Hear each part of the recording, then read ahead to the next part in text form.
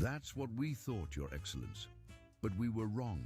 Humans have discovered something that our galactic civilization has been missing: the power of productive failure. Productive failure. The term was so alien to the Council that several universal translators actually shut down rather than attempt to process it. Yes, humans fail constantly, but they fail in ways that generate useful information. Every failure teaches them something new about what doesn't work, which helps them discover what might work. They have turned failure into a form of accelerated learning. Academician Florflabrix waved his appendages in distress. But Professor, failure is inefficient. It wastes resources and time. Only if you assume that success requires avoiding failure, Quexlanthus replied. Humans have proven that success can actually require failure, if that failure is approached systematically. They call it trial and error, and they've built their entire technological civilization on this principle. The chamber fell silent as the assembled representatives tried to process this information. For species that had spent millennia perfecting their logical thinking processes, the idea that purposeful illogic could be beneficial was almost incomprehensible. Finally, Councillor Zilthraxion spoke up. Professor, even if we accept your premise that humans have achieved civilization through chaos, what possible relevance could this have for the rest of galactic society? We have achieved stability and prosperity through careful planning and logical analysis. Have we? Professor Quexlanthus asked quietly. Counselor, when was the last time any of our member species developed a genuinely new technology? When did any of us solve a problem that we hadn't encountered before? When did any civilization in our galaxy experience truly revolutionary progress? The silence that followed was profound and uncomfortable. We have achieved stagnation, Professor Quexlanthus continued. We have created perfect systems that perfectly solve the problems we already know about. But humans have created adaptive systems that can solve problems they haven't even encountered yet. Dr. Velthriminar consulted his datapad. Professor, our records show consistent technological and social advancement across all member species for the past million years. Incremental advancement, Quexlanthus corrected. Gradual improvements on existing solutions. When was the last time someone invented something that no one had ever thought of before? When did anyone develop a completely new way of approaching an old problem? The representatives looked around at each other, and the uncomfortable realization began to settle in that they couldn't remember such an innovation. Humans, Professor Quexlanthus said, invent new things every day, not because they need to, but because they can't help themselves. They are constitutionally incapable of leaving well enough alone. They see something that works perfectly well, and their immediate instinct is to ask, but what if we did it differently? High Chancellor Blormaculus spoke slowly, his voice heavy with the weight of sudden understanding. Professor, are you suggesting that our pursuit of perfection has made us predictable? I'm suggesting, Your Excellence, that our pursuit of perfection has made us extinct. The gasps that echoed through the chamber could have powered a small starship. We're not physically extinct, average in the Professor US. Quexlanthus clarified quickly, but we're creatively extinct. Share, We've grow. optimized ourselves out of the ability to Finally. evolve. We've become so good at being what we are that we've forgotten how to become something else. Academician Florflabrix was frantically checking his calculations. But Professor, evolution is about adapting to environmental pressures. Our member species face no significant environmental pressures. We have achieved homeostasis. Exactly, Quexlanthus exclaimed. And that's the problem. Humans face constant environmental pressure because they create their own environmental pressure. Every time they solve a problem, they immediately create new problems for themselves to solve.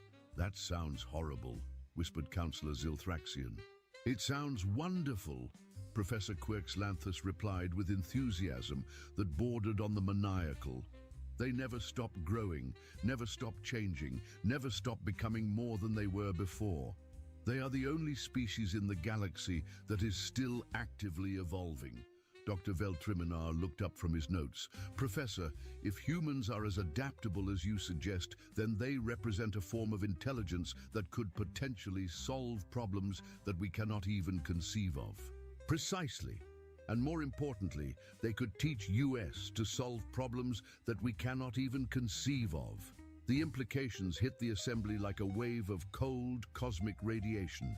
If humans possessed capabilities that the rest of galactic civilization lacked, then perhaps the galaxy's greatest resource wasn't its accumulated knowledge and perfect systems. Perhaps it was its capacity to learn from the most chaotic species ever discovered. High Chancellor Blorp Maculus raised himself to his full height, which was considerable. Professor Bimblebonk, what exactly are you proposing? I'm proposing, Your Excellence, that we establish a new kind of relationship with humanity. Not as observers studying a primitive species, but as students learning from teachers who have mastered skills we didn't even know existed. You want us to learn from humans? Academician Florflabrix's voice reached a pitch that could have shattered crystal. We are advanced beings, with millions of years of accumulated wisdom, and they are advanced beings with the ability to acquire new wisdom, Professor Quirkslanthus replied calmly.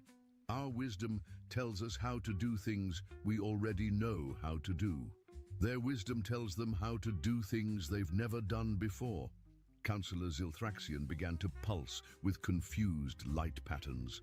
But Professor, if we adopt human-style chaos and unpredictability, won't our civilizations become unstable? Our civilizations are already unstable, Councillor. They're just unstable in very predictable ways.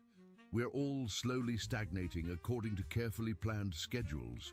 At least if we become chaotic, we might stagnate in interesting ways. Or better yet, we might not stagnate at all. Dr. Veltriminar was running calculations on his portable quantum processor. Professor, I've been analyzing the theoretical implications of your proposal. If we could somehow incorporate human-style adaptive chaos into our existing social structures, we could potentially achieve the benefits of innovation without sacrificing the stability we've already achieved. Exactly. We don't have to become human. We just have to learn to think like humans when the situation calls for it. High Chancellor Blorp Maculus contemplated this for several long moments. Professor, you are asking us to voluntarily introduce uncertainty into systems that we have spent millennia perfecting. I'm asking you to introduce creativity into systems that have become perfect at preventing creativity. And you believe this will benefit galactic civilization? Your Excellence, I believe this is essential for the survival of galactic civilization. We have become so efficient at maintaining the status quo that we've lost the ability to change when change becomes necessary. Humans have retained that ability, and they can teach us to regain it. The debate that followed lasted for 14 hours and covered topics ranging from the philosophical nature of chaos to the practical implications of deliberately introducing inefficiency into perfectly efficient systems. Representatives argued, calculated, theorized, and speculated until the chamber's environmental systems had to be recalibrated 3 times to handle the elevated stress levels. Finally, High Chancellor Blorp Maculus called for order. Professor Bimblebonk, the Council has reached a preliminary decision. We are willing to authorize a limited experimental program to test your theories about human adaptive chaos. What kind of experimental program? We will select 12 volunteer civilizations to participate in structured interactions with humanity. These civilizations will attempt to incorporate human-style problem-solving approaches into their existing social frameworks. The results will be monitored and analyzed over a period of 1 galactic standard year. Professor Quirkslanthus felt a surge of excitement mixed with terror. Your Excellence, I must warn you that if this experiment works, it could fundamentally change the nature of galactic civilization. And if it doesn't work, then we'll probably end up with 12 civilizations that are completely confused but potentially more interesting than they were before. High Chancellor Blorp Maculus made a sound that might have been laughter if his species had possessed a sense of humor. Professor, for the first time in a million years, this council is contemplating doing something that might not work. I find this both terrifying and oddly exhilarating. That's very human of you, Your Excellence. Indeed, perhaps we are learning already. 6 months later, the results of the experimental program began to arrive at the Galactic Council headquarters. Professor Quirkslanthus reviewed the reports with a mixture of fascination and mounting concern. The Crystalline Collective had attempted to introduce structured spontaneity into their perfectly ordered society. The result was a 347% increase in artistic output and a 23% decrease in administrative efficiency.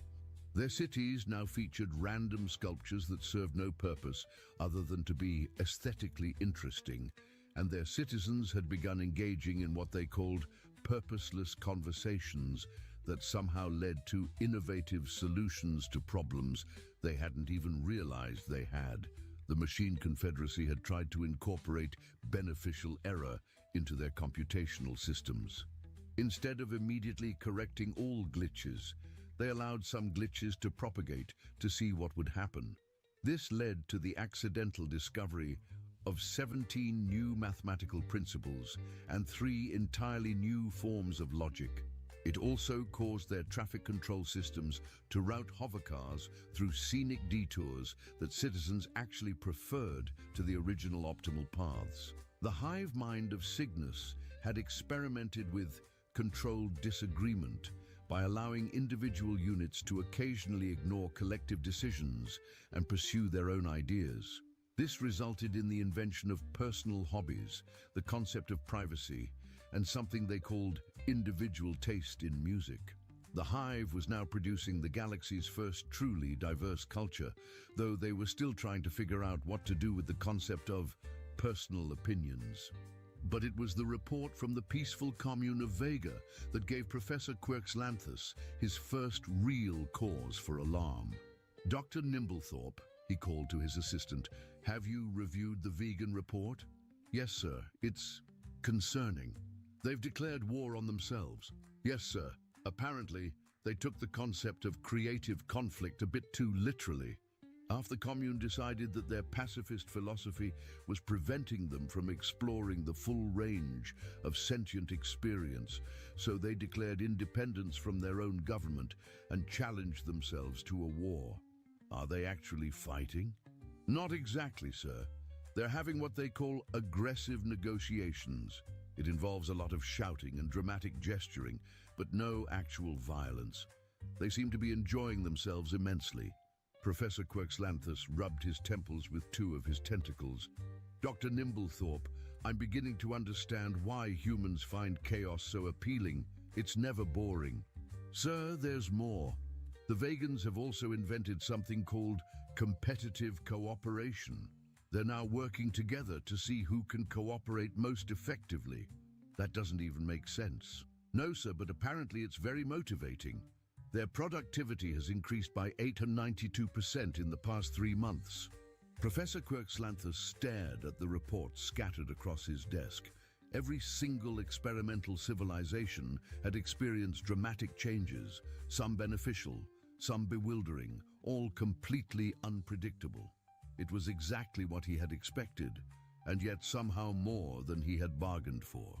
"Dr. Nimblethorpe, contact the humans. I think we need their advice on how to manage the chaos we've unleashed." "Sir, shouldn't we contact the Galactic Council instead? The Galactic Council created this situation by trying to apply logic to chaos. If we want to understand chaos, we need to talk to the experts." 20 minutes later, they were once again in communication with Earth. This time, however, instead of speaking to a single human, they found themselves connected to what appeared to be a conference room full of humans, all talking at once. "Greetings, humans," Professor Quirkslanthus said, trying to project his voice over the babble. "We need your assistance with a situation that has become somewhat complicated." One of the humans, A female wearing what appeared to be decorative fabric around her neck looked up from a stack of papers. "Oh, hi! You're the alien professor who talked to Jeff from accounting, right? He told everyone about that conversation. You're kind of famous now." "I am." "Oh yeah, you're all over social media. People are calling you Professor Alien and making memes about galactic sociology. There's a whole hashtag about it." Professor Quirkslanthus wasn't sure what any of that meant, but he decided to focus on the immediate problem. "Humans, we have introduced some of your adaptive chaos principles to other galactic civilizations, and the results have been unexpected." A male human with facial hair looked up from his own stack of papers. "Unexpected how? Good unexpected or bad unexpected?" "I'm not sure. One civilization has declared war on itself. Another has accidentally invented new forms of mathematics. A third has developed individual personalities despite being a collective consciousness." The humans exchanged glances, and then the female human began to laugh. "Oh, that's hilarious. You guys took our advice and now everything's going crazy. Is that amusing to you?" "It's awesome," another human chimed in. "You've basically introduced the rest of the galaxy to the concept of winging it. This is going to be so much fun to watch." Professor Quirkslanthus felt a chill of cosmic dread. "Humans, I need you to understand the gravity of this situation. We may have destabilized the entire galactic order." "Yeah, that's usually what happens when you try new things," the male human said cheerfully. "Don't worry, it'll work out. It always does. Sort of. But what if it doesn't work out? Then you'll try something else. Welcome to the wonderful world of improvisation." Dr. Nimblethorpe leaned over to the professor. "Sir, I don't think they understand the magnitude of what we've done." The female human overheard this. "Oh, we understand. You've just given the galaxy its first taste of real creative freedom in probably millions of years. Things are going to get weird for a while, but weird is good. Weird leads to innovation." "But what about stability? What about social order?" "What about it?" another human asked. "Social order is great, but if it never changes, it's not really order. It's just slow death. You guys have been slowly dying for a really long time. Now you're starting to live again." Professor Quirkslanthus stared at the humans, trying to process their casual attitude toward what he considered a galactic crisis. "So you're saying that destabilizing the entire galactic order is good?" "Not good or bad," the first female human said. "It's just necessary. You can't make an omelet without breaking some eggs, and you can't evolve without breaking some old patterns. But what if the new patterns are worse than the old ones? Then you'll break those patterns too and try different ones. That's how it works. You keep trying things until you find something that works, and then when that stops working, you try something else." Dr. Nimblethorpe was taking frantic notes. "Sir, they're describing evolution as a continuous process rather than a goal-oriented one." "Exactly," one of the humans said. "Evolution isn't about getting somewhere specific. It's about getting better at getting places you've never been before." Professor Quirkslanthus felt his worldview shifting again. "So you're saying that the chaos we've introduced into galactic civilization isn't a problem to be solved. It's a process to be managed. Now you're getting it. Chaos isn't your enemy. It's your dance partner. You just have to learn the steps. And if we step on its toes, then it'll step on yours, and you'll both laugh about it later. That's what makes it fun." The professor looked at the reports on his desk with new eyes. Perhaps the Crystalline Collective's random sculptures and the Machine Confederacy's scenic traffic routes weren't problems. Perhaps they were symptoms of civilizations learning to be creative again. "Humans," he said slowly, "I think I'm beginning to understand something important." "What's that?" "Chaos isn't the opposite of order. It's the raw material that order is made from." The humans all nodded approvingly. "Bingo. Order without chaos is just stagnation. Chaos without order is just mess. But chaos with order, that's where the magic happens." Professor Quirkslanthus felt a profound sense of clarity settling over him. Dr. Nimblethorpe, cancel our emergency protocols. We're not dealing with a crisis. We're dealing with an opportunity. An opportunity for what, sir? An opportunity for the galaxy to remember how to grow. The humans cheered, which was apparently their traditional response to people figuring out obvious things. So what happens now? Professor Quirkslanthus asked. The female human shrugged. Now you do what we do. You make it up as you go along. You try things, you see what works, you keep the good stuff and throw out the bad stuff. You experiment, you innovate, you fail, you learn, you try again. And if we're wrong about everything, then you'll be wrong in interesting ways instead of boring ways. Either way, you'll be learning something new. Professor Quirkslanthus looked out at the stars, each one now representing not just a civilization, but a potential experiment in creative chaos. Dr. Nimblethorpe, I think we're about to witness the most interesting period in galactic history since the dawn of consciousness itself. Sir, are you saying that humanity has essentially taught the galaxy how to be human? No, Dr. Nimblethorpe. Humanity has taught the galaxy how to be alive. 6 months later, the Galactic Council convened for what would later be known as the Great Reconsideration. Representatives from all member civilizations gathered to discuss the unprecedented changes that had swept across their worlds. High Chancellor Blormaculus called the session to order, though the concept of order had become considerably more flexible since the introduction of human chaos principles. Esteemed colleagues, he began, we gather today to evaluate the results of our experiment with adaptive chaos. The reports before us describe changes so fundamental that they challenge our basic understanding of civilization itself. Academician Florflabrix raised several appendages. Your Excellence, I must protest. The changes described in these reports are completely inconsistent with established sociological theory. Yes, the Chancellor replied calmly. Isn't it wonderful? The chamber fell silent. In a million years of Galactic Council history, no High Chancellor had ever described inconsistency as wonderful. Your Excellence, Councillor Zilthraxian said carefully, are you feeling well? I'm feeling curious, Councillor. For the first time in millennia, I don't know what's going to happen next, and I find that exhilarating. Dr. Veltriminar consulted his datapad. High Chancellor, our analysis shows that the experimental civilizations have deviated significantly from their predicted development patterns. Have they deviated in beneficial ways? That's difficult to determine, sir. They've deviated in unprecedented ways. We have no framework for evaluating unprecedented changes. Professor Quirkslanthus stood up.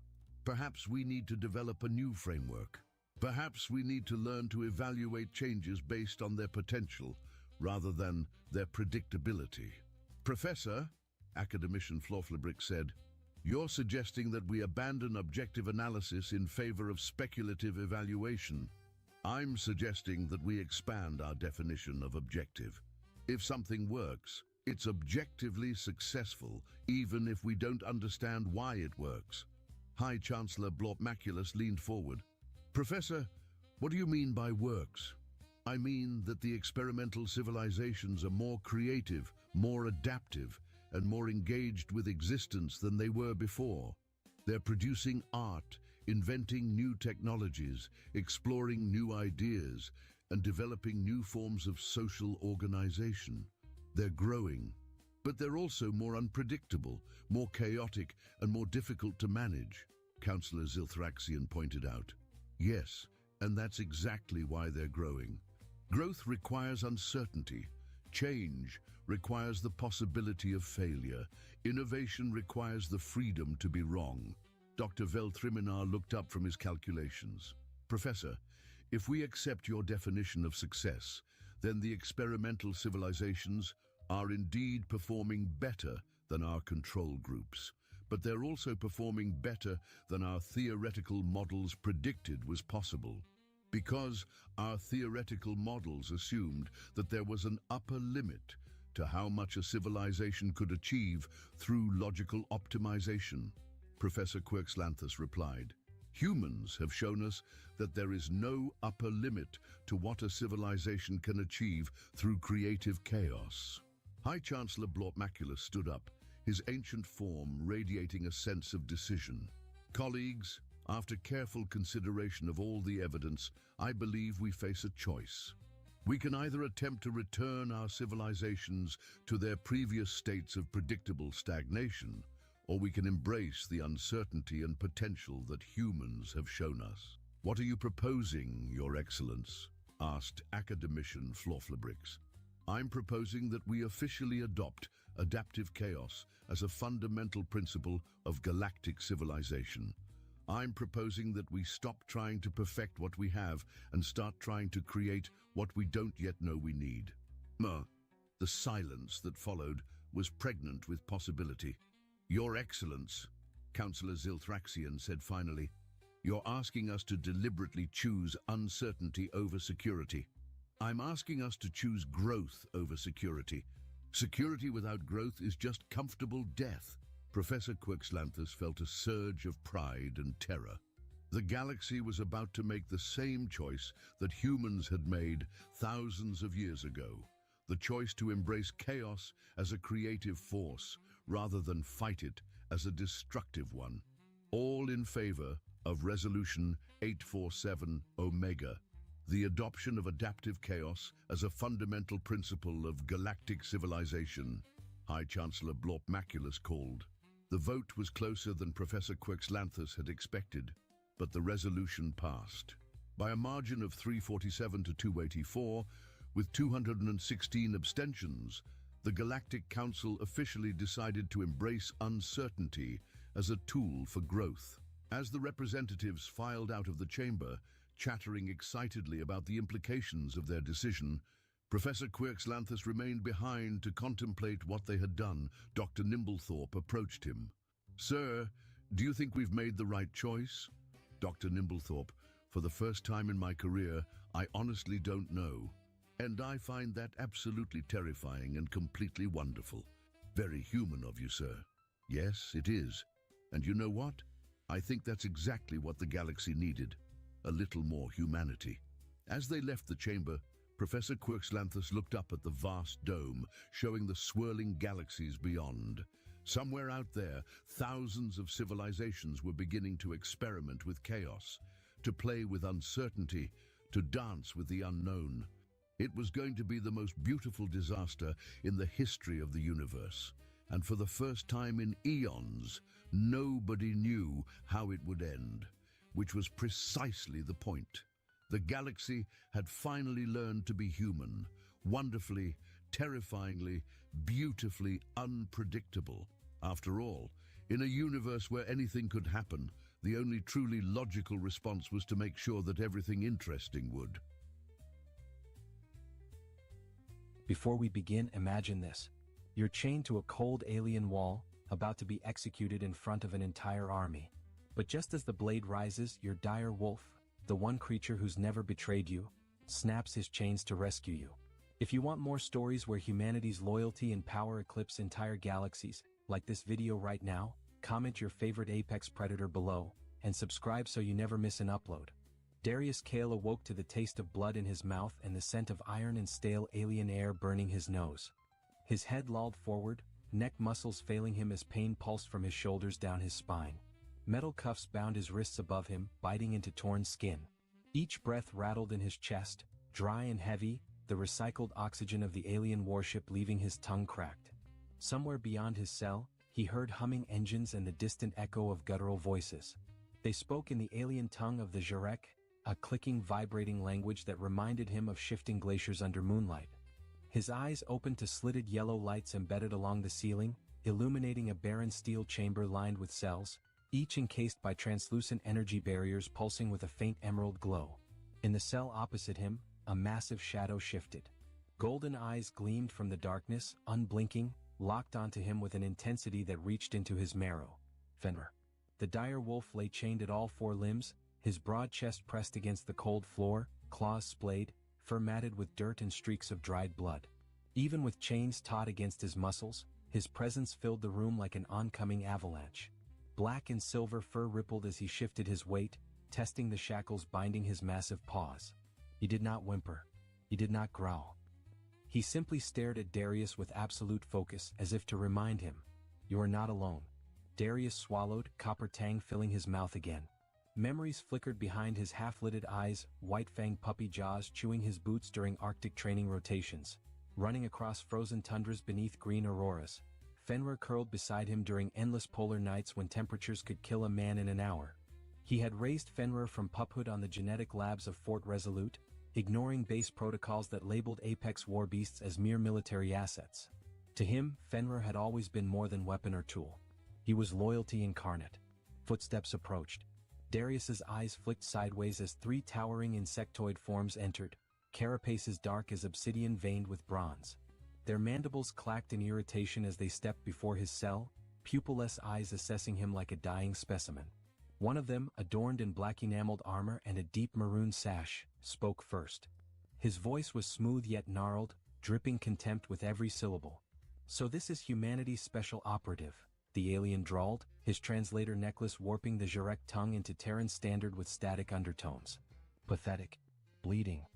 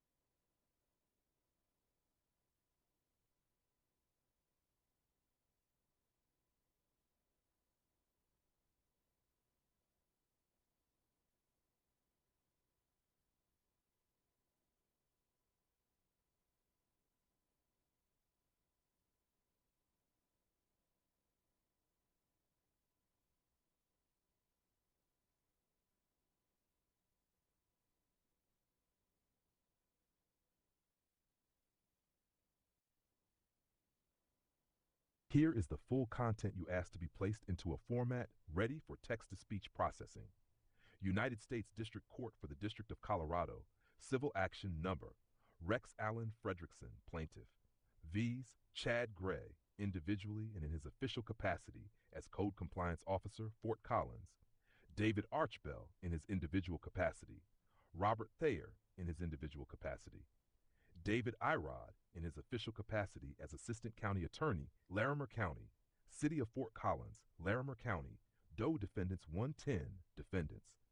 Verified amended civil complaint for damages declaratory and injunctive relief. Plaintiff Rex Allen Fredrickson, pro se, respectfully alleges the following. Introduction. 1. This is a civil rights action brought pursuant to 42 U.S.C. 1983 and supplemental state law claims. 2. Plaintiff alleges a pattern of coordinated acts by public officials and private actors acting under color of law to harass, displace, intimidate, and suppress lawful redress activities by plaintiff. 3. Defendants engaged in conduct that violated plaintiff's rights under the First, Fourth, and 14th Amendments to the United States Constitution. 4. Plaintiff seeks monetary damages, declaratory relief, and injunctive relief to prevent further violations of his constitutional rights. Jurisdiction and venue. 5. This court has jurisdiction pursuant to 28 U.S.C. per 1331 and 1343. 6. Venue is proper under 28 U.S.C. per 1391 B, as all events occurred in the District of Colorado. 7. Plaintiff Rex Allen Fredrickson is a resident of Larimer County, Colorado. 8. Defendant Chad Gray was a code compliance officer for the City of Fort Collins and is sued in both his individual and official capacities. 9. Defendant David Archbell is a private individual acting in concert with public officials and is sued in his individual capacity. 10. Defendant Robert Thayer is a private individual acting in concert with public officials and is sued in his individual capacity. 11. Defendant David Irod is the Assistant County Attorney for Larimer County and is sued in his official capacity. 12. Defendant City of Fort Collins is a municipal entity organized under the laws of Colorado. 13. Defendant Larimer County is a county government under the laws of Colorado. 14. Doe defendants 1 through 10 are individuals whose identities are presently unknown who participated in the alleged misconduct. Factual allegations. 15. In 2020, defendant Chad Gray, while acting as a code compliance officer for the City of Fort Collins, threatened private landlords with government action if they did not evict plaintiff, stating properties would be bulldozed unless plaintiff was removed. 16.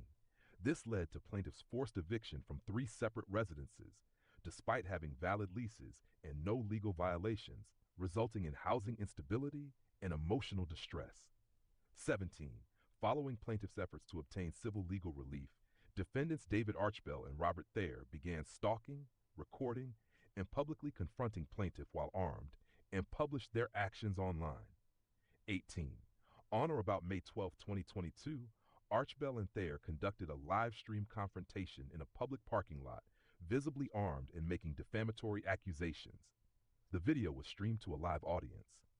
19. Shortly thereafter, defendant Archbell again confronted plaintiff inside a King Soopers grocery store, armed and posturing aggressively while falsely accusing plaintiff of misconduct. 20. These confrontations occurred in proximity to plaintiff's known locations and appeared orchestrated to provoke and intimidate plaintiff in public. 21. Archbell later followed plaintiff to a gas station, confronted him again while armed, and partially drew his weapon before a store manager intervened and demanded he leave.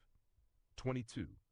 Archbell was known to have used and displayed ammunition including ARP, radically invasive projectile rounds, as seen in his videos, and conducted standoff-type barricade behavior, documented in later police reports. 23. Defendant Robert Thayer claimed during broadcasts that he was under contract with Larimer County and named defendant David Irod as his official point of contact. 24. When plaintiff contacted Irod to verify, Irod denied the claim and simultaneously restricted plaintiff's ability to communicate with other county staff, consolidating control over responses and access to remedy. 25.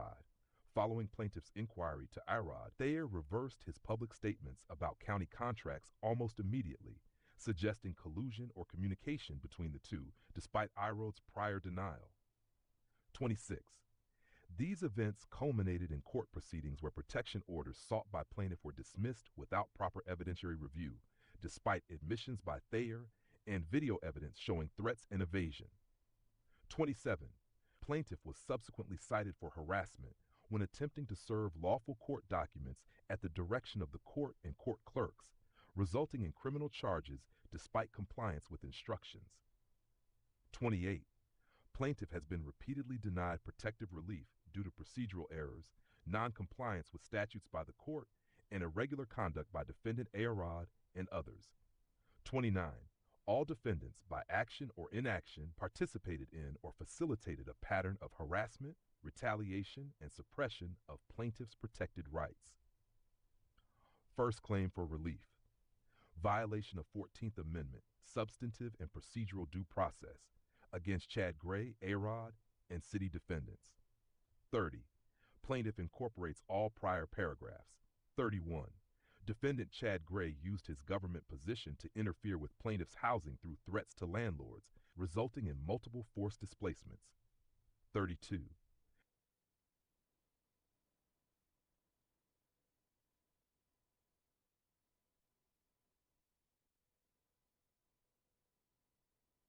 Fenrir crouched beside him, hackles raised, ears pinned flat against his massive skull.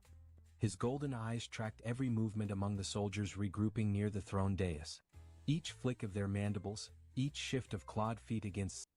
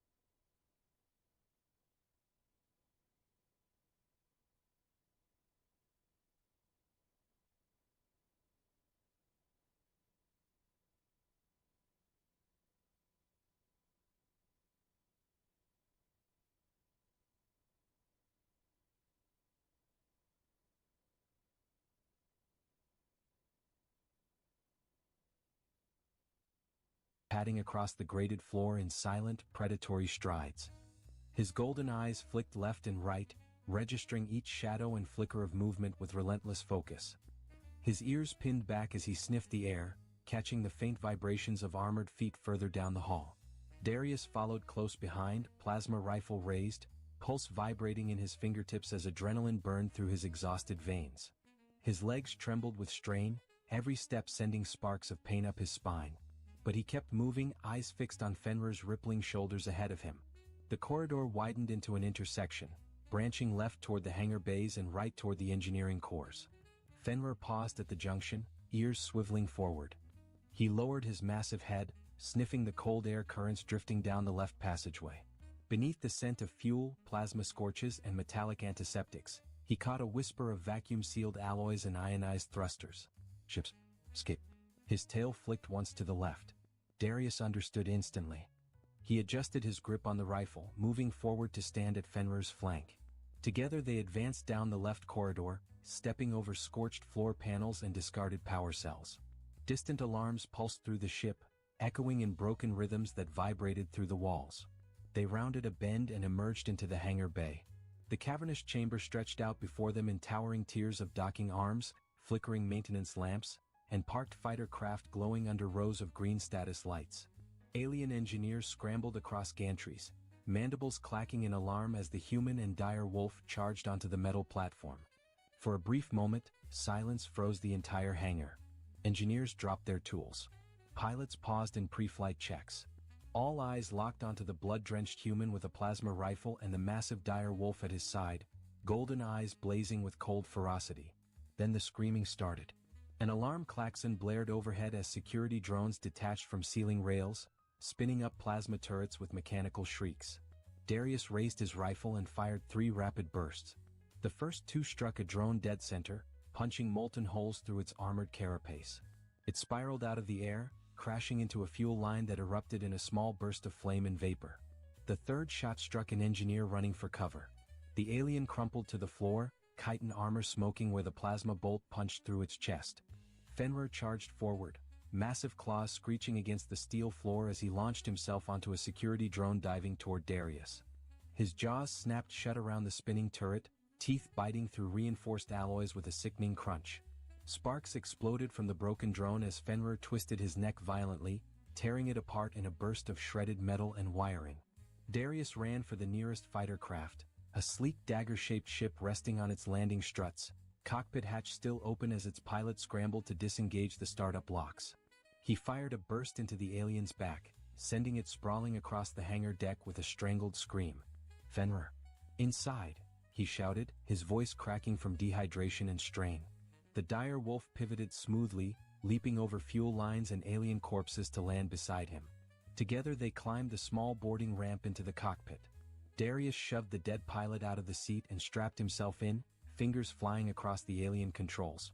The interface flickered under his touch, alien glyphs rearranging themselves in diagnostic checklists and power readouts. He exhaled once, forcing his blurred vision to focus. Years of covert piloting missions surged back through muscle memory.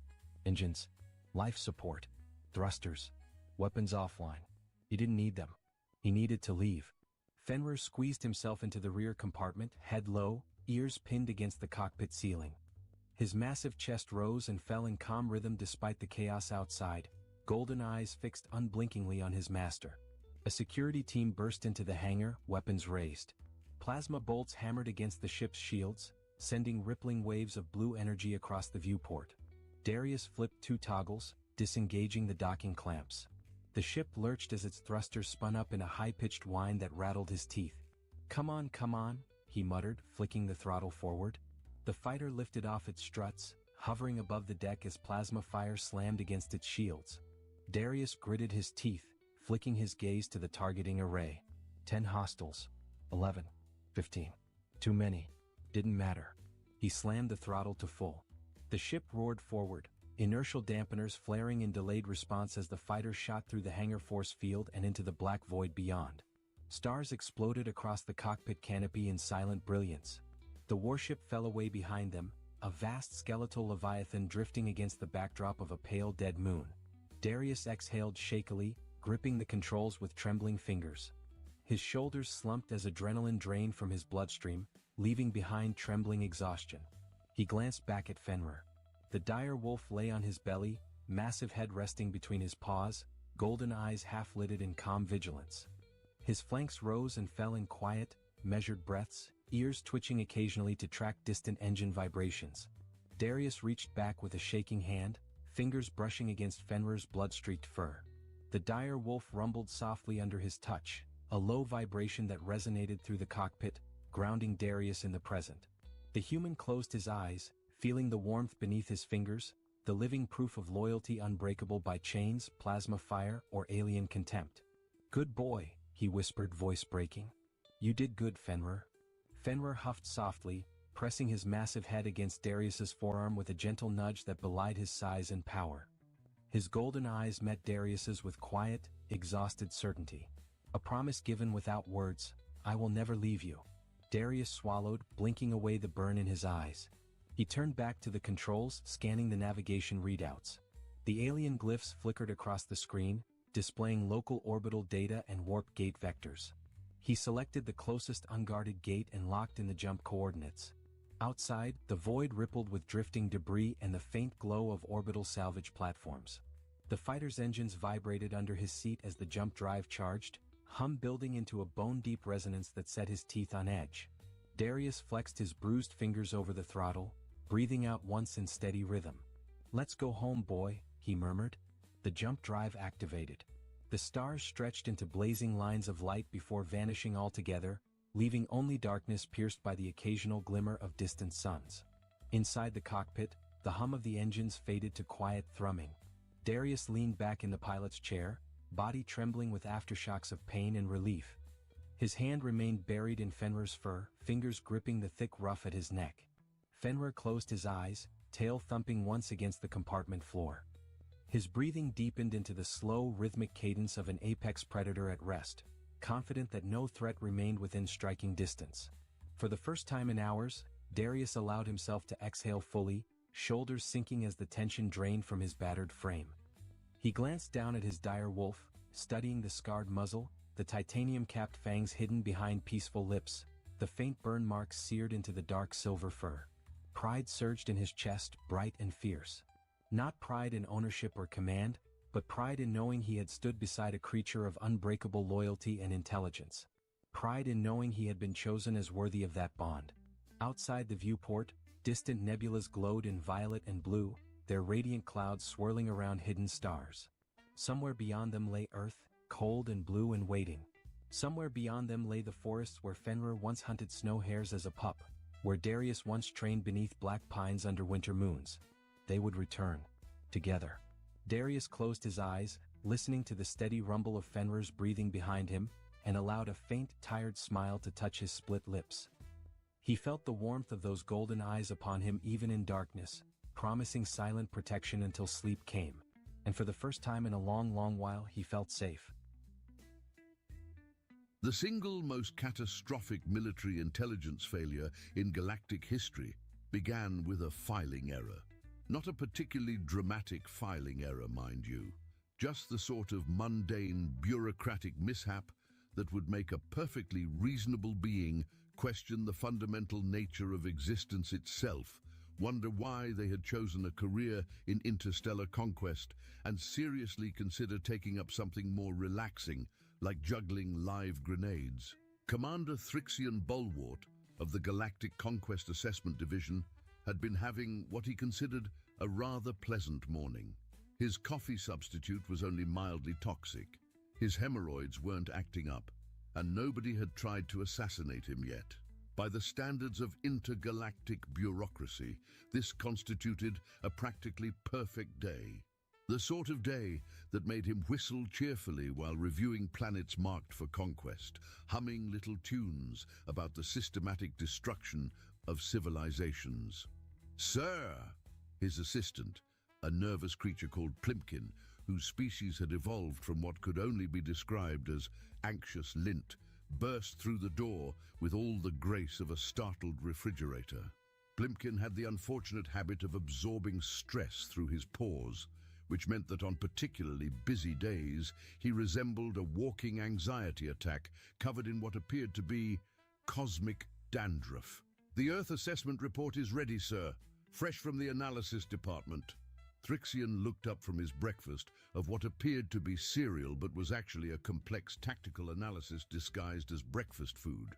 Each crunchy bit contained detailed information about planetary defenses, and the milk was a nutritional supplement that enhanced strategic thinking. It was the sort of breakfast that made ordinary cornflakes seem like a profound philosophical statement about the nature of simplicity. Ah, excellent. The primitive mudball with the carbon-based bipeds, the ones who are supposedly still banging rocks together? That's the one, sir. According to our comprehensive analysis, they have no military capabilities whatsoever. No space fleet, no energy weapons, no defensive shields, no quantum torpedoes, no reality-bending devices, no interdimensional cannons, no time displacement artillery. They're still using chemical propulsion and metal projectiles. The commander nearly choked on his tactical cereal, sending bits of strategic analysis flying across his desk. Metal projectiles? Are you telling me they're still throwing rocks at each other? Well, very small rocks, sir. Very fast small rocks that explode, but yes, essentially primitive rock-throwing technology. They haven't even figured out how to make rocks that exist in multiple dimensions simultaneously. What neither of them knew was that the report had been accidentally filed under harmless backwater planets suitable for recreational conquest, instead of planets that will absolutely ruin your day if you mess with them under any circumstances whatsoever. The original report, which contained observations like warning, "These beings have turned warfare into an art form," caution, "They consider nuclear weapons a reasonable response to minor disagreements," and urgent, "They have weaponized mathematics and aren't afraid to use it," was currently being used as a coaster for Admiral Squishface's morning beverage in the accounting department. The real report also contained a detailed analysis of human military history, including helpful notes such as, "These beings once had a war that lasted 100 years over who had the better claim to a throne. They invented something called trench warfare, which is exactly as horrible as it sounds, and they have a disturbing tendency to turn anything, including kitchen utensils, into weapons of mass destruction." "Ah, splendid." Thrixion rubbed his hands together, which was unfortunate since his species had developed acidic secretions specifically for this purpose. His desk began to smoke slightly. A quick, easy conquest to pad the quarterly reports. Deploy the recreational invasion fleet. "The recreational fleet, sir?" "Oh, yes. The ships we use for training exercises and weekend conquests. No point bringing the serious hardware for a bunch of primitives who are probably still impressed by fire. Send the trainees. Give them some field experience conquering something harmless." The recreational invasion fleet consisted of ships that were basically cosmic RVs with weapons attached. They were designed for comfort rather than combat, equipped with things like beverage dispensers, entertainment systems, and adjustable seating. The sort of vessels you'd take for a pleasant weekend of light conquering in the Outer Rim territories. Meanwhile, on Earth, Dr. Penelope Crankshaw was having the sort of morning that made her question her life choices, her career decisions, and her fundamental understanding of probability theory. As the head of the Department of Improbable Defense Scenarios, she spent her days planning for things that would never happen, preparing for contingencies that were statistically impossible, and developing responses to situations that existed only in the fevered imaginations of military strategists who had read too much science fiction. Her office was a testament to paranoid preparation. The walls were covered with charts labeled alien invasion probability matrices, interdimensional threat assessment protocols, and what to do when reality stops making sense. Her filing cabinets contained detailed plans for everything from invasion by sentient vegetables to attack of the bureaucratic nightmares to the day mathematics became hostile. Dr. Crankshaw! Her assistant, a perpetually caffeinated graduate student named Binkley Thornsworth, came running into her office with the sort of manic energy that suggested either a breakthrough discovery or a complete nervous breakdown. Binkley had been working on his dissertation about the psychological effects of preparing for impossible events for the past 7 years, and the irony of his situation was not lost on him. The space monitoring station just picked up something weird, and I mean weird, on a scale that breaks our existing weirdness classification system.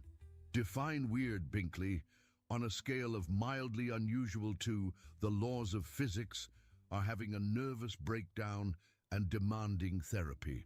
More like several hundred alien ships just appeared in our solar system and they're broadcasting what appears to be smooth jazz mixed with what sounds like elevator music from the seventh dimension.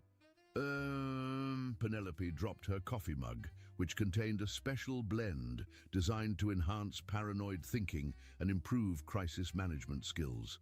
It shattered on the floor with the sort of crash that seemed to echo through the fundamental fabric of reality, each fragment spinning in a way that suggested the universe itself was having second thoughts about causality. What? Are you telling me that after 15 years of preparing for alien invasion, they've actually arrived and they're playing Muzak? They're also sending what looks like a formal invasion notice, but it's written in Comic Sans font, sir. Comic Sans, with little smiley face emoticons. Comic Sans, these beings have mastered interstellar travel, conquered the vast emptiness of space, developed technology that defies our understanding of physics, but haven't figured out basic typography. What kind of civilization uses Comic Sans for official military communications? Binkley consulted his tablet, which was displaying readings that suggested reality was having what could only be described as a minor existential crisis. According to our linguistics department, the message also includes what appears to be a customer satisfaction survey. They want us to rate their invasion experience on a scale of 1 to 10. A customer satisfaction survey for an invasion. I need to sit down. Dinner. The invasion notice, when it finally arrived at various government agencies through what appeared to be a combination of advanced alien technology and cosmic email spam, was indeed a masterpiece of bureaucratic incompetence that would have impressed even the most dedicated earthly bureaucrats. It read, "Attention Earth beings. Your planet has been selected for conquest through our patented Quick Conquest TM process. Please prepare for immediate surrender.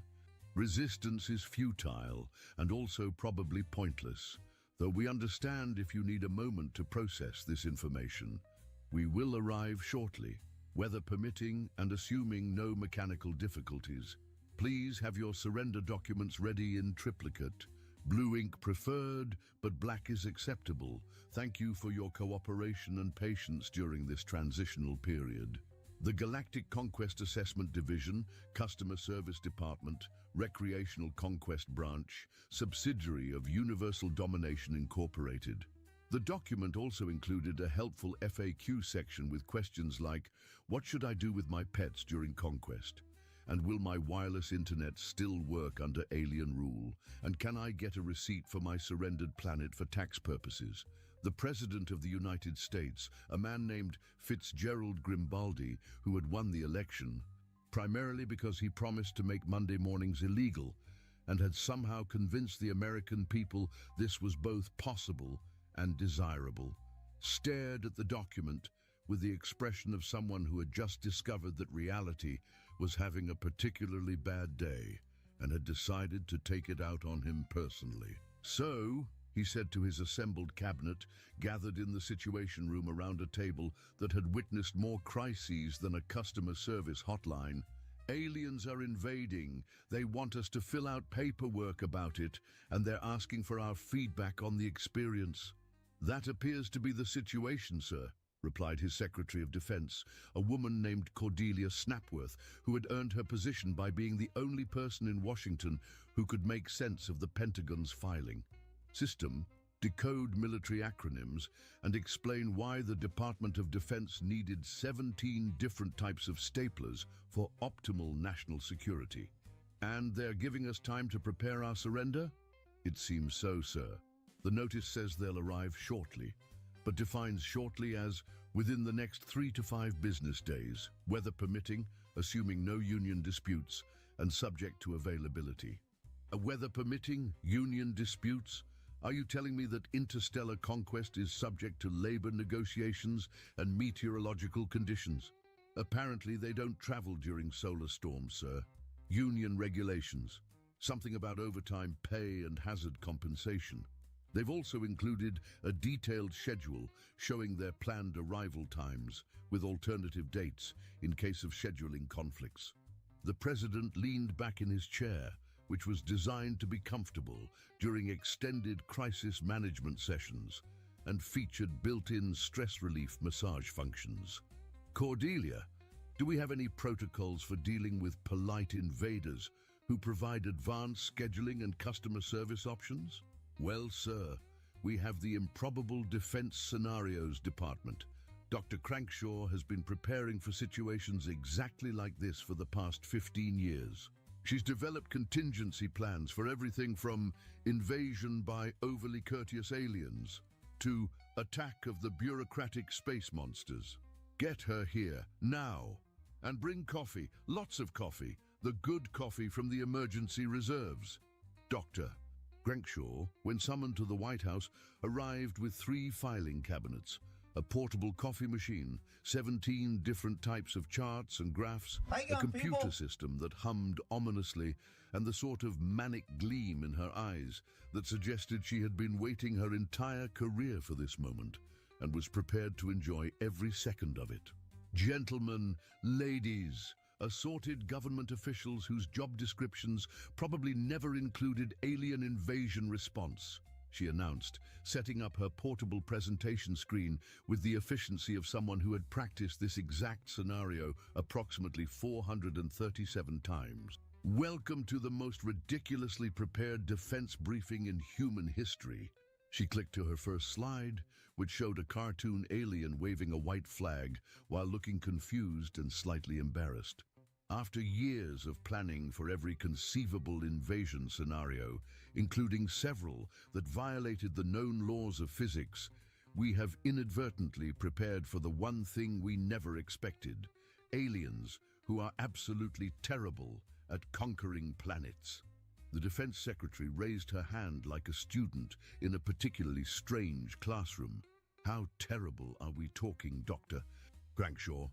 Well, Penelope replied, consulting a chart that appeared to measure incompetence on a logarithmic scale.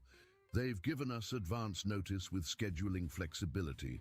They're using what appears to be their weekend conquest fleet. They've provided customer service contact information, and they appear to have confused us with a completely different planet. According to our analysis of their transmission patterns, linguistic structure, and cultural references, they think we're still in the Bronze Age and are primarily concerned with whether we worship fire properly. The Bronze Age? But we have nuclear weapons. Nuclear weapons, space technology, global communication networks, computers that can think faster than most organic brains, and the ability to deliver pizza anywhere on the planet within 30 minutes. But according to their assessment, we're primitive beings who worship fire, are easily impressed by shiny objects, and have never figured out the wheel. The president rubbed his temples, which had begun throbbing with the sort of headache that suggested reality was becoming too complicated for normal human comprehension. So, what do we do, Dr. Crankshaw? Dr. Crankshaw grinned with the expression of someone who had been preparing for this exact question for 15 years and had at least 47 different answers ready. We give them exactly what they expect, Mr. President, and then we give them something they don't expect, which is the full creative destructive potential of a species that has spent thousands of years perfecting the art of turning absolutely anything into a weapon, including but not limited to kitchen utensils, household appliances, children's toys, musical instruments, and mathematical concepts. Dassault, the Galactic Conquest Assessment Division Fleet, commanded by Admiral Bloomington Flurb, a being whose name roughly translated to enthusiastic bureaucrat with delusions of military competence, approached Earth with all the confidence of beings who had never encountered a species that considered psychological warfare a recreational activity and had turned passive aggression into a form of martial art. Admiral Flurb had earned his position through a combination of bureaucratic persistence, the ability to fill out forms in 17 different languages, and what his superiors generously called creative interpretation of military regulations. He was the sort of commander who planned invasions with the same attention to detail that others used for organizing dinner parties, complete with seating charts and dietary restrictions for conquered populations. The fleet consisted of 12 recreational conquest vessels, each roughly the size of a small moon, but with the structural integrity of a particularly ambitious sandcastle and the defensive capabilities of a cosmic vacation resort.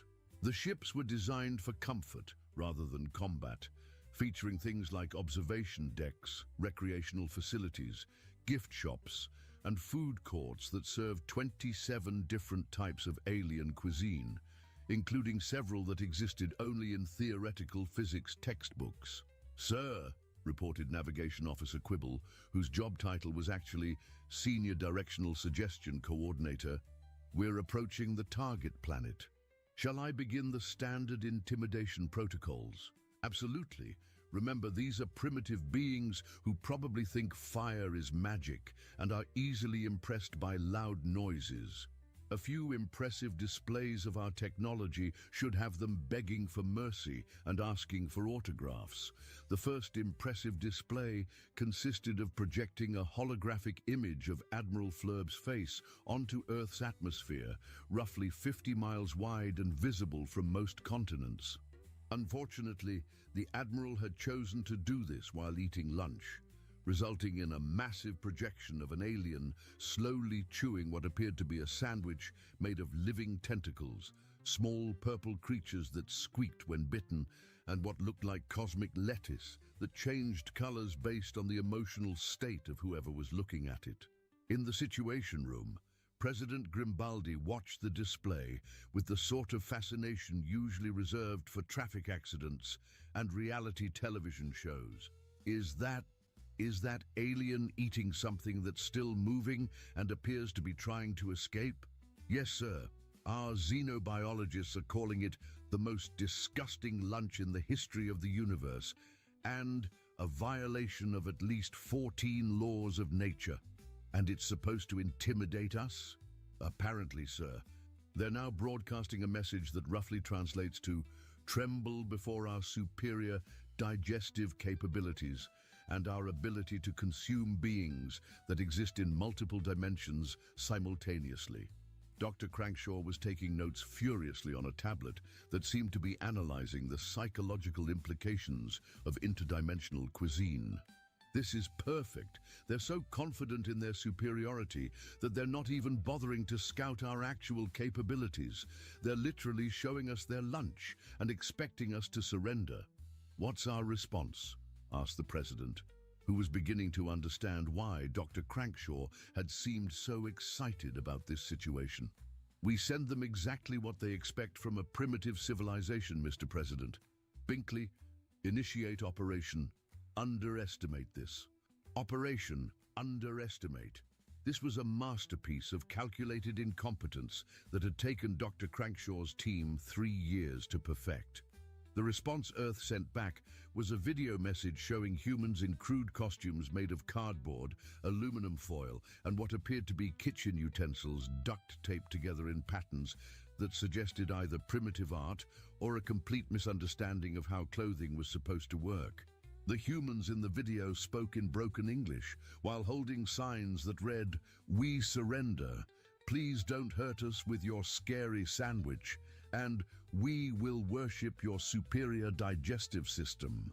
They also performed what appeared to be a primitive dance involving a lot of jumping around and making noises that sounded like a combination of fear and confusion. The video included helpful subtitles that translated the human responses as things like, "Oh, great sky beings, we are impressed by your ability to eat things that shouldn't exist," and "Please accept our offering of shiny rocks and primitive fire-making tools."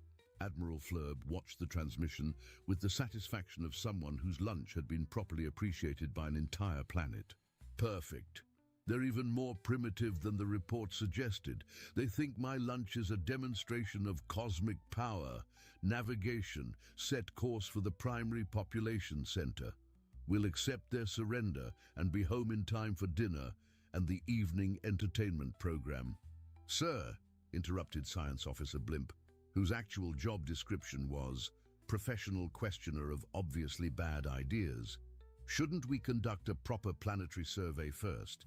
Standard protocols require at least 47 different types of scans, a cultural assessment, a geological survey, a biological analysis, and a comprehensive review of local customs and dietary restrictions." "Nonsense, Blimp. Look at them. They're practically cowering. They think my lunch is a weapon of mass destruction. What could possibly go wrong with conquering a species that's impressed by sandwich technology?" The answer to that question was currently being prepared in a secret facility buried 3 miles beneath the Nevada desert, in a location so classified that it didn't officially exist and could only be found by people who had security clearances that were themselves classified. The facility, known only as the place where we keep the really weird stuff, had been working on something called Project Surprise for the past 15 years. Project Surprise was the result of giving Dr. Mordecai Crank Blast, Penelope's cousin, and the sort of scientist who made other scientists nervous and questioned their career choices, unlimited funding, and a mandate to prepare for the absolutely impossible.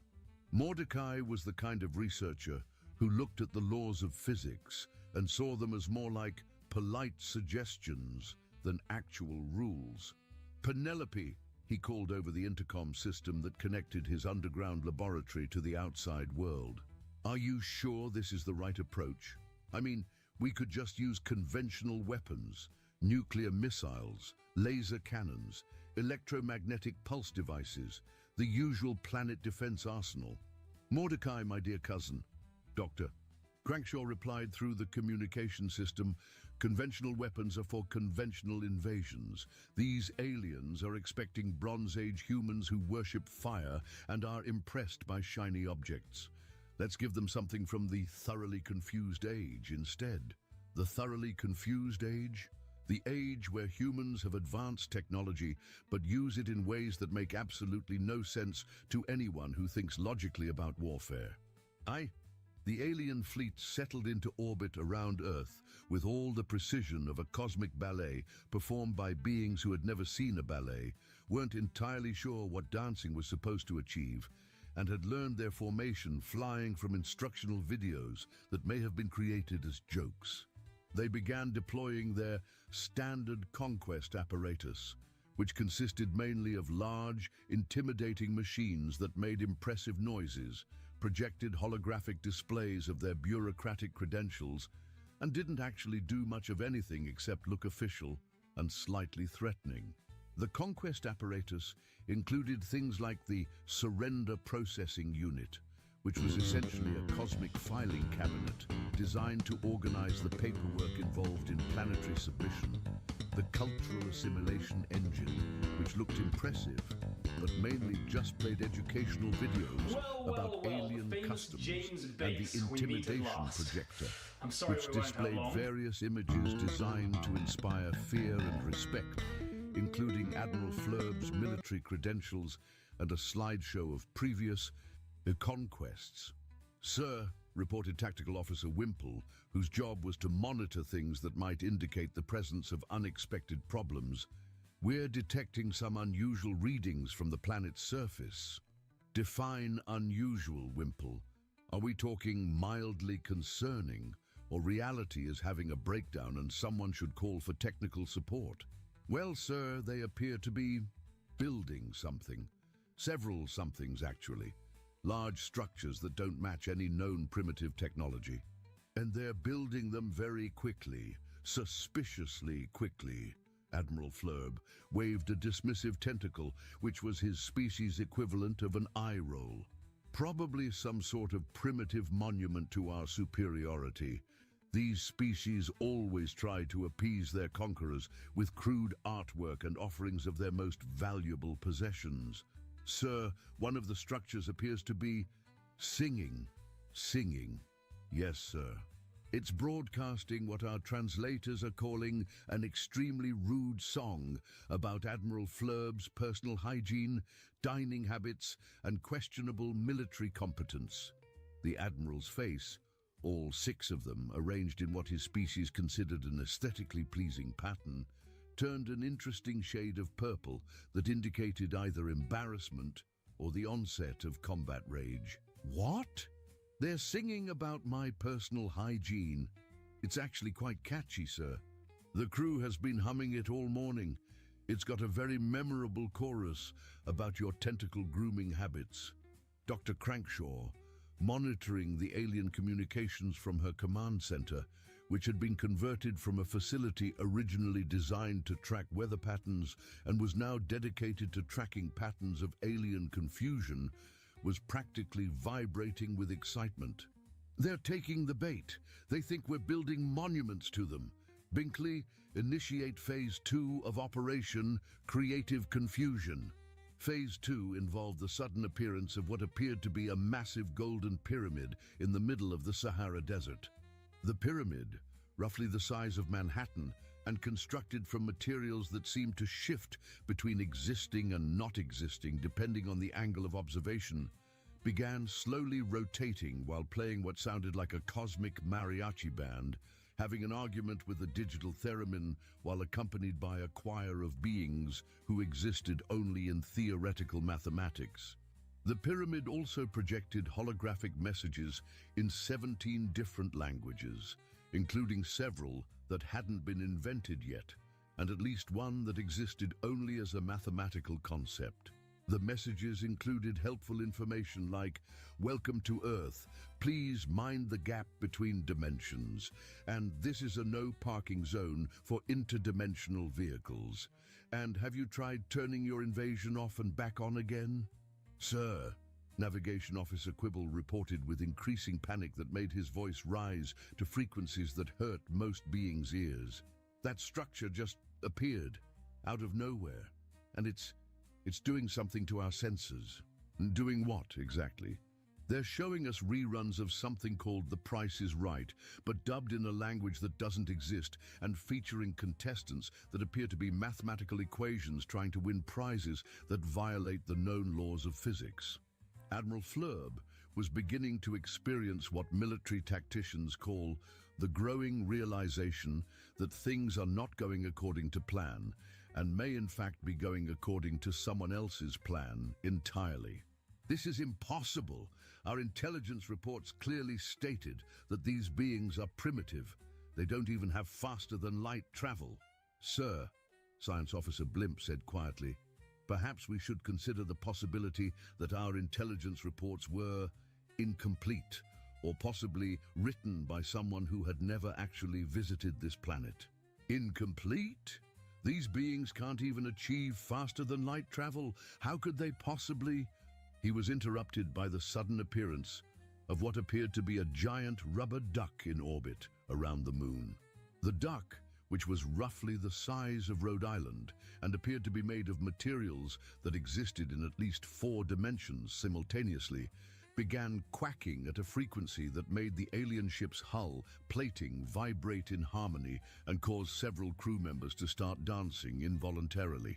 The duck was also broadcasting radio signals that, when translated, appeared to be a comprehensive critique of the alien fleet's invasion strategy, including helpful suggestions for improvement and a detailed analysis of their tactical weaknesses. The critique was delivered in the voice of what appeared to be a very polite but slightly condescending cosmic entity with experience in interstellar conflict resolution. "Sir," reported Tactical Officer Wimple, "the duck it's jamming our communications and providing unsolicited military advice." A duck is jamming our communications and offering tactical suggestions? A giant rubber duck, sir, and it appears to be smiling at us. Also, it's asking if we'd like to participate in a customer satisfaction survey about our invasion experience so far. Dr. Crankshaw was now fully in her element, operating from a command center that looked like the result of combining a military installation with a theme park and a university research facility. Gentlemen, Phase 3, deploy the confusion protocols and activate the interdimensional bewilderment engine. What happened next violated several laws of physics, at least 3 treaties governing the reasonable use of interdimensional technology, and probably a few regulations about noise pollution. The entire Pacific Ocean began to glow with a soft, pulsing light that somehow managed to be both soothing and deeply unsettling, like a cosmic lava lamp filled with liquefied anxiety. The glow formed patterns that, when viewed from space, spelled out a message in perfect galactic standard, complete with proper punctuation and footnotes. Hello there, alien friends. Would you like to know more about our extended warranty program? We offer comprehensive coverage for planetary defense systems, reality stabilization services, and interdimensional customer support. Call now and receive a free consultation on your invasion strategy. The message also included a toll-free number and a website address for more information.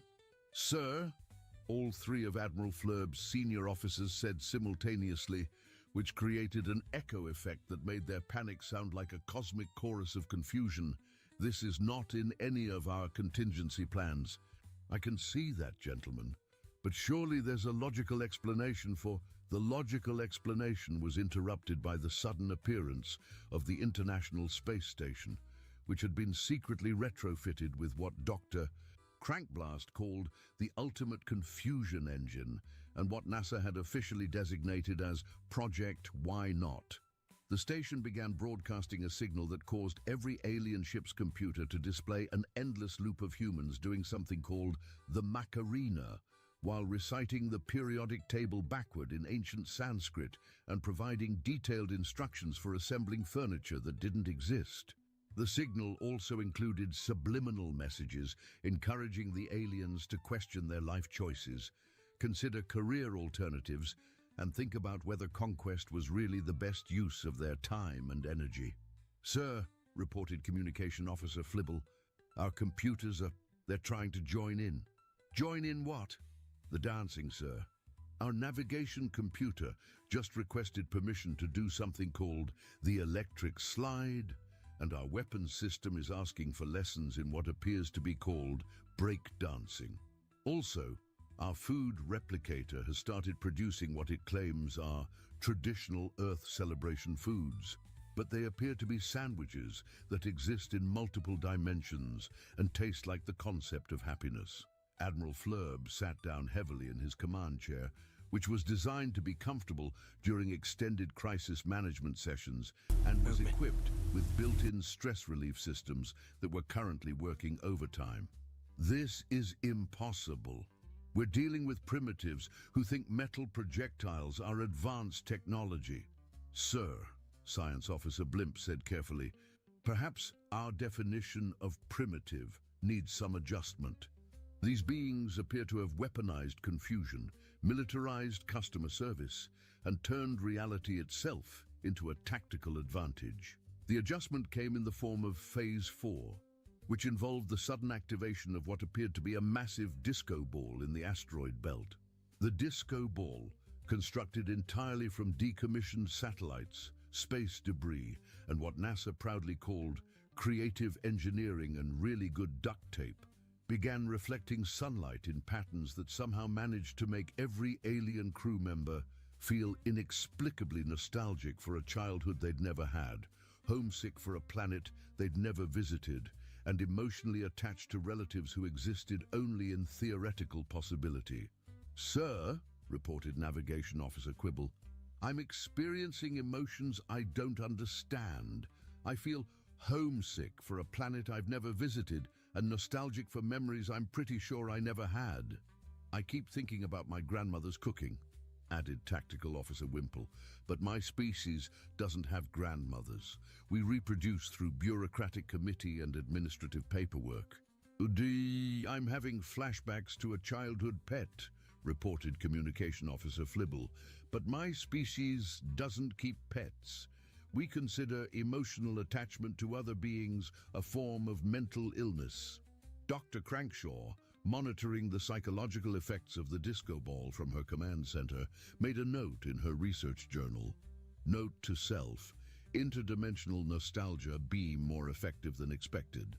Recommend adding sad country music and home movies for enhanced emotional manipulation effect. Admiral Flurb, meanwhile, was having what could only be described as a comprehensive nervous breakdown combined with an existential crisis and a profound questioning of everything he had ever believed about the nature of reality. "This is madness. How can a primitive species be doing this to us?" "Sir," Science Officer Blimp said gently, "perhaps we should consider the possibility that they're not as primitive as we thought. Perhaps they're actually quite advanced, but in ways that we don't understand or recognize." "But the reports, the intelligence assessments, they clearly stated that these beings were harmless primitives who worship fire and are easily impressed by shiny objects." "Sir, when was the last time you actually read one of those reports? The complete reports, not just the executive summaries?" The Admiral paused, which created a moment of silence that seemed to stretch across the vast emptiness of space and echo with the sound of bureaucratic incompetence. "Well, that is to say, Plimpkin always gives me the executive summary during our morning briefings. Sir, Plimpkin is a glorified filing clerk whose species evolved from lint. He reads reports by absorbing the paper they're printed on and digesting the information through his digestive system. He's essentially getting his intelligence briefings through cosmic indigestion." The horrible truth was beginning to dawn on Admiral Flurb like a cosmic sunrise of incompetence. You're saying we've based our entire invasion strategy on intelligence reports that were literally eaten by a being made of nervous lint and processed through an alien digestive system? That would appear to be the case, sir. And these primitive beings are actually advanced enough to turn a disco ball into a weapon of mass psychological manipulation? Yes, sir. They've also weaponized customer service, militarized nostalgia, and appear to have turned basic human emotions into tactical advantages. Phase 5 began with what humans had decided to call the Big Reveal, or Operation Surprise. You've been punked by an entire planet. Every television screen, computer monitor, smartphone display, and reflective surface on Earth simultaneously displayed the same message. Surprise! You've been punked by planet Earth. Your primitive targets would like to formally invite you to reconsider your life choices, your career path, and your fundamental understanding of what constitutes effective military intelligence. The message was delivered by Dr. Crankshaw herself, who had somehow managed to hack into the alien fleet's communication systems using what she later described as a combination of advanced cryptography, really aggressive diplomacy, and the sort of creative problem-solving that comes from spending 15 years preparing for the impossible. "Hello, alien invaders," she said cheerfully, waving at the camera with the enthusiasm of someone who was having the best day of her professional life. "I'm Dr. Penelope Crankshaw, Director of Improbable Defense Scenarios, and I'd like to welcome you to Earth. As you may have noticed, we're not quite as primitive as your report suggested. In fact, we've been preparing for this exact scenario for the past 15 years. Admiral Flurb stared at the screen in horror that bordered on the cosmic. "This is impossible. Our intelligence clearly stated." "Your intelligence, Doctor," Crankshaw continued with the patient tone of someone explaining something very simple to someone very confused, "was based on a filing error. The real Earth assessment report is currently being used as a coaster in your accounting department. The report you actually read was for a completely different planet, a planet that incidentally was conquered by a species of sentient mushrooms 3 years ago because they were actually primitive and easily impressed by shiny objects. But you're using metal projectiles. Oh, we are! Along with energy weapons, quantum torpedoes, reality-altering devices, interdimensional confusion engines, weaponized mathematics, militarized customer service, and a really uncomfortable amount of psychological warfare. You see, we've had thousands of years to perfect the art of creative destruction. We've turned warfare into a form of entertainment, conflict resolution into an art form, and apparently, we've managed to turn a simple misunderstanding into the most entertaining afternoon we've had in decades. The proof of this statement came in the form of Phase 6, which involved the sudden appearance of what appeared to be a massive popcorn machine in Earth's orbit. The machine, constructed from repurposed military satellites, space debris, and powered by what NASA called concentrated human stubbornness and really good engineering, began producing actual popcorn that somehow managed to spell out insults in 17 different languages as it drifted through space. The popcorn formed messages like, "Your mother was a hamster and your father smelt of elderberries in ancient galactic. Have you considered a career change in Universal Standard?" And "This is what happens when you don't read the fine print," in what appeared to be mathematical poetry. "Sir," reported Navigation Officer Quibble, "the popcorn it's insulting our mothers, questioning our career choices, and providing unsolicited life advice." Now, how can popcorn insult our mothers and provide life advice? Very creatively, sir. And in rhyme. Also, it appears to be offering coupons for something called interstellar therapy services. Dr. Crankshaw's broadcast continued. "Now, we could destroy your fleet right now. We have the technology, the weapons, the creative engineering skills, and frankly, the overwhelming urge to show off. We've been preparing for this scenario for 15 years, and we've developed responses to everything from polite invasion to aggressive bureaucratic conquest to attack of the really confused aliens who didn't do their homework. But instead," she continued, "we're going to give you a choice. You can either turn around and go home with a complimentary gift basket and our sincere apologies for the confusion, or you can stick around and find out what Phases 7 and 8 involve." "Indeed, what do Phases 7 and 8 involve?" Admiral Flurb asked his crew, with the tone of someone who really didn't want to know the answer, but felt professionally obligated to ask. "Sir," Science Officer Blimp said quietly, "I don't think we want to know. But based on everything we've seen so far, I suspect they involve things that will make us question not just our career choices, but our fundamental understanding of reality itself." The answer to that question was currently being prepared in facilities around the globe, in locations that were so classified they technically didn't exist and could only be accessed by people who had security clearances that were themselves classified and required permission from at least 3 different cosmic entities. Phase 7 involved something called the Really Uncomfortable Truth Ray, which Dr. Grekblast had designed to make its targets confront the fundamental absurdity of their existence, the meaninglessness of their bureaucratic careers, and the cosmic joke that was interstellar conquest as a form of entertainment. Phase 8 was classified at a level so high that even the president wasn't entirely sure what it did, but it involved the phrase ontological warfare, required a permit from the Department of Existential Threats, and had a warning label that read, "Caution may cause beings to realize that reality is optional." "Sir," reported Communication Officer Flibble, "we're receiving another transmission from the planet." "To put it through," Admiral Flurb sighed, with the resignation of someone whose day had gone from pleasantly routine to cosmically nightmarish in the span of a few hours. This time, the message was delivered by President Grimbaldi himself, who had decided that the situation called for what he called aggressive diplomacy, with style and possibly some interpretive dance. Attention, alien invaders. This is President Fitzgerald Grimbaldi of the United States of America, and I have a proposition for you. We understand that you've made a mistake. Filing errors happen to everyone. We once accidentally declared war on Canada because someone misread a lunch order and thought they were threatening us with aggressive maple syrup deployment. These things occur in the best of bureaucratic organizations. What's his point? Admiral Fleur muttered. Here's the deal, the President continued. We're willing to overlook this unfortunate misunderstanding if you're willing to do something for us in return. You see, we've been trying to get in touch with your Galactic Conquest Assessment Division's Customer Service Department for years.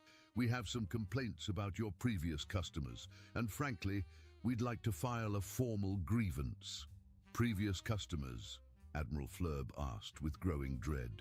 Sir, Science Officer Blimp said carefully, consulting a report that was marked with warning labels in several languages, I believe they're referring to the Vegan conquerors who tried to invade them in 1954. The Vegans tried to invade Earth. Why wasn't this in our files? Yes, sir. According to our records, they were defeated by something called aggressive jazz music and a weapon that shot concentrated coffee at their ships. The entire invasion fleet surrendered after being exposed to what humans call bebop and double espresso. The President's message continued. Those vegan fellows left quite a mess. Crop circles everywhere, confused cows, traumatized farmers, and frankly, some very disappointed agricultural communities. We'd like to file a formal complaint and possibly request compensation for the psychological damage inflicted on our livestock. Dr. Crankshaw appeared on screen next to the President. Additionally, we'd like to propose a trade agreement. We have something your species lacks, the ability to turn absolutely anything into a weapon. Kitchen utensils, household appliances, children's toys, mathematical concepts, customer service protocols, and apparently popcorn. In exchange, we'd like access to your bureaucratic systems. We're fascinated by your ability to make conquest so unnecessarily complicated and would like to study your filing methods. Sir, Navigation Officer Quibble said quietly, they're offering to teach us weaponization techniques in exchange for learning our bureaucratic processes. That's actually not a terrible deal, Admiral Fleur admitted. Our bureaucracy is our greatest achievement as a civilization. Sir, Science Officer Blimp added, perhaps we should consider the possibility that these humans might make better allies than enemies. They seem to have a talent for creative problem-solving and an impressive understanding of psychological warfare. Allies, but they're primitives. Sir, they just made our entire fleet homesick using a disco ball, insulted our mothers with popcorn, and offered us therapy coupons. I think we may need to revise our definition of primitive to include terrifyingly creative and psychologically sophisticated. Phase 7, when it finally activated, was less a weapon and more a philosophical argument delivered at the speed of light and accompanied by a cosmic PowerPoint presentation. The really uncomfortable truth ray caused every alien in the fleet to simultaneously realize that they had spent their entire careers conquering planets for no particularly good reason, that their filing systems were a cosmic joke that had achieved a kind of artistic beauty, and that their entire civilization was built on a foundation of bureaucratic incompetence so profound that it had transcended mere inefficiency and become a form of abstract art. Sir, reported Tactical Officer Wimple, I'm experiencing what I can only describe as an existential crisis, combined with a profound appreciation for the absurdity of our situation. Join the club, Admiral Fleur replied. I just realized that I've been an admiral for 30 years, and I still don't know what half the buttons on my command chair actually do. Also, I'm beginning to suspect that our entire military strategy is based on hoping that the beings we're trying to conquer are even more confused than we are. Sir, Science Officer Blimp said thoughtfully, do you think maybe we should consider a career change? These humans seem to have figured out how to turn confusion into an art form and psychological warfare into entertainment. Maybe we could learn something from them. The final transmission from Earth came from Dr. Crankshaw, who had decided that the situation called for what she called aggressive friendship with hostile overtones and possibly some interpretive dance for emphasis.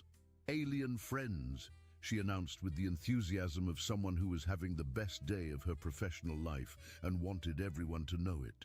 We've decided to make you an offer you can't refuse. Well, you can refuse it, but then we'll have to activate Phase 8, and nobody wants that. Trust us on this one. We've been very creative with Phase 8, and it involves concepts that don't technically exist yet. What's Phase 8? Admiral Flurb asked weakly, with the tone of someone who had given up trying to understand anything that was happening and was just hoping to survive the experience with his sanity intact. Sir, Science Officer Blimp said, consulting readings that seemed to suggest reality was having what could only be described as a nervous breakdown. The sensor readings suggest it involves something called weaponized interpretive dance, combined with ontological warfare and aggressive customer service protocols. Dear cosmic forces, Admiral Flurb whispered, they've militarized the arts, weaponized philosophy, and turned customer service into a form of psychological warfare. Dr. Crankshaw's offer was elegantly simple and terrifyingly comprehensive. The alien fleet could choose to become Earth's first interstellar customer service representatives. In exchange for helping resolve complaints from previously conquered worlds, negotiating disputes between different species, and generally cleaning up the mess left by centuries of poorly managed galactic conquest, they would receive training in human-style creative problem-solving, access to Earth's vast collection of entertainment media, unlimited coffee, and comprehensive health insurance that covered existential crises. Think of it, Doctor. Crankshaw explained with the enthusiasm of someone presenting the opportunity of several lifetimes. You could spend your days helping resolve cosmic disputes instead of creating them.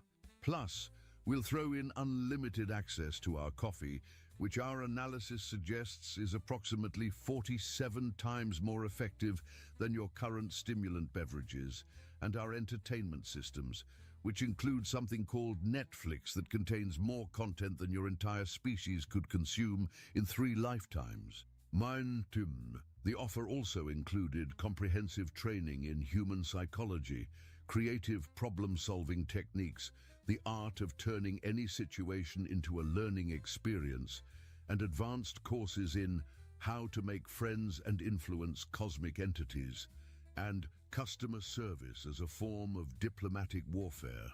Additionally, Dr. Crankshaw continued, we'll provide you with Earth citizenship, access to our educational systems, and the opportunity to learn from a species that has turned creative chaos into a survival strategy. You'll be helping to establish the first truly effective interstellar customer service system, mediating disputes between species that have been arguing for centuries and basically becoming the cosmic equivalent of really well-trained diplomats with advanced degrees in creative problem-solving. Doom. The offer was too good to refuse, too comprehensive to ignore, and too perfectly suited to their newly discovered need for career change to pass up. Admiral Flurb, faced with the choice between admitting total defeat, spending the rest of his life trying to explain this incident to his superiors, and embarking on a completely new career path that actually seemed meaningful, chose what he later described as the most rational decision I've made in decades, possibly centuries. Attention, Earth beings, he announced over the fleet-wide communication system with the tone of someone who had finally found his true calling in life.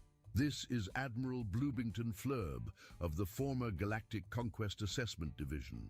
We formally accept your offer of employment, your comprehensive benefits package, your training programs, and your unlimited coffee. We also humbly request that you please never ever activate Phase 8, because we're pretty sure it would cause us to question everything we've ever believed about the nature of existence. The transformation of the alien fleet from invaders to customer service representatives was surprisingly smooth, efficient, and oddly satisfying for everyone involved. Within a few weeks, the ships had been converted into orbital call centers equipped with the latest in customer service technology, comfortable seating, really good coffee machines, and communication systems that could handle complaints in 17,000 different languages and several forms of non-verbal cosmic communication.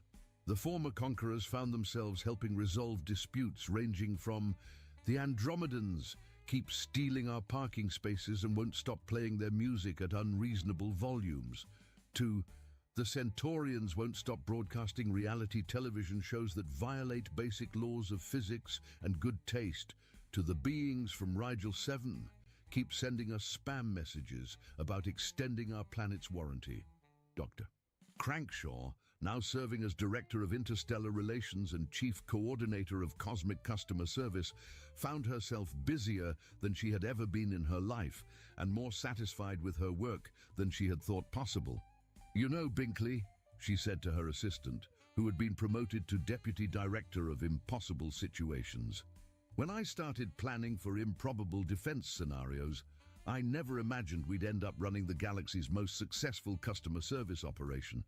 "It's certainly unique," Binkley agreed, consulting a report about a dispute between two species of sentient mathematics who couldn't agree on whether zero was a number or a philosophical concept.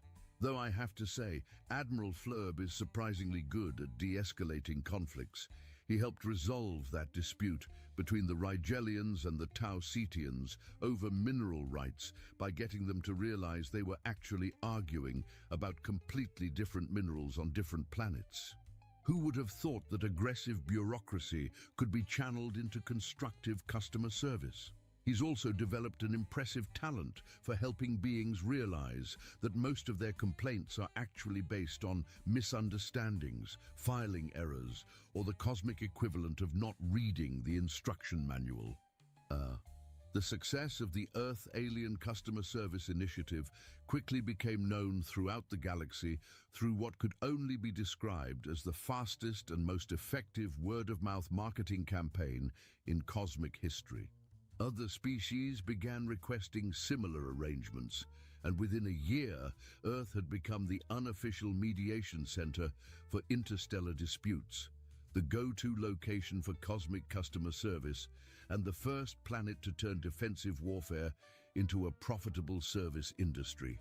The former invasion fleet had been transformed into a network of problem-solving specialists who could handle everything from territorial disputes to philosophical disagreements to complaints about poor service from other customer service departments. They had become, in essence, the customer service department for customer service departments, the ultimate meta-solution to the universal problem of poor conflict resolution. President Grimbaldi, in his year-end address to the United Nations and broadcast throughout the galaxy, summed up the situation with characteristic style and a profound appreciation for the absurdity of the entire affair. "Ladies and gentlemen, beings of all species and dimensional configurations, we have successfully turned an alien invasion into a customer service opportunity, a potential planetary conquest into the galaxy's premier conflict resolution center, and a filing error into the foundation of interstellar diplomacy. I'm not sure what this says about humanity, but I'm pretty sure it's something uniquely ridiculous and surprisingly effective." Dr. Crankshaw, reflecting on the events that had transformed Earth from a supposedly defenseless planet into the galaxy's premier conflict resolution center, customer service headquarters, and training facility for creative problem-solving, realized that the greatest defense had been something no military strategist had ever considered: the sheer, overwhelming absurdity of human creativity combined with an inexplicable talent for turning any situation into an opportunity for improvement. Admiral Flurb, now known as Customer Service Supervisor Flurb, and holder of advanced degrees in human psychology, creative conflict resolution, and advanced coffee appreciation, had adapted to his new role with surprising enthusiasm and a level of job satisfaction he had never experienced during his military career. "You know," he told his former crew during their weekly team meeting, which was now held in a comfortable conference room with really good coffee and snacks that didn't violate any laws of physics, "I never realized how satisfying it could be to actually help people instead of conquering them. It turns out that solving problems is much more interesting than creating them. Plus," added former science officer Blimp, now director of interdisciplinary problem analysis, "the coffee really is exceptional. The working conditions are vastly superior to military service, and we're actually making a positive difference in the galaxy. Who knew that customer service could be more fulfilling than conquest?" And, noted former navigation officer Quibble, now senior coordinator of interstellar complaint resolution, "We get health insurance that covers existential crises, vacation time, and educational opportunities. It's like we've discovered a completely new way to live." The filing error that had started it all was eventually discovered when someone in the accounting department noticed that their coaster contained detailed warnings about a species that considers nuclear weapons a proportional response to mild inconvenience, beings who have weaponized mathematics and aren't afraid to use it, and a civilization that has turned creative chaos into a survival strategy and psychological warfare into entertainment. Indeed, the discovery led to a complete overhaul of the galactic filing system, the establishment of what became known as the Crankshaw Protocols for invasion intelligence, and a new requirement that all intelligence reports be read by at least 3 different beings who were not made of lint and did not digest information through their stomachs. But perhaps the most significant change was the establishment of the Universal Customer Service Academy, jointly operated by Earth and the reformed Galactic Conquest Assessment Division. The Academy trained beings from across the galaxy in the art of turning potentially destructive conflicts into opportunities for mutual understanding, improved customer satisfaction, and creative problem solving. The Academy's curriculum included courses in advanced creative problem solving, psychological warfare as diplomatic tool, how to turn confusion into clarity, customer service as art form, and the philosophy of practical problem resolution. The most popular course was Human Psychology 101, Understanding a Species that Weaponizes Everything, which had a waiting list that stretched across several star systems. Dr. Crankshaw, now recognized as the galaxy's leading expert on defensive diplomacy through creative confusion and holder of honorary degrees from 17 different planets, concluded her final report on the incident with an observation that would become famous throughout the civilized universe and be quoted in diplomatic circles for generations. "Sometimes the best defense isn't a weapon at all. Sometimes it's simply the willingness to be so thoroughly, completely, and creatively unexpected that your enemies have no choice but to become your friends. Sometimes it's the ability to turn a crisis into an opportunity, a threat into a learning experience, and a potential disaster into the beginning of something better than anyone imagined possible." The Earth Defense Initiative, as it came to be known in academic circles and diplomatic history books, proved that the universe's most effective defense system wasn't built from metal and energy, but from imagination, adaptability, creative problem solving, and the fundamental human inability to do anything the way it was supposed to be done. The initiative also demonstrated that sometimes the most powerful weapon against aggression was aggressive kindness, that the most effective response to hostility was hospitality, and that the best way to win a war was to turn it into something that wasn't a war at all. Dr. Mordecai Crankblast, reflecting on his role in developing the defensive systems that had made the entire operation possible, noted in his final project report. It turns out that the most effective way to defend against invasion is to make the invaders question whether they really want to be invaders at all. Phase 8, incidentally, was never actually built. We just made it sound really scary and let their imaginations do the rest. The transformation had effects that rippled throughout the galaxy in ways that no one had anticipated. Other species began adopting human-style customer service protocols. Conflicts that had been ongoing for centuries were resolved through creative mediation, and the general level of galactic customer satisfaction increased dramatically. The Vegan conquerors, learning about the success of the Earth Alien Customer Service Initiative, formally apologized for their 1954 invasion attempt and requested assistance in establishing their own customer service department. They had apparently been struggling with complaints about their conquest methods for decades and were eager to learn more effective approaches to interstellar relations. The Universal Customer Service Academy became so successful that it required expansion to multiple planets, and its graduates were sought after throughout the galaxy for their unique combination of problem-solving skills, creative thinking, and ability to turn any situation into an opportunity for improvement. Admiral Flurb's autobiography, From Conquest to Customer Service: How I Learned to Stop Worrying and Love Problem-Solving, became a bestseller across 17 star systems and was required reading at diplomatic academies throughout the galaxy. Dr. Grankshaw's follow-up research, The Psychology of Creative Defense: How to Turn Your Enemies into Your Customer Service Representatives, was published by the Universal Academic Press and won the Galactic Prize for Most Innovative Approach to Conflict Resolution. President Grimbaldi's memoir, How to Accidentally Become the Galaxy's Customer Service Capital, a Political Autobiography, became a classic of diplomatic literature and was praised for its honest account of how sometimes the best policy decisions are the ones that seem completely insane at the time. The success of the initiative led to the establishment of similar programs throughout the galaxy, and within a decade, the traditional model of interstellar conquest had been largely replaced by collaborative problem-solving and customer service-based diplomacy.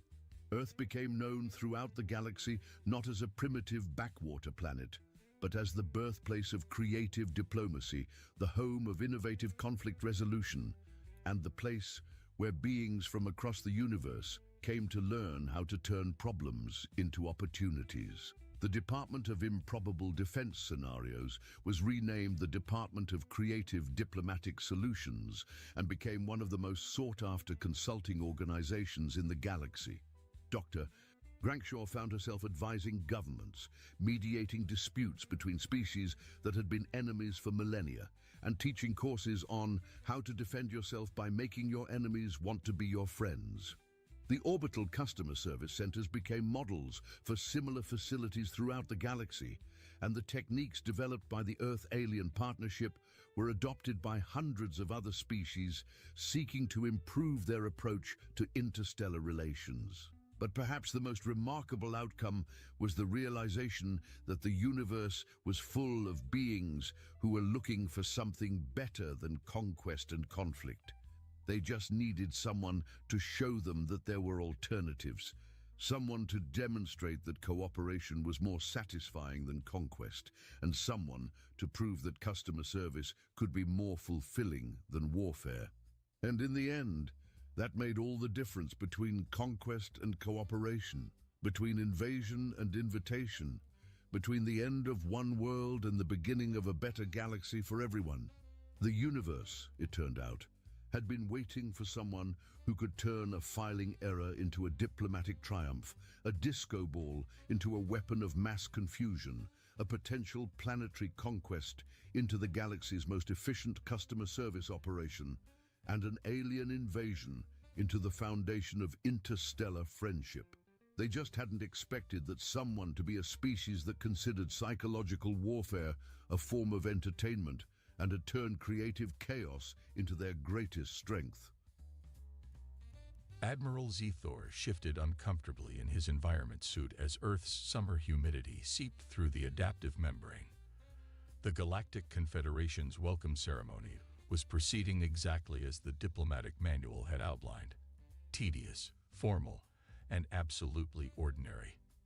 At least, that's what he thought until his peripheral sensors detected an unusual pattern of neural activity coming from the corner of the embassy's waiting area. Excusing himself from a particularly lengthy discussion about Earth's carbon emission treaties, Zethor made his way toward the source of the reading. His four-chambered heart skipped a beat when he identified the cause. A human child, no more than 12 Earth cycles old, was conducting what appeared to be a complex military campaign on a handheld device. "Your designation, young one." Zethor's translator hummed, converting his harmonics into standard Earth English. The girl looked up, her dark eyes reflecting the blue light of her screen. "Oh, I'm Sarah. Sarah Chen." She smiled, seemingly unfazed by the 2.5-meter tall alien looming over her. "Sorry, I'm just in the middle of a really important battle. The Ketheri Federation just broke our non-aggression pact, and I need to reorganize my fleet before they reach my core systems." Zethor's translator struggled for a moment before identifying the application: Stellaris Mobile, version 7.32. A game, a simple entertainment program, according to his cultural briefing. Yet something about the tactical display caught his trained eye. "May I observe?" he asked, activating his suit's adaptive sizing to settle into a nearby chair that groaned under his weight. Sarah nodded enthusiastically, tilting her screen. "See, I knew they were going to betray me because they started moving their construction ships to their border stations 3 months ago. Classic preparation for a surprise attack. So I've been building up my missile destroyers since then. They always underestimate missile boats in the early game." The Admiral's secondary heart nearly stopped. The strategy she described was identical to the opening moves of the infamous Keflex ambush, a classified military encounter from 3 centuries ago. Yet here was a human child, casually replicating advanced military doctrine while waiting for her parents to finish their diplomatic duties. "Your counter-strategy?"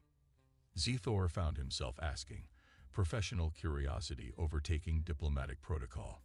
"Oh, that's the fun part." Sarah's fingers danced across the screen. "I've got jump drives researched already. Had to sacrifice some economic development, but totally worth it. While they're targeting my border systems, my main fleet is going to jump straight to their shipyards. Without replacement vessels, they'll have to retreat or risk losing their entire production capacity." Zethor watched in stunned silence as Sarah executed a perfect pincer movement, her virtual fleets moving with precision that would make veteran commanders envious. The game's graphics were simplistic by Confederation standards, yet the underlying strategic principles were disturbingly accurate. "Sarah, honey," a woman's voice called from across the room. "Time to go. Dad's finished with his meeting." "Aw, just 5 more minutes. I'm about to win." Sarah protested, but was already saving her game. She looked up at Zethor with a bright smile. "Thanks for watching, Mr. Alien Admiral, sir. Maybe next time I can show you my other save file. I'm trying out a peaceful trading empire build. It's harder, but I like the challenge of winning without fighting." As Sarah trotted off to join her parents, Zethor remained seated, his mind racing. He activated his neural link to his cultural attaché, Valen. "I need you to begin a comprehensive analysis of human entertainment software, specifically their strategy games. Priority level: Alpha." "Sir?" Valen's confusion was evident even through the neural link. "Surely you don't consider human recreational activities a matter of military significance." Zethor watched Sarah leaving the embassy, her precious game device clutched tightly in her hands. "Valen, I just watched a human child casually recreate one of the most classified tactical operations in Confederation history. She called it fun." There was a long pause before Valen responded. "I'll begin monitoring immediately, Admiral." As the embassy's doors closed behind Sarah, Zethor couldn't shake the feeling that he'd just witnessed something both wonderful and terrifying. An entire species that had turned the art of war into child's play and mastered it in the process. Valen's research pod hummed softly as it processed another terabyte of gaming footage.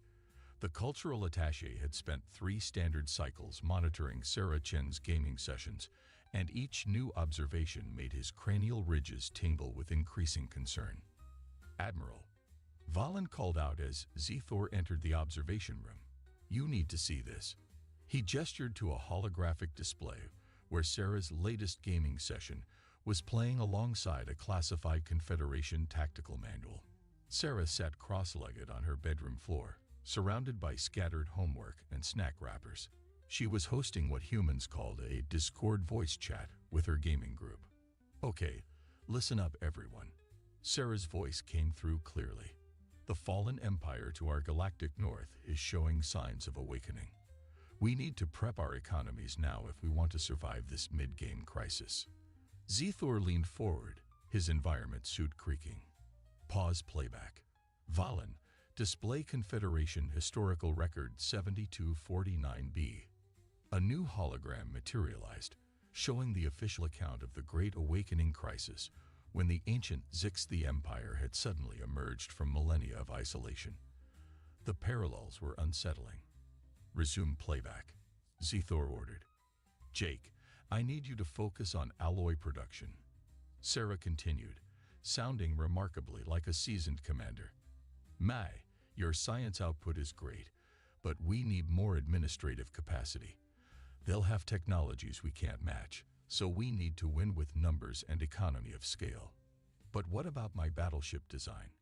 Jake protested through the chat. "I just unlocked Tachyon Lances." Sarah's response was immediate and authoritative. "No, stick to corvettes and destroyers for now. Smaller ships, better evasion stats. Trust me, when they wake up, we'll need swarm tactics, not single heavy hitters." Valen paused the playback again. "Admiral, this matches the exact counter-strategy used by the Confederation during the actual crisis. The child has no possible way of accessing this historical information yet. Yet she's recreating our military doctrine perfectly." Zethor finished. "Show me more." The next recording showed Sarah in what humans called a Twitch stream, teaching other players about resource management. Her bedroom wall was covered with posters of various games and something called Attack on Titan. "Remember, guys," she explained while deftly managing multiple resource chains, "the key to surviving the late game is bureaucratic efficiency. Yeah, it's boring, but you need to manage your empire sprawl. Think of it like cleaning your room. Nobody likes doing it, but everything falls apart if you don't." Zethor watched as Sarah demonstrated advanced economic principles that had taken the Confederation centuries to develop. She was explaining concepts like administrative burden and bureaucratic efficiency as casually as she might discuss her favorite snacks. The most concerning part, Valen noted, bringing up another display, is their modding community. These humans actively modify their games, creating new scenarios and challenges. Look at this popular modification called Real Space Politics. The display showed a game modification that perfectly mimicked the current galactic political climate, despite Earth having no access to this information. Players were dealing with complex diplomatic situations that mirrored classified Confederation challenges. "Sir," Valen's voice carried a note of worry. "I've calculated that through this single game alone, humans collectively simulate more strategic scenarios in one Earth day than the Confederation has encountered in its entire history. And they call this entertainment." Zethor finished, his 4 hearts beating in an irregular pattern. "Have you noted any awareness among them? Do they realize what they're actually doing?" Valen played one final clip where Sarah was ending her gaming session. "Mom's calling for dinner," she announced to her friends. "Same time tomorrow. I want to try out that new pacifist megacorp strategy I read about on Reddit. This is why I believe they're so dangerous, Admiral," Valen concluded. To them, managing galactic civilizations and fighting interstellar wars is literally child's play. They gamified the most complex aspects of cosmic society and turned them into casual entertainment. Zithor watched as Sarah shut down her game, cheerfully heading off to dinner, completely unaware that she had just finished another session of what amounted to advanced military training. "Continue monitoring," he ordered. "I want to know everything about these games. The Confederation needs to understand what we're really dealing with here." Zithor's preliminary report to the Confederation High Command had been met with skepticism, but the evidence kept mounting. His research team had expanded their investigation beyond Sarah Chen, and what they discovered sent tremors through the entire diplomatic mission. In a dimly lit internet cafe in Seoul, Zithor's cultural observers watched as teenager Kim Minji orchestrated a complex trade federation in another game called Neptune's Pride. Her intricate network of supply lines and trade routes matched the optimal patterns developed by the Confederation's Economic Council over 6 centuries of trial and error. "Look at how casually she manages diplomatic reputation penalties," Valen noted, his third eye widening as Minji deftly balanced relationships between 15 different AI empires. She's simultaneously maintaining trade agreements while preparing for inevitable betrayals. "This is advanced Synopolitics, Admiral." The pattern repeated across Earth. In Lagos, 16-year-old Adebayo ran what humans called a Minecraft server, where players collaborated to build massive space stations. Their resource management systems and automated production lines paralleled Confederation shipyard designs that were still classified. In Stockholm, a group of college students had modified another game called Kerbal Space Program to include theoretical faster-than-light travel mechanics. Their calculations for gravitational slingshot maneuvers were more efficient than standard Confederation protocols. "Sir," Valen's voice crackled through Zithor's neural link, "you need to see the latest data from their esports competitions." The Admiral made his way to the observation center, where multiple holographic displays showed various gaming tournaments happening simultaneously around the globe.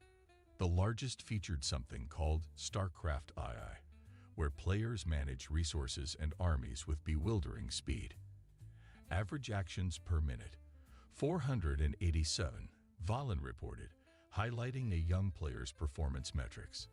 "They're making complex strategic decisions faster than most species can process basic sensory input. And this isn't even their highest-ranked player." Zithor watched as the competitor executed a series of tactical maneuvers that would have earned them immediate admission to the Confederation's Strategic Command Academy. How many humans participate in these competitions? Millions play casually. Hundreds of thousands compete seriously. But that's not the most concerning part. Valen brought up another display. "Look at their streaming platforms." The screen showed dozens of live broadcasts where players discussed strategy and theory. In one, a teenager was analyzing build orders with the precision of a military instructor. In another, someone called a speedrunner was optimizing resource collection to a degree that bordered on prescience. They're sharing everything, Zithor realized. Every discovery, every strategy, every optimization. It's all freely available. They're crowdsourcing military innovation through entertainment. A notification pinged on Valen's console. "Sir, Sarah Chen is streaming again." But this time, something's different. The display switched to Sarah's channel. She had drawn a small audience of about 50 viewers, but what caught Zithor's attention was the game she was playing. It was a new release, something called First Contact Protocol. "Let's think about this logically," Sarah was saying to her viewers. "If we actually met aliens, they'd probably have their own political structures, right? So we should practice different diplomatic approaches. Like, what if they're a hive mind? Or what if they experience time differently than we do?" Zithor felt his heart skip simultaneously. Without any contact with actual alien species, this human child was theorizing approaches to xenodiplomacy that had taken the Confederation decades to develop. "The simulation runs deeper than we thought," Valen said quietly. "They're not just practicing warfare and economics. They're preparing for everything. First Contact, cultural exchange, long-term coexistence, and they think it's all hypothetical. Sarah's voice continued in the background. Remember, guys, in space games, you have to think four-dimensionally. It's not just about where everything is, but where everything will be. And always read the patch notes. Zithor watched as her viewers eagerly absorbed information that would qualify as advanced tactical training in any Confederation academy. Update the report to High Command, he ordered. Priority level, Omega. They need to understand, humanity isn't just playing games. They're running the most sophisticated military and diplomatic training program in the galaxy. And the most brilliant part, they have no idea they're doing it. The Shanghai International Gaming Center buzzed with excitement as thousands of young competitors gathered for the Global Strategy Gaming Championship.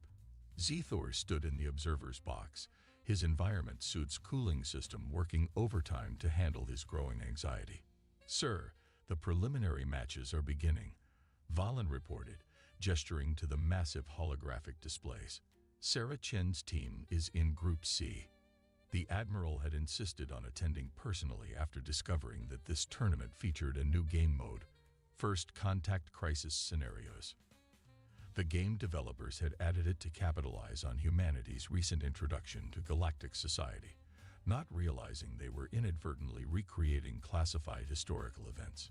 Sarah's team of 5 teenagers sat in their booth, adjusting headsets and running last-minute equipment checks. Their opponents, a seasoned team from Brazil, looked equally focused. The game loaded, and Zithor felt his hearts quicken as he recognized the scenario. "Valen," he whispered, "this is the Proxima incident. How did they?" "Impossible, sir.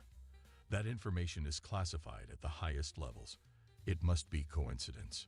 But as the match unfolded, Zithor watched in stunned silence as Sarah's team faced the exact same tactical challenge that had cost the Confederation 3 fleets and 2 colony worlds centuries ago.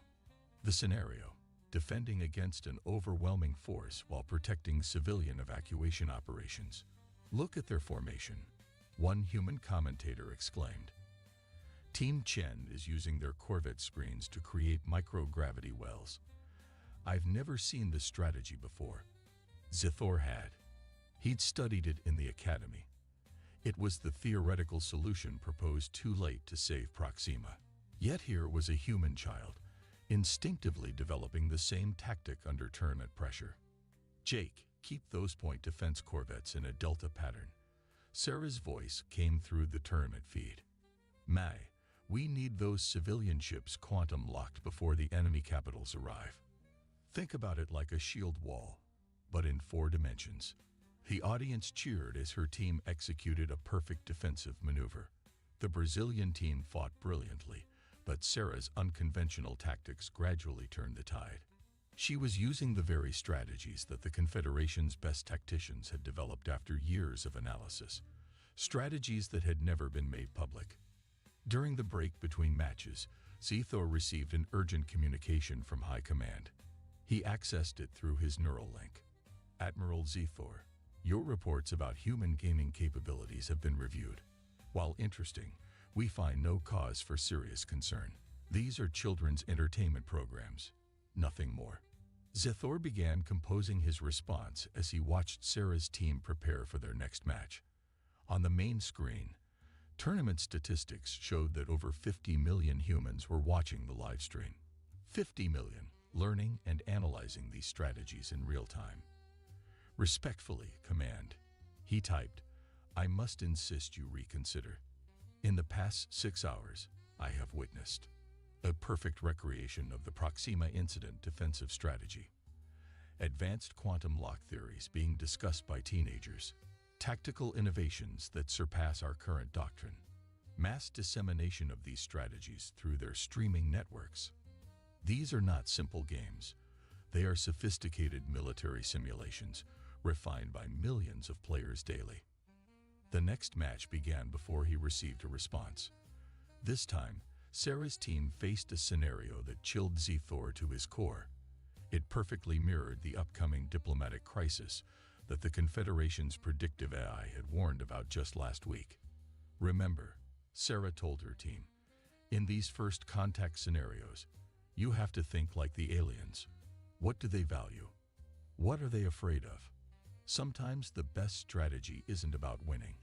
It's about making sure nobody loses. Zithor added an urgent addendum to his report. Most critically, Command, they are innovating. Every match produces new strategies. Every player adds to their collective knowledge. They call it meta-evolution, but in reality, they're advancing faster than our military doctrine can adapt. The response from High Command was immediate. Continue observation. New priority level assigned. Maximum. Do not intervene. Zithor watched as Sarah's team advanced to the semifinals, each victory demonstrating humanity's unconscious mastery of galactic warfare. In trying to create engaging entertainment, humans had accidentally built the most effective military training program in known space, and they were about to unlock their full potential. High Command's dismissal of Zithor's concerns lasted exactly 3 standard cycles. That's how long it took for their analysis AI to process the tournament footage and identify 37 distinct military innovations that even the Confederation's best strategists hadn't considered. Zithor now sat in his private quarters aboard the diplomatic vessel, watching multiple feeds simultaneously. His neural processors struggled to keep up with the flood of information from Earth's gaming networks. Admiral, Valen's voice interrupted his observation. You need to see this. It's about the human concept of theory crafting. The display shifted to show a human website called Reddit, specifically a sub-community dedicated to analyzing strategy games. The current top post had Zithor's hearts racing. Mathematical analysis of optimal fleet compositions in current meta. Look at their calculations. Valen highlighted sections of the post. This human, username Quantum Strategos, has independently derived the exact same fleet efficiency formulas that our military uses. They're discussing theoretical ship designs that our engineers are only now considering. The thread continued with hundreds of comments, each adding their own analysis. Players shared spreadsheets, debated tactical scenarios, and proposed counter strategies. All of it happening openly, treated as casual entertainment. Sir, Valen's voice carried an edge of concern. There's more. Show him, Sarah. Zithor hadn't noticed Sarah Chen enter the observation room. She now stood beside his chair, holding her gaming device. Admiral Zithor, she said, with the confidence that had become familiar over the past weeks, I wanted to show you something interesting in the game's code. She pulled up what humans called a patch note, documentation of recent game changes. See this update. They adjusted the quantum tunneling mechanics for fleet movement. The players were finding ways to exploit it that the developers didn't expect. Zithor's translator nearly crashed as it processed the implications. The exploit Sarah described was theoretically impossible according to current Confederation physics. Yet these humans had discovered it in a game, forcing the developers to patch it out of their simulation. That's not the interesting part, Sarah continued, scrolling through the gaming forum. Look what the community did after the patch. The screen showed thousands of players collaborating to analyze the change. They had created testing scenarios, gathered data, and collectively derived new strategies that worked within the adjusted rules. In 3 days, they had accomplished what would take a Confederation research team 3 years. We call it adapting to the meta, Sarah explained, not realizing she was describing advanced military adaptation protocols. When the game changes, you either find new strategies or you fall behind. Simple as that. Valen brought up another display, showing similar communities across Earth's network. Millions of humans were engaged in this theory crafting at any given moment. They analyzed everything: resource optimization, diplomatic relationships, technological progression paths, all under the guise of getting better at their favorite games. Admiral, Valen said quietly, I've calculated that the combined human gaming community processes more tactical scenarios in one Earth day than all Confederation military simulations in our recorded history. Zithor watched as Sarah pulled up another game, this one featuring what humans called 4X strategy. The interface was simple, almost crude by Confederation standards. Yet as Sarah casually explained her current campaign strategy, she outlined solutions to political challenges that had plagued galactic civilization for millennia. The thing about these games, she said, managing her virtual empire's resources with practiced ease, is that they help you think about problems differently. Like, sure, you could just build a bigger fleet than your opponent, but what if you could make them not want to fight in the first place? Zithor's report to High Command that evening was brief. Humanity hasn't just been playing games. They've created a distributed problem-solving network that processes galactic warfare scenarios as entertainment. They've gamified the very principles of cosmic conflict and cooperation. And now, as they enter true interstellar society, they're about to discover that they've been practicing for reality all along. The response was equally brief. Understood. Recommendation. Zithor watched Sarah start another gaming session, her fingers dancing across the screen as she casually reorganized virtual fleets that mirrored actual Confederation battle groups. Recommendation. Immediate alliance. Before they realize what they can really do. The gaming community called it the Impossible War Scenario, a special event in Stellaris that the developers had added as an ultimate challenge. No one had legitimately beaten it since its release 3 weeks ago. The scenario's description was simple. Face an enemy that breaks all the rules you know. Zithor sat in the observation room, surrounded by holographic displays showing hundreds of simultaneous attempts at the challenge. Sarah Chen's team was among them, having qualified for special early access due to their tournament performance. Admiral. Valen's voice carried an unusual tremor. I've analyzed the scenario's parameters.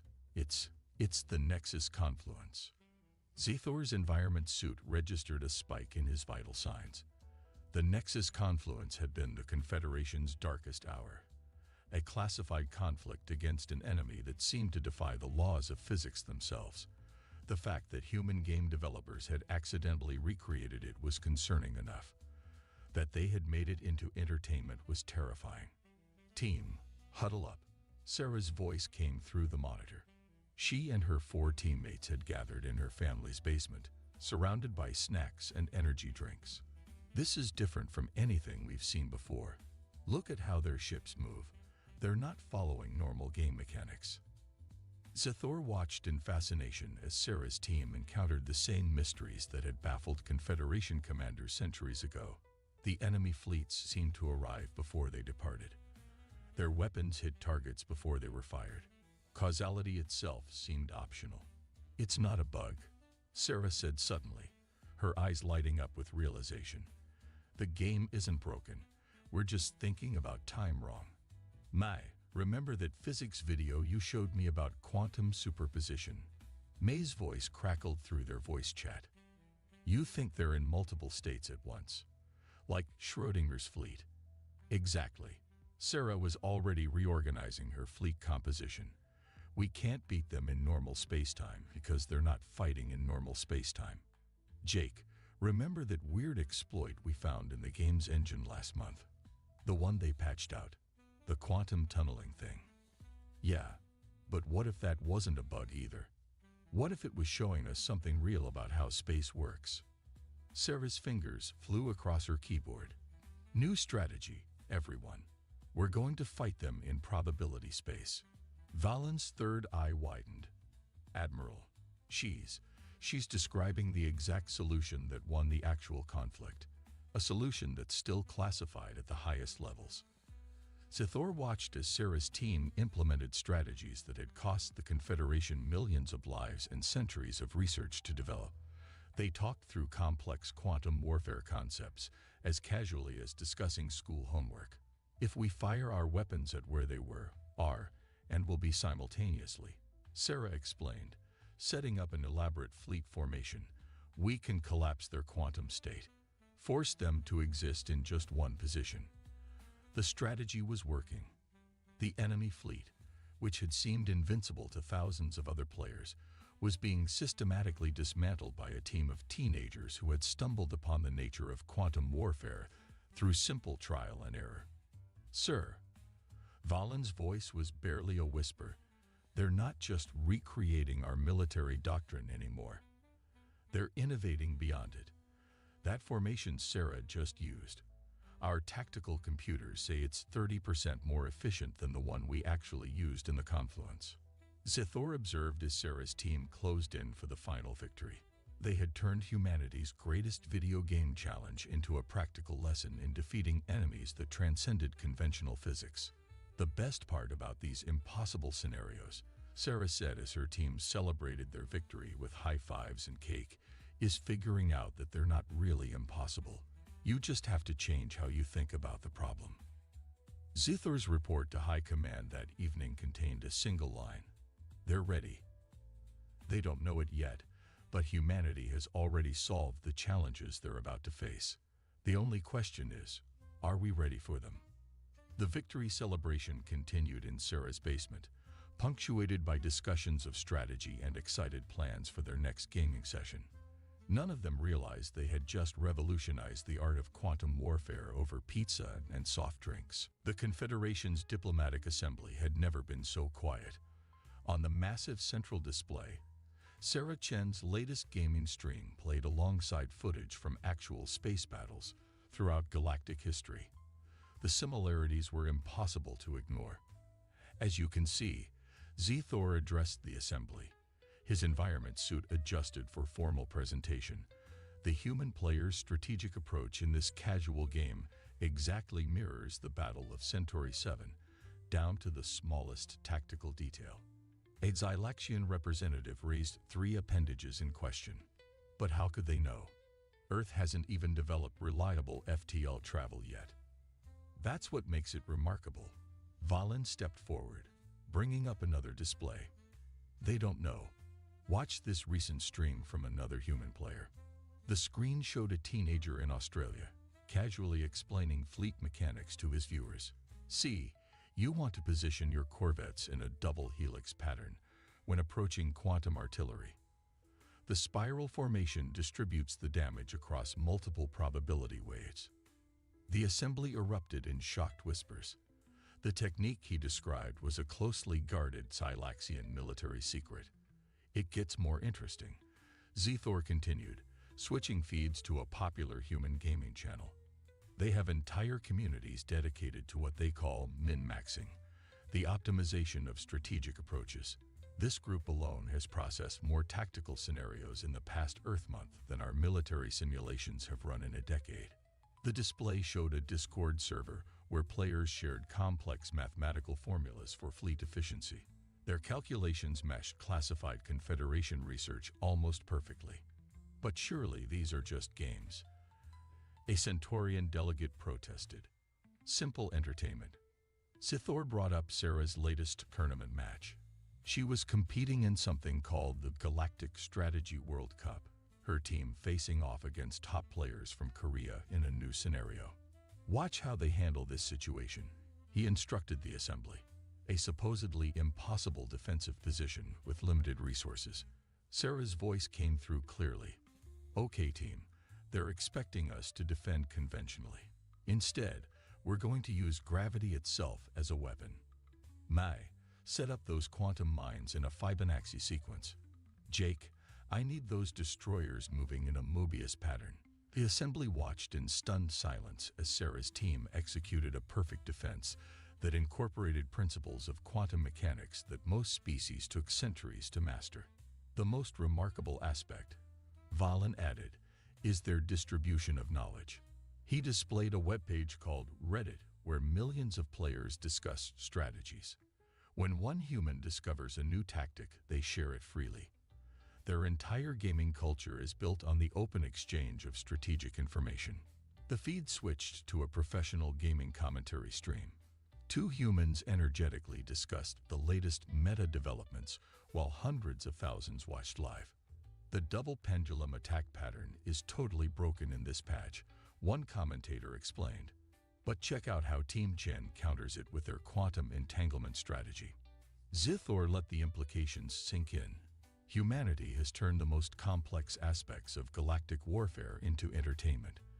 Their children casually discuss concepts that our military academies spend years teaching, and they're innovating faster than we can analyze their discoveries. A new clip played. Sarah's team executing a perfect response to a crisis scenario that the Confederation hadn't even classified yet. A theoretical future conflict their predictive AI had only recently identified. Most crucially, Zethor concluded they are about to achieve viable FTL travel. When they do, they will discover that their games have prepared them for every challenge they'll face. Their pilots will instinctively understand quantum combat. Their diplomats will have played out every possible first contact scenario. Their engineers will have already solved problems they haven't encountered yet. The assembly chamber remained silent as they watched Sarah enter stream, casually discussing next week's tournament with her team while eating pizza. The question isn't whether humanity is ready for galactic society, Zethor stated. They've been practicing for it their entire lives. The question is, are we ready for them? On the screen, Sarah started another gaming session, unknowingly commanding virtual fleets with greater skill than most actual space admirals.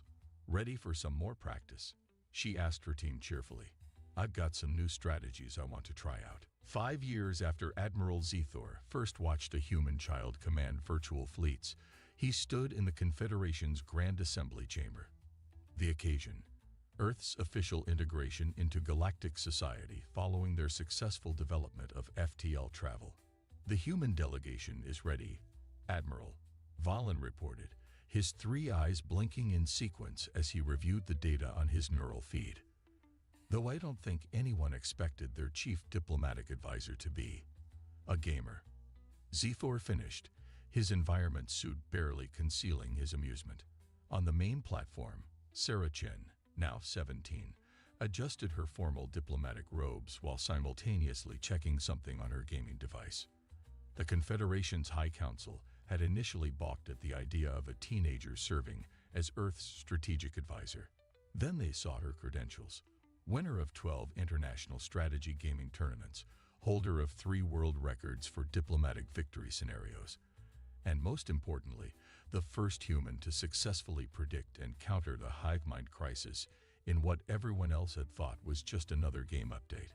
Ambassador Chen, the Grand Arbiter's voice echoed through the chamber. Your species stands at a crucial threshold, yet you appear distracted. Sarah looked up from her device with a confident smile. Not distracted, Your Excellence. Preparing. I'm reviewing the 17 most likely diplomatic scenarios we might encounter today. My team and I simulated them last night in our practice session. Zethor noticed several council members shift uncomfortably. They had spent weeks preparing for this meeting, yet this human child had apparently recreated their entire protocol in a gaming session. You treat matters of galactic diplomacy as a game? Another council member asked, their tone somewhere between offense and curiosity. With respect, Sarah replied, her voice carrying the same casual confidence she'd had in gaming tournaments. We've found that treating complex challenges as games actually helps us solve them better. When you're playing, you're not afraid to try new strategies, to fail, to learn, to adapt. She gestured to her device. Right now, thousands of human players are simulating different approaches to joining the galactic community. They're testing economic theories, diplomatic strategies, cultural integration patterns, all while thinking they're just playing the latest space strategy game. The council chamber's displays lit up with feeds from Earth's gaming networks. Millions of players engaged in what they thought were fictional scenarios, unknowingly solving real diplomatic challenges in real time. We've watched your species, the Grand Arbiter stated, turn the most complex challenges of galactic civilization into entertainment. Your children casually discuss concepts that took other species centuries to grasp. Is this not concerning? Sarah's response was accompanied by the familiar sound of a game notification. Actually, it's probably our greatest strength. When you turn something challenging into play, you remove the fear of failure. You create an environment where innovation is natural and learning is fun. Zethor stepped forward. High Council. 5 years ago, I watched this human command virtual fleets with more skill than our veteran admirals. Today, she and millions like her are ready to apply those same skills to real challenges. They've been practicing all along, they just didn't know it. Sarah pulled up what looked like a game interface on the chamber's main display. To the Council's surprise, it was an exact match for the actual diplomatic protocols they used. For us, first contact isn't a crisis. It's the start of an amazing new game, Sarah explained. Resource management, diplomatic relations, cultural exchange. We've been playing with these concepts since we were children. The only difference now is that it's real. A message flashed across the display. Achievement unlocked. First contact victory. The council chamber filled with surprised murmurs as Sarah casually pocketed her gaming device. "So," she said with the same smile she'd worn before countless gaming matches, "shall we begin the real game?" Zithor watched as the human delegation took their places, led by a teenager who had mastered galactic diplomacy through what she had always thought was just her favorite hobby. The future of galactic civilization was about to be shaped by a species that had turned its greatest challenges into play, and in doing so, had mastered them all. "Game on," he whispered, his translator struggling to convey the human phrase. But somehow, it felt exactly right. The most important document in galactic history was written by someone who had never been promoted in 4,000 years, filed it under miscellaneous planetary surveys, and immediately forgot about it while going for his lunch break. This lunch break, incidentally, would last 3 hours and 47 minutes, during which time the fate of 17 star systems would be decided by a spilled cup of coffee and a rubber duck wearing a tiny Napoleon hat. But we're getting ahead of ourselves, which is exactly the sort of thing that happens when you try to document events involving humans. Logic, it turns out, is not their strong suit. Neither is following proper chronological order, maintaining reasonable expectations, or understanding that declaring war on an entire galactic civilization because of a paperwork error is generally considered poor diplomatic etiquette by most civilized species. The story begins, as many cosmic disasters do, with bureaucracy.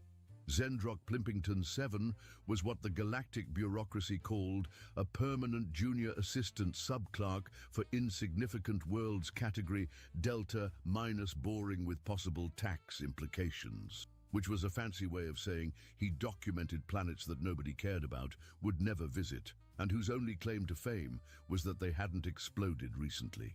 His desk was located in Sector 99 of the Administrative Wing, Sub-Basement 12, Level 43, Office Suite 7832, sandwiched between the Department of Unnecessary Regulations and the Office of Cosmic Lint Collection and Analysis. The office building itself was a monument to bureaucratic efficiency, which meant it was simultaneously the most organized and least functional structure in known space. It had been designed by a committee of architects who had been specifically instructed to create something that looked impressive while serving no practical purpose whatsoever. The result was a structure that resembled a giant filing cabinet crossed with a space station, painted in 17 different shades of beige and equipped with elevators that only went to floors that didn't exist.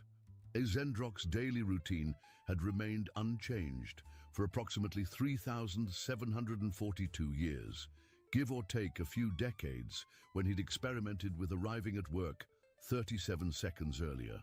He arrived at work precisely at 8:47 a.m., made himself a cup of coffee that tasted like liquid disappointment mixed with administrative despair and hints of existential dread, sat down at his ergonomically designed chair that had been scientifically proven to cause maximum discomfort, and began the sacred ritual of filing reports about planets where absolutely nothing interesting ever happened. His workspace was a marvel of organizational futility. 17 different computer screens displayed information that no one would ever read. 43 filing cabinets contained documents that would never be referenced, and a collection of rubber stamps bore messages like "approved pending further approval," "rejected for insufficient rejection reasons," and "filed under things we don't understand, but pretend we do." On this particular Tuesday morning, a Tuesday that would later be remembered as the day logic died, and would become a galactic holiday celebrated by drinking tea and acting completely irrationally, Zendrok was supposed to file a routine report about a small blue-green planet in the unfashionable end of the galaxy. The planet's inhabitants called it Earth, though the official galactic designation was Catalogue number 7-34521, moderately wet rock with attitude problems and questionable musical taste, subsection overly dramatic species. The report should have been straightforward. According to the preliminary surveys conducted by Automatic Probe 445B Boring, Earth was inhabited by a species that spent most of their time arguing about the proper way to make hot beverages, engaging in peculiar mating rituals that involved exchanging small metallic circles, and creating entertainment by watching other members of their species kick spherical objects around large fields while screaming at each other in languages that seemed to consist primarily of creative profanity. Standard primitive civilization stuff, really. Nothing worth getting excited about. The survey indicated that humans had recently discovered fire, agriculture, and the wheel, though they seemed to use all three primarily as excuses to fight each other about who had discovered them first.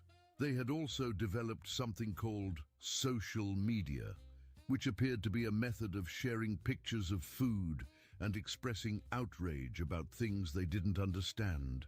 "Bloody hell and administrative damnation!" Zendrok shouted as his morning coffee, a substance that closely resembled liquid boredom with hints of existential dread and undertones of bureaucratic suffering, spilled across his keyboard in a pattern that would later be analyzed by xenopsychologists as prophetically catastrophic. The coffee spill formed what appeared to be either a map of the local galaxy or a picture of someone's digestive system having a bad day.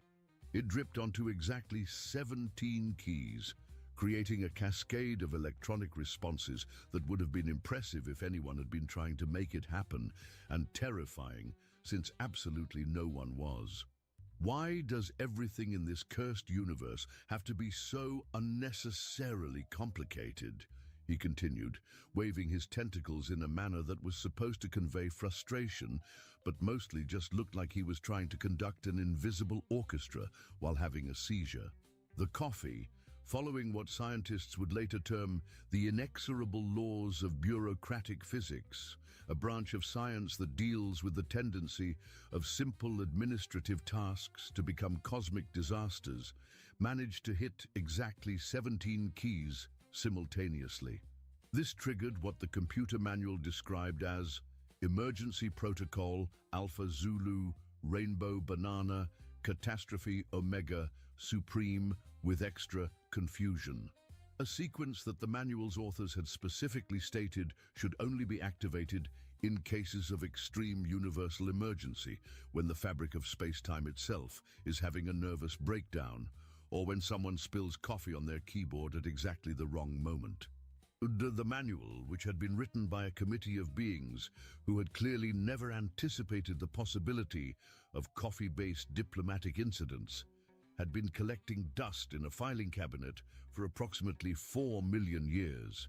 It was a massive document, roughly the size of a small planet, that covered every possible scenario except the ones that actually happened. The computer, being a perfectly logical machine with no understanding of irony, cosmic humor, or the fundamental absurdity of existence, interpreted the coffee spill as both an extreme universal emergency and a space-time nervous breakdown. It immediately initiated first contact procedures with the planet below, using protocols that had been designed by beings who thought that the best way to communicate with primitive species was to send them incredibly complex forms to fill out. Down on Earth, in a laboratory that looked like it had been decorated by someone who thought that the best way to organize scientific equipment was to scatter it randomly around the room and hope for the best, Professor Wilhelmina Bofsworth Gigglesmith was having her own crisis. Professor Bofsworth Gigglesmith was a woman whose life had been a series of increasingly improbable academic achievements. She had earned a PhD in Advanced Confusion Studies with a minor in Applied Bewilderment from the University of Theoretical Impossibilities. Her doctoral thesis, titled The Sociological Impact of Rubber Ducks on Advanced Civilizations and Their Potential Role in Interstellar Diplomacy, had been rejected by 17 different academic journals before being accidentally accepted by the Journal of Things We Don't Understand but find amusing. Her laboratory was a testament to the principle that chaos, properly organized, could be more efficient than order. Rubber ducks of every conceivable size, color, and historical period covered every available surface. There were Roman centurion ducks, Viking warrior ducks, medieval night ducks, and a particularly impressive collection of ducks dressed as famous scientists throughout history. Einstein duck wore a tiny lab coat and had wild white hair made from cotton balls. Darwin duck had a magnificent beard and was surrounded by tiny evolution charts. Newton duck sat under a miniature apple tree and looked perpetually surprised. She had just discovered that her grant application for studying the sociological impact of rubber ducks on advanced civilizations and their potential role in interstellar diplomacy had been approved by mistake.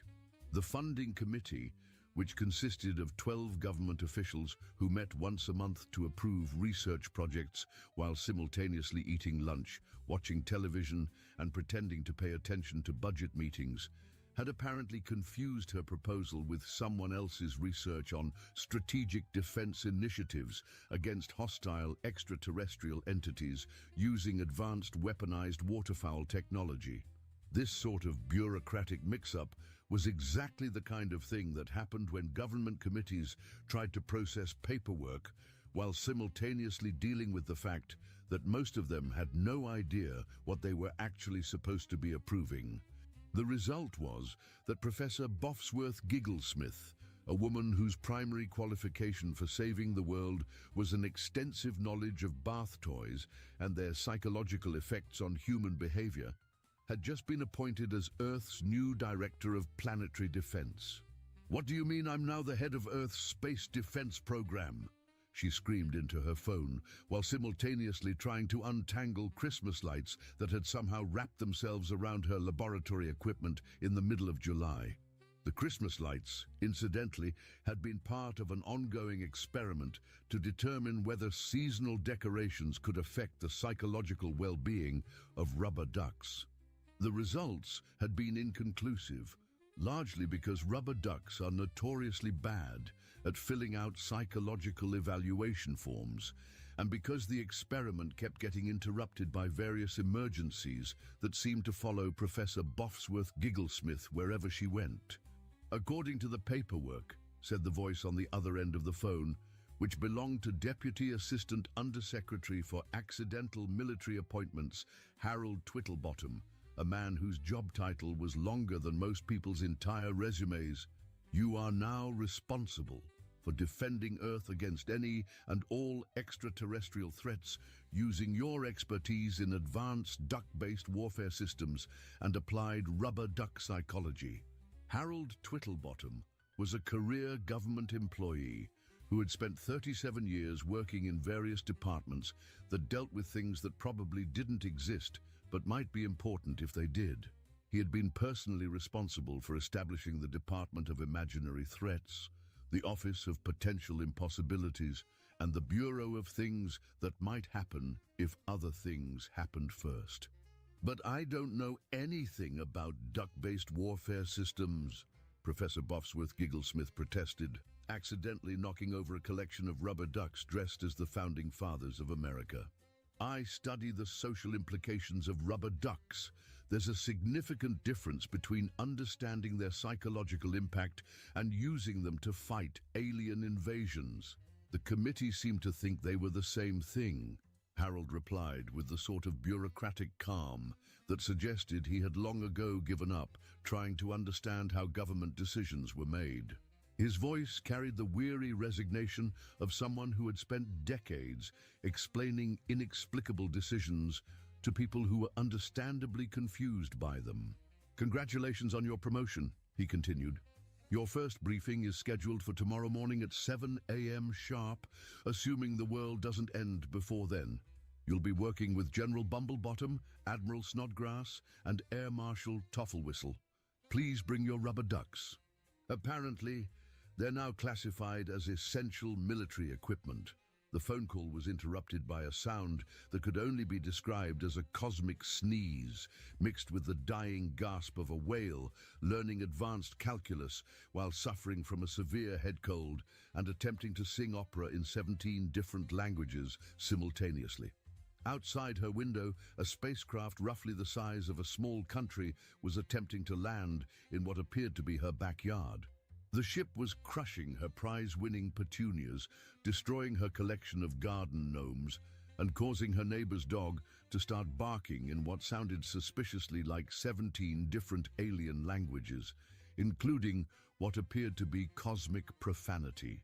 The ship itself defied every principle of aerodynamic engineering that Professor Bofsworth Gigglesmith was familiar with, which admittedly wasn't many, since her expertise lay in the field of rubber duck sociology rather than alien spacecraft design.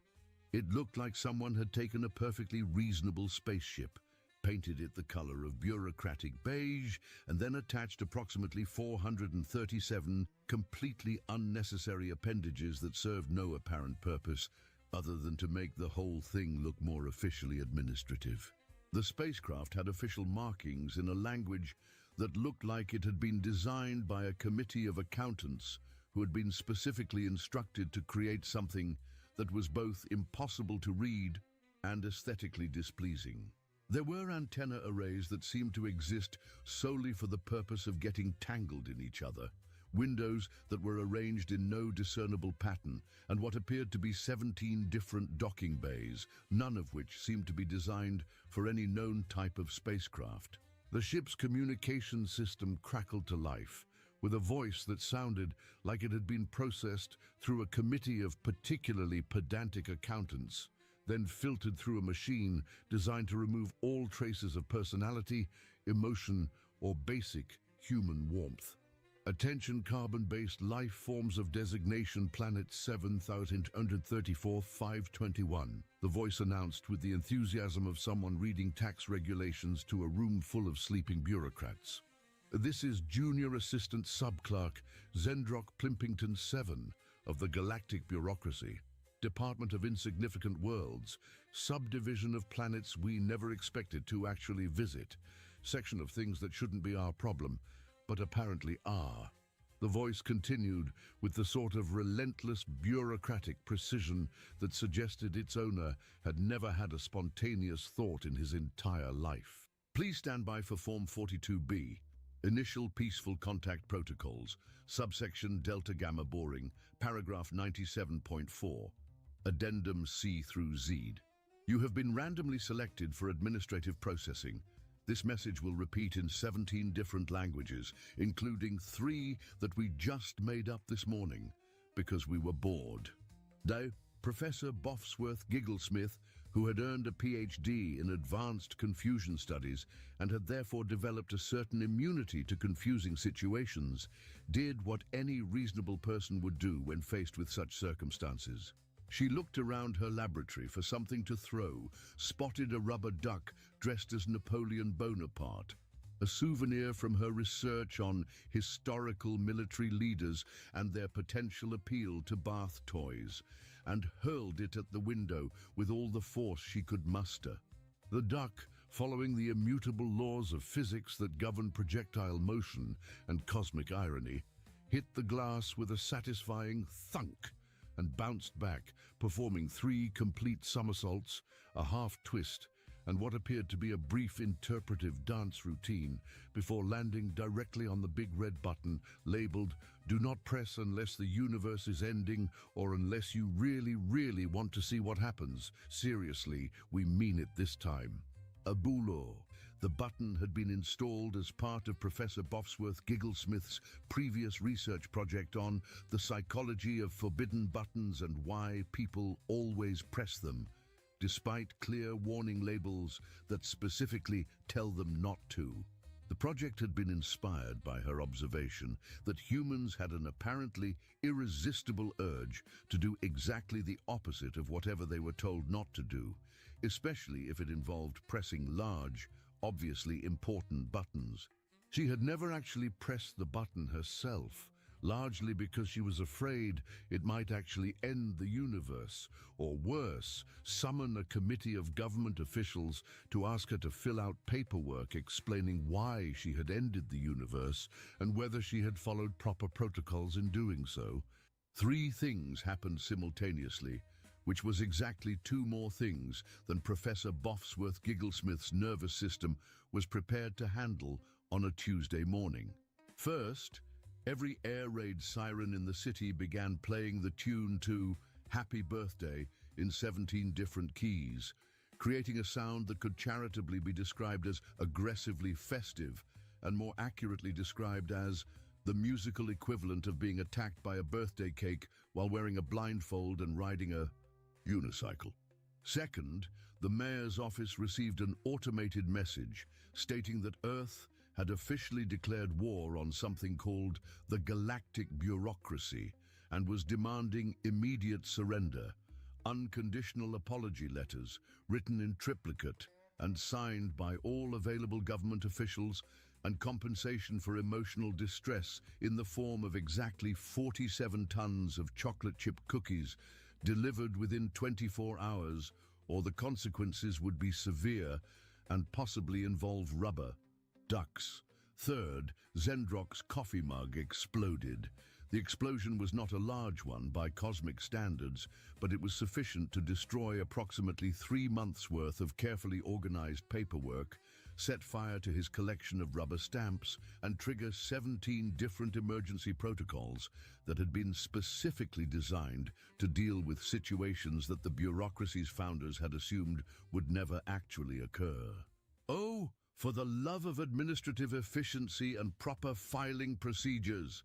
Zendrok screamed as he watched his carefully organized workspace burst into flames that spelled out what appeared to be rude words in the ancient bureaucratic language of Formish.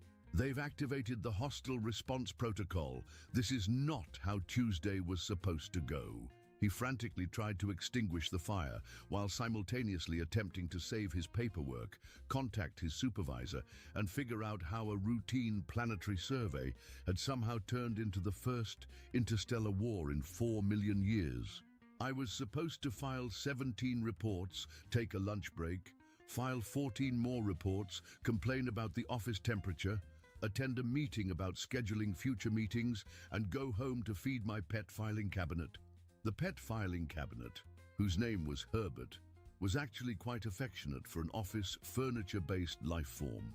Herbert had been with Zendrok for approximately 2,000 years and had developed the ability to sort paperwork by emotional content, file documents according to their likelihood of being important, and provide what could charitably be called companionship to beings whose social lives consisted primarily of interacting with office equipment. Back on Earth, Professor Bofsworth Gigglesmith was staring at a computer screen that had somehow acquired the ability to display messages in fonts that were not only difficult to read, but actually caused physical pain to anyone who looked at them for more than 30 seconds. The fonts seemed to have been designed by someone who wanted to cause maximum eye strain while simultaneously conveying information in the most confusing way possible.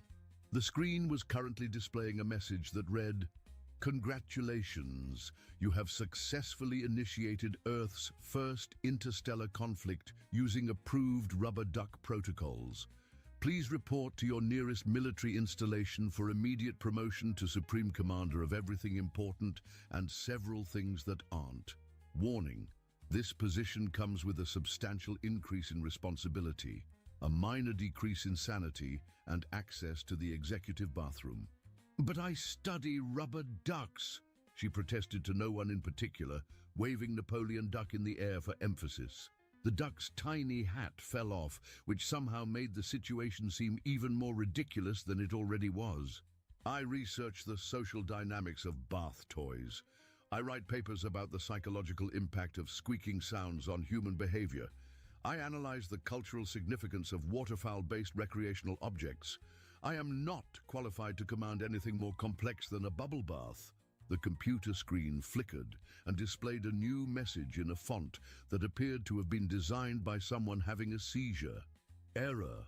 Rubber duck combat protocols not found in standard military databases. Improvising with available resources.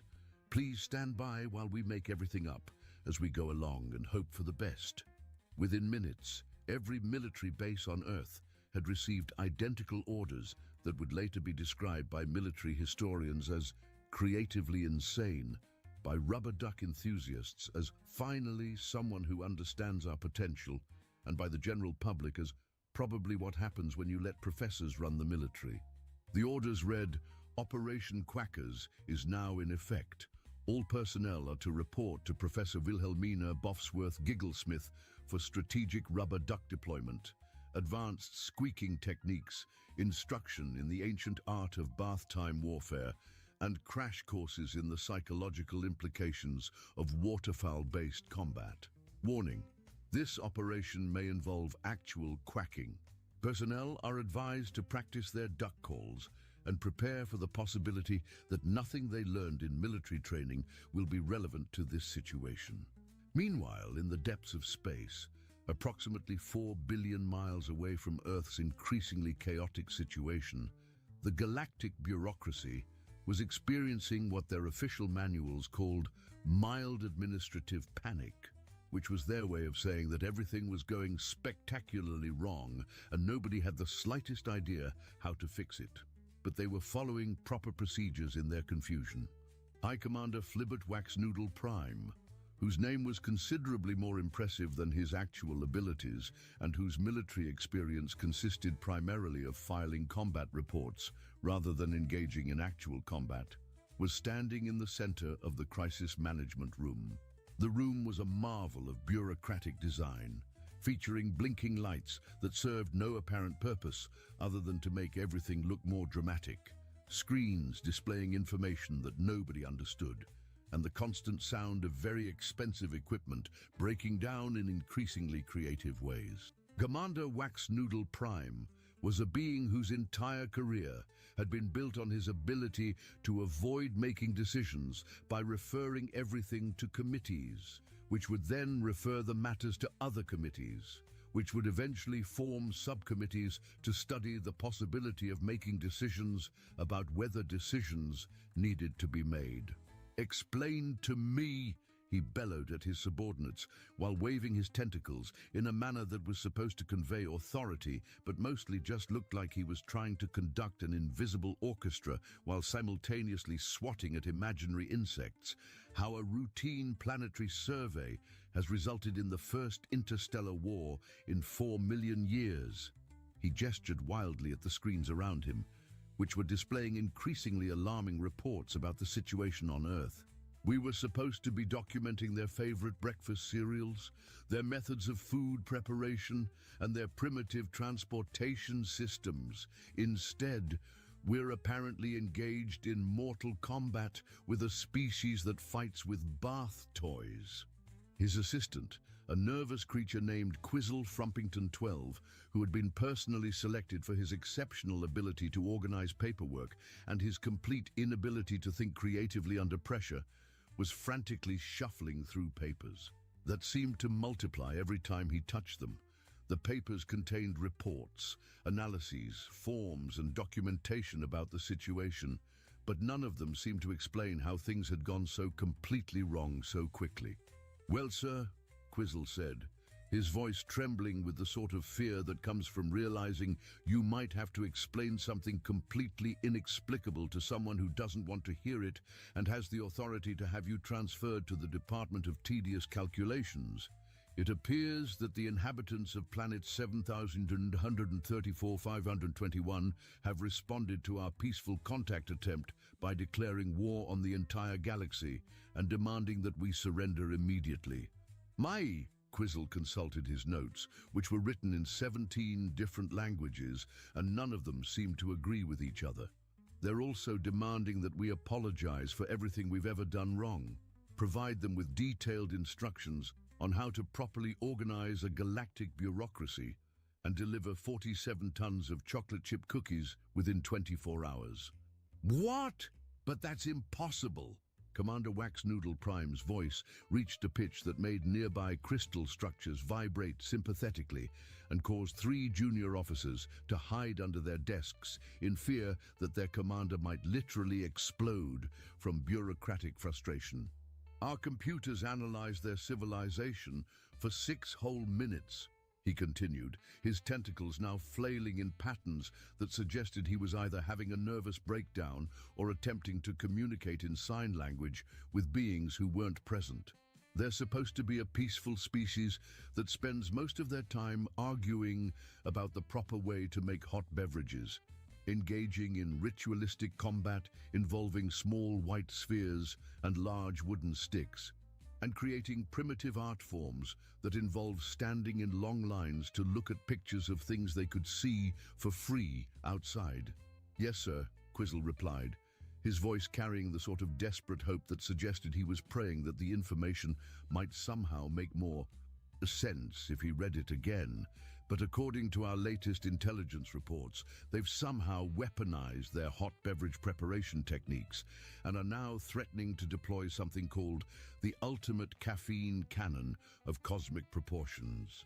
He shuffled through more papers, each one seeming to contain more disturbing information than the last. Our xenobiological experts believe this may be related to their species' apparent addiction to a stimulant substance called coffee, which they consume in quantities that would be lethal to most civilized life forms. The reports indicate that humans can function on as little as 3 hours of sleep per day, provided they have access to sufficient quantities of this substance. Commander Wax Noodle Prime felt a familiar sensation in his stomach, which was either cosmic dread, the space station's questionable cafeteria food, or the beginning of an ulcer caused by dealing with species that didn't follow proper diplomatic protocols and seemed to view bureaucracy as a form of entertainment rather than a serious method of governance. "Show me their military capabilities," he ordered, trying to sound like a commander who had everything under control rather than someone who was beginning to suspect that his career was about to end in spectacular and embarrassing fashion.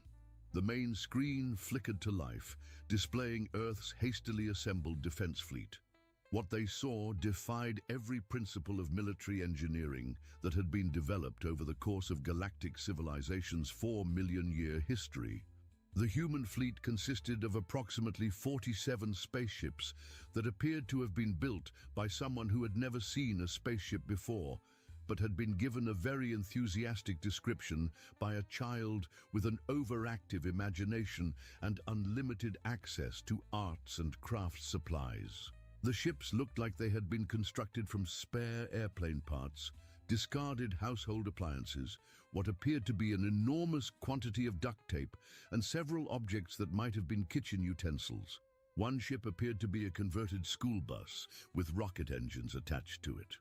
Another looked like someone had taken a cruise ship, painted it bright yellow, and covered it with weapons that seemed to have been designed by someone whose only knowledge of military hardware came from watching cartoons.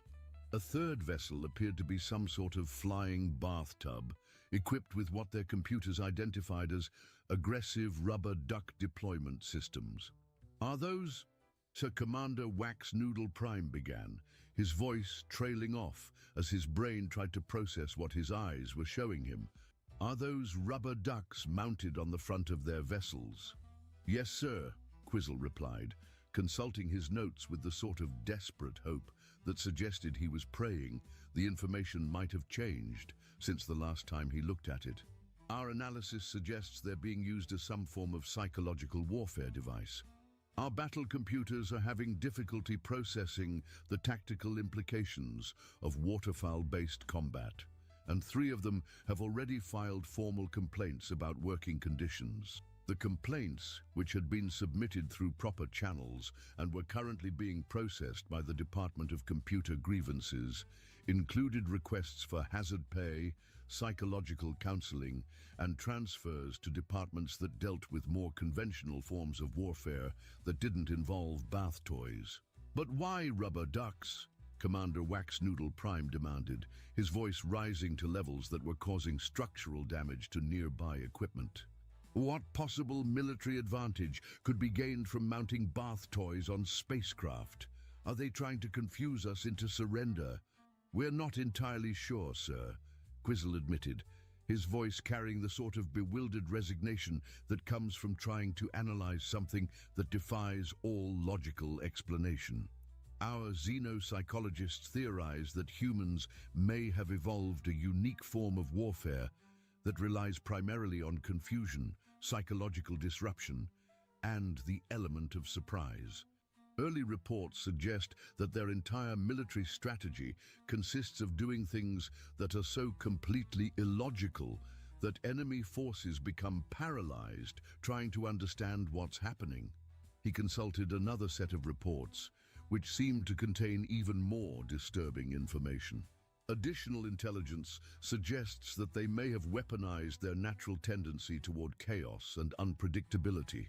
Our military analysts are having difficulty developing counter-strategies because human tactics seem to change randomly and without any apparent pattern or logic. Down on Earth, the newly appointed Supreme Commander, Professor Boffsworth Gigglesmith, was standing in what used to be her peaceful laboratory and was now apparently the headquarters of Earth's military operations. The transformation had happened with the sort of bureaucratic efficiency that only occurs during emergencies or when someone fills out the wrong paperwork and nobody notices until it's too late to fix it. Her rubber duck collection had been reclassified as strategic military assets of national importance. Her bathtub had been designated as Command Central for Aquatic Warfare Operations.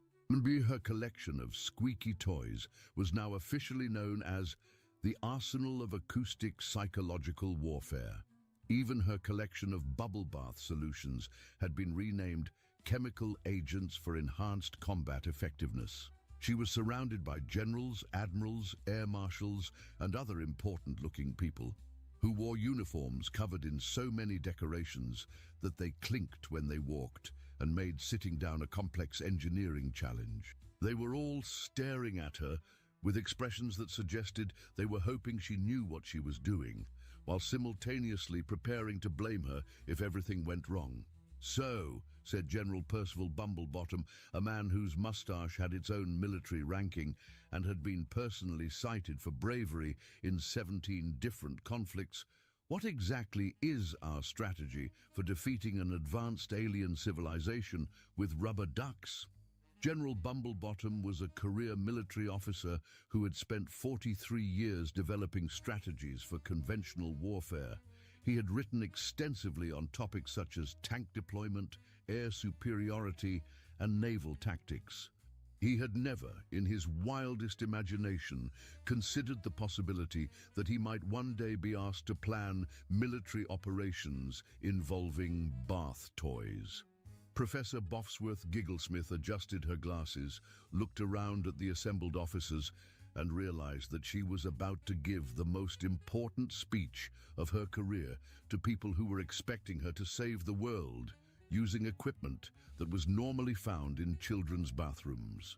"Well, gentlemen," she began, her voice gaining confidence as she spoke, "my research indicates that rubber ducks are the most psychologically disruptive objects known to science. They're simultaneously familiar and absurd, comforting and threatening, practical and completely pointless. They represent the perfect contradiction that defines human nature." She gestured to her collection of rubber ducks, which seemed to stare back at the assembled military personnel with expressions that managed to be both adorable and somehow vaguely threatening. Consider the psychological impact of encountering something that looks harmless but appears in a context where it shouldn't exist. It creates cognitive dissonance, forcing the observer to question their assumptions about reality. Nah, but how does that help us win a war? Demanded Admiral Cornelius Snodgrass, whose beard had been personally trained in advanced intimidation techniques and was currently practicing on a nearby potted plant. Admiral Snodgrass had commanded naval vessels in 3 different oceans and had never encountered an enemy that couldn't be defeated with properly applied firepower and strategic positioning. "Elementary, my dear Admiral," Professor Bofsworth Gigglesmith replied, warming to her theme. "If we can't defeat them with logic, we'll defeat them with the complete absence of logic. We'll be so confusing that their advanced computers will have nervous breakdowns trying to understand us." She began pacing around the room, her enthusiasm growing as she developed her theory. Think about it. These aliens have built an entire civilization based on bureaucracy, order, and logical procedures. They expect us to follow predictable patterns, to behave according to established protocols. But what if we don't? What if we do exactly the opposite of what they expect? The room fell silent, except for the sound of approximately 20 military minds trying to process this information and failing spectacularly. It was the sort of silence that occurs when people realize they're either witnessing genius or complete madness, and they're not entirely sure which one would be worse for their careers. "You want us to fight an interstellar war by being confusing?" asked Air Marshal Reginald Toffelwhistle, whose name alone had been known to cause enemy forces to surrender out of sheer bewilderment. Air Marshal Toffelwhistle had spent 37 years developing air combat strategies and had never considered the possibility that confusion might be a legitimate military tactic. "Not just confusing," Professor Bofsworth Gigglesmith replied with a grin that would have made the Cheshire Cat nervous and prompted Alice to consider alternative career options. "Aggressively confusing. We're going to be so illogical that their computers will have existential crises. We're going to be so unpredictable that their military strategists will give up trying to understand us and take up pottery instead." She walked over to her computer and pulled up her research files. "I've spent years studying the psychology of the unexpected. Humans have a unique ability to adapt to chaos, to find patterns in randomness, and to create order from confusion. But more importantly, we have the ability to create confusion from order, which is exactly what we need right now." Back in space, the galactic bureaucracy was discovering that their enemy had somehow become even more incomprehensible with each passing hour. Their latest intelligence reports read like the fever dreams of a particularly creative madman who had been given unlimited access to a dictionary of made-up words and told to write military analyses while under the influence of substances that didn't exist. "Sir," Quizzle Frumpington 12 announced, his voice carrying the sort of desperate exhaustion that comes from trying to make sense of the senseless for 17 consecutive hours. "The humans have just launched what appears to be a strategic tea party in Sector 7. "A what? Did you just say they launched a tea party?" Commander Waxnoodle Prime's voice had reached levels that were no longer technically sound, but were instead some sort of cosmic vibration that caused nearby equipment to resonate sympathetically. "Yes, sir," Quizzle replied, consulting his latest batch of reports with the sort of weary resignation that comes from accepting that reality has become optional.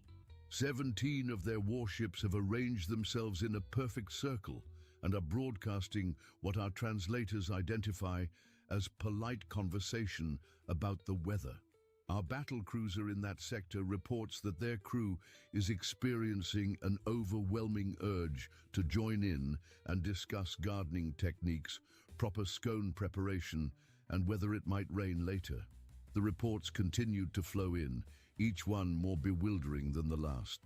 "Additionally, sir, they appear to be serving actual tea and biscuits to anyone who wants to join them, 3 of our reconnaissance vessels have already accepted invitations and are currently discussing the proper way to grow roses in zero gravity.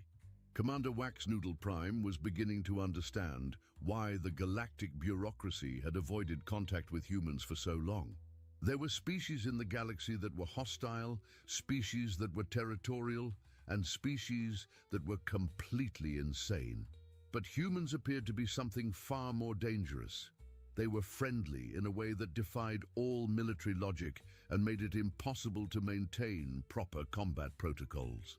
"What else are they doing?" he asked, though he was beginning to suspect that he really didn't want to know the answer, and that knowing it would probably make his situation worse rather than better. "Well, sir," Quizzle continued, "they've deployed something called the Confusion Protocol. Half of their ships are flying in patterns that spell out recipe instructions for something called chocolate chip cookies, while the other half are broadcasting the complete works of someone named Monty Python on all frequencies." He paused to consult another report, which seemed to contain information that defied several laws of physics and at least 3 principles of common sense. "Our communications specialists report that their crews are beginning to walk in silly ways and speak with strange accents.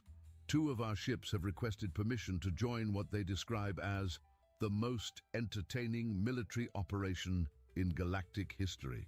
"And our response?"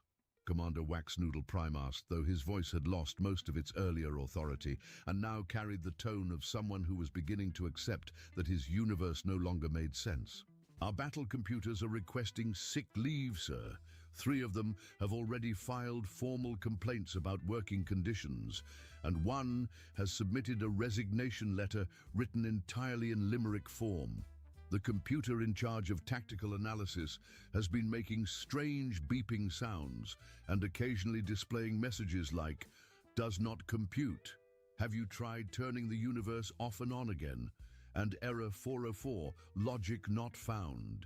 Quizzle shuffled through another stack of reports, each one seeming to contain more impossible information than the last. The computer responsible for communications has started composing what it calls interpretive data poetry, and the navigation computer has begun asking philosophical questions about the nature of existence and whether direction has any meaning in a universe where humans can apparently make spaceships out of household appliances. The war, if it could properly be called a war when one side was fighting with rubber ducks and the other side was having collective mechanical nervous breakdowns, continued for exactly 17 days.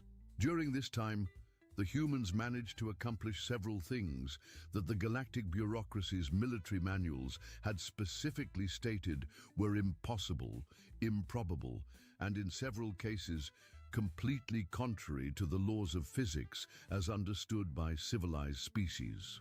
They fought a space battle using techniques derived from interpretive dance, which caused the enemy fleet to become so mesmerized that they forgot to fire their weapons and instead began composing critiques of the choreography.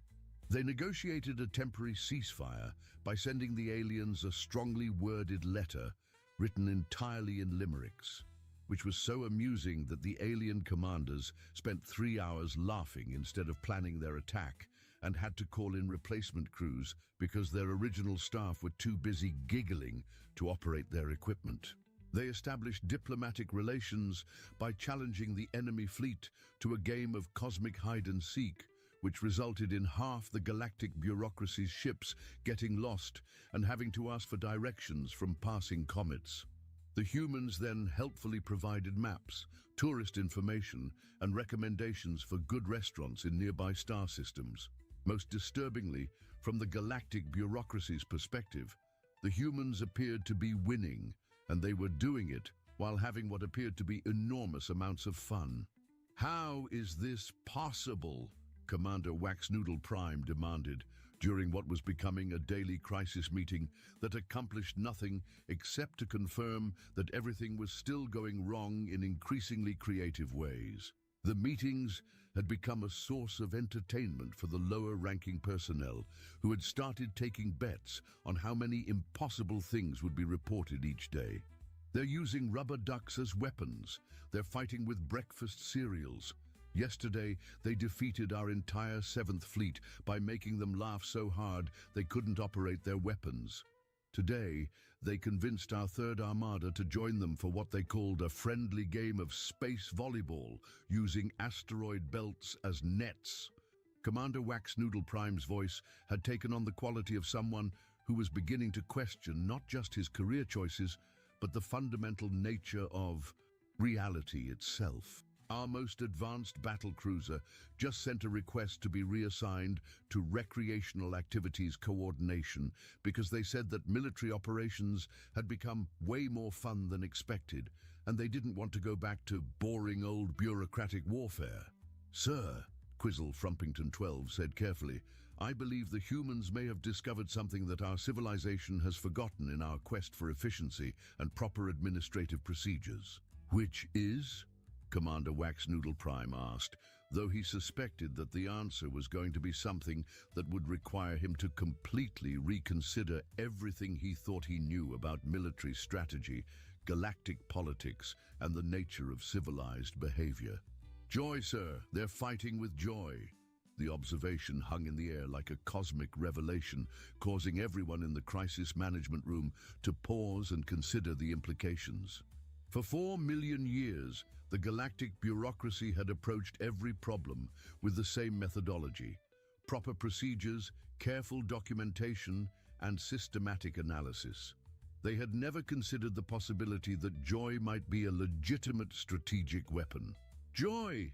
Commander Wax Noodle Prime repeated, as if testing the word to see if it made sense in a military context. They're defeating us with happiness? It appears so, sir. Our psychological warfare experts report that human emotional states seem to be contagious. Prolonged exposure to human enthusiasm causes our crew members to experience something they describe as having a good time, which severely impacts their ability to follow proper military protocols.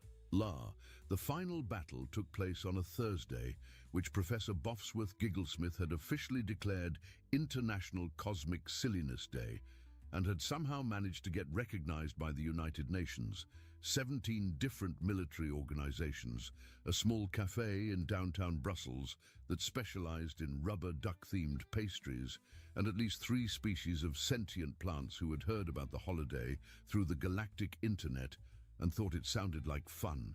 The human fleet, now consisting of roughly 200 vessels that looked like they had been designed by a committee of particularly artistic children who had been given unlimited access to spare parts and told to make something that flies and looks friendly, faced off against the galactic bureaucracy's most advanced battle group.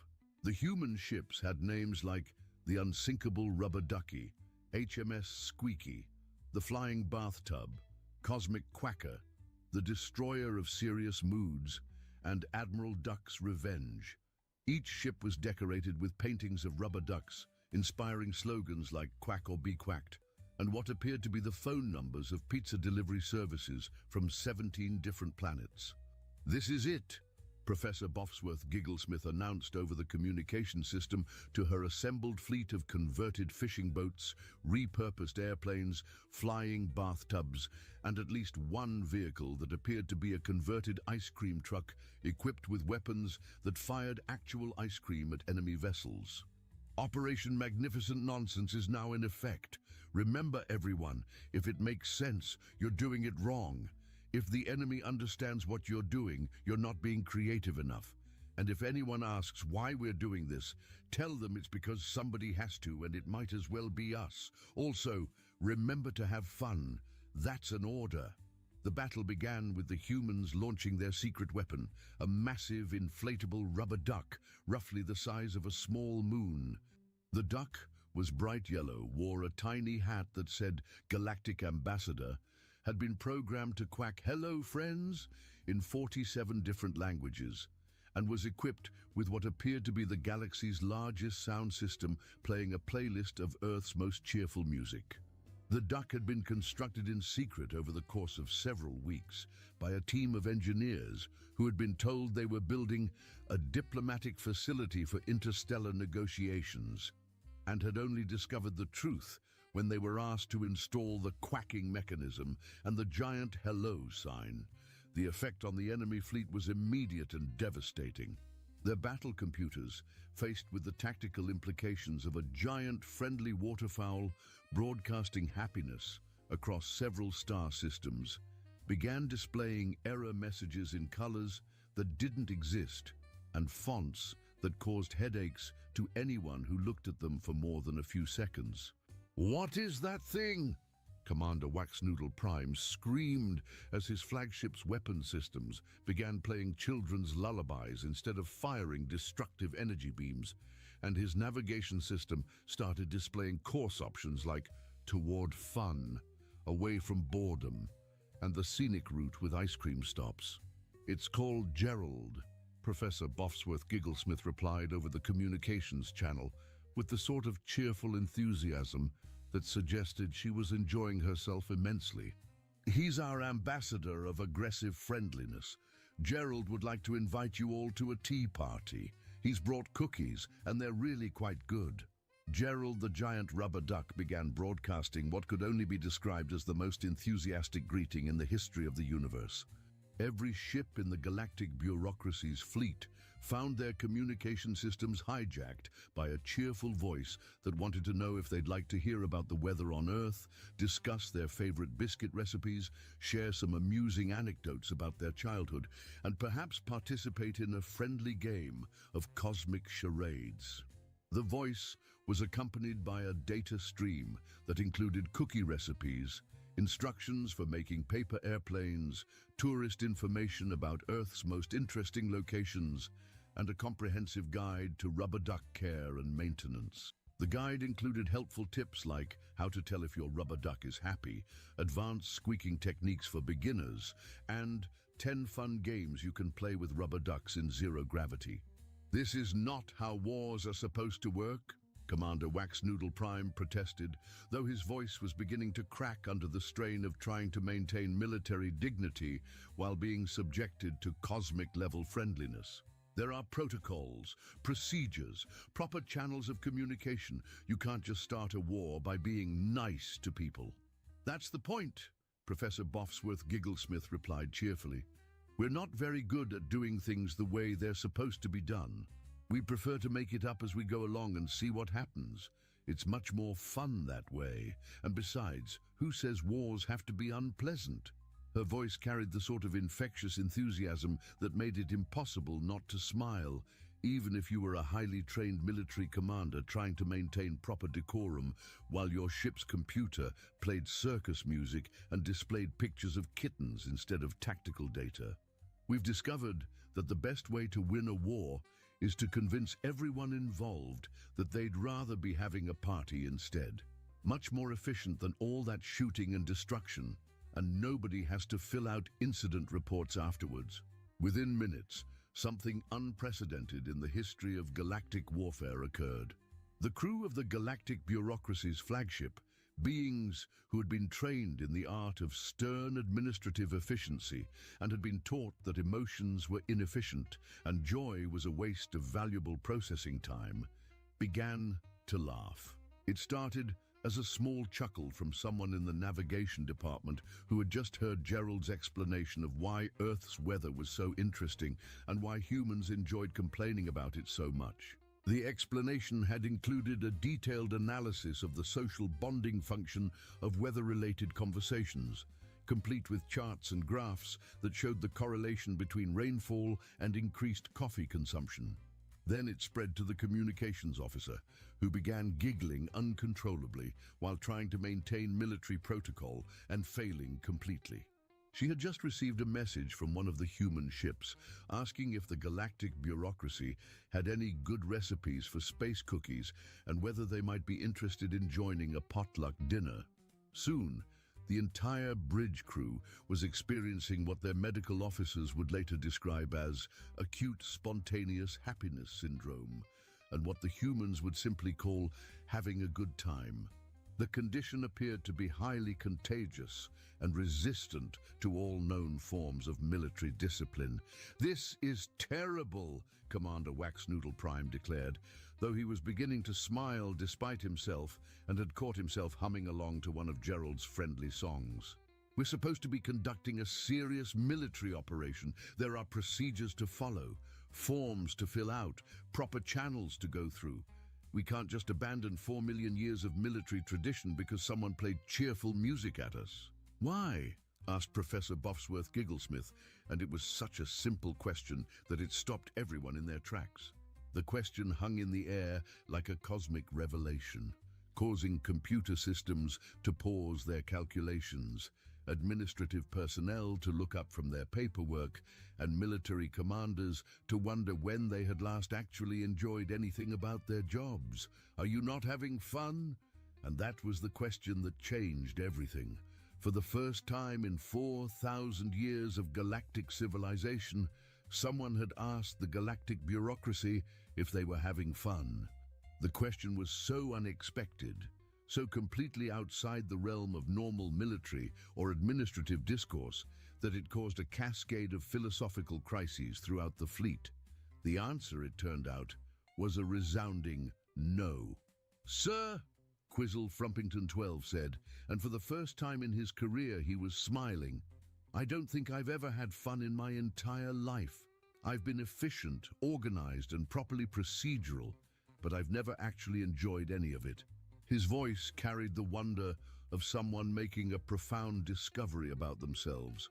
"I've spent 3,000 years filing reports about things that don't matter to people who don't care, and I've never once stopped to ask myself if there might be a better way to spend my time." "Neither have I," Commander Waxnoodle Prime admitted, his voice filled with the sort of wonder that comes from discovering something you never knew you were missing. "We've been so busy being efficient and organized that we forgot why we were doing any of this in the first place." He looked around at his crew, who were all staring at him with expressions of dawning realization. "When did we decide that being miserable was a requirement for being professional? When did we agree that efficiency was more important than happiness?" The war ended not with a bang, not with a whimper, but with the largest tea party in recorded galactic history. Humans and aliens sat down together in their respective spaceships, sharing stories, comparing notes on bureaucratic inefficiency, and discovering that they had more in common than anyone had expected. They talked about their families, their hobbies, their hopes for the future, and their shared frustration with paperwork that seemed to multiply when nobody was looking. They exchanged recipes, told jokes, shared embarrassing stories about their childhood, and discovered that laughter translated remarkably well across species barriers. The tea party lasted for 3 days and included approximately 47,000 beings from 17 different species. It featured live music performed by a choir of reformed space bureaucrats, cooking demonstrations by human chefs who had never worked in zero gravity before, and what was later described as the galaxy's first interstellar talent show. Bree. Professor Bofsworth Gigglesmith, now permanently appointed as Earth's ambassador of cosmic silliness and director of interstellar fun, sat in her command chair, surrounded by rubber ducks and eating cookies that had been baked in zero gravity by a crew of reformed space bureaucrats who had discovered that cooking was much more enjoyable than filing reports. "You know," she said to Gerald, who was now permanently stationed as Earth's first interstellar diplomatic mascot and had been given his own parking space outside the United Nations building, "this is exactly the sort of thing that happens when you take life too seriously. You forget that the point isn't to be perfect or efficient or properly organized. The point is to enjoy the ridiculous adventure of existing in a universe that's far too strange to make complete sense." Gerald quacked in agreement, though whether he understood the philosophical implications of the statement remained a matter of debate among the galaxy's leading experts on waterfowl psychology, a field that had suddenly become much more important than anyone had previously realized. The galactic internet had crashed twice during the tea party, due to the unprecedented volume of beings trying to share pictures of themselves having fun with rubber ducks. Social media platforms across 17 different species had been flooded with posts about the Great Rubber Duck War and its unexpectedly cheerful conclusion. 6 months later, the galactic bureaucracy had been restructured as the Galactic Department of Figuring Things Out as We Go Along. Their official motto was changed from efficiency through regulation to well that happened, and their new logo featured a small rubber duck wearing a hat and holding a clipboard with a smiley face drawn on it. Department meetings now included mandatory fun activities, coffee breaks that lasted as long as people wanted them to, and a policy that required all official communications to include at least one joke, amusing anecdote, or interesting fact about rubber ducks. The policy had resulted in a significant improvement in interdepartmental relations and a dramatic decrease in stress-related medical complaints. Zendrock Plimpington 7, the man who had accidentally started the whole mess by spilling coffee on his keyboard, was promoted to Senior Assistant Deputy Commissioner of Unexpected Developments. His first official act was to file a report recommending that all future planetary surveys should include a section titled Likelihood of Inhabitants Being Absolutely Bonkers, and another section called Probability of Everything Going Completely Wrong in Amusing Ways. He had also established the department's first coffee spill prevention and response team, though their primary responsibility seemed to be ensuring that there was always fresh coffee available and that any spills that did occur were properly documented and, if possible, turned into learning experiences. Professor Bofsworth Gigglesmith returned to her rubber duck research, though now she had funding from 17 different star systems and a research staff that included beings from 43 different species. Her latest paper, The Therapeutic Effects of Cosmic Absurdity on Interstellar Relations, had become required reading at diplomatic academies throughout the galaxy. She was working on a follow-up study titled Why Taking Things Too Seriously is Bad for Your Health and Probably Causes Space Madness, which had already been pre-ordered by universities on over 200 planets. The paper included groundbreaking research on the correlation between bureaucratic efficiency and clinical depression, the therapeutic value of rubber duck-based meditation, and the sociological implications of mandatory fun in government organizations. And Gerald became the first rubber duck to have an asteroid named after him, received the Galactic Peace Prize, was appointed as the official mascot of the newly formed Department of Universal Happiness, and had his own reality show called Gerald's Guide to Galactic Friendship. He remained characteristically modest about these honors, though he did develop a slight tendency to quack louder whenever photographers were present and had started wearing different hats for special occasions. His autobiography, From Bath Toy to Galactic Ambassador, One Duck's Journey to World Peace, had become a bestseller across 17 different species and was being translated into 43 languages. The universe, it turned out, was a much more interesting place when nobody was taking it too seriously. Wars became tea parties, bureaucracy became comedy, and somewhere in the vast expanse of space, beings who had forgotten how to smile were learning to laugh again.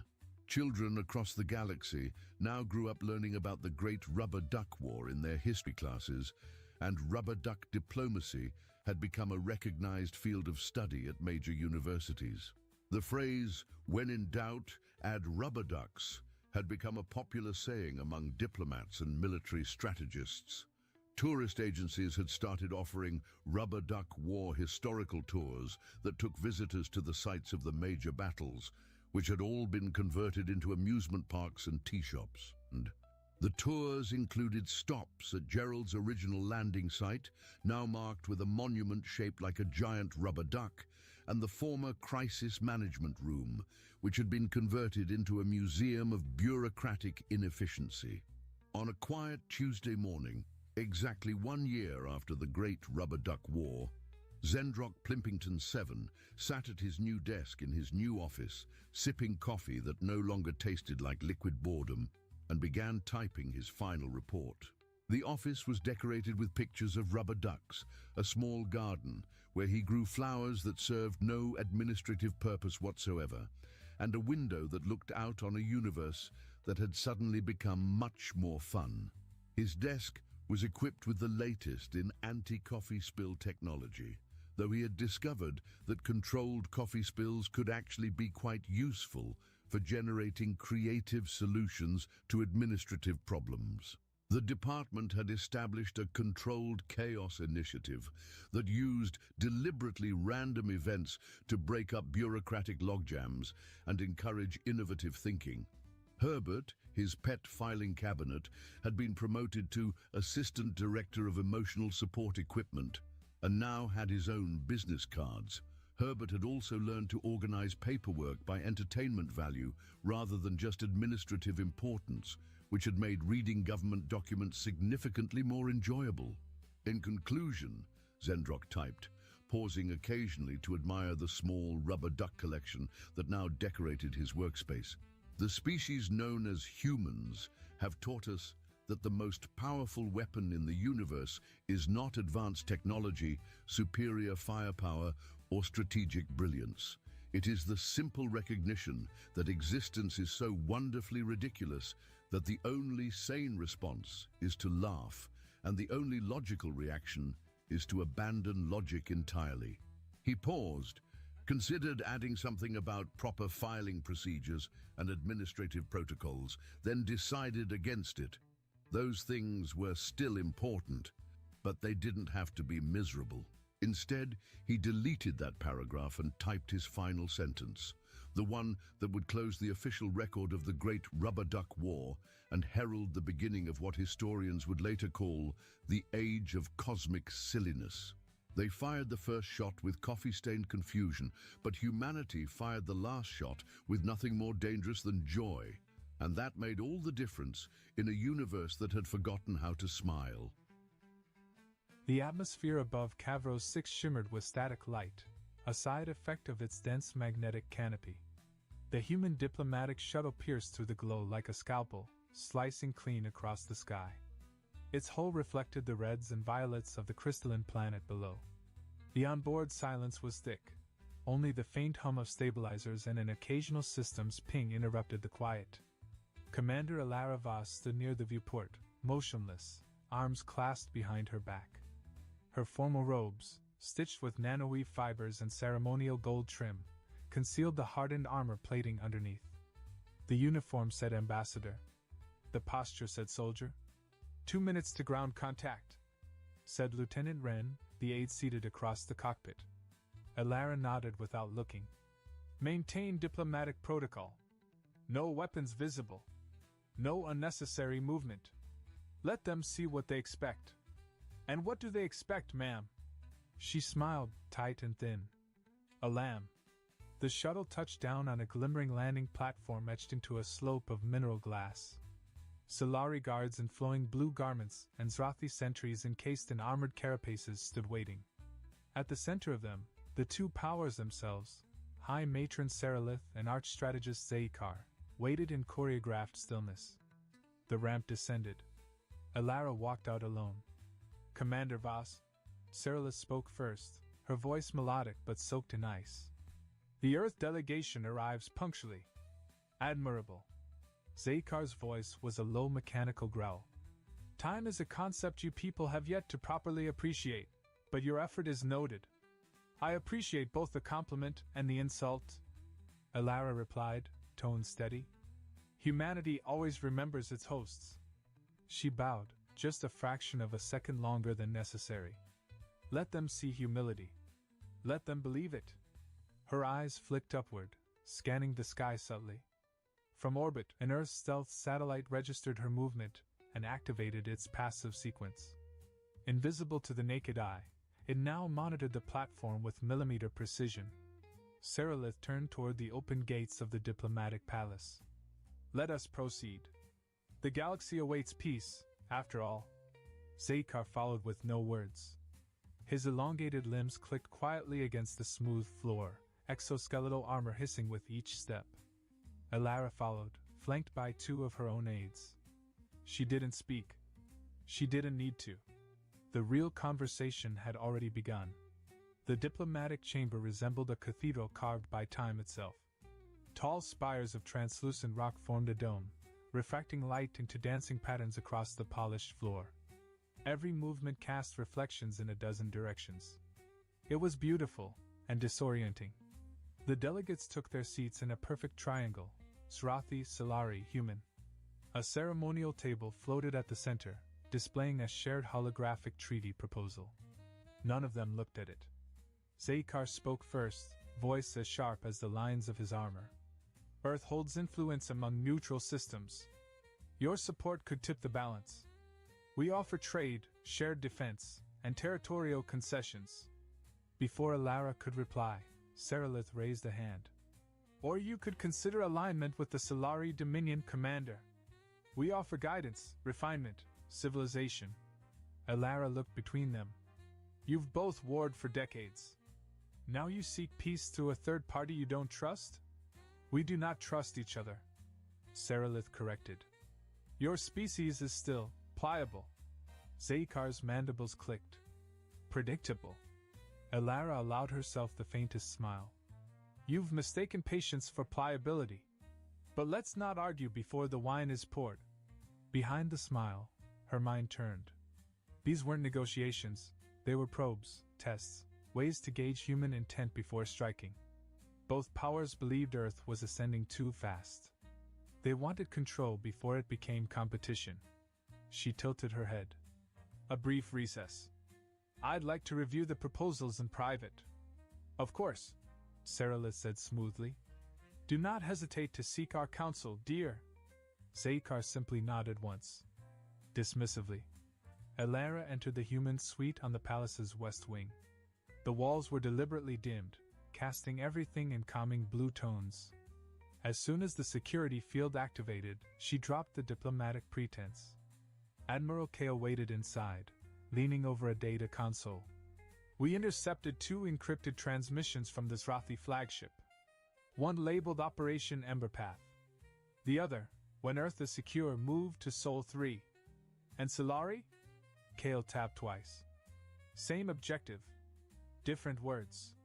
They call it absorption into the Great Song. Fancy way of saying conquest. They think we'll pick a side, and whichever side we pick, the other moves on Earth. Kale frowned.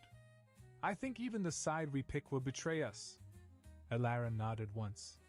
Then it's decided. Operation Glass Veil? Activate the inner ring. No weapons yet, just observation. Full orbit, silent approach. Keep the second wave in dark space until I give the phrase. Kale stepped back. Understood. Phrase? Elara looked out through the glass again, toward the glittering skyline. Let's go with something simple. Let them see us. Kale gave a small nod and exited. Alone again, Elara pulled out a small recording of Earth, green continents, clouds drifting slowly across blue oceans. The sound of birds chirping played softly in the background. She stared at it for a long moment. Never again, she whispered. That night, a Solari noble insulted a junior human aide during a ceremonial toast. A Srathi officer laughed. The moment nearly exploded into violence. Elara stopped it with a single word. Enough. Her voice cut through the air like steel. Every eye turned. The room fell into silence. Even Zaykar blinked. We are here for peace, she said coldly. Let us not forget what war actually costs. Later, Seralith whispered. You play the diplomat well, Commander. Elara met her eyes. We've had to learn. Quickly. As Elara returned to her quarters, the night sky of Kavros 6 blazed with stars. Far beyond those points of light, Earth's quiet fleet waited, engines cold, hulls dark. They had not come to negotiate. They had come to finish what others started. And Elara, despite the title, despite the robes, wore armor beneath the silk. A dull chime echoed through the corridor as Commander Alara Voss stepped into the private negotiation chamber carved from a natural shard of violet crystal.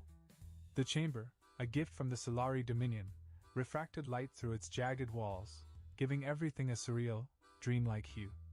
High Matron Sarilith waited alone, her delicate hands clasped in front of her. She stood tall, draped in flowing silk strands that shimmered like molten pearl. Her every movement seemed choreographed. "Alara," she greeted, dispensing with formality. "How good it is to speak without an audience." "Agreed," Alara replied, keeping her tone neutral. Sarilith gestured to a low seating platform. "Shall we?" Alara sat slowly, legs crossed, every motion deliberate. Sarilith studied her as one might a predator in a cage, beautiful, dangerous, worth admiring, but only from a safe distance. "Earth is young but ambitious," Sarilith began. "Your species learns quickly, boldly. It's admirable. But boldness often invites annihilation. We, those who came before, have seen the pattern repeat. Young powers grow quickly, spread thin, then vanish, consumed by their own speed. And the Solari intend to save us from that fate?" Sarilith smiled, soft and measured. "We intend to guide you through it. You need not stumble in the dark when you could walk under our stars. I didn't come here to kneel. You came to survive. This is how you do it." A small crystal orb emerged from Sarilith's sleeve and floated between them. Within its glow, complex diagrams rotated, stellar maps, dimensional folds, schematics of something ancient and far beyond human science. "This is a gift. A sliver of Solari star lore. Technology that predates even your solar system. We offer it freely, if Earth aligns with the Dominion." Alara didn't react, but the image seared into her memory. She knew already, if Earth ever bowed to the Solari, it would never rise again. The Solari called it guidance, but it smelled like velvet conquest. "I'll consider your offer," Alara said evenly and stood. As she left, Sarilith's voice followed. "Think carefully. We do not offer twice." Hours later, Alara entered a stark, obsidian chamber aboard the Zrathi envoy ship. The temperature had dropped 10 degrees, a standard intimidation tactic. Zaikar waited at the far end, unmoving, exoskeletal plates glinting under violet light. His eyes, multilanced and unblinking, locked on her the moment she arrived. "No guards," he stated. "A sign of trust." "Or confidence," Alara replied. He didn't smile. Zrathi didn't. "You understand your position. Between forces greater than your kind can repel. You speak of neutrality, yet you prepare for alignment." Alara stepped closer. "We prepare for betrayal." Zaikar inclined his head. "Wise. But unnecessary if you choose correctly." He activated a hollow panel on his wrist. A series of star charts and territorial demarcations appeared, overlaying existing interstellar boundaries. "Support the Zrathi coalition, and Earth receives exclusive mineral rights to 10 habitable systems. Guaranteed protection. Access to our archives." Alara studied the map. The systems offered were distant, underdeveloped, but valuable in the long game. Still, she noticed a thin red line extending subtly towards Sol. A projection, long-term occupation? Assimilation? What happens if we decline? You fall behind. Or fall, period. Alara locked eyes with him. That's not a threat? A calculation. She stepped away. I've seen enough. As she turned to leave, Zaikar added, "We respect efficiency. The Solari offer dreams.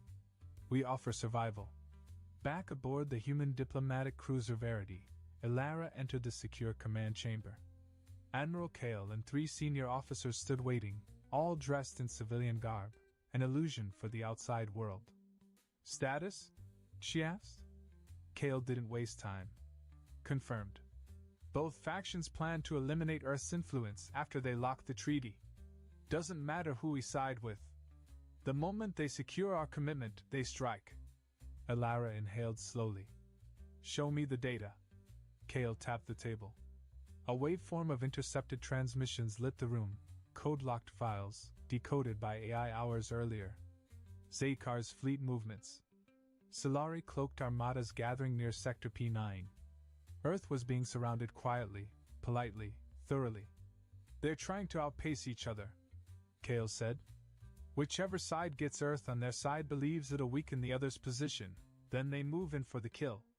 What about Glass Veil? She asked. The first veil is in place. 3 ships in low orbit, cloaked and dark. The second wave is waiting in lunar shadow, 12 destroyers, 5 cruisers. The flagship Resolute holds back in blackout until we signal. Maintain silence protocols. No activations. Not yet. One of the officers cleared his throat. With respect, Commander, why wait? We could hit both fleets now before they reposition. Elara turned toward him. Because if we strike without provocation, we become the villains they want the galaxy to fear. But if we bait them into trying... She paused, then finished. Then we finish the conversation on our terms. Later, alone in her quarters, Elara watched a private recording, an old news reel from Earth's first contact day. Grainy footage of human officials shaking hands with Solari priests, Zrathi ambassadors towering in the background. Hope. Naive optimism. Back then, humanity had believed in the promise of unity. But that was before Earth learned what peace meant to older species. To them, peace was submission. Harmony meant hierarchy. And Earth refused to stay at the bottom. A soft chime interrupted her thoughts. Encrypted message. Voice only. Confirmation. Enemy fleet staging verified. Operation Emberpath begins in 4 cycles. She closed the message and sent 2 words in return. Understood. Prepare. As the artificial night settled over Kavros 6, the palace lights dimmed. From the balcony of her suite, Elara looked out at the alien stars. They twinkled over towers that had stood through centuries of conflict. A neutral planet, supposedly sacred. Below her, Seralith held court in the gardens. Music played. Laughter echoed. Zaykar remained hidden, likely analyzing risk vectors. Both leaders danced their games. Mather saw the storm coming. By morning, nothing would look different. The treaty talks would resume. Politeness would be performed. But Earth was done performing. Tomorrow, they would bait the trap. And when the galaxy blinked, Earth would already be holding the blade. The diplomatic dome of Kavros 6 was quiet. Too quiet. Its crystal spires rose like frozen lightning, catching every trace of morning light, refracting it across the chamber in shifting bands of gold. Delegates from dozens of systems sat beneath the shimmer, adorned in their ceremonial attire, waiting for the final round of treaty discussion. Commander Elara Vos stood at the edge of her assigned dais, arms relaxed, expression unreadable. The moment had come. Every motion, every word from this point forward was part of the detonation sequence. Not of bombs, but of perception. High Matron Seralith entered first, her gown trailing behind her like a living river. Her silver eyes found Elara immediately, and a warm, well-practiced smile followed. "Commander," she said softly as she approached. "I trust you've had time to reflect on our offer?" Elara tilted her head. "Carefully. And I'll speak when all parties are present."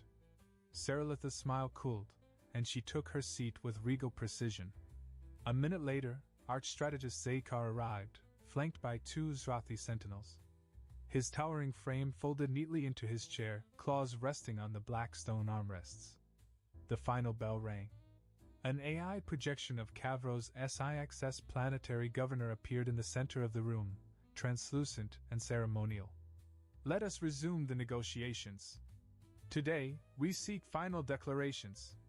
Seralith rose. "The Solari Dominion recognizes Earth's growing influence. We propose a structured alliance. Co-development of frontier systems. Shared authority over resource extraction along the Solari-Drathian corridor. And in recognition of Earth's youth, Solari advisory presence on soulbound diplomatic councils." Elara caught the coded meaning, supervision, wrapped in generosity. Zaykar stood next. "The Zrathi Coalition offers Earth territorial security.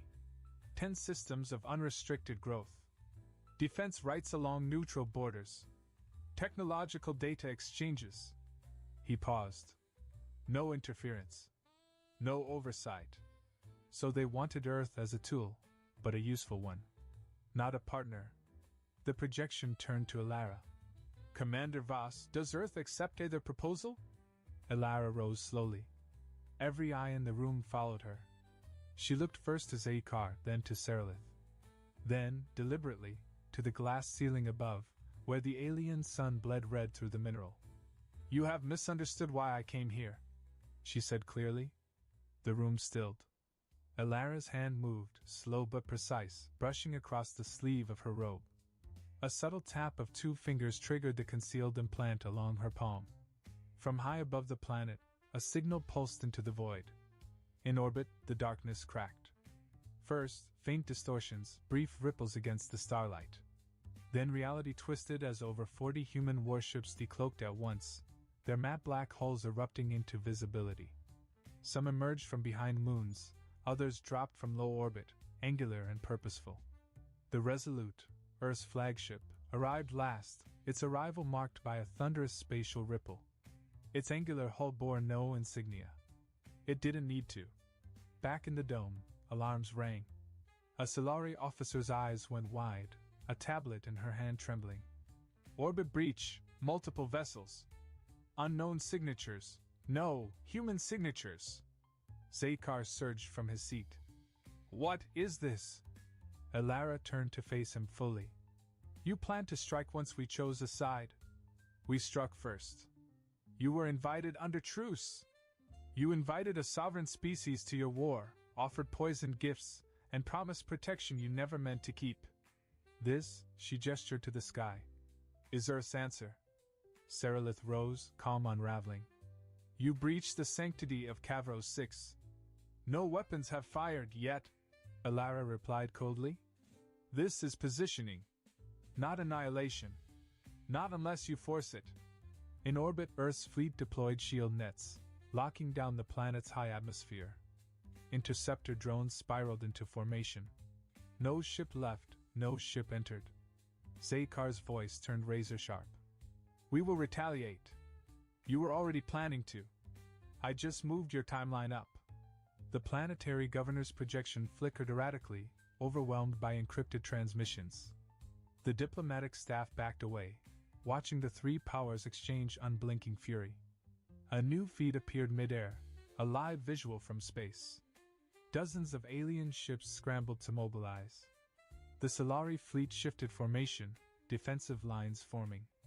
The Zrathi began spinning up weapons arrays. They had options. They could retreat. They could stand down. But they wouldn't. Commander, Kale's voice crackled into Alara's ear. Zrathi flagship locking weapons. Solari scrambling interceptors. Orders? Mark hostiles. No strikes unless they fire first. A pause. Understood. Seralith narrowed her eyes. This is not diplomacy. It's the end of your version of it. Alara replied. Zaikar's claws clenched. You dare provoke 2 empires? We dare stop pretending that fear earns peace. Above, a Solari battleship broke formation and fired a warning shot, plasma streaking past one of Earth's cruisers. Admiral Kale's voice came again. First contact. Confirming hostile action. Alara's response was ice. Engage. The sky burned. Earth's fleet moved in near-perfect unison. The first Solari destroyer was gone in seconds, its core pierced by railgun fire that bypassed traditional shielding. Zrathi assault ships returned fire, targeting Earth's flanking vessels, but too late. Human AI-piloted drones swarmed them like wasps, overwhelming with sheer coordination. On the surface, the diplomatic dome shook as kinetic waves from upper orbit rattled the spires. Delegates screamed. Guards rushed in. Seralith turned toward Alara, eyes flashing with fury. You will doom your species! No, Alara said, stepping forward as the chamber's floor vibrated beneath her boots. I'm saving it. Zaikar snarled something guttural, drawing a concealed weapon from his armor. He didn't get the chance to fire. One of Ilara's aides dropped him with a stunner to the neck. The Zothi collapsed, twitching. Seralith backed toward the exit. Ilara signaled again. More humans entered, unarmed but armored, calm, precise. They moved through the panicking delegates, escorting Earth's representatives to extraction points. Secure them, Ilara instructed, referring to the alien leaders. Alive. In orbit, fire bloomed. Alien fleets fractured under Earth's first coordinated strike. Several attempted to retreat, but found no gaps. Human destroyers closed every escape vector. Those who resisted were disabled, not destroyed. This wasn't annihilation. It was a message. Back on the platform, as shuttles evacuated the last humans, Ilara paused. The red light of Cavro's SIXS sun cast long shadows behind her. You thought I came to negotiate, she whispered to herself. Then, louder, as the final blast echoed through the sky, I came to remind you we're not pawns anymore. Smoke curled from the broken spires of the diplomatic dome. Dawn had returned to Cavros 6, but the sky was no longer clean. Scorch marks, vapor trails, and debris rings turned the morning light murky. The once pristine neutral world, untouched by war for generations, now bore the fingerprints of a new order. Commander Ilara Voss stepped off the ramp of her shuttle, boots crunching against fractured crystal. 2 armored guards flanked her as she crossed the cracked plaza. Scattered groups of Solari and Zrathi delegates huddled near containment fields. Some stared in silence. Others glared. She wasn't there for apologies. Inside the former negotiation chamber, half collapsed but stabilized, 2 reinforced stasis pods had been placed beneath a makeshift command tent. Inside them, High Matron Seralith and Arch-Strategist Zaykar, both unconscious, monitored, and alive. Admiral Kale stood nearby, datapad in hand. Vitals stable. Restraints holding. The Council back home has received confirmation. They're ready to broadcast when you are. Ilara nodded. Is the signal clean? Full spectrum. Every system within 100 light-years will hear you. She stepped onto the raised platform built where the holographic table once stood. The camera drone rose into position, adjusting to center her against the ruined backdrop. She took a breath. Then she began. This is Commander Ilara Voss of the United Terran Front. As of this moment, Earth declares an end to its neutrality. Her voice was clear, steady, not triumphant, not defiant. Just true. For years, we were approached with offers disguised as alliances. Promises of protection in exchange for obedience. Invitations to choose sides in wars we didn't start. Both the Solari Dominion and the Zrathi Coalition treated Earth as a resource to exploit or a problem to eliminate. She paced slightly, one step at a time. We've learned that peace, real peace, is not built through appeasement or hopeful treaties. It's built when those who rely on domination understand there are consequences. Behind her, the camera panned to show the broken skyline and the stasis pods. These leaders planned to divide our world before we even finished building among the stars. Today, we showed them what happens when you mistake humanity's patience for weakness. She turned back toward the lens. We are not here to conquer. We are not here to dominate. But if Earth is threatened again, we will respond, not later, not in kind, but with certainty. She stepped down, and the feed ended. Silence hung in the tent for several seconds after the transmission cut. No one applauded. There was nothing to celebrate. Kale finally broke it. That'll stir the council chambers galaxy-wide. That was the point, Ilara said. A communications officer entered, holding a slate. Incoming transmissions from over 30 systems. Most are stunned. A few offer private congratulations. Some are calling it an act of terrorism. Ilara took the slate and read silently, then handed it back. They'll adjust. Outside, the cleanup continued. Human medics treated wounded delegates. Engineers set up stabilization fields around the cratered grounds. Drones cataloged debris, identifying potential weapon fragments for evidence. There would be inquiries. There would be diplomatic consequences. Elara walked alone through the remains of the dome. Shattered crystal tiles crunched beneath her steps. She stopped at the edge of what had once been the center of galactic negotiation. She knelt and picked up a small piece of crystal. It reflected light oddly, fractured, imperfect, beautiful. You always knew it might come to this, Kale said quietly behind her. Yes, she replied. But I hoped it wouldn't. He joined her. We lost 5 ships. 32 confirmed dead. Dozens injured. Elara nodded, absorbing it. We struck first, but not without cause. I know. She turned the shard in her fingers. They never would have accepted us as equals. Not really. No. They only understand force. And now they've seen it. By evening, Earth's forces had begun withdrawal. Human warships disengaged from orbit, one formation at a time, disappearing into dark space. Drones remained behind to assist with planetary repair. No looting. No occupation. Just a message. Elara watched the Resolute rise from the Kavros 6 atmosphere, engines silent but glowing. The sky pulsed as it vanished into the void. Mission complete. Back on Earth, Elara stood aboard the Oculus, a high-orbit platform with a view of the planet's surface. The curve of Earth filled the window, clouds swirling, oceans gleaming. Peaceful. Untouched by the war they just fought far from home. She sat alone in the observation chamber, hands resting on her knees. She thought of the first contact treaties, of the early days when Earth had believed in shared ideals, shared futures, when hope had seemed enough. But idealism had its limits. Survival demanded clarity.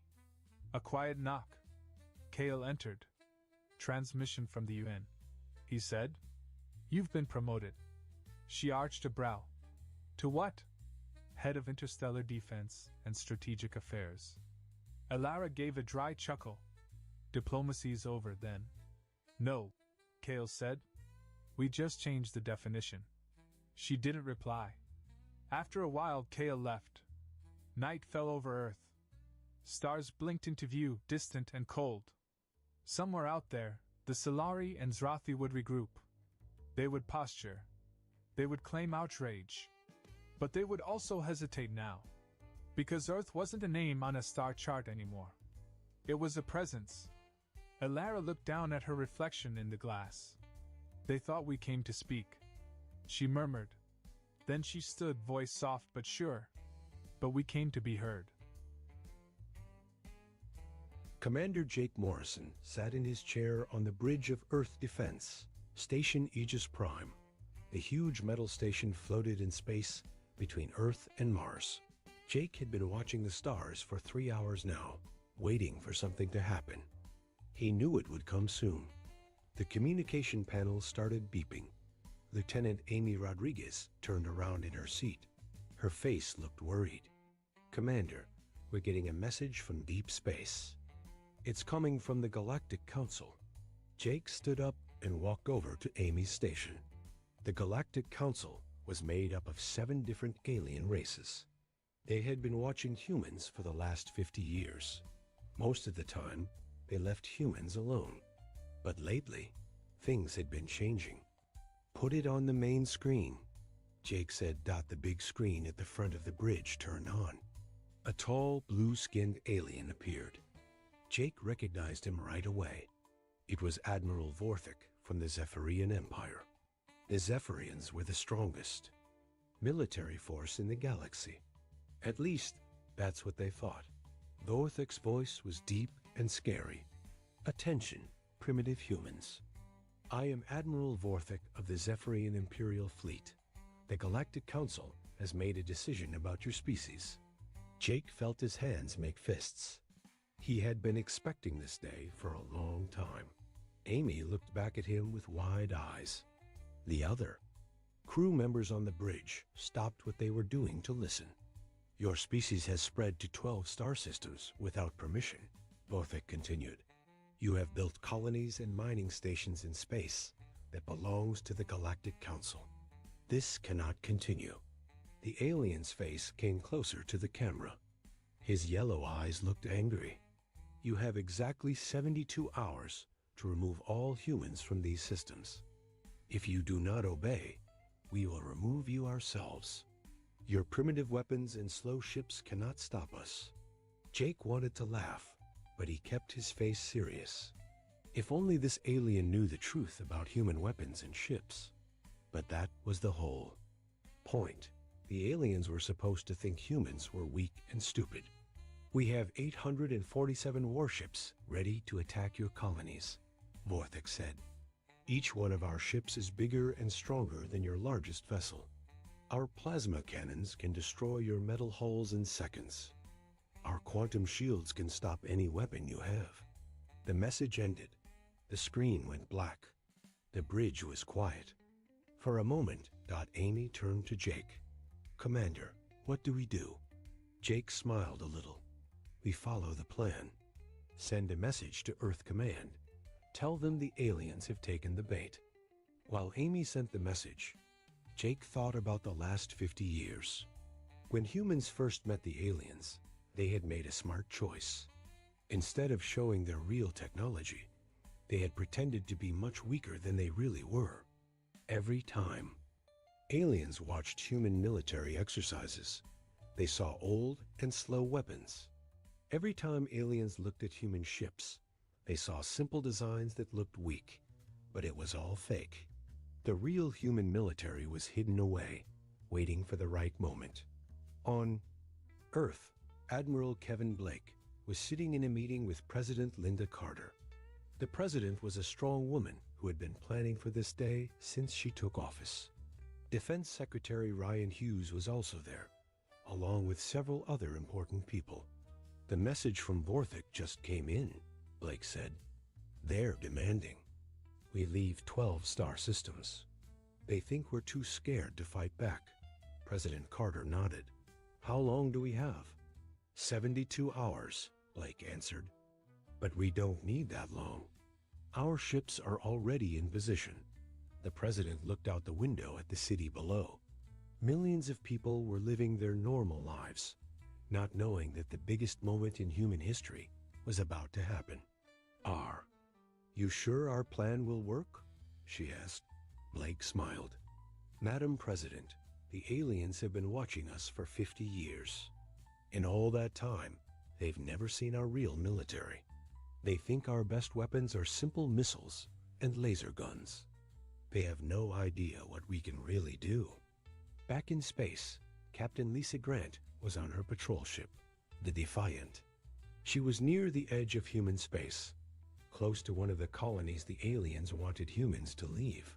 Lisa had been a military pilot for 15 years, but she had never been in a real battle. Her radar officer, Lieutenant Mike Stevens, called out, "Captain, I'm seeing 3 alien ships approaching. They're Zephyrian scouts." Lisa looked at the screen. The alien ships were beautiful, with smooth curves and bright blue lights. They moved through space like graceful dancers. But Lisa knew they were also very dangerous. "They're scanning our mining platform," Mike said. "Wait, they're powering up weapons." Lisa watched as the alien ships fired blue beams at the mining platform. The beams hit the platform's shields and made them flicker. But the aliens weren't trying to destroy it. They were just showing off their power. "Captain, they're sending U.S. a message," the communication officer said. "Put it through," Lisa ordered. A Zephyrian voice came through the speakers. "Human vessel, you have witnessed our power. Your shields are weak. Your weapons are primitive. Leave this system now, or we will disable your ship too." Lisa wanted to fire back, but she had her orders. She had to act scared and weak. We understand. We're leaving now." The alien ships watched as the Defiant slowly moved away. Lisa hated acting like a coward, but she knew it was important. The aliens needed to think humans were easy to defeat. As her ship flew back toward Earth, Lisa smiled. In less than 3 days, these same aliens would learn the truth about human military power, and it would be a lesson they would never forget. Colonel Sam Porter walked through the long metal hallway deep under the Colorado mountains. The walls were thick and strong, built to keep secrets safe. He had been walking for 10 minutes, going deeper and deeper into the mountain. Finally, he reached a heavy door marked with warning signs. Sam put his hand on the scanner. The machine beeped and the door opened with a soft hiss. Inside, Dr. Helen Murphy was waiting for him. She was a small woman with gray hair and smart eyes. She had been working on secret projects for the government for 20 years. "Hello, Sam," Helen said. "Are you ready to see what we've been hiding from the aliens?" Sam nodded. "The Zephyrians gave us their ultimatum this morning, 72 hours to leave 12 star systems. It's time to show them what humans can really do." Helen smiled and led him to a large window. Below them was a huge room filled with computers and screens. Hundreds of people were working at their stations, all of them part of a project called Masquerade.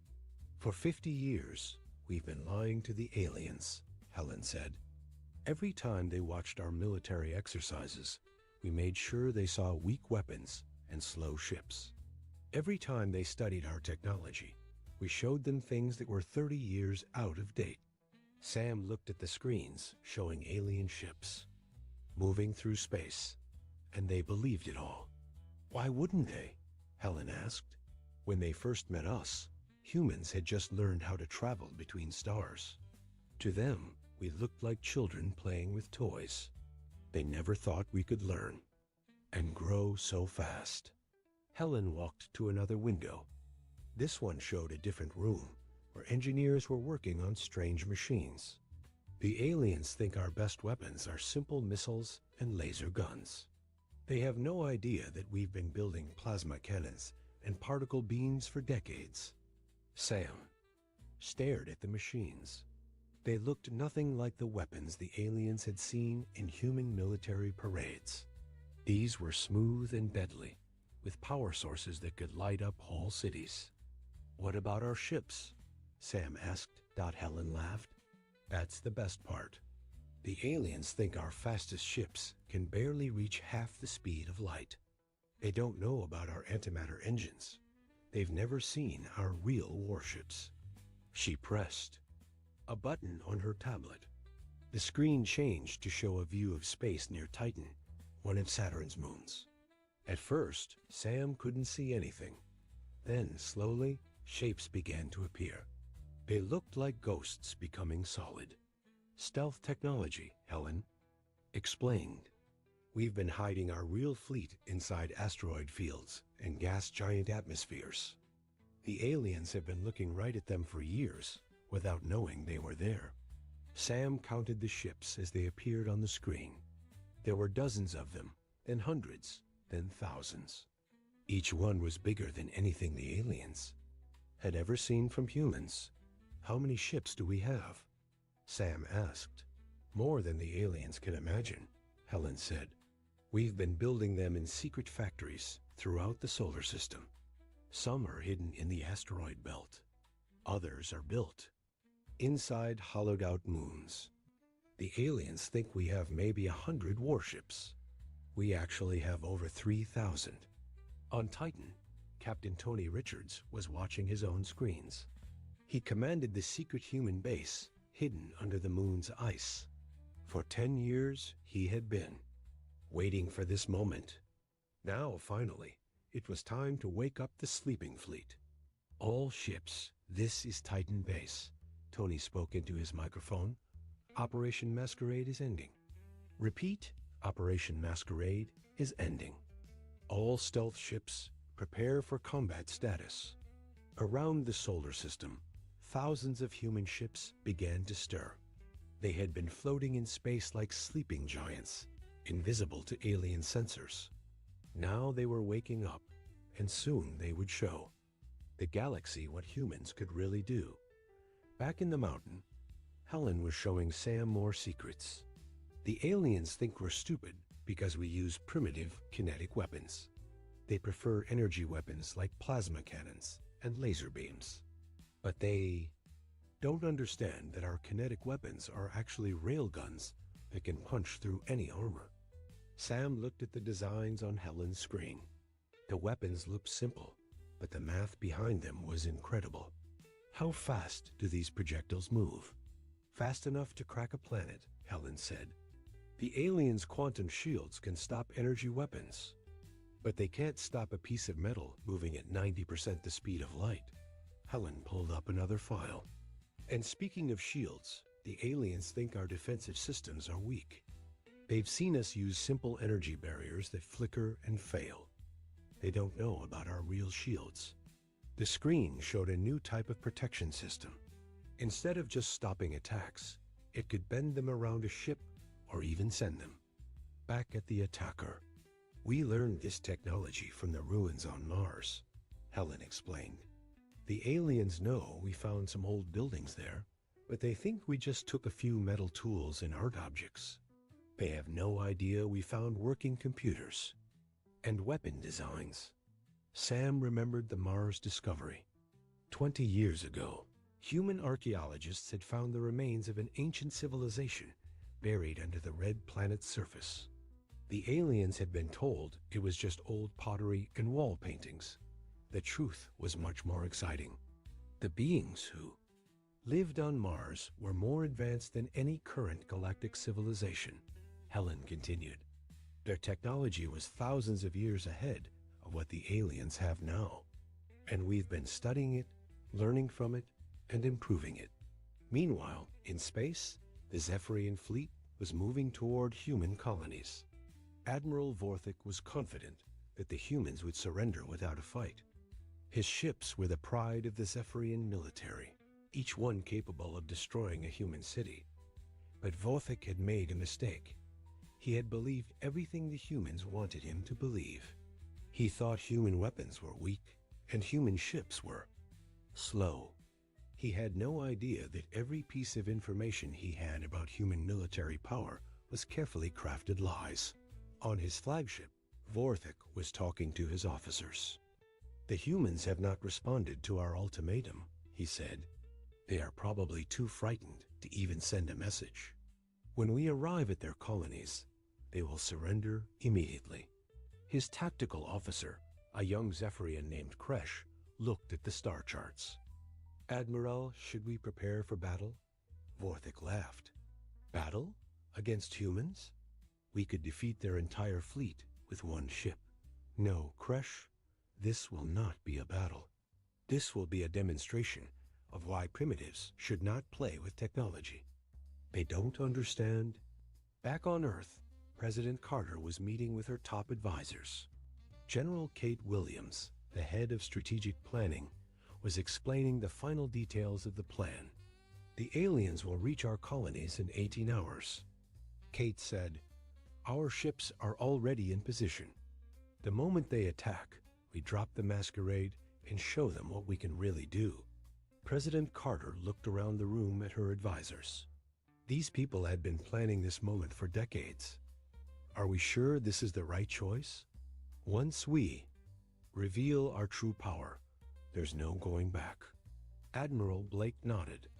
Madam President, the aliens have been treating us like children for 50 years. They've demanded we stay in certain areas of space. They've told us what technology we can and cannot use. They've made it clear that they see us as inferior beings. But after tomorrow, General Williams added, they'll know the truth. Humans are not the weakest species in the galaxy. We might just be the strongest. President Carter made her decision. Do it. Send the signal to all our hidden fleets. It's time to show the galaxy who we really are. The human colony of New Haven was a peaceful place. It had farms, schools, and small cities where 50,000 people lived normal lives. The planet had blue skies and green fields, just like Earth. Children played in the parks while their parents worked in offices and factories. But today was different. Today, the Zephyrian fleet was coming. Captain Dan Sullivan stood on the bridge of his ship, the Retribution. To anyone watching, it looked like a normal human cruiser. It was about half the size of a Zephyrian warship, with simple gray armor and basic weapons. The aliens had seen ships like this many times before, and they always thought they were weak. But the Retribution was not what it seemed. "Captain, the alien fleet is dropping out of hyperspace," reported Lieutenant Commander Rachel Green from the command center on New Haven's surface. "I count 47 ships, all Zephyrian design." Dan looked at his tactical display. The alien ships were beautiful, with smooth blue hulls and elegant curves. They moved through space like dancers, confident and graceful. Admiral Vorthic's flagship was the largest, nearly twice the size of any human ship the aliens had ever seen. "They're taking positions around the planet," Rachel continued. "They're not attacking yet. I think they're waiting for us to surrender." Dane smiled. "Well, let's not keep them waiting. Open a channel to the Zephyrian flagship." The main screen flickered to life. Admiral Vorthic appeared, his blue skin gleaming and his yellow eyes full of arrogance. Behind him, Dan could see the alien bridge with its crystal controls and flowing designs.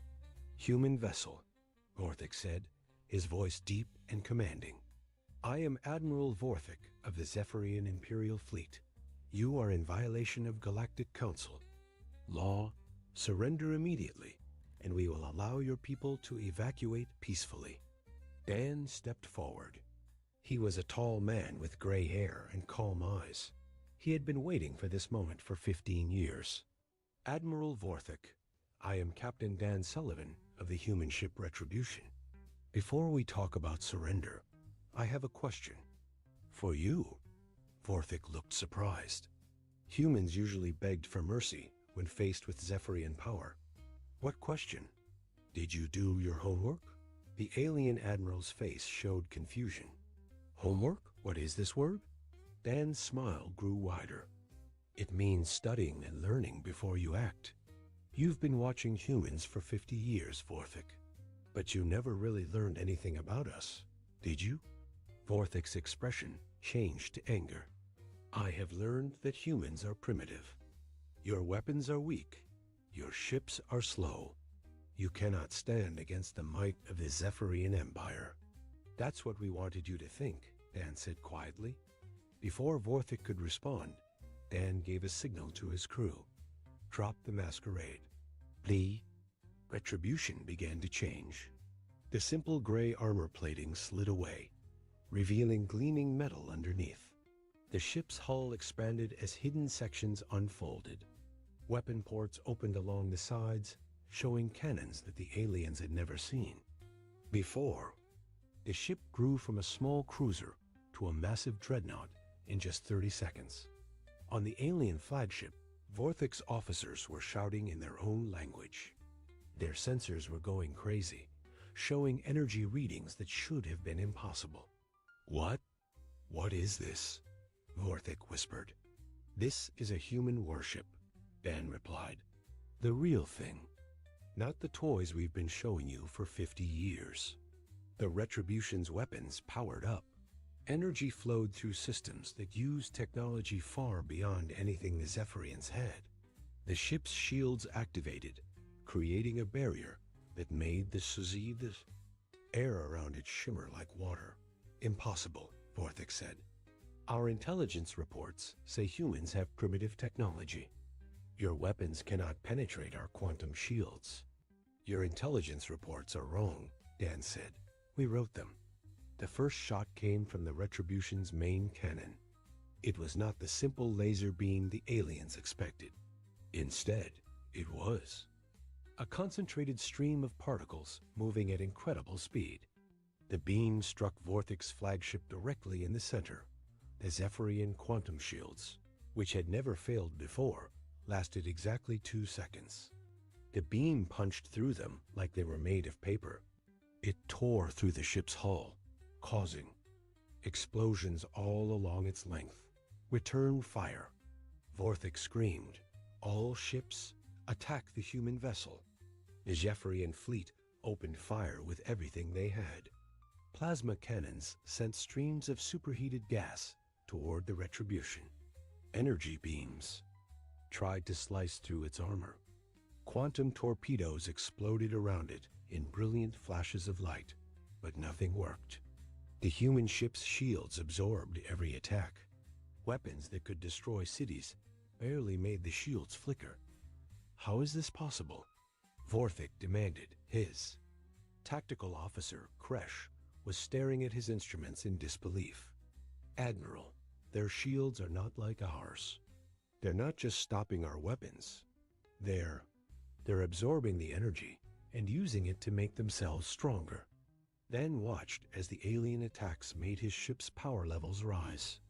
Thank you for the free energy, he said calmly. Now let me show you what we can do with it. The Retribution fired again. This time, it was not just one beam, but dozens. Each one found a different alien ship. The Zephyrian vessels, which had seemed so powerful just moments before, began to explode one by one. On New Haven's surface, Rachel was coordinating the battle from her command bunker. Captain Sullivan were detecting more alien ships jumping into the system. It looks like Vorthik called for backup. How many? Dan asked. 200 more ships, all different species. I see Keltheron Republic cruisers, Vorthan destroyers, and Nexus battleships. They're all coming to help the Zephyrians. Done. Nodded. Good.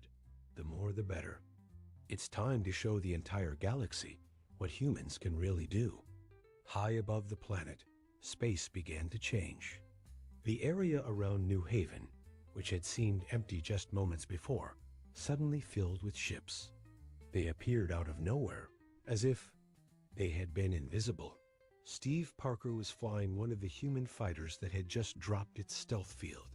To the aliens, human fighters had always looked like simple metal boxes with weak engines. But Steve's fighter was nothing like that. It moved through space like a living thing, turning and spinning in ways that should have been impossible. This is Pilot Steve Parker to all human fighters, he said into his radio. The masquerade is over. Show them what our ships can really do. The human fighters began to dance through space, moving in patterns that made the alien pilots dizzy. Just watching them, they could turn completely around while still flying forward. They could stop in the middle of space and then accelerate to incredible speeds in an instant. How are they doing that? Kresh asked, watching the human fighters on his screen. Gravity manipulation, Dan answered from the Retribution. We learned it from the ruins on Mars. We can control gravity the same way you control your plasma cannons. The battle was turning into a disaster for the aliens. Their weapons could not penetrate human shields. Their ships could not match human speed and maneuverability. And more human vessels kept appearing, each one more advanced than anything the aliens had ever seen. Admiral Vorthik's flagship was dying. Explosions rocked the ship as its systems failed one by one. The bridge was filled with smoke and sparks. Admiral, Kresh said, we have to retreat. We cannot win this battle. But Vorthik was not listening. He was staring at the tactical display, watching his fleet being destroyed by humans he had thought were primitives. This cannot be happening, he whispered. This is happening, Dan said, from the Retribution. And it's happening because you made the same mistake that every bully makes. You thought being bigger and louder made you stronger. But you were wrong. The Retribution fired one final shot. This one was different from the others. Instead of destroying Vorthik's ship, it disabled all of its systems. The great Zephyrian flagship went dark, floating helplessly in space. Admiral Vorthik, Dan said, you have one chance to save what's left of your fleet. Surrender now, and we'll let you go home. But if you ever threaten humans again, we'll finish what we started today. Vorthik looked around his ruined bridge. Half of his fleet was gone. The other half was retreating as fast as they could. In less than an hour, the mighty Zephyrian Empire had been humbled by a species they had thought was weak. We surrender, Vorthik said quietly. Dan nodded. Smart choice. Now go home and tell your people what you learned here today. Tell them that humans are not primitives. Tell them that we've been hiding our true strength for 50 years. And tell them that the next time someone threatens us, we won't be so merciful. As the surviving alien ships limped away from New Haven, Dan looked out at the stars. The masquerade was over. The galaxy would never see humans the same way again. The news traveled fast across the galaxy. Within hours, every alien civilization knew what had happened at New Haven. The Zephyrian Empire, the strongest military force in known space, had been defeated by humans in less than 1 hour at first. Many aliens did not believe the reports. Humans were supposed to be primitive. Their weapons were weak and their ships were slow. How could they possibly defeat the mighty Zephyrian fleet? But the proof was undeniable. Admiral Vorthik himself had sent the message to the Galactic Council. His voice was shaking as he spoke. The humans have been hiding their true strength. They are not primitives. They are apex predators. We have made a terrible mistake. On the planet Kelthar, Admiral Vyzes of the Keltharan Republic was meeting with her war council. The Keltharians were tall, thin beings with silver skin and large, black eyes. They had been allies of the Zephyrians for 300 years. This has to be some kind of trick, Admiral Vyzes said. The humans could not have defeated Vorthik's fleet. Our intelligence about their military capabilities is very detailed. Her chief intelligence officer, a nervous Keltharian named Vex, was looking at his reports. Admiral, we have been monitoring human military exercises for decades. We have recorded their weapons tests and ship specifications. According to our data, they should not have been able to win this battle. Then explain what happened, Vyzes demanded.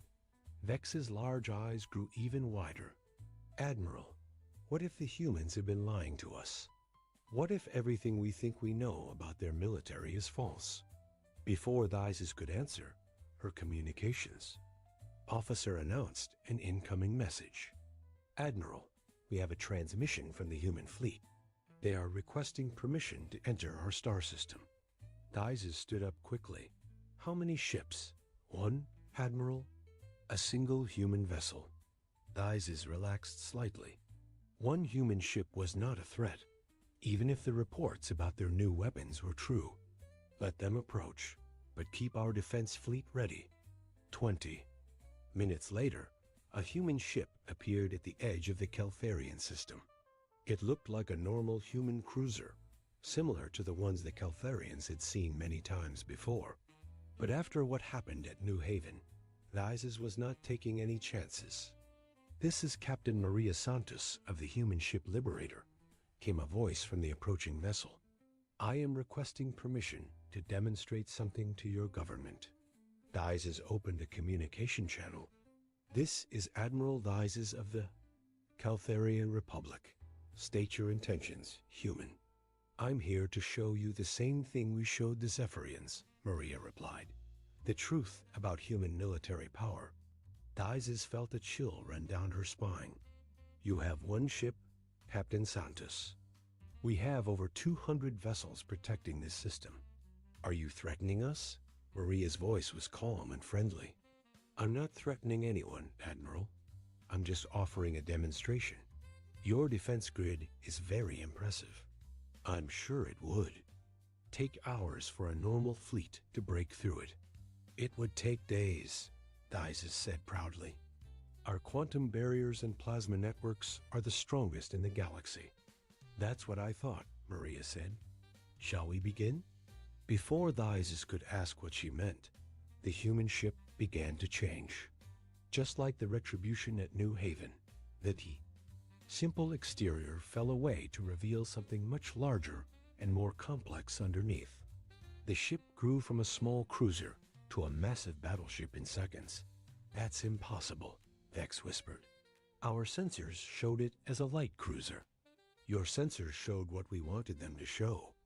Maria's voice came through the speakers. "We've been using holographic camouflage for 30 years. Every human ship you've ever seen has been wearing a disguise. The Liberator began to move toward Kelther's defensive perimeter. The automated defense systems immediately activated, sending streams of plasma and energy beams toward the approaching ship. These were the same weapons that had destroyed entire fleets in the past. But just like at New Haven, the human ships' shields absorbed every attack. The energy that should have destroyed it only made it stronger. Begin Phase 2. Maria announced. The Liberator's weapons powered up. Instead of the simple lasers the Keltharians expected, exotic energy beams lanced out from the ship. They struck the defense satellites and space stations that protected the system. In 12 minutes, the entire Keltharian defense grid was gone. 200 years of construction, representing the most advanced military technology in the Republic, had been swept away by a single human ship. Admiral Vyzes stared at her tactical display in shock. Every defensive position was either destroyed or disabled. The space around her home planet, which had been protected by an impenetrable barrier just minutes before, was now completely open. "How?" she whispered. "The same way we did everything else," Maria replied. "We studied your defenses for decades. We learned how your quantum barriers work. We figured out how to get past your plasma networks. And then we built weapons specifically designed to defeat them." On Earth, President Linda Carter was addressing the planet. She stood behind a podium in the White House, with Admiral Blake and General Williams beside her. The speech was being broadcast to every human colony and every alien government. "My fellow humans," she began, "today marks the end of an era.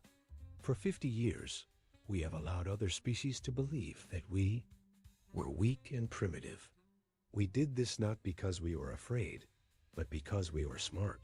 She looked directly into the camera. "We knew that if the galaxy understood our true capabilities, they would have united against us. So we chose to hide our strength while we studied their weaknesses." The president activated a holographic display that showed the human fleet emerging from hiding places throughout the galaxy. Ships appeared from asteroid fields, gas giant atmospheres, and empty space where nothing had been visible before. "The human fleet consists of over 3,000 warships," she continued. "Each one is more advanced than anything any other species has ever built. Our weapons can penetrate any defense. Our shields can absorb any attack. Our ships can travel faster and maneuver better than any vessel in the galaxy." She paused to let the information sink in. "But we are not conquerors. We do not want to rule over other species. We simply want to be treated as equals, not as inferior beings who need to be managed and controlled." Dr. Helen Murphy was also giving a presentation, but hers was for the Galactic Council's Science Committee. She stood in a large chamber filled with representatives from dozens of alien species. Many of them looked terrified. "The technology we have revealed today comes from 3 sources," Helen explained. "First, our own research and development, which has been focused on military applications for over a century. Second, reverse engineering of alien technology that we have observed and studied. And third, archaeological discoveries from the ruins on Mars." A Nexus representative, a being that looked like a walking tree, raised one of its branch-like arms. "Dr. Murphy, our records show that the Mars ruins contained only primitive artifacts, stone tools and wall paintings." Helen smiled. "That's what we told you. In reality, we found a complete technological database from a civilization that was far more advanced than any current galactic species. We've been studying their knowledge for 20 years. The chamber erupted in concerned voices. Representatives from different species began arguing with each other, trying to figure out how they had been so completely fooled. The beings who once lived on Mars had mastered gravity manipulation, antimatter production, and quantum mechanics in ways that we are still learning to understand," Helen continued. "They left behind blueprints for weapons and defenses that make current galactic technology look primitive. Meanwhile, Colonel Sam Porter was releasing classified information to intelligence agencies throughout the galaxy. The files showed the true extent of human military preparation. Every human cargo ship is actually a disguised weapons platform, he explained to a gathering of alien intelligence officers. Every human mining operation is actually a weapons factory. Every human research station is actually a military listening post. He activated a holographic map of human space. We have been monitoring your communications, studying your military tactics, and preparing countermeasures for every possible attack. We know the location of every alien military base, the specifications of every alien warship, and the weaknesses of every alien defense system. The aliens in the room looked at each other with growing fear. They had thought they were the ones doing the spying. They had never imagined that humans were watching them just as carefully. The human philosophy is simple, Porter continued. We prepare for war so that we can have peace. We build weapons so that we never have to use them. And we study our potential enemies so that we can defeat them if they force us to fight. Back on Kelthar, Admiral Vyzes was trying to understand what had happened to her defense grid. Her chief engineer, a young Keltharian named Zara, was examining the wreckage of the wreckage. Destroyed satellites. Admiral, Zara reported, the human weapons were unlike anything we've ever seen. They didn't just destroy our equipment. They seemed to understand exactly how our technology worked and targeted the most vulnerable points. Vyzes looked at the tactical display showing the human ship still floating near her planet. Can we rebuild our defenses? Not against weapons like these, Zara said sadly. The humans have found ways to defeat every defensive system we know how to build. If they wanted tea. The Galactic Council Chamber was chaos. Representatives from dozens of alien species were shouting at each other in languages that filled the air with clicks, whistles, and roars. The great hall that had once been a symbol of order and cooperation now looked like a battlefield. Admiral Kevin Blake walked into the chamber with a small group of human delegates. Behind him came Commodore Lisa Grant, who had been promoted after her brave actions during the crisis. Colonel Sam Porter followed, carrying data files that contained information the aliens never thought they would see. The moment the humans entered, the chamber fell silent. Every alien eye turned to look at them. Some showed fear, others anger, and a few showed something that might have been respect. Blake walked to the center of the chamber where a speaking platform waited. The platform was designed for much taller beings than humans, but Blake climbed the steps without hesitation. When he reached the top, his voice carried clearly through the chamber speakers. Representatives of the Galactic Council, he began. I am Admiral Kevin Blake of the Human Defense Force. I come here today not as a conqueror, but as someone who wants to discuss the future. A tall, insect-like being from the Nexus Collective clicked its mandibles together angrily. Human, your species has deceived us for 50 years. You have made fools of us all.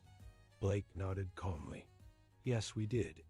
And we had good reasons for doing so. He activated a holographic display that showed the galaxy as it had been 50 years ago.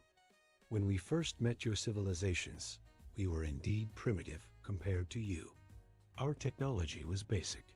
Our ships were slow, and our weapons were simple. We knew that if we showed you how quickly we could learn and grow, you would see us as a threat. The display changed to show human space over the last 5 decades. So we made a choice. We would let you think we were weak while we studied your technologies, learned from your mistakes, and built defenses against your weapons. A representative from the Vorthan Empire, a being covered in gray scales, hissed through his translator. You spied on us. You stole our secrets. We observed you, Blake corrected.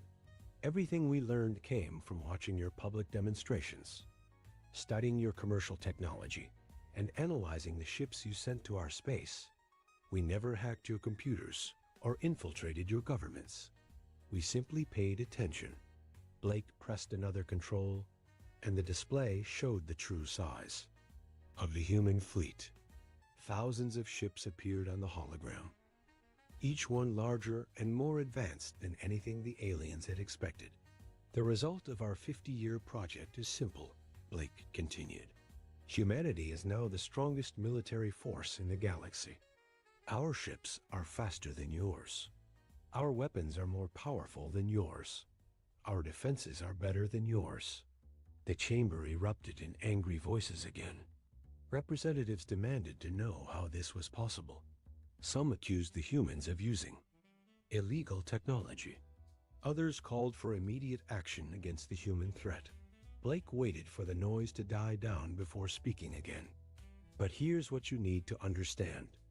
We don't want to conquer anyone. We don't want to rule the galaxy.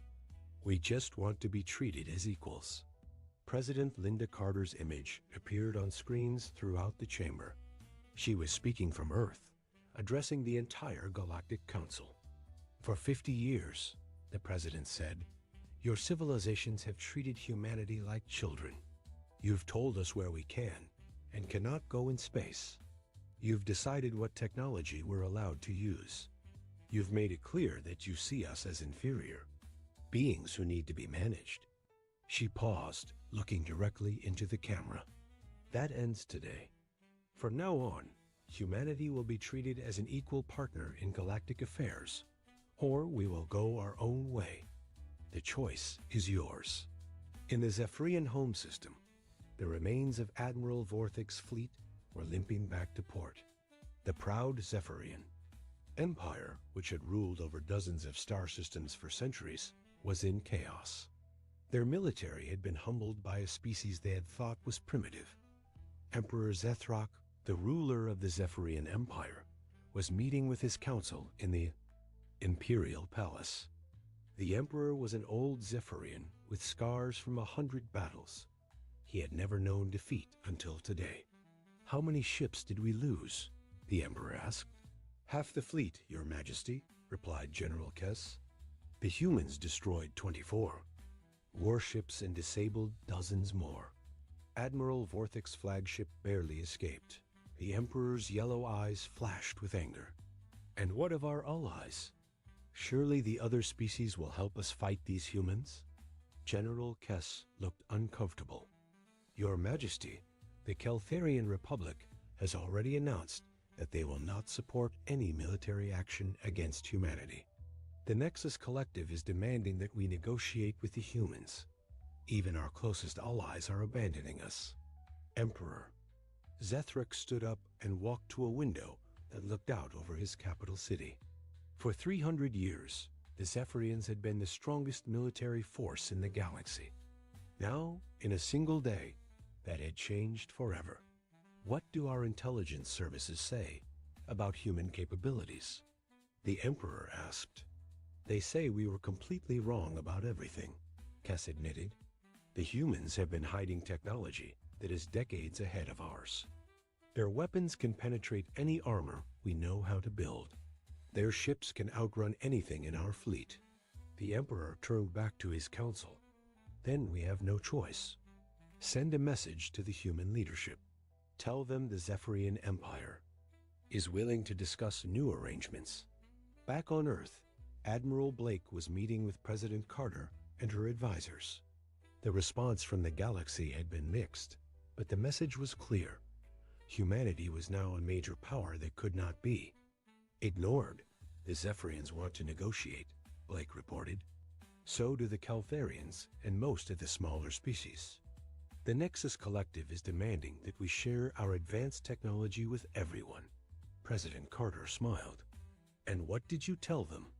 I told them that we're willing to discuss trade agreements and mutual defense treaties, Blake said. But our military technology stays with us. We've learned too much about galactic politics to give away our advantages. General Kate Williams, who had been monitoring alien communications, added her own report. Madam President, we're seeing significant changes in how other species view us. The fear is there, but so is respect. Several governments are already reaching out through diplomatic channels. What about the species that refuse to accept the new situation? The president asked. Blake's expression grew serious. There are a few. The hegemony of Arcturus is talking about forming a coalition to contain the human threat. Some of the smaller empires think they can band together and challenge us. Then we'll have to convince them otherwise, the president said. But we'll do it the same way we have done everything else. We'll be smart about it. 6 months later, the galaxy had settled into a new normal. The Galactic Council had been restructured to give humanity an equal voice in galactic affairs. Trade agreements were signed between human colonies and alien worlds. The threat of war had been replaced by the promise of cooperation. But the most important change was in how aliens looked at humans. No longer were they seen as primitive beings who had stumbled into space travel by accident. They were recognized as a species that could think strategically, plan for the long term, and execute complex deceptions that lasted for decades.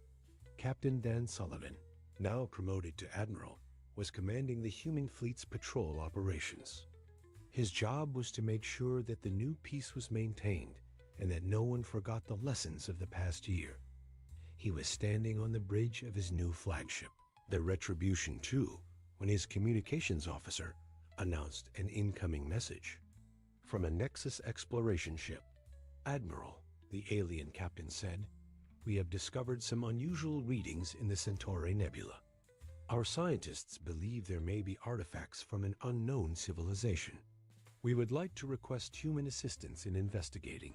Sullivan smiled. A year ago, no alien species would have asked humans for help with anything important. Now, they recognized that human analytical skills and advanced technology made them valuable partners. We'll send a science vessel to assist you, Sullivan replied. Thank you for including us in the discovery. As the communication ended, Sullivan looked out at the stars. The galaxy was a different place now. Humans were no longer pretending to be weak. Aliens were no longer treating them like children. And for the first time in 50 years, there was real peace between the species. The moment when humans unveiled their true military power had changed everything. But more importantly, it had shown the galaxy that the most dangerous species was not necessarily the one with the biggest guns or the fastest ships. Sometimes, the most dangerous species was the one that was smart enough to hide its true strength until the perfect moment to reveal it.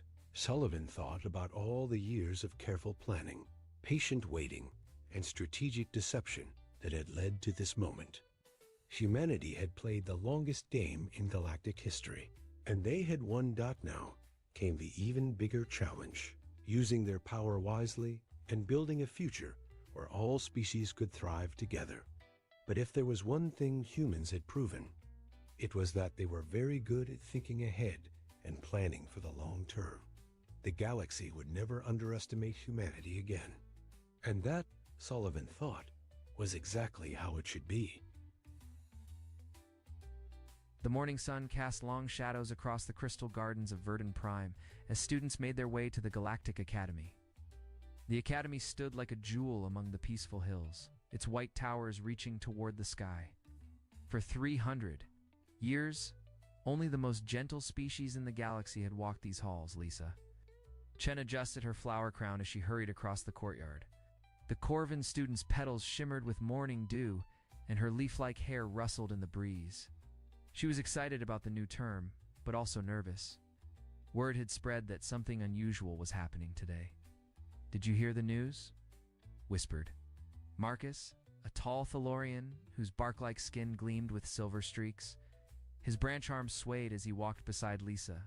Professor Velthus called an emergency meeting. "They say we're getting new students." Lisa's flower petals dimmed slightly. "New students? But the term started 2 weeks ago." It's very strange. Around them, other students gathered in small groups, their voices mixing like wind chimes. The Zephyrian's crystalline bodies caught the light, creating rainbow patterns on the ground. The Aquan students moved like flowing water, their translucent forms rippling with each step. All of them were plantators, creatures of peace, who had never known violence. Professor Velthus stood at the front of the main classroom, her crystal horns gleaming. She was old, even by Zephyrian standards, and had taught at the academy for over 2 centuries. Her usually calm demeanor seemed strained today. "Students, please take your seats," she said, her voice carrying the musical tone of her species. "We have important matters to discuss before our new classmates arrive." The students settled into their biochairs, which adjusted to fit each species perfectly. Lisa sat near the window, where she could feel the warm sunlight on her petals. Marcus took the seat beside her, his roots extending into the floor's nutrient channels. "As you know," Professor Velthius began, "the Galactic Academy has always been a place of peace and learning. We have welcomed students from across the galaxy, united in our commitment to harmony and understanding." She paused, and Lisa noticed her crystal form flickering slightly. This was a sign of stress in Zephyrians. However, the Galactic Council has issued new guidelines. They believe our academy should represent all species, not just those who share our dietary preferences. A murmur ran through the classroom. Amy, a young Florian whose stem-like body was covered in soft moss, raised her hand. "Professor, what do you mean by dietary preferences?" Professor Velthus's light dimmed further. "Today we will be joined by 2 new students. One is from a species that has never attended our academy before. The other is from a world that the Galactic Council has classified as extremely dangerous." The students exchanged worried glances. Lisa felt her petals close slightly, a natural response to stress. She had never encountered anything dangerous in her entire life. Corvin Prime was a world of endless gardens and gentle rains. "I want you all to remember our core teachings," Professor Velthius continued.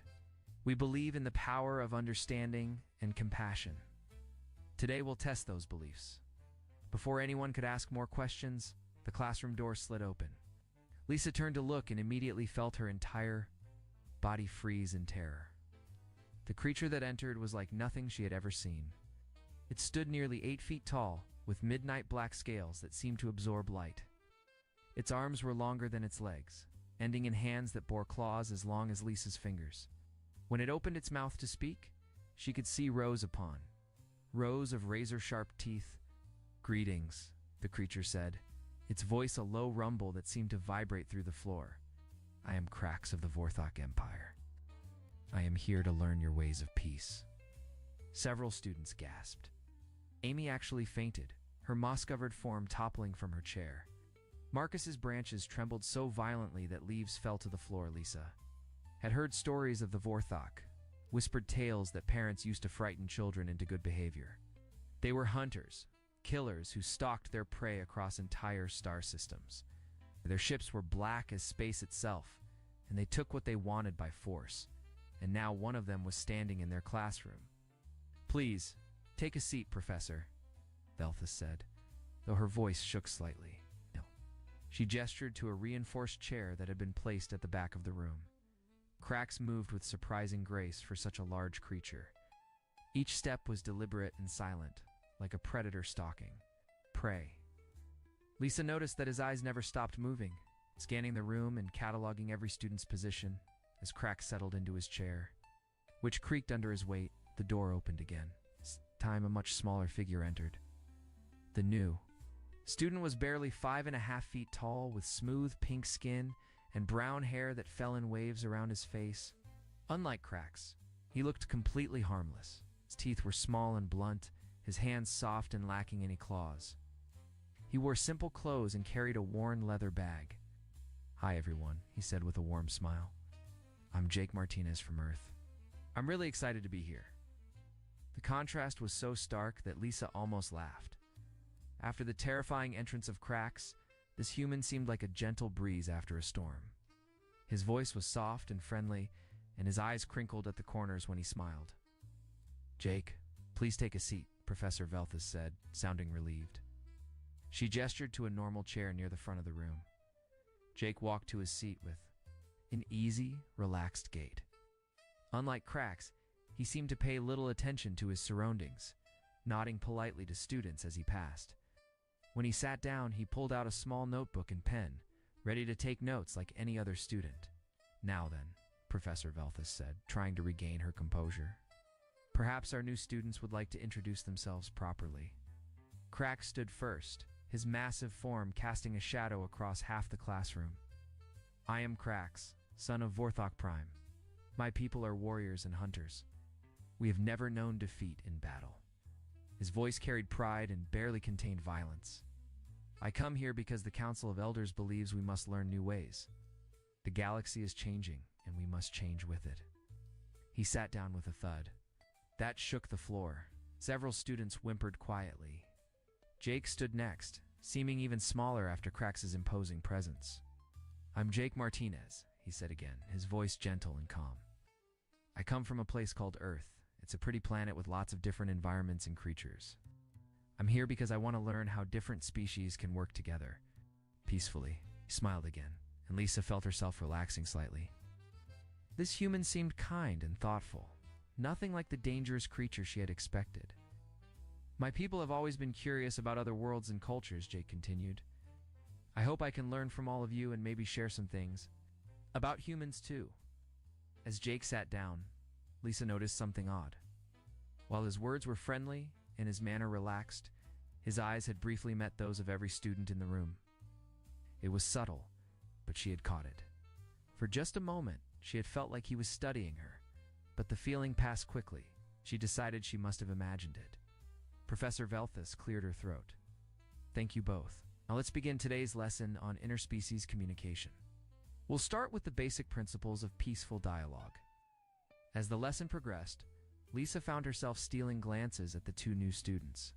Krax sat perfectly still, his predator's eyes fixed on the professor. Occasionally he would nod or grunt agreement, but he never spoke unless directly asked. Jake, on the other hand, was the perfect student. He took detailed notes, asked thoughtful questions, and seemed genuinely interested in every topic. When Professor Velthus discussed the importance of understanding other cultures, Jake nodded enthusiastically. "That's so important," Jake said during a discussion break. "My grandmother always said that the best way to avoid conflict is to understand what the other person really needs." The other students began to warm up to him. His friendly manner and obvious intelligence made him easy to like. By the end of the class, several students had already invited Jake to join their study groups. Krax, meanwhile, remained isolated. As the students filed out of the classroom, they gave the massive Vorthok a wide berth. His very presence seemed to radiate danger, and nobody wanted to get too close. Lisa walked out with Marcus and Amy, who had recovered from her fainting spell. They talked quietly as they headed to their next class. "The human seems nice," Amy said, her voice still shaky from the earlier shock. "Much better than I expected." Yes. Marcus agreed, his bark rustling thoughtfully. "He's very polite and seems genuinely interested in peace. I think he'll fit in well." Lisa nodded, but something nagged at her mind. She couldn't shake the feeling that there was more to Jake Martinez than met the eye. But compared to the obvious threat that Krax represented, her small doubts seemed silly. As they walked toward their next class, Lisa glanced back at the classroom. Through the window, she could see Jake helping Professor Velthus clean up some papers that had fallen during Amy's fainting spell. He was smiling and chatting pleasantly, every inch the helpful, harmless student. But for just a moment, as Jake handed the papers to Professor Velthus, Lisa saw something in his eyes that made her petals close slightly. It was gone in an instant, replaced by that same warm, friendly expression. Still, she couldn't shake the feeling that the human was not quite what he seemed. 3 days had passed since the new students arrived, and the academy had settled into an uneasy routine. The herbivorous students moved through the halls in tight groups, whispering nervously whenever Krax appeared. The massive Vorthok seemed to fill every space he entered, his dark scales absorbing light like a walking shadow. Lisa sat in the cafeteria with her usual friends, picking at her morning nutrients. The specialized food dispensers provided perfect meals for each species, but today her appetite was poor. Across the room, Crax sat alone at a reinforced table, methodically consuming what looked like raw meat from his homeworld. "Look at those teeth," whispered Amy, her moss trembling slightly. "How can something that dangerous be allowed here?" Marcus nodded, his bark-like skin darkening with worry. Yesterday in conflict resolution class, he talked about honor through combat. He actually said that sometimes violence is the only answer. The professor looked terrified, added Ben, a young Aquan whose water form rippled with anxiety. "I think she's afraid he might attack someone." Lisa watched Crax eat, noting how he held his food with those terrible claws. Every movement was controlled and precise, like a machine built for killing. When other students walked past his table, he would pause and watch them with those predator eyes until they were gone. "At least the human is normal," Amy said, sounding relieved. "Jake is so nice and friendly. He helped me with my botany homework yesterday." Lisa looked around the cafeteria until she spotted Jake at a corner table. He was eating what appeared to be fruits and vegetables from the standard herbivore selection. His table was surrounded by several students who seemed completely at ease in his presence. Jake was telling some kind of story, and the students around him were laughing. His hands moved as he spoke, and his face was animated with expression. Everything about him suggested warmth and friendliness. "He asked me about Florian music traditions," Amy continued. "He was so interested in how we use sound to help plants grow. He said humans have music too, and he'd love to share some with us." "See?" Marcus said, his branches swaying with relief. "That's exactly what a peaceful species should be like. Curious about others. Wanting to share knowledge. Nothing like that monster." As if summoned by their conversation, Crax stood up from his table. The scraping of his chair against the floor created a harsh sound that made several students flinch. He walked toward the food dispensers. Students scrambled to get out of his way. Lisa watched nervously as the massive creature approached their section of the cafeteria. For a moment, it looked like he might stop at their table, and she felt her petals begin to close in fear, but Crax simply walked past them without a glance, got his food, and returned to his isolated table. Still, the encounter left Lisa's heart beating rapidly. "Did you see that?" Ben whispered. "He didn't even acknowledge us. It's like we're just prey animals to him. Professor Velthus says we should try to understand him," Amy said doubtfully. "But how can you understand something that only thinks about hunting and killing?" Their conversation was interrupted by a cheerful voice. "Mind if I join you?" Jake stood beside their table, holding a tray of colorful fruits and vegetables. His smile was warm and genuine, and Lisa felt herself relaxing immediately. "Of course," she said, making room on the bench. "Please sit down." Jake settled beside them, and the atmosphere at the table immediately improved. His presence seemed to push away the dark mood that Crax had created. "I hope you don't mind me asking, Jake," said, "but I'm really curious about your homeworlds. Earth only has one type of intelligent species, so this is all fascinating to me." Amy perked up immediately. "What's Earth like? Is it as peaceful as it sounds?" "Oh, it's beautiful," Jake replied, taking a bite of what looked like a purple fruit. "We have huge forests, deep oceans, mountains that touch the sky. Lots of different environments and creatures." "Oh, what kind of creatures?" Marcus asked, genuinely interested. Jake's eyes seemed to light up. "All kinds. We have animals that swim, fly, run, crawl. Some are tiny, some are enormous. We have creatures that live in the deepest parts of the ocean and others that soar high. Above the clouds? Are they dangerous?" Lisa asked, then immediately felt silly for the question. Jake laughed, but it was a gentle sound. "Some of them can be, but mostly they just want to live their lives like everyone else. Humans have learned to coexist with them. We study them, protect them, and they're part of what makes Earth special." Ben leaned forward, his water form shimmering. "With curiosity, do humans ever fight with each other?" For just a moment, something flickered across Jake's face. It was gone so quickly that Lisa thought she might have imagined it. "Sometimes," Jake admitted, "but we're always working too. Find better ways to solve problems. That's actually why I'm here. I want to learn how other species handle disagreements peacefully." The conversation continued pleasantly as Jake asked thoughtful questions about each of their cultures. He seemed genuinely fascinated by Amy's description of the singing forests on Florian Prime, and he listened intently as Marcus explained how Thalorians communicated through root networks. "That's amazing," Jake said. "On Earth, we have to rely on sound and visual signals to communicate. The idea of connecting directly through biological networks is incredible." Lisa found herself warming to the human. He was nothing like the terrifying stories she had heard about Deathworld species. Jake seemed curious, intelligent, and genuinely interested in learning about peaceful coexistence. Their pleasant conversation was interrupted by a commotion across the cafeteria. Krax had stood up again, but this time he was facing another student, Carl. A Zephyrian with particularly bright crystal formations had apparently said something that offended the Vorthok. The two were standing face to face with Carl's crystalline body flickering nervously while Krax loomed over him like a dark storm cloud. "Your people are weak," Krax was saying, his voice carrying clearly across the suddenly quiet cafeteria. "You hide behind your pretty crystals and speak of peace, but you have never faced real danger.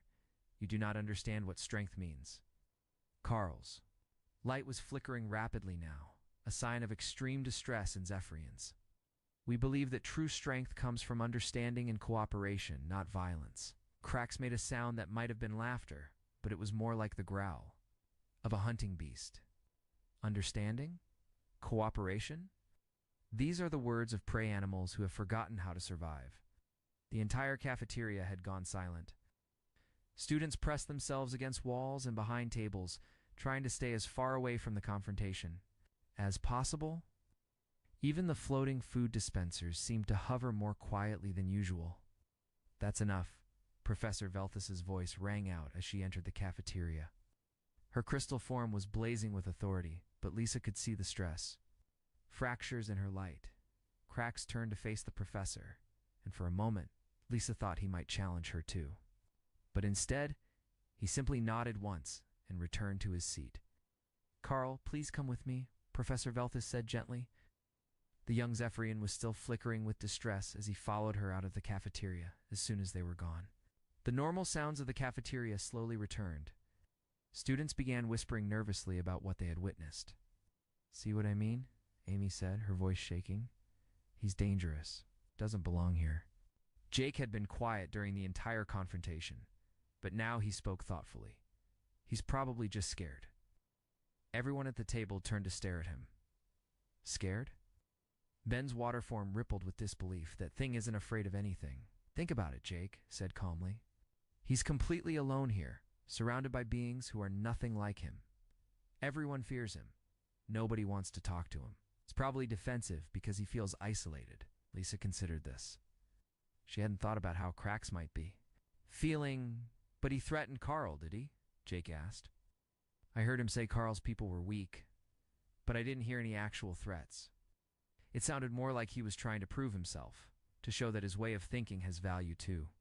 Amy shook her head. "You're too kind, Jake. That creature is a predator. They don't have feelings like we do." Jake was quiet for a moment, staring across the cafeteria at Krax's isolated table. "Maybe you're right," he said finally. "I just think everyone deserves a chance to be understood." The rest of lunch passed quietly. Students remained nervous and jumpy, glancing frequently at Krax's table. The Vorthok continued eating in silence, apparently unbothered by the tension he had created. Jake, meanwhile, continued to be the perfect student. He asked more questions about their cultures, shared interesting facts about Earth and generally, helped everyone feel more relaxed. By the time lunch ended, the students at Lisa's table were laughing again as they prepared to leave for afternoon classes. Lisa noticed something odd. While Jake had been talking and laughing with them, his eyes had occasionally drifted toward Krax's table. But it wasn't the fearful glances that other students were giving the predator. Jake's looks seemed more like he was studying the Vorthok, analyzing him the way a scientist might study an interesting specimen. But whenever someone at their table spoke to him, Jake's attention immediately returned, and his friendly smile never wavered. Walking to their next class, Ermi chatted happily about how nice it was to have Jake at the academy. 2 weeks later, Professor Velthus announced the field exercise that would change everything. The class would travel to Nexus Station, a neutral trading post where beings from across the galaxy came to do business. Ow.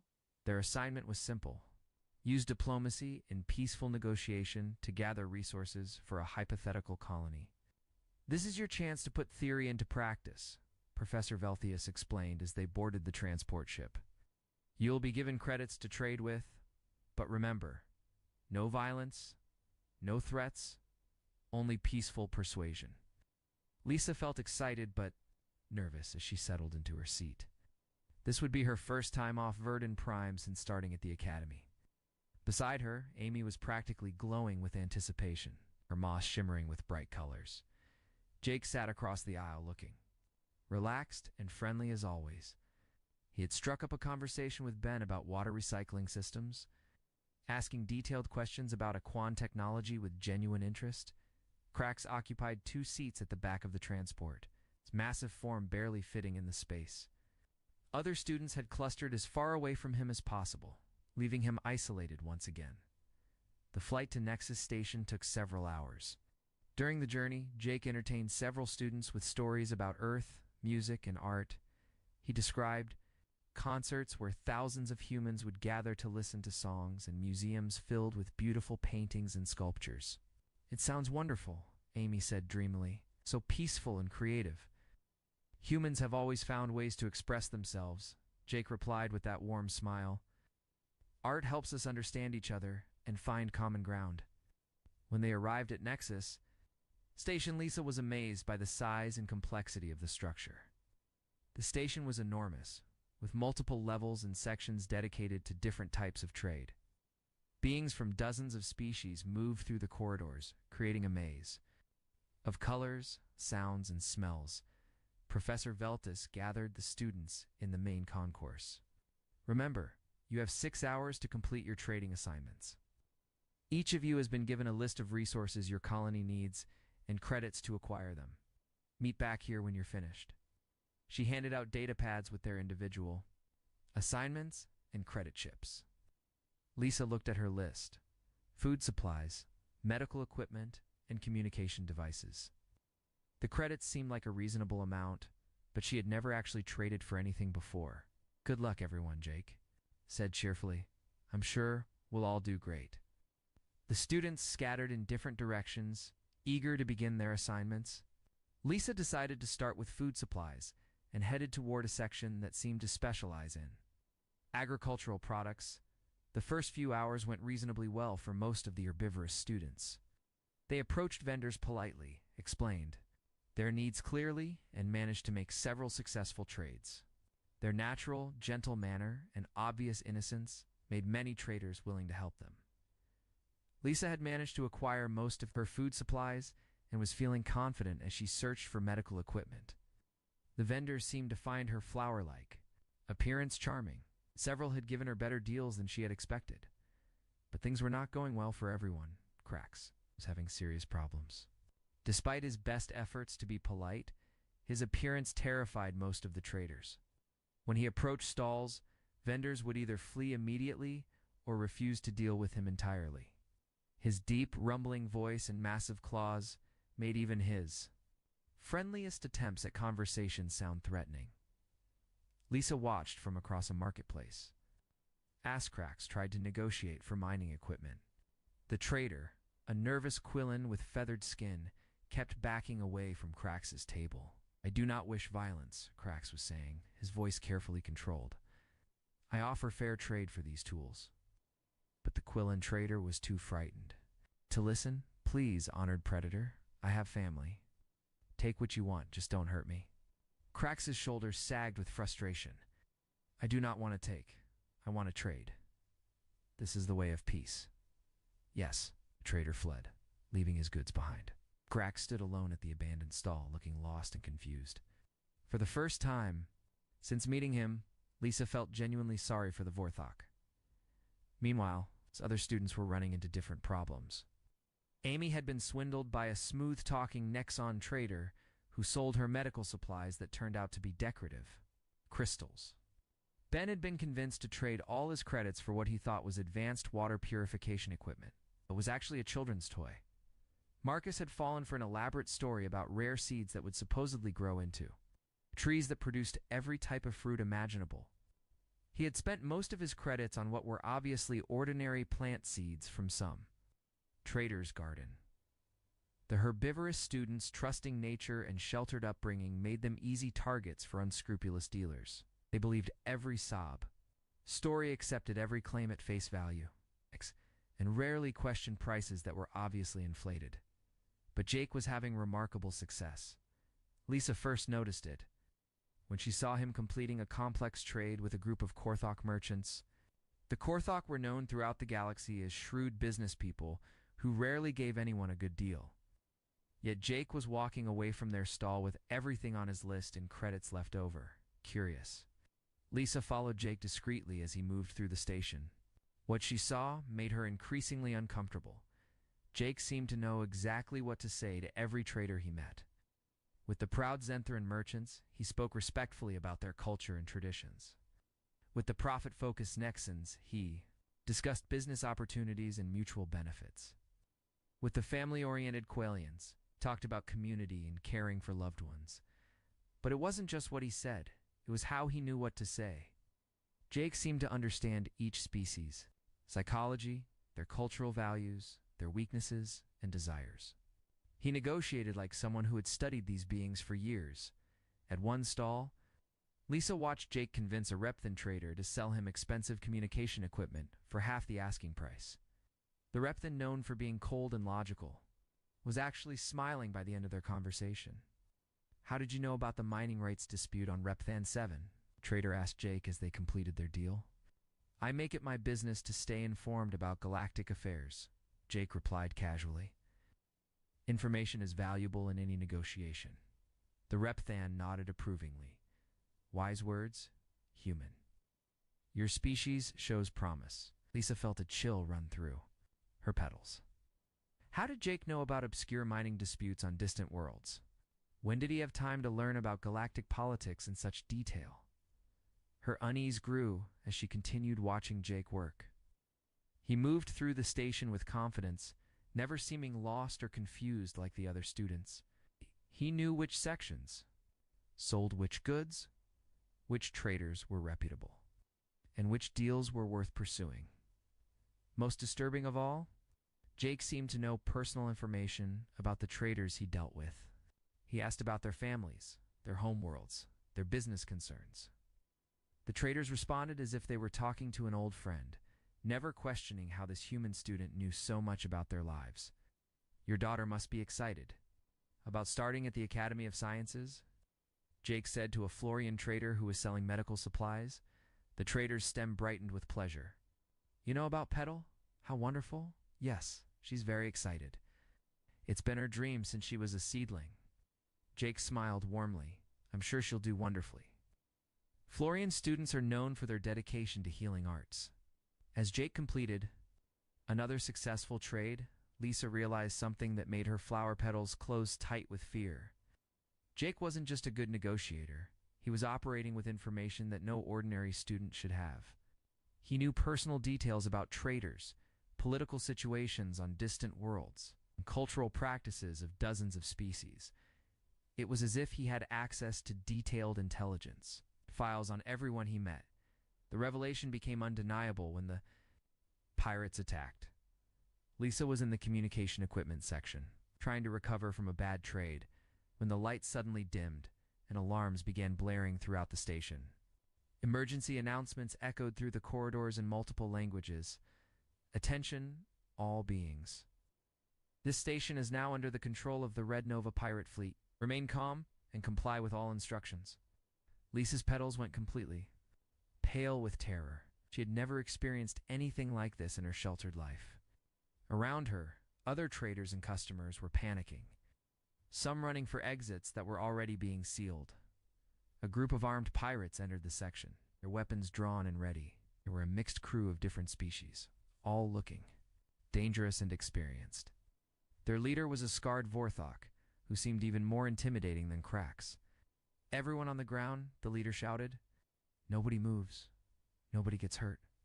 Lisa dropped to her knees, trembling with fear. Beside her, Amy was so terrified that her moss had turned completely gray. Ben's water form was rippling uncontrollably with panic. The other herbivorous students were equally terrified. They had never faced violence before, never been threatened or endangered. Their peaceful upbringing had left them completely unprepared for this situation. Even Marcus, despite his tree-like strength, was frozen with fear. Ark had darkened to almost black, and his branches were pulled tight against his body. What happened next would be burned into Lisa's memory for the rest of her life. The pirate leader raised his weapon, clearly intending to force Jake to the ground. But Jake moved first, and his movement was nothing like the gentle human the students had come to know. Jake's transformation was instant and terrifying. The friendly student disappeared, replaced by something that moved like liquid death. He ducked under the pirate's weapon, grabbed a metal tool from the nearby stall, and drove it into the pirate's knee with surgical precision. The pirate leader screamed and fell, but Jake was already moving to the next target. He rolled behind. A counter as the other pirates opened fire, their energy weapons scorching the air where he had been standing. "Kill the human," one of the pirates shouted. "Take the others alive." But Jake had vanished into the maze of market stalls like a ghost. The pirates spread out, trying to find him, but they were no longer the hunters. They had become the prey. Lisa pressed herself against the floor, too terrified to move. Around her, the other herbivorous students were sobbing with fear. This was beyond anything they had ever imagined. Violence was supposed to be something that happened to other people, far away from their peaceful lives. The first pirate died quietly. Lisa didn't see it happen, but she heard the soft thud of a body hitting the ground. The remaining pirates began calling to each other nervously, realizing that one of their team was no longer responding. "Where is he?" The pirate voice called out. "Report in." Silence. Jake's voice came from somewhere in the darkness between the stalls. "There are 8 of you left. The Galactic Peacekeepers pay 5,000 credits per Red Nova pirate, dead or alive. That's 40,000 credits total." His voice seemed to come from everywhere and nowhere. Lisa couldn't tell where he was hiding. "Surrender now, and I'll let you leave the station alive," Jake continued. "Keep fighting, and I'll collect the bounty on all of you." One of the pirates laughed nervously. "Big talk for one little human." "You're right," Jake's voice replied. "Let me show you what one a little human can do." What followed was not a battle. It was a demonstration. Jake moved through the market stalls like a force of nature. He used everything as a weapon: tools, furniture, even the stalls themselves. He turned the pirates' own environment against them, creating traps and ambushes that they never saw coming. Lisa caught glimpses of him as he worked. This was not the Jake she knew. This Jake moved with deadly grace, his every action calculated and precise. He fought like someone who had been trained for war, not peace. More disturbing than his skill was his attitude. Jake wasn't angry or frightened. He was calm, almost businesslike, as he systematically eliminated the pirates. He spoke to them as he fought, his voice never losing its polite tone. "You should have taken the offer," he said as another pirate went down. "The peacekeepers really do pay well for your kind." The pirates began to panic. These were hardened criminals who had raided dozens of systems, but they were being hunted by something they didn't understand. Jake wasn't just beating them, he was getting inside their heads, making them afraid. "What are you?" One of the pirates screamed as Jake appeared behind him like a shadow. "I'm a human," Jake replied calmly. Right before the pirate joined his fallen comrades from her hiding spot, Lisa watched in horror as Jake methodically took apart the pirate crew.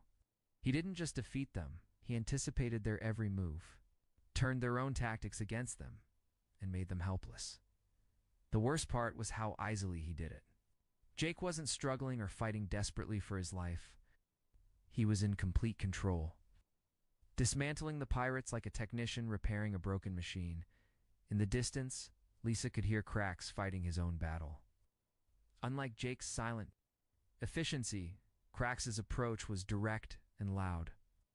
His roars echoed through the station as he charged his enemies head-on, using his natural weapons and warrior training. But even Krax, with all his size and strength, was having trouble. The pirates had better weapons and more numbers, Lisa could hear him being driven back, his roars becoming more desperate. Jake, however, was winning his battle with almost casual ease. The last 3 pirates tried to regroup near the main entrance, hoping to escape. But Jake was already there, waiting for them. He stood in the doorway, no longer bothering to hide. "Going somewhere?" he asked politely. The pirates raised their weapons, but Jake was already moving. He disarmed the first one with a move so fast that Lisa barely saw it happen. The second pirate tried to shoot, but Jake used the first pirate's body as a shield. While closing the distance, the third pirate, seeing his companions fall, dropped his weapon and raised his hands. "Please, don't kill me. I surrender." Jake paused, considering. "Smart choice. You can tell your friends in the Red Nova fleet that Nexus Station is under galactic peacekeeper protection now." The pirate nodded frantically. Yes, I'll tell them. We won't come back." "See that you don't," Jake said, and he did something. That chilled Lisa to her core. He smiled his old friendly smile. "Have a safe trip home." Surviving pirate fled through the emergency exit, leaving his fallen comrades behind. The market section fell silent, except for the sound of alarms and distant fighting from other parts of the station. Jake walked back toward where the students were hiding, and Lisa got her first good look at him since the fighting began. His clothes were torn and dirty, but he wasn't injured. He moved with the same easy grace he had always shown, but now Lisa knew what that grace really meant. "Is everyone okay?" Jake asked, his voice full of genuine concern. He was back to being the caring, friendly human they thought they knew, but Lisa could see traces of what he really was in his eyes. There was a coldness there that hadn't been present before, calculating intelligence that measured everything and everyone around him. Amy was still too terrified to speak. Marcus had pulled his branches so tight against his body that he looked like a dead tree. "Don't be afraid," Jake said gently. "The danger is over. Help is coming." As if summoned by his words, station security forces began pouring into the area. But they weren't coming to rescue the students. They were coming to arrest Jake. "Drop your weapons and get on the ground," the security chief shouted, pointing his gun at Jake. Jake raised his hands slowly, but he didn't seem worried. "I'm Jake Martinez, student at the Galactic Academy. These pirates attacked the station. I was defending myself and the other students." The security chief looked around at the bodies scattered through the market stalls. "You did this? All of this?" "They attacked first," Jake said calmly. "I have witnesses." Professor Velthus arrived with the security team, her crystal form blazing with stress and confusion. She looked at the scene of destruction, then at Jake standing calmly in the middle of it all. "Jake," she said, her voice shaking. "What happened here?" "Pirates attacked the station," Jake replied. "I neutralized the threat to protect the other students." "Neutralized?" Professor Velthus stared at the fallen pirates. "You killed them, some of them," Jake agreed. "The others chose to surrender, or flee. I gave them the option." Cracks appeared in the doorway, supported by 2 security officers. The mighty Vorthok was injured and exhausted from his own battle, his dark scales marked with burn marks from energy weapons. He looked at the scene before him, the dead pirates, the uninjured human, the terrified herbivorous students, and his eyes widened with recognition. "Human," Cracks said, his voice filled with something like awe. "You are Deathworlder, yes?" Jake turned to look at the wounded Vorthok. For a moment, something passed between them, an understanding that the herbivorous students couldn't grasp. Jake said quietly, "I'm from Earth." Cracks nodded slowly. "This explains much. My people have stories of your kind." "We thought they were legends." "What stories?" Professor Velthius demanded. "What is a Deathworlder?" Jake sighed, and for the first time since Lisa had known him, he looked tired. "It's complicated, Professor. Maybe we should sit down for this conversation." The security chief was still pointing his weapon at Jake, clearly unsure what to do. The human had technically saved the station, but the casual efficiency with which he had killed the pirates was deeply disturbing. "Are you going to arrest me?" Jake asked politely. I don't know," the security chief admitted. "This situation is beyond my experience. I I understand, Jake said. Maybe I should explain what humans really are. He looked around at the frightened faces of his classmates, the confused security officers, and the stressed professor. When his eyes met Lisa's, she saw a sadness there that she hadn't noticed before. I never wanted you to see this side of me, Jake said quietly. I came to the academy to learn about peace, not to fight. But you're so good at it, Amy whispered, her voice barely audible. Jake nodded sadly. That's the problem. Humans are very good at fighting. We're very good at a lot of things that most species would rather not think about. Professor Velthus stepped forward, her crystal form flickering with confusion and fear. Jake, I need you. To explain what just happened here, I need you to tell me the truth about what humans really are. Jake looked around the destroyed marketplace one more time, then sat down heavily on a nearby crate. Okay, Professor. But you're not going to like what I have to tell you? Krax limped over and sat down near Jake. The journey back to Verdun Prime was quiet and tense. The students sat in small groups, whispering among themselves and stealing nervous glances at Jake. He had returned to his usual seat, reading quietly from a datapad, but everything about him seemed different now. Lisa watched him from across the transport cabin. Jake looked exactly the same as he had before. Same brown hair, same soft features, same gentle expression.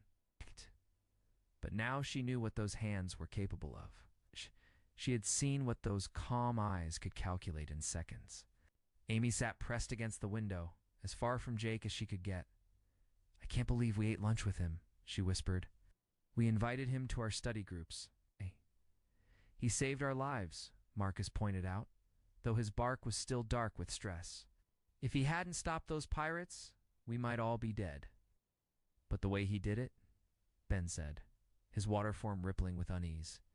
He killed them like it was nothing, like stepping on insects.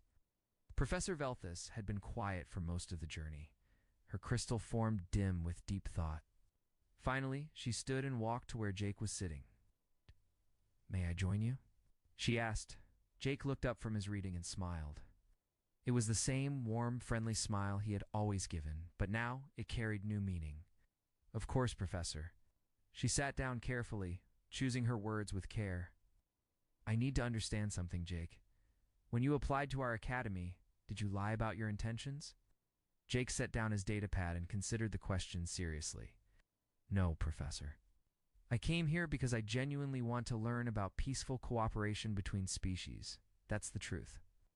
But you knew what you were capable of course. Jake's voice was matter of fact. Every human knows what they're capable of. Have to know. It's part of our survival programming. Professor Velthus flickered with confusion. Survival programming? Jake nodded. Humans are constantly aware of threats, escape routes, potential weapons, and tactical advantages. We can't turn it off any more than you can stop your crystals from growing. It's just how our minds work. So when you were being friendly with the other students, you were also evaluating them as potential threats.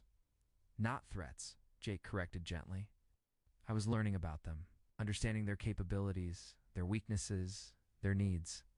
But not because I wanted to hurt them, because I wanted to understand how to work with them effectively. From across the cabin, Lisa could hear their conversation. She found herself listening despite her fear. Think about it this way, Jake continued. If you wanted to be friends with a Florian, wouldn't you learn about their need for sunlight and water? If you wanted to trade with a Repthon, wouldn't you study their cultural values? When humans just take that process further. How much further? Professor Velthus asked. Jake was quiet for a moment. We know that Zephyrians become sluggish in low-light conditions. We know that Aquans lose cohesion at high temperatures. We know that Thalorians are vulnerable to certain frequencies of sound. We know that Corvins become dormant when separated from plant life for too long. The professor's crystal form began flickering rapidly. You're talking about military intelligence? No, Jake said firmly. I'm talking about basic information that any human child learns in school. We study other species the same way we study Earth animals, not to hunt them, but to understand how to coexist safely. Safely for whom? Professor Velthus asked. Jake looked directly at her. For everyone, Professor. Humans learned a long time ago that the best way to avoid conflict is to understand exactly what everyone is capable of. When you know someone's strengths and limitations, you can work with them more effectively. Their conversation was interrupted by Krax, who had been listening from his seat at the back of the transport. The wounded Vorthok limped over to join them. "May I sit?" he asked politely. Professor Velthus nodded, though she looked uncomfortable having both predators near her. Krax settled his massive form into a seat that creaked under his weight. "Human Jake speaks truth," he said. "My people have legends of Deathworlders. We thought they were myths." "What kind of legends?" Jake asked, seeming genuinely curious. "Stories of beings who could hunt the hunters, who could track Vorthok across star systems and defeat them, not with strength, but with patience and intelligence." Krax looked at Jake with something like respect. "We thought such creatures could not exist." "What changed your mind?" Professor Velthus asked. Krax gestured to the healing burn marks on his scales. "I fought 6 pirates with weapons and armor. I am trained warrior, born predator. They defeated me easily." He looked at Jake. "You fought 8 pirates with better weapons. You had no armor, no training visible to me, yet you won without injury." Jake shook his head. "I had plenty of training, Krax. Every human does. We just don't call it training." "What do you call it?" the Vorthok asked. "Education," Jake replied. "We learn history, which teaches us about conflict and strategy. We learn biology, which teaches us about different species and their capabilities. We learn engineering, which teaches us how things work and how they can be broken. We learn psychology, which teaches us how minds work and how they can be influenced." Professor Velthus was beginning to understand. So human education is actually comprehensive preparation for conflict. Human education is preparation for survival, Jake corrected. Conflict is just one aspect of survival. Amy had been listening from across the cabin, and now she spoke up, her voice shaking. "But why? Why do you need to be so prepared for violence?" Jake turned to look at her, his expression sad but patient. "Because violence exists in the universe, Amy. We didn't create it, but we can't ignore it either. The pirates who attacked the station today, they exist. They prey on peaceful species because peaceful species are easy targets. But if everyone was peaceful like us, there wouldn't be any violence," Amy insisted. "That's a beautiful dream," Jake said gently, "but it's not realistic, even on Earth. Before humans became the dominant species, there were predators and prey. The prey animals that survived weren't the ones that ignored the predators, they were the ones that learned to detect and avoid them." Krax nodded agreement. Humans became apex predators, not through strength, but through intelligence. This is why they are dangerous. They think like prey and hunt like predators. "I don't think of myself as a predator," Jake said. "I think of myself as a protector. I use my abilities to keep others safe." "Like you did on the station," Marcus said quietly. He'd been listening to the conversation with growing interest. "You protected us." "I did what I had to do," Jake replied. "But I would have preferred to resolve the situation peacefully. Could you have?" Professor Velthus asked. "Could you have negotiated with the pirates?" Jake considered this seriously. "Maybe. Pirates are usually motivated by profit, not violence. If I had something valuable to offer them, or if I could have convinced them that attacking the station would cost them more than they could gain, they might have left peacefully. But you chose violence instead." "I chose the option that guaranteed your safety," Jake corrected. "Negotiation might have worked, but it also might have failed. When other people's lives are at stake, humans don't gamble with uncertain outcomes." The transport was nearing Verdun Prime now, and the peaceful planet grew larger in the viewports. Looking at the gentle world below, Lisa tried to imagine how it must appear to Jake, not as a safe haven, but as a place where potential threats needed to be identified and neutralized. "Jake," she said suddenly, finding her courage, "when you look at us, do you see friends, or do you see weaknesses to exploit?" Jake turned to her with that same gentle expression he had always worn. "I see friends with weaknesses that I want to protect. And when you look at Krax," Jake glanced at the massive Vorthok, "I see a fellow predator who chooses to use his strength to protect others instead of dominating them." Krax's scarred face showed what might have been a smile. "Human sees clearly. On Vorthok Prime, we are taught that strength without honor is worthless, It's better to be weak and honorable than strong and corrupt. That's something humans in Vorthok have in common, Jake said. We both understand that power comes with responsibility. Professor Velthius had been listening to this exchange with growing amazement. You two are more alike than I realized. In some ways, Jake agreed. We're both products of dangerous worlds. We both learned that survival requires strength and intelligence. But we also both learned that strength without purpose is meaningless. So what is your purpose? She asked. Jake looked out at Verdun Prime as the transport prepared to land. To learn how to use human capabilities to build something better. To find ways for predators and prey to coexist peacefully. And my purpose, Krax added, is to prove that predators can be more than just hunters. We can be guardians. As the transport touched down at the academy, Lisa realized that everything had changed. She was still afraid of Jake, but it was a different kind of fear now. She wasn't afraid he would hurt her. She was afraid of what his existence meant for the galaxy. If humans were as intelligent and capable as Jake had demonstrated, what did that mean for species like hers? Would they become obsolete? Protected pets in a universe dominated by apex predators? But as they gathered their belongings and prepared to leave the transport, Jake approached her. Lisa, he said quietly, I know you're afraid of me now. I understand why. Captain Amy Brooks was having a perfectly good day until the diplomatic summons arrived. She'd been 3 drinks into what promised to be an epic shore leave on Proxima Station when the Galactic Council's courier drones found her. The message was short, polite, and about as optional as a supernova. Immediate diplomatic consultation required, transport departing in 1 hour, compliance expected. Amy finished her drink, left a tip that made the bartender's eyes light up, and walked to the docking bay wearing the same clothes she'd been drinking in, faded jeans, an old Earth Navy t-shirt, and boots that had seen more action than most people's entire careers. The shuttle ride to the Council's primary station took 4 hours. Amy spent most of it napping.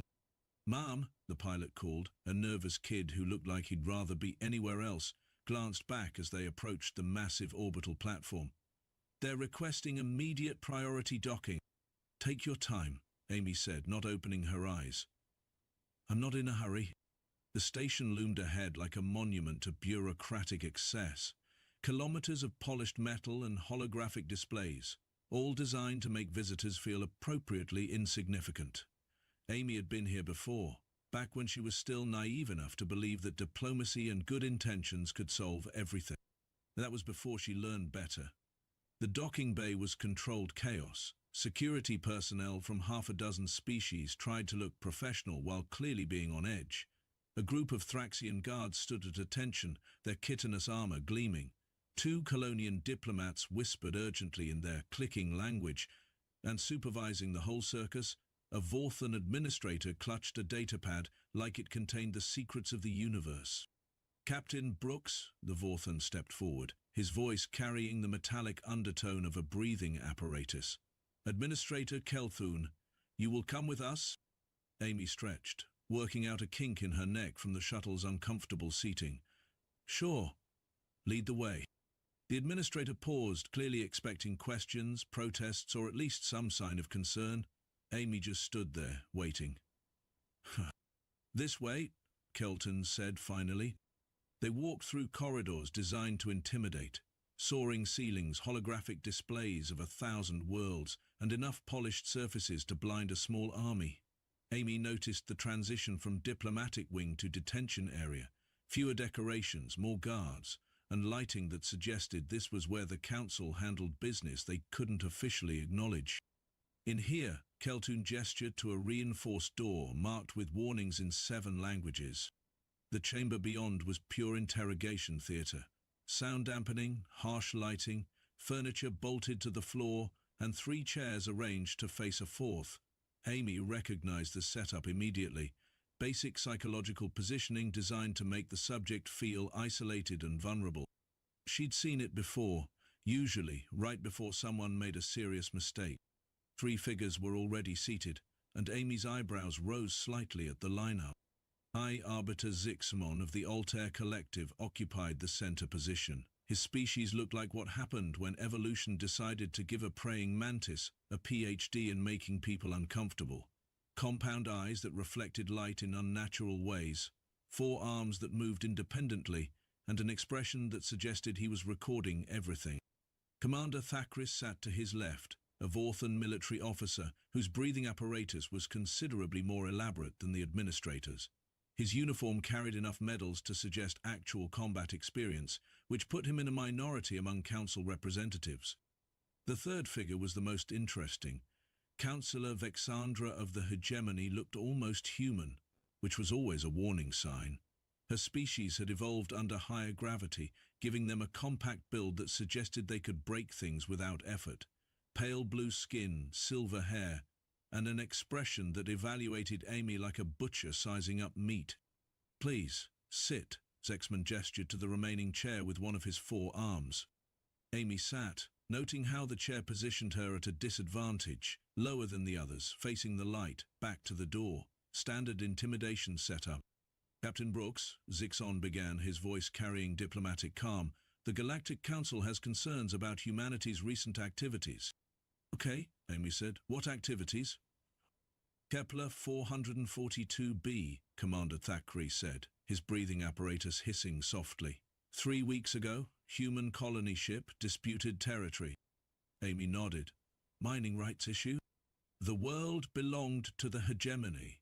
Councillor Vexandra spoke for the first time, her voice making every word sound like a threat. "Human colonists were ordered to leave, they refused." "Article 7, Section 3 of the Galactic Accords," Amy said mildly. "First settlement rights supersede territorial claims if the settlement predates the claim by more than 6 months." The aliens exchanged looks. Ziximon's compound eyes shifted color, agitation in his species. "The colonists were removed by force," Thackeray said. "So I heard." "Captain," Zaximon leaned forward, "we need to discuss humanity's response." Amy waited. "The response was disproportionate," Vexandra said. "Was it? I wasn't there." "No," Thackeray said, "but your people were." The lights dimmed and a holographic display materialized above the table. Amy recognized Kepler 442 immediately. Yellow dwarf star, 6 planets, expensive mining rights. "We want to show you something," Zexamon said. "Footage from the incident." The hologram showed a planet's surface. The human colony looked like any of dozens Amy had visited. Prefabricated buildings, solar collectors, atmospheric processors humming under alien sunlight. The Hegemony fleet arrived first. Vexandra narrated. Standard enforcement action, 12 hours to evacuate. Sleek ships descended from orbit. Landing craft touching down around the colony's perimeter. Amy watched the tactical deployment. Textbook containment, designed to minimize casualties while maximizing pressure. "The colonists refused," Thackeray continued. "Claimed salvage rights, mineral rights, colonial protection under human law." "Sounds about right," Amy said. "Humans are stubborn." The hologram showed Hegemony forces surrounding the colony, then human civilians being escorted to landing craft. Professional work. No brutality, but no one looked happy about it. "This is where it gets interesting," Vexandra said, and Amy heard something new in her voice. Fear. The hologram shifted to empty space near the planet's outer orbit. For a moment, nothing happened. Then space tore open. Amy leaned forward, genuinely interested. Ships emerged from what looked like controlled tears in reality. Human ships, but not the usual merchants or escorts. These were warships, angular, aggressive, moving with precision that suggested their crews knew exactly what they were doing. 18 vessels, Thackeray said, his breathing apparatus making more noise. "Appeared without warning, using faster-than-side travel we've never seen." "Neat trick," Amy said. The human fleet moved into attack formation. Amy recognized the pattern. Wolf Pack deployment, designed for maximum psychological impact and tactical flexibility. Whoever commanded that fleet knew their business. "They demanded immediate return of the colonists," Zixamon continued. "The Hegemony fleet attempted to negotiate." "Attempted?" Vexandra's expression suggested she'd swallowed something toxic. The human commander opened fire without warning. The hologram erupted into chaos. Amy watched human ships tear through the hegemony fleet with kinetic weapons, energy projectors, and what appeared to be gravitational manipulation technology. The hegemony ships, built for intimidation and police actions, were completely outmatched. 7 vessels destroyed, Thakris said, 11 damaged. The remainder fled. Amy nodded approvingly. Efficient. Captain, Zaxxon's voice carried desperation, this was a massacre. Your people destroyed a peaceful enforcement fleet. Peaceful? Amy raised an eyebrow. They kidnapped human civilians from a legally established colony. I'd call that an act of war. The response was disproportionate, Vexandra insisted. Standard protocols. So are the humans. Standard human protocols. The hologram continued, showing aftermath. Human ships landed, disgorging troops and equipment. Amy watched tactical teams secure the colony while engineers set up defensive positions. They fortified the entire planet, Thakris said. Orbital platforms, surface-to-space batteries, cloaked reconnaissance drones throughout the system. Thorough. Captain? Zixo fixed his compound eyes on her. We need to understand something. This level of military response, the technology, tactics, coordination, where did it come from? Amy was quiet for a moment, watching the hologram. She could see details the aliens had probably missed. Ship movements, deployment patterns, weapon signatures. You want to know where it came from? She asked. Yes, all 3 said simultaneously. Amy yawned, a genuine bone-deep yawn that suggested she was fighting sleep. Oh, that's from my first deployment. Absolute silence. Your first deployment? Zaxxon asked carefully. Yeah, Amy stretched, working out a neck kink. Kepler 442 operation.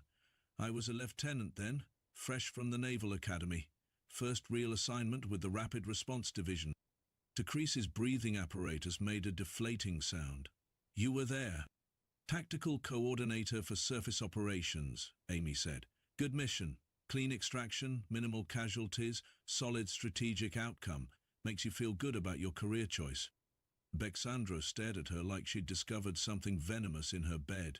You personally participated in the attack on the hegemony fleet? Attacked? Amy looked genuinely confused. We were conducting a rescue operation. The hegemony fleet was in the way. You destroyed 7 ships, Ziximon said. 7 ships holding human civilians against their will, Amy corrected. We asked nicely first, they said no, so we asked less nicely. The hologram showed human troops moving through the colony with practiced efficiency. Amy watched herself, 20 years younger, wearing lieutenant's bars, coordinating with colonial leadership while her team established defensive positions. The weapons you used, Thakris said weakly. The technology. We've never seen anything like it. Really? Amy seemed genuinely surprised. I thought everyone knew about Project Prometheus by now.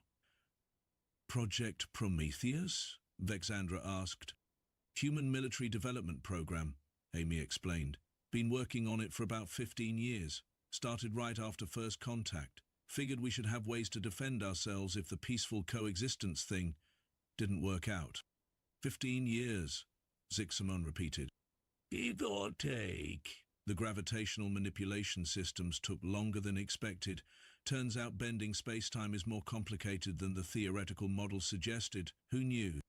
The 3 aliens stared at her with expressions suggesting they were rapidly recalculating everything they thought they knew about humanity. Captain, Zaxxon said carefully, are you saying Kepler 442 was not an aberration? That humanity has been developing advanced military technology since first contact? Well, yeah, Amy said. We're not stupid. You meet alien civilizations that have been spacefaring for thousands of years and you don't immediately start working on defense. That would be pretty naive. But the diplomatic treaties, Vexandra said. The non-aggression pacts, trade agreements, still in effect. We're not planning to invade anyone. We just want to make sure no one invades us. And if someone does? Thakris asked. Amy smiled, and for the first time since entering the room, she looked genuinely dangerous. Then they get to find out what 15 years of military development looks like when we're not being polite. The hologram flickered and died, leaving harsh artificial lighting. The three aliens sat in silence. "Captain," Zexium said finally, "we need to know more about these capabilities, about Project Prometheus, about humanity's military intentions." "Wait, because," Vexandra said, "if you're telling the truth, then humanity is not the minor space-faring species we believed." Amy laughed. "Genuine and somehow deeply unsettling in an interrogation chamber. Oh, we're definitely minor. Only been in space 60 years. Barely got our first colonies established. Still figuring out how to make decent coffee in zero gravity." "But the technology," Thakris protested. "Yeah, we're pretty good at that," Amy admitted. "Always have been. It's kind of our thing." She stood, checking her watch. "Speaking of which, I should probably get going. Shore leave doesn't last forever, and I've got a poker game tonight." "You're not going anywhere," Vixandra said, standing as well. "This interrogation is not over." Amy paused, hand on her chair. "Interrogation. You are being questioned about humanity's military activities," Zexamon said, "about potential treaty violations and threats to galactic security." "Am I under arrest?" "You are being detained pending resolution of these concerns," Thakris said. Amy nodded slowly. "What authority does the Galactic Council have to detain human citizens?" "Article 12 of the Galactic Accords," Vexandred said. "Emergency powers during times of potential threat to galactic security." "Right. Article 12. And how exactly does humanity defending its own colonies constitute a threat to galactic security?" "The level of force was excessive," Zixamon insisted. "The technology represents a significant shift in the balance of power." "Does it?" Amy asked, "or does it just represent the first time you've seen humanity actually trying?" The question hung in the air like a threat. "Captain," Thakris said carefully, "are you suggesting that Kepler 442 was not representative of humanity's full military capabilities?" Amy smiled again, and this time there was nothing reassuring about it. "I'm suggesting you should probably ask better questions." She sat back down, crossed her legs, and looked at the three aliens with the kind of patience that suggested she could wait all day for them to figure out what they really wanted to know. "But since we're here, and since you seem so interested in that particular operation, why don't you tell me how you got the footage?" The silence that followed was pregnant with implications. "I mean," Amy continued conversationally, "the hegemony fleet was either destroyed or fled. The human forces secured all wreckage and conducted full tactical sweeps. So, either you had assets in system that we missed, which would be impressive, or someone gave you that footage." Vexandra's pale blue skin seemed to get lighter. "And if someone gave you that footage," Amy said, "I'm curious about who and why and what they might have left out." Fatakris's breathing apparatus was making more noise now, and Amy was pretty sure it wasn't mechanical problems. "Because here's the thing," Amy said, settling back like someone getting comfortable for a long conversation. "I was there. I know what happened, and I know what's not in that footage you just showed me." "What's not in it?" Zexaman asked, though he sounded like he didn't want to hear the answer. Amy's smile was sharp enough to cut glass. "The part where we were gentle." The silence stretched until it became uncomfortable, then kept going until it became terrifying. "Gentle?" Vexandra whispered. "Oh yeah," Amy said, leaning back in her chair. "See that footage you showed me?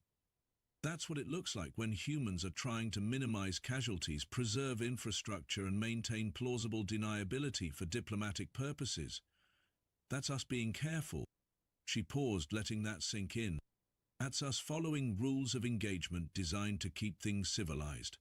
That's us using precisely the minimum force necessary to achieve tactical objectives while maintaining the moral high ground." Thakris's breathing apparatus was making sounds that suggested mechanical distress. "That's us being good galactic citizens," Amy continued. "That's us trying to play by your rules, respect your protocols, and solve problems without making anyone too uncomfortable." Zixaman's compound eyes had shifted to a color that Amy was pretty sure meant terror in his species. The footage, Amy said, shows what happens when humans are worried about interstellar incident reports, diplomatic consequences, and maintaining our reputation as a reasonable spacefaring species. She stood up again, but this time she didn't move toward the door. Instead, she walked to the holographic projector and examined it with the kind of professional interest that suggested she was evaluating it as a piece of equipment. "Nice resolution," she said. "Temporal accuracy looks good. I'm assuming you've got the raw sensor data stored somewhere, not just the visual reconstruction." "Captain," Zexwan said, his voice barely above a whisper, "what are you saying?" Amy turned back to face them, and her expression was no longer amused. "I'm saying that footage shows a human military operation conducted under restrictive rules of engagement, with specific orders to minimize collateral damage, preserve enemy assets for intelligence purposes, and maintain operational security for ongoing diplomatic relations." She walked back to her chair but didn't sit down. Instead, she stood behind it, hands resting on the back. "I'm saying that what you just showed me was a human military response designed to look proportional, reasonable, and civilized to outside observers who might be recording the engagement for later analysis." The three aliens were staring at her with expressions that suggested they were beginning to understand something they really didn't want to understand. "I'm saying," Amy continued, "that the human commander of that operation was specifically instructed to conduct the engagement in a way that would send a clear message to the hegemony while not appearing overly aggressive to the broader galactic community." "What message?" Vexandra asked. Amy's smile was back, but it was different now, colder, more professional. "Don't touch our people," she said. "Don't take our colonies. Don't interfere with human expansion, and if you do, we'll respond with exactly the minimum force necessary to resolve the situation while maintaining our diplomatic standing." She paused. Was the message? That was us being diplomatic. That was us trying to solve a problem without making anyone too nervous about humanity's place in the galactic community. Fakris made a sound that might have been a whimper. "But here's the thing," Amy said, walking around the table now, moving with a kind of casual confidence that suggested she was completely comfortable in this environment. "That footage you showed me, those weapons systems, those tactics, that level of coordination and technological superiority." She stopped directly in front of Zixamon. "That's not what it looks like when humans are trying to win a war," she said. "That's what it looks like when humans are trying to avoid one." The silence in the room was absolute.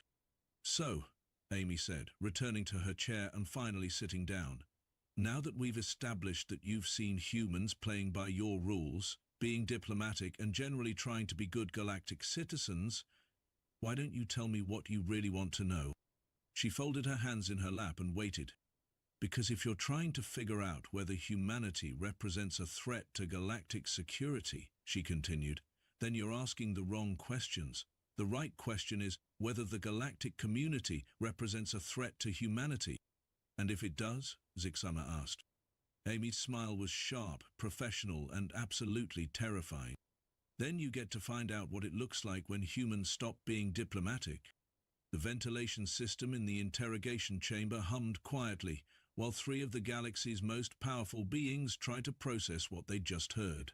Amy Brooks sat in her chair like someone waiting for a bus, occasionally checking her fingernails while her interrogators had what appeared to be simultaneous nervous breakdowns.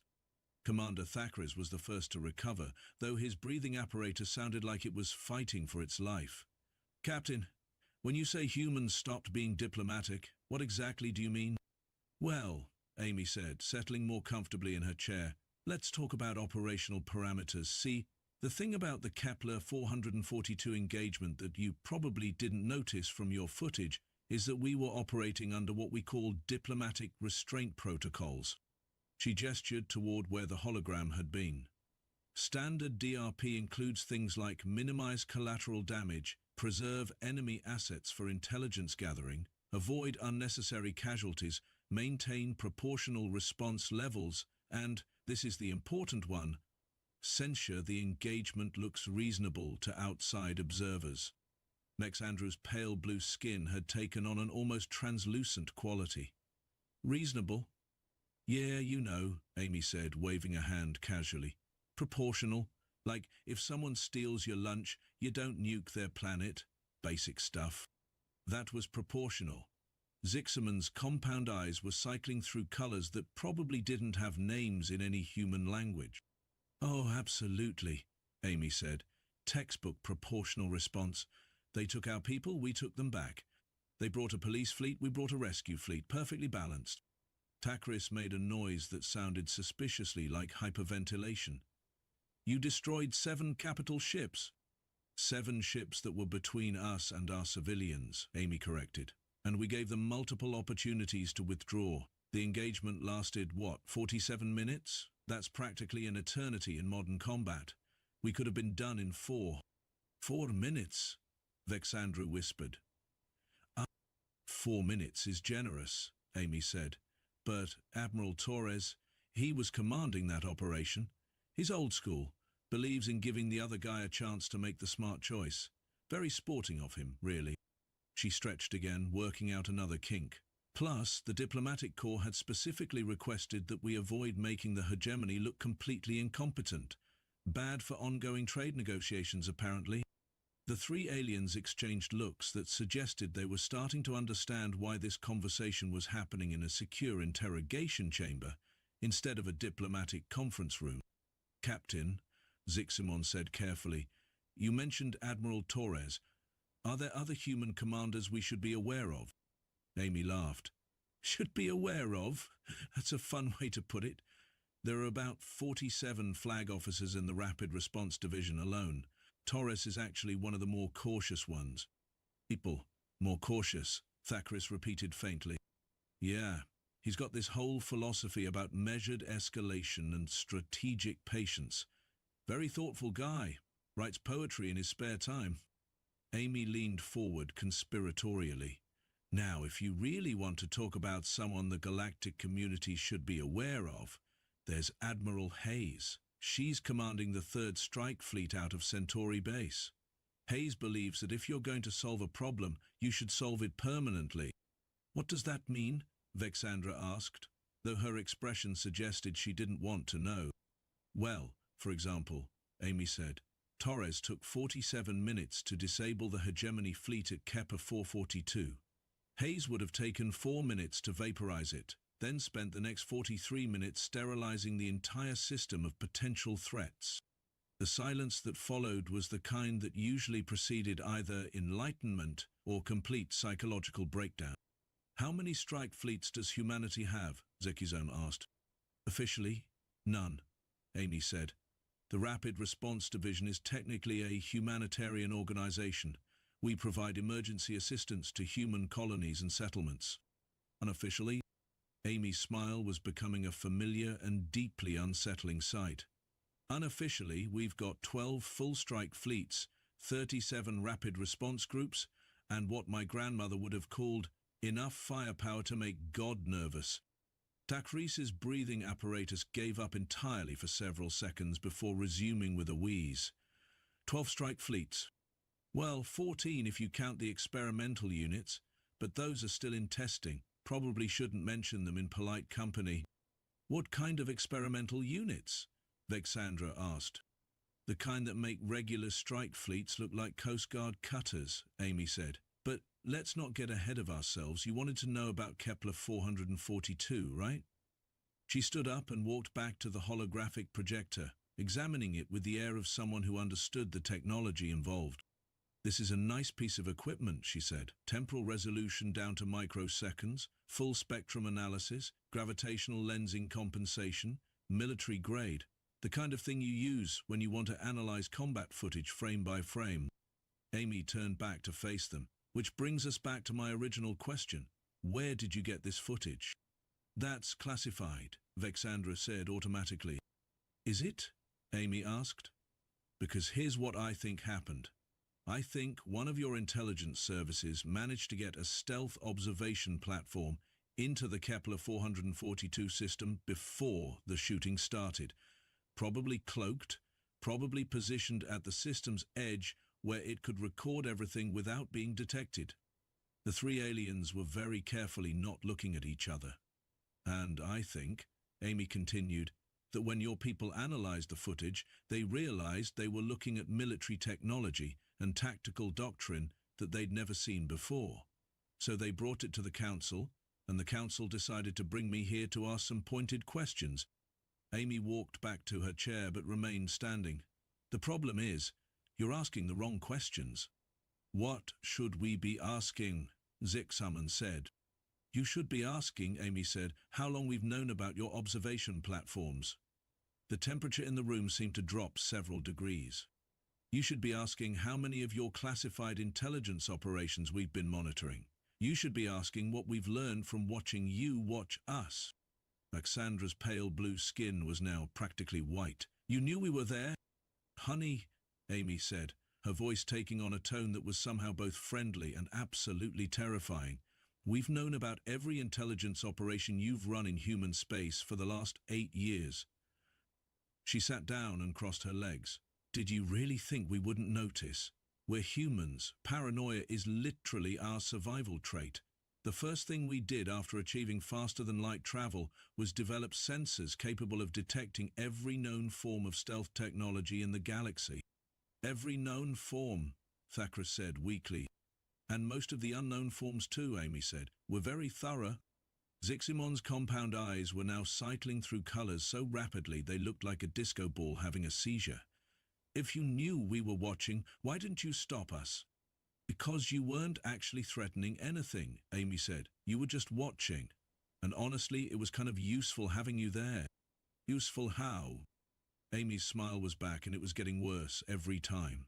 Well, for one thing, it meant we had witnesses to our restraint. When the hegemony inevitably claimed that humans had launched an unprovoked attack on their peaceful enforcement fleet, we knew there would be objective observers who could confirm that we'd acted in self-defense. She paused, letting that sink in. For another thing, it gave us a chance to demonstrate our capabilities to the broader galactic community without having to actually threaten anyone directly. Very efficient from a psychological warfare standpoint. Psychological warfare? Vexandra asked. Oh, absolutely, Amy said. The whole engagement was designed to send a message, not just to the hegemony, but to everyone who might be watching. The message was, humans are not to be underestimated. And what message are you sending now? Zixaman asked. Amy was quiet for a moment, considering the question. Now? Now I'm sending a different message, which is that the demonstration at Kepler 442 was us being polite. The ventilation system hummed, the lights flickered slightly, and 3 of the most powerful beings in the galaxy sat in stunned silence, while a human in jeans and a t-shirt smiled at them, like a predator that had just spotted something particularly tasty. Captain, Thackeray said finally, what would it look like if humans weren't being polite? Amy stood up and walked to the chamber's main door. She placed her hand on the control panel, and to everyone's surprise, it immediately turned green, and the door slid open. Oh, she said, turning back to face them. You wouldn't get to ask that question. She stepped into the doorway and paused. Because if humans ever stop being polite, the first thing that happens is that all the intelligence platforms, listening posts, and observation networks that we've been pretending not to notice for the last 8 years suddenly stop working. Amy's smile was now officially beyond the realm of human expression and well into the territory of existential threat. The second thing that happens is that every major military installation, government facility, and command structure in the galaxy discovers that they've been operating under human observation for considerably longer than they thought possible. The 3 aliens were staring at her with the kind of expression usually reserved for watching natural disasters in slow motion. And the third thing, Amy said, is that the galactic community gets to find out what human military doctrine looks like when we're not worried about maintaining diplomatic relations, minimizing collateral damage, or preserving our reputation as reasonable neighbors. She stepped fully into the doorway. But don't worry. That's not going to happen. How can you be sure? Vexandra asked. Amy's expression became genuinely warm for the first time since entering the chamber. Because you're all too smart to make that kind of mistake.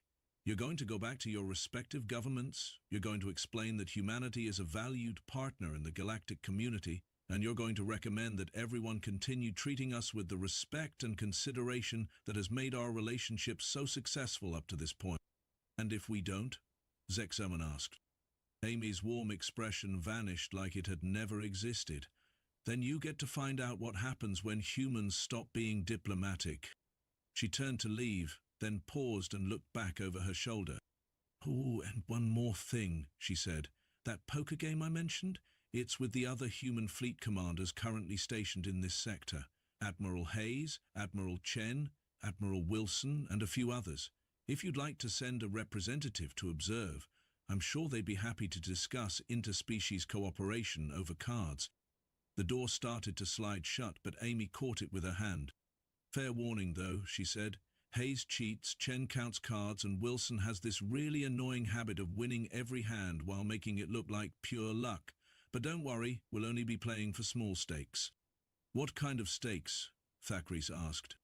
Amy's grin was positively feral. Oh, you know, solar systems, trade routes, the usual. The door slid shut with a soft hiss, leaving 3 of the galaxy's most powerful beings alone in an interrogation chamber that suddenly felt much too small and far too isolated. In the silence that followed, Vexandra spoke first. Did she just tell us that human fleet commanders are currently gambling with star systems? I think, Zixamon said slowly, she just told us that human fleet commanders are currently in this sector, and that they consider star systems to be small stakes. Thackere's breathing apparatus made a sound like a dying wind instrument. How many human fleet commanders do you think are in this sector? I don't know, Vexandra said, but I'm starting to think that might be the wrong question. What's the right question? Zixom asked. Vexandra was quiet for a long moment, staring at the door where Amy Brooks had just delivered what was either a friendly warning or a polite threat. The right question, she said finally, is how long they've been here. The interrogation chamber felt different after Amy Brooks left. Smaller somehow, as if the walls had moved inward while no one was looking. The 3 council members sat in silence for exactly 17 seconds before their secure communication devices all activated simultaneously. Emergency status update required, came a voice through Ziximon's communicator. It was High Chancellor Vex Thul, the collective's supreme military commander. What is the humans' response to the footage? Ziximon looked at his colleagues. Thackeray was staring at the door like it might explode. Vexiandra was running calculations on her personal datapad with the manic intensity of someone trying to solve an impossible equation. Complicated, Zixmon said finally. Explain. She recognized the engagement. She was there. She coordinated the surface operations. A pause. That's impossible. Our intelligence indicates it was a spontaneous response by rogue human elements. Your intelligence, Thackeray said, his breathing apparatus finally stabilizing, appears to be wrong. Vexandra looked up from her calculations, her pale blue skin now carrying an unhealthy grey tinge. We need to discuss something else. The human mentioned Admiral Chen. There is no Admiral Chen in any of our files on human military leadership. Perhaps it's a recent promotion, Zexaman suggested. Or perhaps, Thackeray said quietly, our files are incomplete. Vexandra's datapad chimed and she stared at the results with the expression of someone who had just discovered the house was built on quicksand. I've been running projections based on what the human told us. If humanity has been developing military technology for 15 years, and if the Kepler 4442 engagement represents their diplomatic restraint protocols, she trailed off. What? Zexuma demanded. The resource requirements alone would indicate a military-industrial complex at least 50 times larger than our estimates suggested.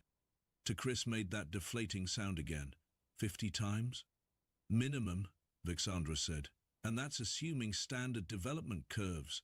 If they've made breakthrough advances in manufacturing, resource extraction, or energy generation. Her datapad chimed again. She looked at it and went very, very still. What now? Zexaman asked. I just received a priority message from Hegemony Intelligence, she said slowly. They're reporting anomalous energy signatures in 17 star systems along our border with human space. What kind of energy signature? A kind, Vaxiandra said, that indicate the presence of military installations we didn't know existed. The chamber's lights flickered again, and this time they stayed dimmed. In the lower lighting, the three council members looked like survivors of some cosmic disaster, which, they were beginning to realize, they might actually be. There's something else, Thackeray said. The human mentioned that they've been monitoring our intelligence operations for 8 years. Impossible, Svixhuman said automatically. Our stealth technology is apparently not as stealthy as we thought, Vaxindra interrupted. Think about what that means. If they've been watching us for 8 years, then they know about the Centauri incident. The temperature in the room seemed to drop another 10 degrees. Save them for the Argent negotiations, Thack_Reese continued. They know about the vegan trade dispute, Zixamum whispered. They know, Vexandra said, about the discussions to limit human expansion. The three of them sat in silence, processing the implications. For 8 years, the major powers of the galaxy had been making decisions about humanity based on the assumption that humans were a minor, technologically inferior species that could be managed through careful diplomacy and economic pressure. If humans had been watching those discussions, Zixamam said suddenly, the entire interrogation. She wasn't answering our questions, she was delivering a message. What message? Thackeray asked. That we've been operating under completely false assumptions about human capabilities, intentions and knowledge, Vexandra said, and that we need to recalibrate our relationship accordingly. Her communicator activated, displaying an urgent priority message. She read it, and her already pale skin went completely white. What? Both males demanded. Hegemony Command is reporting that 3 of our deep space monitoring stations have gone offline in the last hour, she said. No distress signals, no indication of technical malfunction. They just stopped transmitting. Could be equipment failure, Thakra suggested, without conviction. All 3 stations were monitoring human space, Vexandra said. Zixaman's compound eyes went through several color changes before settling on a shade that roughly translated to existential dread. She told us, she said, the first thing that would happen is that our observation networks would stop working. But she also said humans weren't going to stop being polite, Thack_Rice protested. No, Vexandra said, checking her data pad again. She said it wouldn't happen because we're too smart to make that kind of mistake, but maybe someone else isn't. The chamber's main screen activated without any of them touching the controls. Amy Brooks's face appeared, but she wasn't in the corridor outside. She was sitting in what appeared to be a ship's command center, with other humans visible in the background. Hi again, she said cheerfully. Hope you don't mind me borrowing your communications system. Human technology, you understand. We're very good at making different systems talk to each other. Zexaman found his voice first. Captain Brooks, where are you? Oh, about 40,000 kilometers off your starboard side, Amy said. Give or take. The kids in navigation are still calibrating their instruments. Vexandra was frantically checking her data pad. There are no ships within sensor range of this station. Amy's smile was visible even through the communication link. There weren't 40,000 kilometers off your starboard side either, until about 10 minutes ago. How? Takras asked. Trade secret? Amy said. But since we're all friends here, I wanted to give you a heads up. It seems like someone in the hegemony military didn't get the memo about maintaining peaceful relations with humanity. Vexandra's face went from white to transparent. What memo? Oh, you know, Amy said casually. The one about not trying to use force against human civilians. The one about respecting established colonial boundaries. The one about not testing human resolve with military provocations. The screen split, showing Amy's face alongside tactical displays that made all 3 council members forget how to breathe. See, about 20 minutes ago, a hegemony strike force launched an attack on the human research station at Wolf 359, Amy continued. Nothing major, just a police action to investigate reports of treaty violations. I'm sure it was all very official and properly documented. Vexandra was frantically working her communicator, trying to contact Hegemony Command. The responses she was getting made her expression progressively more horrified. The thing is, Amy said, Wolf 359 isn't just a research station, it's a testing facility for our experimental defense systems. So when your people showed up to conduct their investigation, the tactical display showed what appeared to be the complete and instantaneous destruction of an entire hegemony fleet, not the gradual, professional engagement they'd witnessed at Kepler 4042. This was something else entirely. "How many ships?" Zexima whispered. "All of them," Amy said simply. 47 vessels gone in about 30 seconds. We tried to hail them first, of course, standard protocols, but they opened fire immediately upon arrival. 30 seconds, Thak_Reese repeated. "The experimental systems worked better than expected," Amy said. "Much better. The research team is very excited about the results." Bexassandra was now receiving a constant stream of emergency communications from hegemony space. Her expression suggested she was watching her entire civilization collapse in real time. "Captain," Zix_Mon said carefully, "what happens now?" Amy's expression became thoughtful. "Well, that depends on how the hegemony responds to losing their primary strike fleet. If they decide this was all a terrible misunderstanding and pull back to previously agreed upon boundaries, then probably nothing happens. And if they don't, then they get to discover what our non-experimental defense systems can do," Amy said. "And then they get to discover what our offensive systems can do. And then, if they're really determined to escalate the situation, they get to meet Admiral Hayes." The mention of Hayes made all three council members visibly shudder. "But I'm optimistic," Amy continued. "The hegemony has always struck me as a very reasonable civilization. I'm sure they'll make the smart choice." Bexander looked up from her communicator with the expression of someone who had just watched their worst nightmare come true. "The Hegemony Senate is calling for full mobilization of our reserve fleets." Amy's smile faded. "That would be unfortunate." "How unfortunate?" Zeximon asked. "Well," Amy said, "let me put it this way. The research station at Wolf 359, it's one of 12 facilities where we test our defensive systems. We have 37 facilities where we test our offensive systems. And we have one facility where we test things that don't really fit into either category." She paused, letting that sink in. The hegemony just destroyed a testing facility with experimental defenses that worked better than expected. If they mobilize their reserve fleets, they'll be facing production model systems that have been specifically designed to exceed those experimental results. Vexandra's communicator was now receiving messages so rapidly that it sounded like a machine gun. "The Senate is demanding immediate retaliation for what they're calling an unprovoked attack." "Unprovoked," Amy repeated. "They attacked our facility and our response was unprovoked."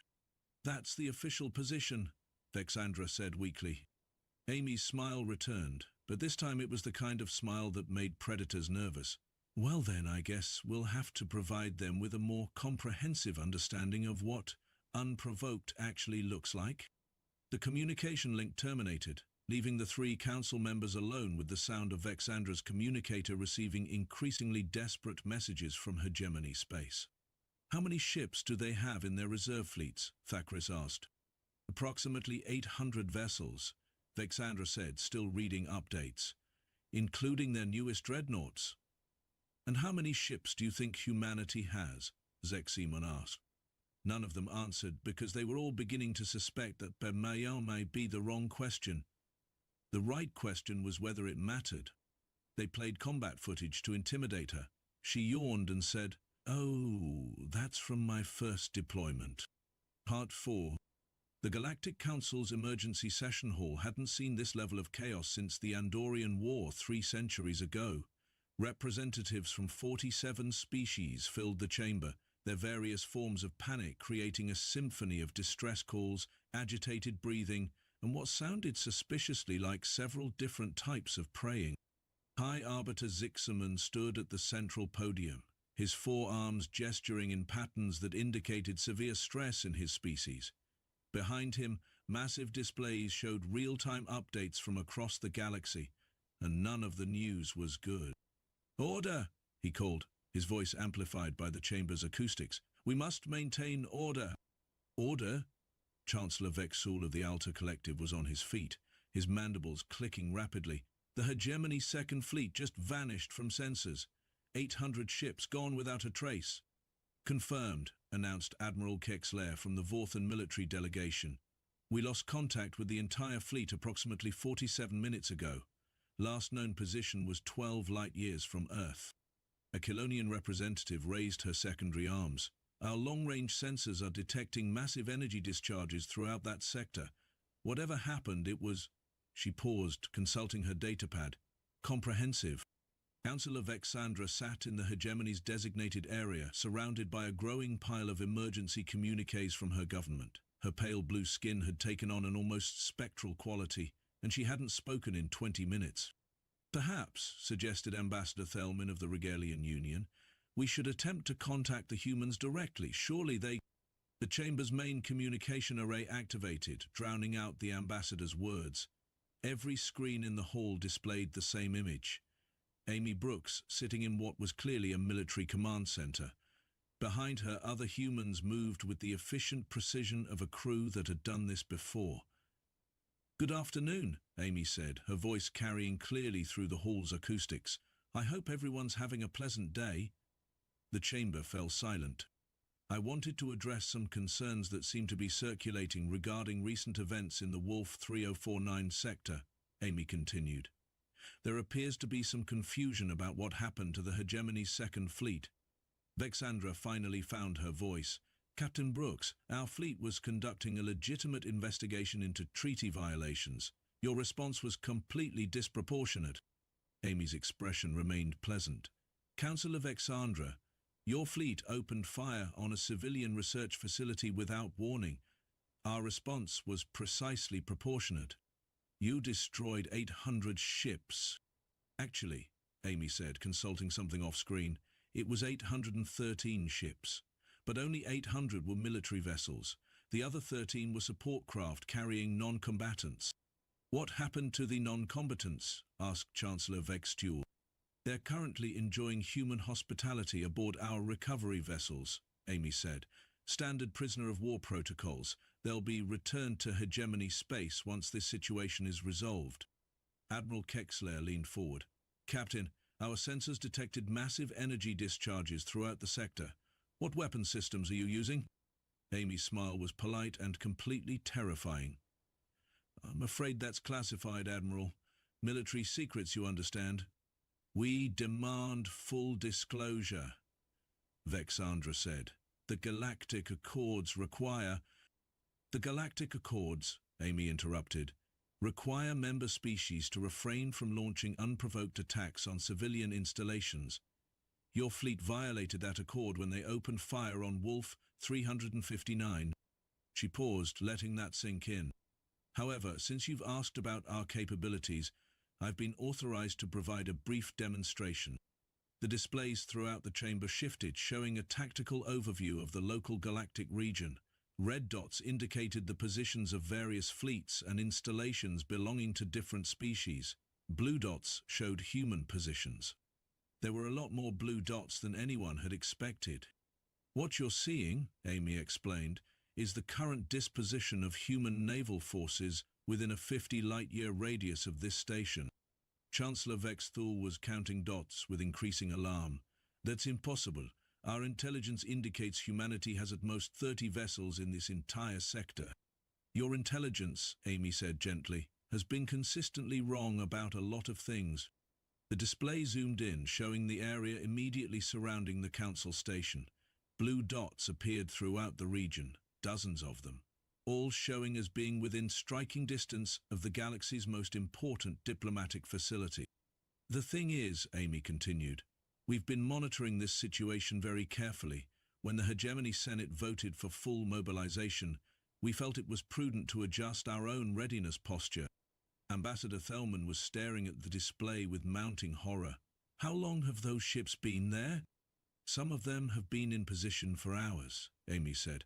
"Others for days. A few have been stationed in this region for months, just waiting for someone to do something sufficiently stupid to justify revealing their presence."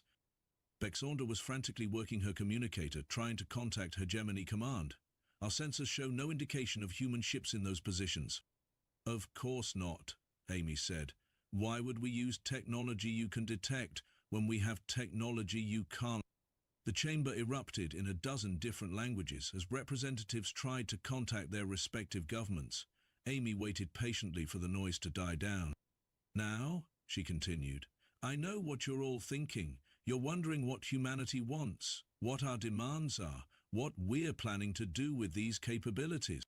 She leaned back in her chair, looking remarkably relaxed for someone who had just revealed that human forces had the galaxy's most important installations surrounded. The answer is nothing. Silence. Nothing? Zexamon asked. Nothing, Amy confirmed. We don't want your territory. We don't want to conquer your worlds. We don't want to impose human law or human culture or human anything on anyone who doesn't want it. Then what do you want? Chancellor Vexthul demanded. Amy's expression became very serious. We want to be left alone. Left alone? We want to expand into unoccupied systems without interference. We want to establish colonies without having to justify our presence to committees of species who have never set foot on the worlds in question. We want to trade freely without having our access to resources controlled by cartels that see humanity as a useful but ultimately disposable partner. She stood up, and for the first time since the communication began, she looked genuinely angry. We want to stop pretending that the Galactic Accords aren't designed to keep humanity in a subordinate position. We want to stop playing along with the fiction that this council represents the interests of all spacefaring species equally. The chamber was dead silent. You want to know what humans want? Amy asked. We want recognition that we're not going anywhere. We're not going to be managed or controlled or limited by anyone else's vision of how the galaxy should work, and we're certainly not going to tolerate armed attacks on our people because someone decided we were becoming inconvenient. She sat back down, her expression returning to its earlier pleasantness. So here's what's going to happen, she continued. The Hegemony is going to officially apologize for the unprovoked attack on Wolf 359. They're going to compensate the families of the researchers who were killed, and they're going to withdraw all military forces from systems within 20 light-years of human space. That's impossible, Vexandra protested. Those systems contain our major supply routes. Then you'll need to find new supply routes, Amy said. Or ask nicely for permission to transit human-controlled space. Human-controlled space? Admiral Quexlair asked. Those are unclaimed systems. Amy's smile was back. Not anymore. The display shifted again, showing a much larger region of space. Blue zones now covered vast areas that had previously been marked as neutral territory. As of 6 hours ago, Amy explained, human colonial expeditions have established preliminary settlements in 47 systems that were previously unclaimed. Under the Galactic Accords, this gives humanity first settlement rights and territorial control. Chancellor Vexthul was staring at the display like it had personally betrayed him. 47 systems in 6 hours? We've been preparing for this possibility for some time, Amy said. The colonial expeditions were pre-positioned, waiting for authorization to proceed. The Hegemony's attack on Wolf 359 provided that authorization. This is a massive expansion of human territory, Zexamon said. This is a modest beginning, Amy corrected. We have colonial expeditions prepared for another 200 systems, pending resolution of this situation. The implications hit the chamber like a physical force. Humanity hadn't just revealed hidden military capabilities. They'd been prepared to claim a significant portion of the galaxy's unclaimed territory at a moment's notice. What are your terms? Vexandra asked quietly. I told you, Amy said. Apology, compensation, withdrawal. Very simple. And if the Hegemony refuses? Amy was quiet for a moment, and when she spoke again, her voice carried a note that made everyone in the chamber check their life insurance policies. Then you get to find out what human military doctrine looks like when we're not worried about maintaining diplomatic relations. You would go to war with the entire Hegemony? Chancellor Vex_Thul asked. War? Amy looked genuinely puzzled. Who said anything about war? The hegemony attacked one of our research facilities. We would simply be conducting a police action to ensure that such attacks don't happen again. A police action against an entire interstellar empire? A very thorough police action, Amy said, the kind that ensures long-term compliance with interstellar law. Ambassador Thelman raised a trembling appendage. Captain, surely you realize that such an action would destabilize the entire galactic balance of power. Amy's expression became thoughtful. Would it? Let's see. The hegemony has been using military force to intimidate smaller species for centuries. They've been manipulating trade routes to maintain economic dominance over dozens of worlds. They've been using their position on this council to block territorial expansions by any species they consider a potential threat. She paused. If removing their ability to do those things destabilizes the balance of power, then maybe the balance of power needed to be destabilized. The chamber erupted again, but this time the voices carried a different tone. Not panic, but something that might have been hope. Representatives from smaller species were looking at each other with expressions that suggested they were reassessing their entire understanding of galactic politics. You're talking about revolution, Zixaman said. I'm talking about evolution, Amy corrected. The galaxy is big enough for everyone, but not if some species insist on treating others as subjects rather than neighbors. Her expression became serious again. Humanity doesn't want to rule the galaxy. We just want to make sure no one else does either. Vexandra was receiving a constant stream of messages from Hegemony Space, and her expression suggested the news was getting progressively worse. Captain, I'm receiving reports that human forces are now present in Hegemony Space itself. Rescue operations, Amy said. We're evacuating human civilians from Hegemony worlds, just in case your government decides to take hostages. How many civilians? According to the Carter. The simple response carried implications that made the entire chamber go quiet. Captain, Admiral Quexler said carefully, are you saying that humanity is prepared to evacuate every human civilian from Hegemony Space? We're saying we've already started, Amy said. Approximately 4 million humans have been living and working in Hegemony Space. As of 2 hours ago, they're all aboard human vessels heading for safe zones. 4 million people, Chancellor Vexwell repeated, evacuated in 2 hours. We're very efficient when we need to be, Amy said. Vexandra looked up from her communicator, her expression one of complete defeat. The Senate is requesting immediate negotiations. Amy smiled. I'm sure they are. What are your terms for negotiations? The same terms I already stated. Apology, compensation, withdrawal, non-negotiable.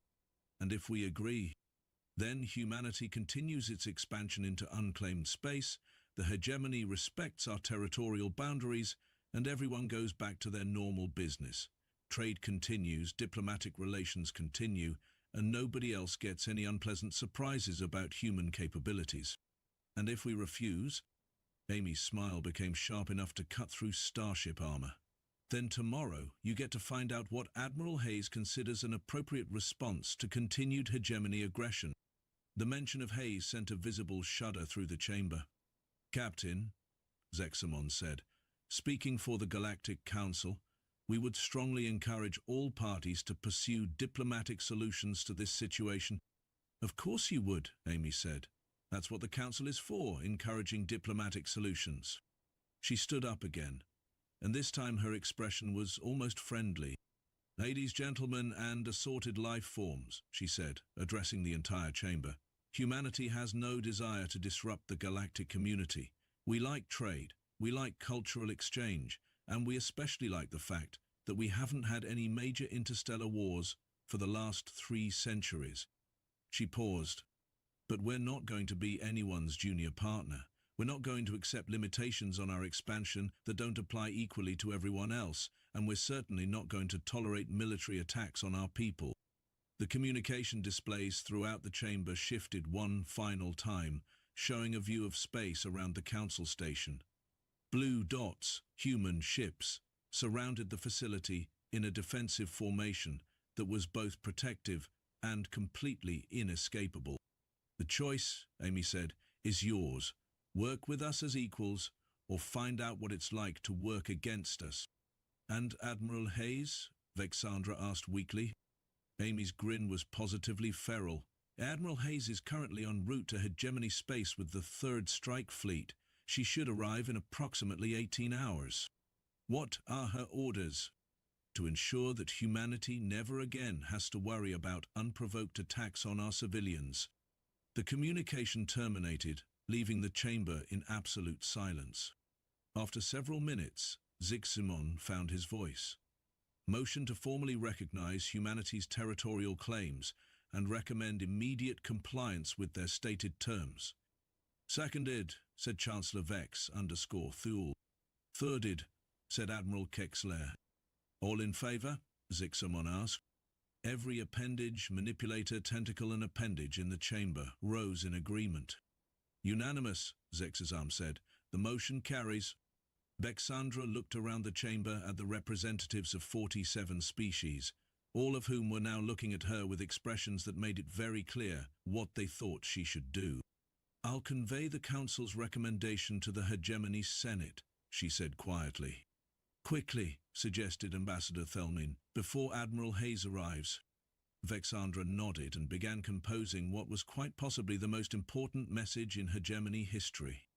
In the depths of space, 18 hours away, Admiral Hayes reviewed her orders one final time and smiled.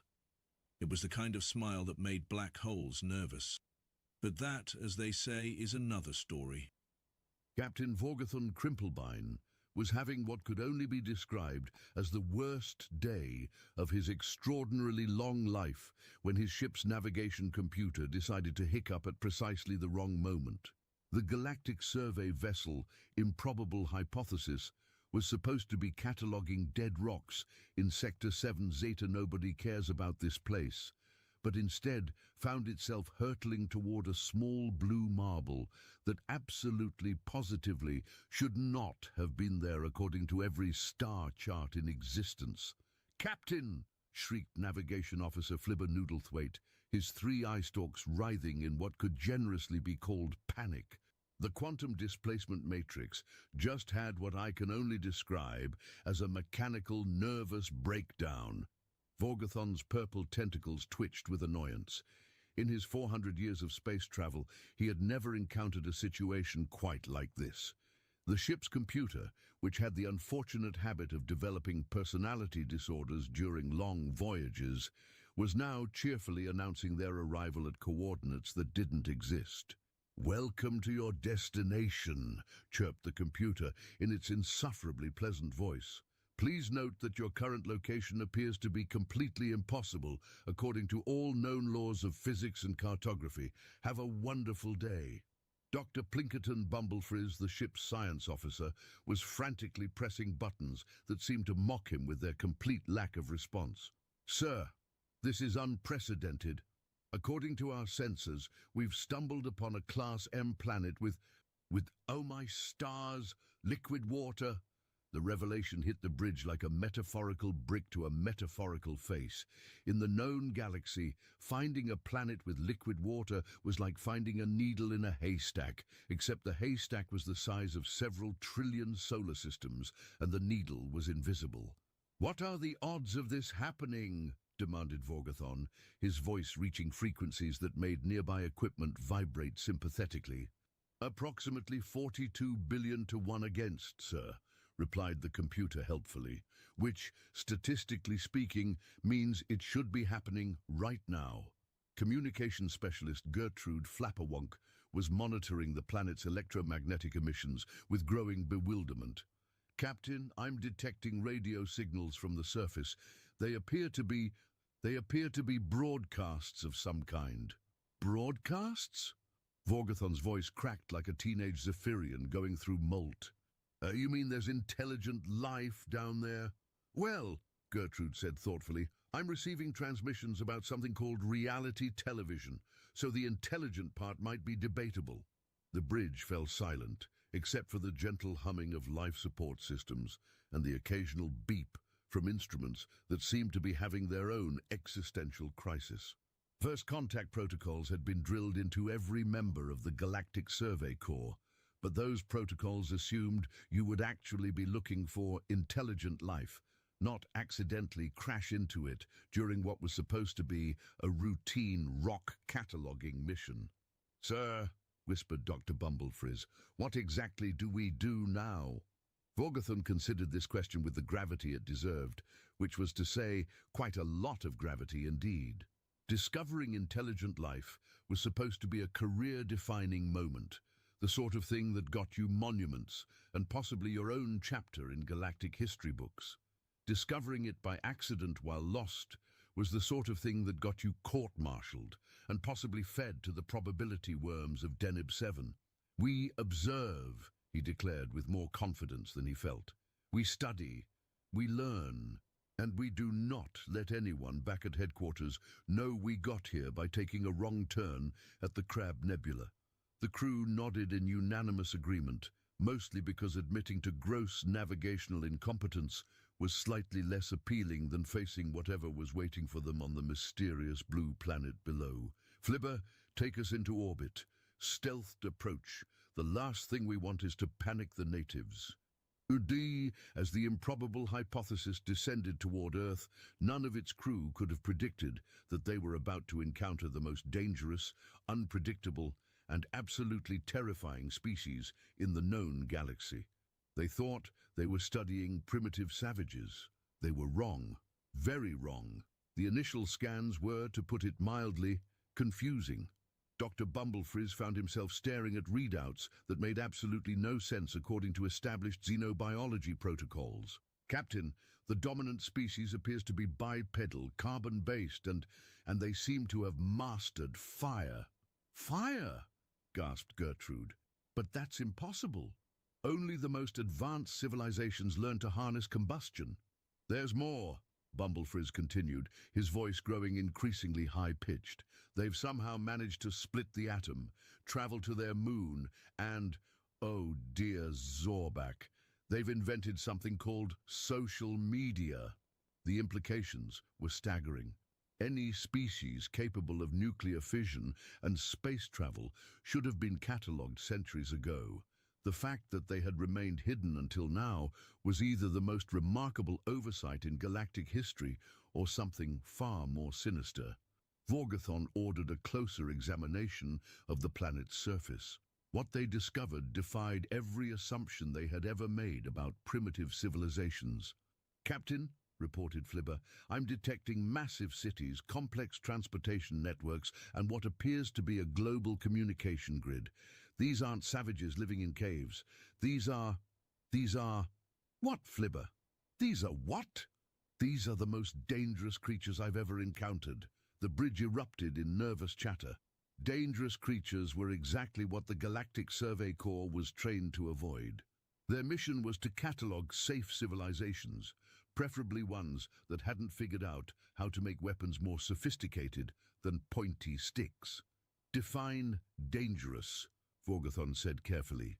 Dr. Bumblefrizz cleared his throat nervously. "Well, sir, according to my analysis, these humans, as they call themselves, have managed to weaponize practically everything. They turn metal into projectiles, chemicals into explosives, and atoms into unthinkable devastation.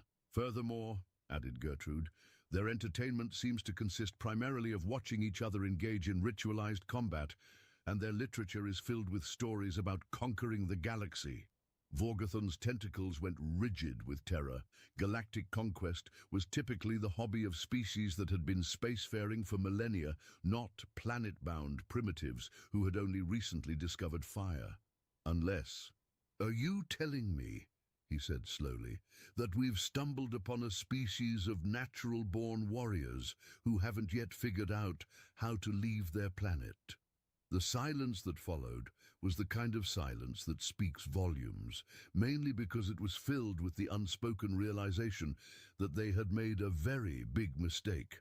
"Permission to suggest immediate retreat, sir," squeaked Navigation Officer Flibber. "Granted," Vorgothon practically shouted. "Set course for anywhere that isn't here. Maximum warp. Actually beyond maximum warp. Invent new levels of warp if necessary." But as Flibber frantically began inputting escape coordinates, The ship's computer chose that moment to deliver what could only be described as the worst possible news at the worst possible time. "I'm terribly sorry to interrupt," the computer announced cheerfully, "but it appears our quantum flux inhibitors have chosen this moment to go on strike. We are temporarily unable to achieve faster-than-light travel." The bridge fell silent again, except for the sound of Vorgothon's tentacles slapping against his forehead in a gesture that transcended species barriers. "How long until repairs?" he asked through gritted teeth. "Oh, roughly 72 hours, the computer replied, "unless something goes wrong, in which case it could be considerably longer. Statistics suggest there's an 87% chance that something will go wrong." 72 hours. 72 hours orbiting a planet full of weapon-obsessed primates who had mastered nuclear physics and space travel. 72 hours praying that the terrifying creatures below wouldn't notice an alien spaceship hanging around their planet like an unwelcome dinner guest. "Sir," whispered Dr. Bumblefrizz, "I think we should continue our observations. For science." Vorgothon stared at his science officer with the expression of someone who had just been asked to juggle live grenades while riding a unicycle. "For science? Think about it, Captain. When will we ever get another chance to study a species like this? These humans are unique. They're simultaneously primitive and advanced, peaceful and warlike, intelligent and completely insane." Against his better judgment, which was screaming at him to fake his own death and hide in the cargo bay, Vorgothon found himself nodding. They were stuck here anyway, and returning to headquarters with a report that said "found scary monkey people, ran away immediately," would probably not advance his career prospects. "Fine," he said, "but we maintain maximum stealth, minimum contact, and if anything goes wrong, we blame it on equipment malfunction." What followed was the most intensive 72 hours of xenoanthropological research in galactic history, and definitely the most bizarre. The crew of the Improbable Hypothesis discovered that humans were not just dangerous, they were impossibly dangerous in ways that defied all logic and reason. "Captain," reported Dr. Bumblefrizz during their second day of observation, "I've been monitoring their global communication networks, and I've made a disturbing discovery. More disturbing than yesterday's revelation that they voluntarily climb mountains for fun." "Yes, sir. They appear to engage in something called extreme sports, which consists of deliberately putting themselves in mortal danger for the purpose of entertainment." Vorgothon's headache was reaching epic proportions. "You mean they deliberately risk death for recreational purposes?" "That's not even the worst part, sir. They've also invented something called horror movies, where they pay money to be frightened, and roller coasters, which are mechanical devices designed to simulate fatal accidents." Communications specialist Gertrude looked up from her console with wide eyes. "I've been monitoring their news broadcasts, and apparently they engage in something called politics, which seems to involve groups of humans attempting to convince other humans that their particular method of organizing society is superior, often through the use of loud noises." "Loud noises?" Vorgothon's voice reached frequencies that made nearby metal objects ring sympathetically. "Yes, sir. And when that doesn't work, they sometimes resort to what they call elections, which is a form of ritualized combat where victory is determined by counting pieces of paper." The more they learned about humans, the more convinced the crew became that they had stumbled upon the most terrifying species in the galaxy. These weren't just warriors. They were warriors who had turned survival into an art form. "Sir," said Dr. Bumblefrizz on their third day, "I've completed my analysis of human physiology, and the results are, well, they're absolutely horrifying." Vorgothon braced himself. "How horrifying?" "They're persistence hunters, sir. They don't have claws or fangs or natural armor. Instead, they simply refuse to stop. They can literally run their prey to death through sheer stubborn determination. That's impossible. Furthermore, they have this thing called adrenaline that makes them stronger and faster when they're in danger. They actually become more dangerous when they're scared. Vorgothon's tentacles were now tied in knots of pure anxiety. What kind of evolutionary pressure creates a species that gets more dangerous when threatened? The kind that produces apex predators, sir, Bumblefrizz replied grimly. And that's not all.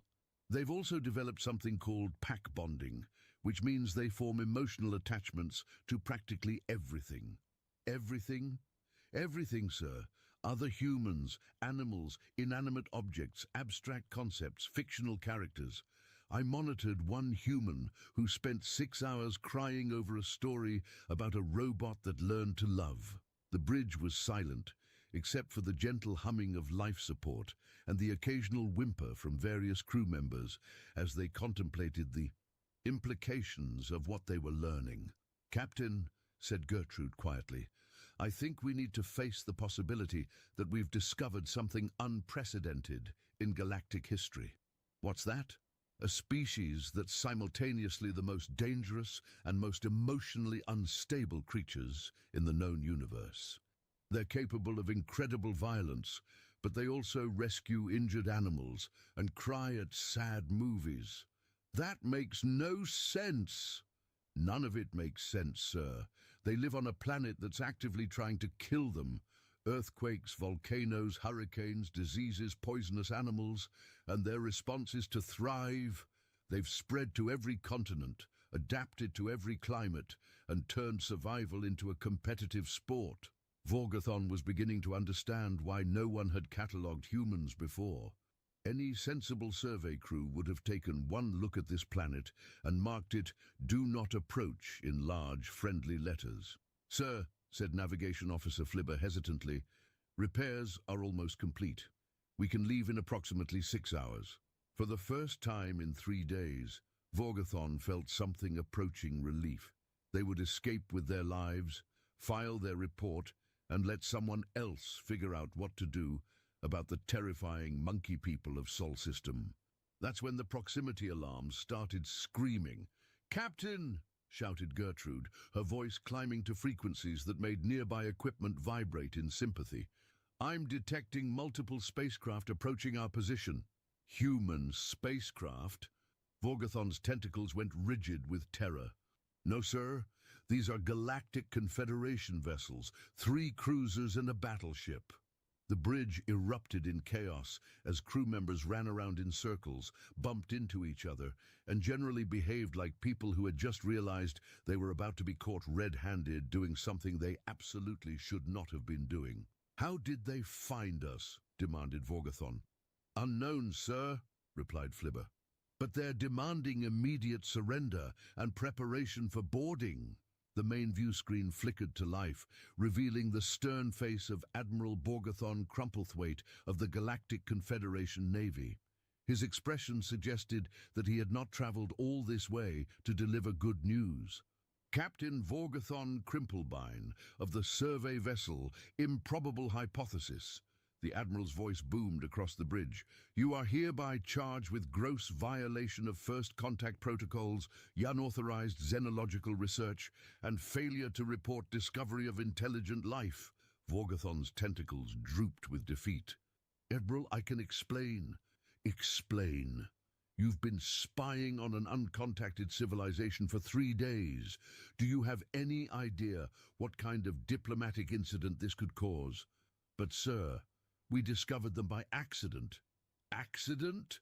You accidentally spent 72 hours conducting detailed observations of their society, culture, and technology?"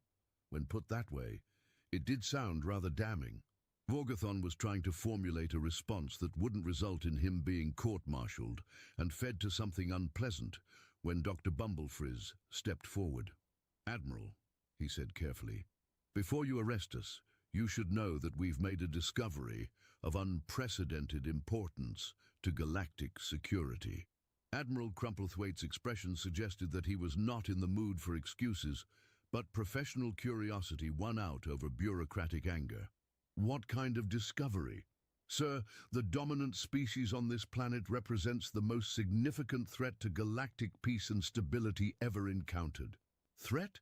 They haven't even achieved interstellar travel." "Yet, sir." But when they do, Dr. Bumblefrizz paused dramatically. Admiral, these humans are natural-born warriors with an instinctive understanding of warfare, technology, and survival that surpasses anything in our databases. They've weaponized their entire planet. The Admiral's expression shifted from anger to concern. Explain.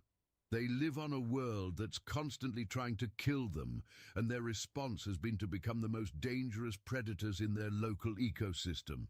They hunt for sport, fight for entertainment, and turn every challenge into a competition.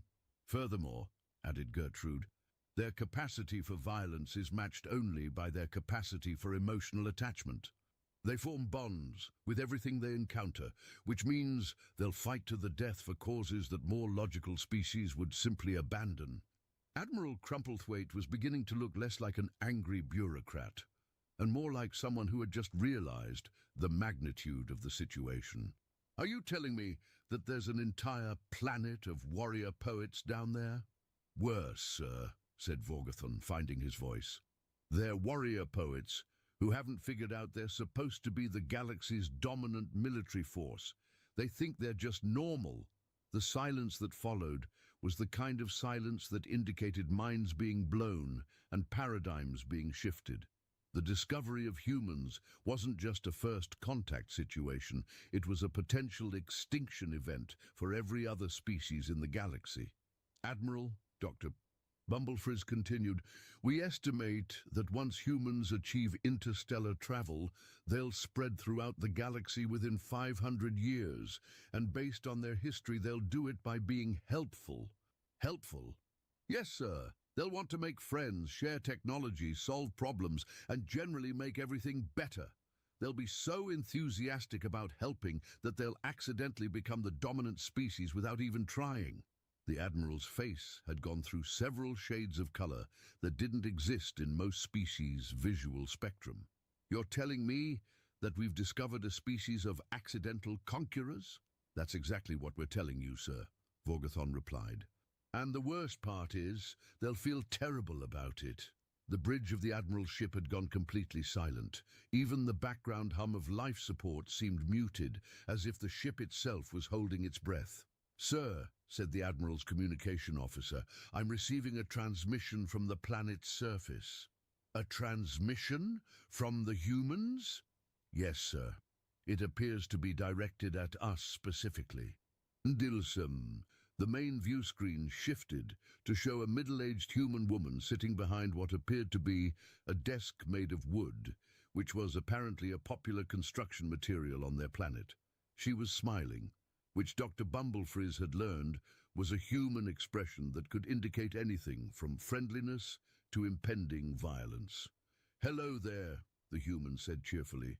I'm Ambassador Patricia Whistlebottom of the United Nations Office for Extraterrestrial Affairs. We've been monitoring your ships for the past several hours, and we thought it might be time for a proper introduction.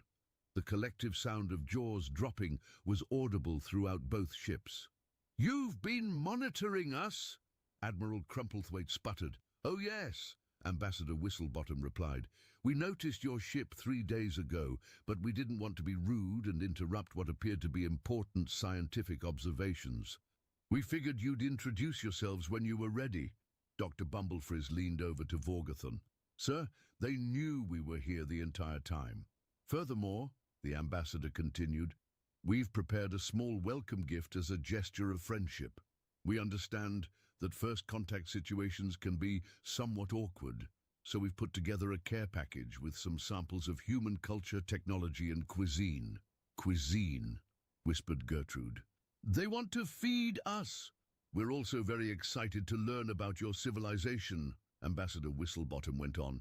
We have so many questions. What's your home planet like? How does faster-than-light travel work? Do you have any interesting sports? We'd love to organize some friendly competitions. Admiral Crumplethwaite looked like someone who had just been invited to participate in his own execution. Friendly competitions. Oh yes, we have this wonderful game called football. Well, we call it soccer in some places, but that's a long story, and we think you might enjoy it. It's quite simple, really. You just try to get a ball into a goal without using your hands. Without using their hands? Flibber whispered in horror. What kind of species deliberately handicaps itself for entertainment? The ambassador was still talking. We've also prepared demonstrations of human music, art and literature. We have this fascinating genre called science fiction, where we imagine what contact with alien species might be like. It's quite fun, really, though I suspect some of our authors got things rather wrong. Sir, Dr. Bumblefrizz said quietly to Admiral Crumplethwaite, I recommend we accept their invitation. Are you insane? Think about it, sir. They've demonstrated that they detected our stealth technology, tracked our movements and prepared for first contact without showing any signs of fear or aggression. They're either the most advanced species we've ever encountered, or they're so dangerous that they don't need to be afraid of us. Or both, added Vorgothan helpfully. Admiral Crumplethwaite stared at the screen, where Ambassador Whistlebottom was still cheerfully explaining various aspects of human culture with the enthusiasm of someone who had been waiting their entire life for this moment. Very well, he said finally. Ambassador Whistlebottom, we accept your invitation for cultural exchange. Wonderful, the ambassador beamed.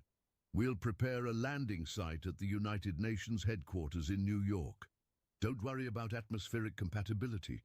We've taken the liberty of analyzing your ship's emissions, and we've prepared appropriate accommodations. The transmission ended, leaving both alien ships floating in space, with their crews trying to process what had just happened.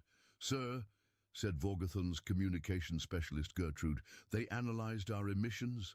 That means they reverse-engineered our atmospheric requirements from our exhaust, Dr. Bumblefrizz explained. In other words, they figured out what we breathe by studying what we throw away. That's impossible. Sir, said Admiral Crumplethwaite's science officer, I've been running calculations, and I believe the humans may have been expecting us. Expecting us? How could they be expecting us? Unknown, sir. But their response time was too fast for a civilization that supposedly never encountered aliens before.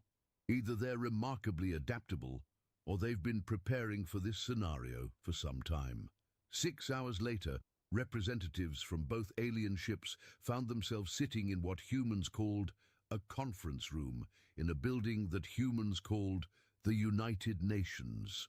The room was decorated with flags from various human nations, which apparently were subdivisions of their planet based on geographical and cultural differences.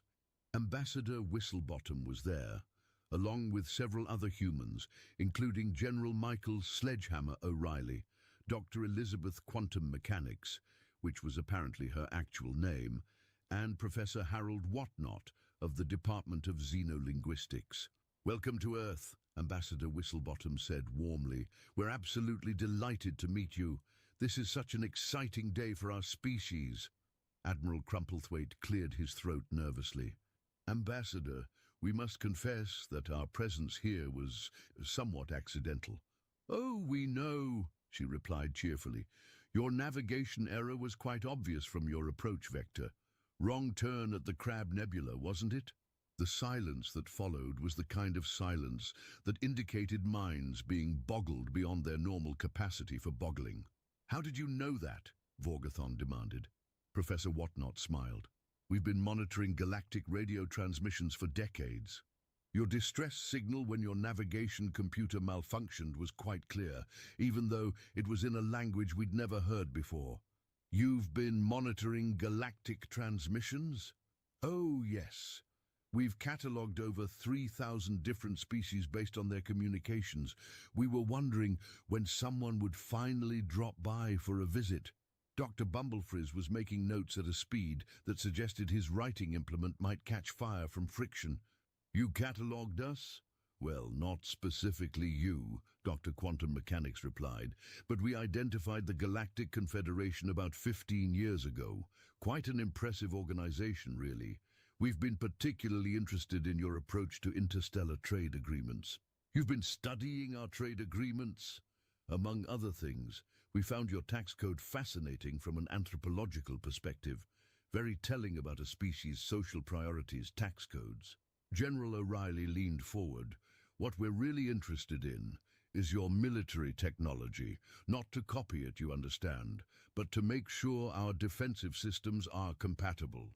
We wouldn't want any unfortunate misunderstandings if we ever need to fight alongside you. Fight alongside us?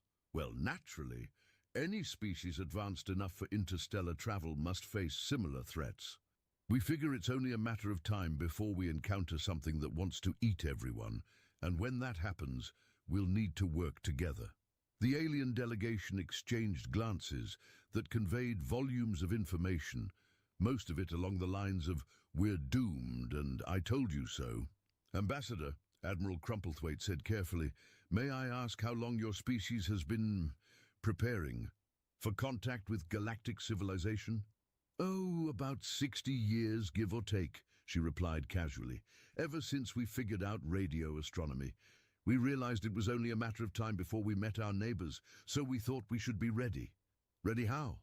"Well, we established the Office for Extraterrestrial Affairs, developed first contact protocols, learned several galactic languages, and prepared contingency plans for various scenarios. We also stockpiled coffee." Coffee? It's a caffeinated beverage. We figured any civilized species would appreciate good coffee. Would you like some? Before anyone could answer, she was pouring dark liquid from a thermal container into small cups. The smell was actually quite pleasant, Dr. Bumblefrizz noted, though he wasn't sure if that made the situation better or worse. "The thing is," Ambassador Whistlebottom continued as she served coffee, "we've been ready for this conversation for quite some time. What we weren't prepared for was how nice you all are." "Nice? Oh yes. We expected aliens to be either hostile conquerors or completely incomprehensible. We never imagined you'd be so similar to us. You explore, you study, you make mistakes, you get embarrassed when you're caught doing something awkward. It's really quite endearing." Vorgathon accepted a cup of coffee and took a tentative sip. It was actually quite good, which somehow made everything more terrifying. "Ambassador," he said slowly, "what exactly do you think happens next?" "Well," she said thoughtfully, "we'd like to apply for membership in the Galactic Confederation, if you'll have us. We understand there's probably a process, paperwork, that sort of thing. We're quite good with paperwork."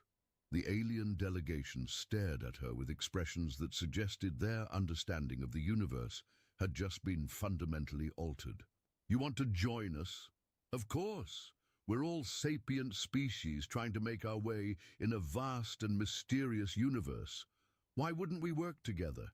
We have resources, technology, and enthusiasm to contribute. Plus, we make excellent coffee."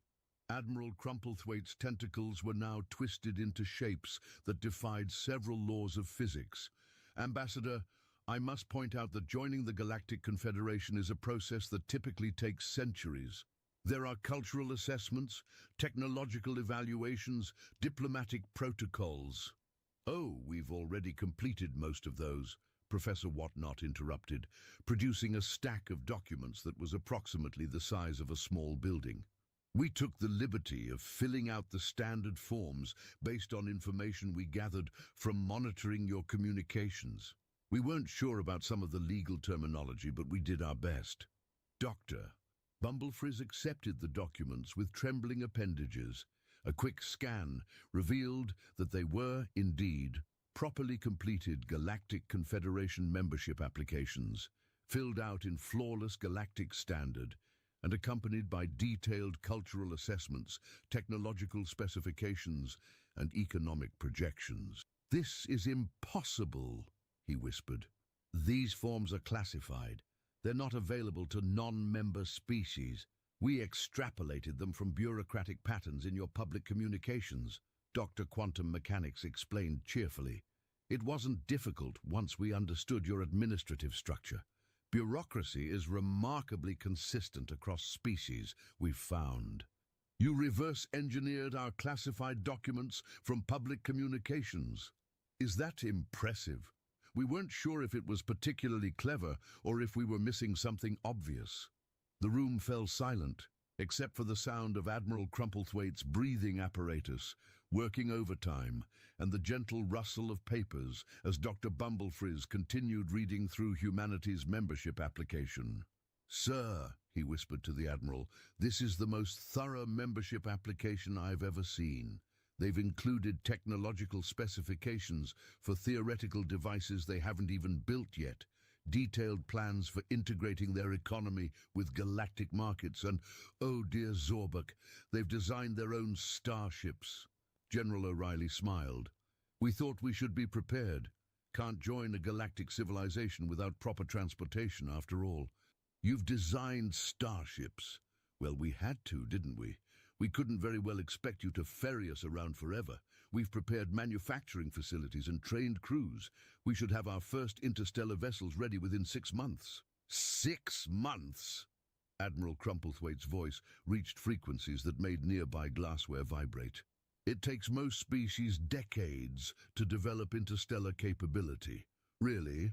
We figured it was just a matter of scaling up existing technology and solving the faster-than-light problem. Once we understood the principles from monitoring your communications, the engineering was fairly straightforward." Dr. Quantum Mechanics leaned forward conspiratorially. "The tricky part was miniaturizing the quantum flux generators. We had to develop some rather exotic materials, but our manufacturing base is quite adaptable." "You've already solved faster-than-light travel?" "In theory. We haven't tested it yet. We thought it would be rude to go flying around the galaxy without permission. But the mathematics work out beautifully." Vorgathon looked around the room at his fellow aliens, all of whom appeared to be having some form of existential crisis. "Ambassador, may I ask you a personal question?" "Of course. Are you trying to be terrifying?" Ambassador Whistlebottom looked genuinely surprised. "Terrifying? Why would we be terrifying? We're just trying to be good neighbors. Good neighbors don't usually reverse engineer classified technology and develop interstellar capability in their spare time. Don't they? We thought that was just basic courtesy.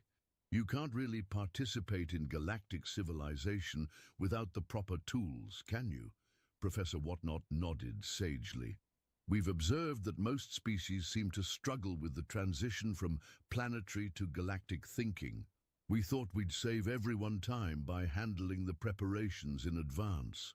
Besides," added Dr. Quantum Mechanics, "we're very good at copying things and making them better. It's sort of our specialty as a species." Oh, the alien delegation exchanged glances that communicated complex concepts, such as we're witnessing the birth of a galactic superpower, and they don't even realize what they've done.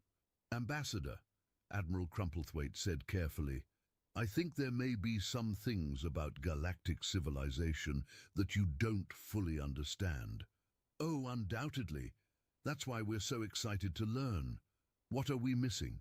"Well, for one thing, most species find interstellar travel quite challenging.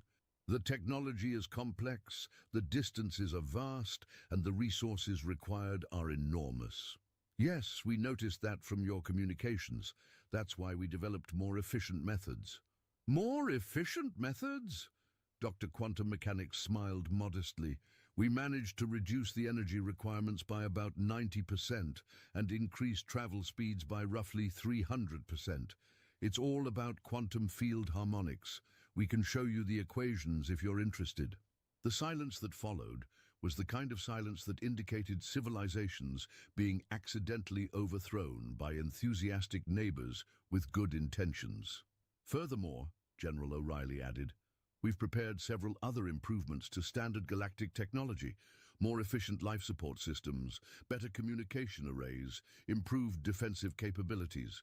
We thought they might be useful contributions to the Confederation." "You've improved our defensive capabilities?" "Well, we noticed some potential vulnerabilities in your standard designs. Nothing major, just a few adjustments that should improve survival rates by 40 or 50% in combat situations." Vorgathon was beginning to understand why no survey crew had ever reported finding humans before. Any reasonable species would have taken one look at this situation and immediately declared the Sol system off-limits to all civilized life. Ambassador, he said weakly, what exactly do you expect will happen when you join the Galactic Confederation? Oh, we're quite excited about that. We're looking forward to sharing resources, exchanging cultural knowledge, participating in scientific research, and helping with whatever challenges the galaxy might face. Helping with challenges. Of course, we assume there must be various problems that require cooperative solutions. Hostile species, natural disasters, resource shortages, that sort of thing. We're very good at solving problems. What makes you think you'd be good at solving galactic problems? Ambassador Whistlebottom looked surprised by the question. Well, we've had quite a lot of practice with planetary problems. How different could it be, really? The answer, as it turned out, was not very different at all. And that was the most terrifying realization of the entire conversation. Within 48 hours of that first meeting, the humans had somehow managed to turn first contact into what could only be described as the most efficiently organized cultural exchange in galactic history. They had prepared translation devices, cultural orientation packages, and what they called tourist guides for visiting aliens. We thought you might like to see some of our cities, Ambassador Whistlebottom explained as she led the alien delegation through something called Times Square, which appeared to be a concentrated dose of human civilization designed to overwhelm the senses. This is New York. It's not our biggest city, but it's quite representative of human urban planning. Admiral Crumplethwaite stared up at the towering structures that humans had built for no apparent reason other than to see if they could. You built these for fun? Oh no, these are office buildings. We built them because we needed places to work. The fun buildings are much more impressive. Dr. Bumblefrizz was frantically taking notes while trying not to be trampled by the constant stream of humans who seemed to be in perpetual motion. Ambassador, how many humans live in this hive? About 8.5 million in the city proper, 20 million in the metropolitan area. It's actually quite cozy once you get used to it.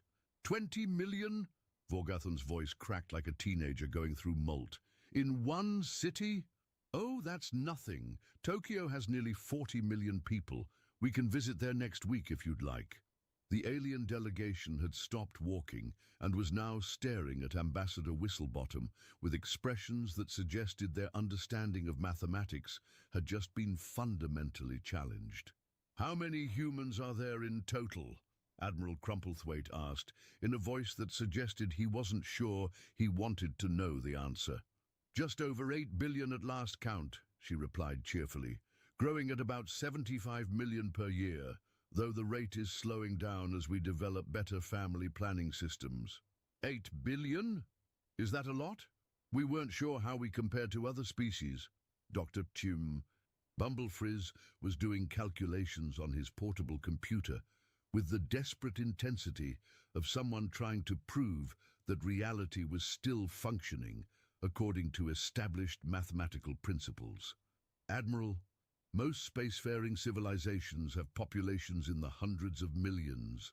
Some of the larger ones might reach 1 billion. 8 billion is unprecedented, Admiral Crumplethwaite finished grimly. Oh, we're just getting started, Ambassador Whistlebottom said enthusiastically. Wait until you see our industrial capacity. The tour that followed was what Dr. Bumblefrizz would later describe in his official report as a systematic demonstration of why humans should probably not be allowed to join galactic civilization for the safety of everyone involved. Indeed, they visited factories that produced goods at rates that defied economic theory, farms that fed billions of people using methods that shouldn't have worked according to agricultural science, and transportation systems that moved millions of humans around their planet every day as if it were the most natural thing in the universe. The thing about humans, General O'Reilly explained as they watched massive cargo ships moving through something called the Panama Canal, is that we're really good at scaling things up. If we can do something once, we can usually figure out how to do it 1 million times.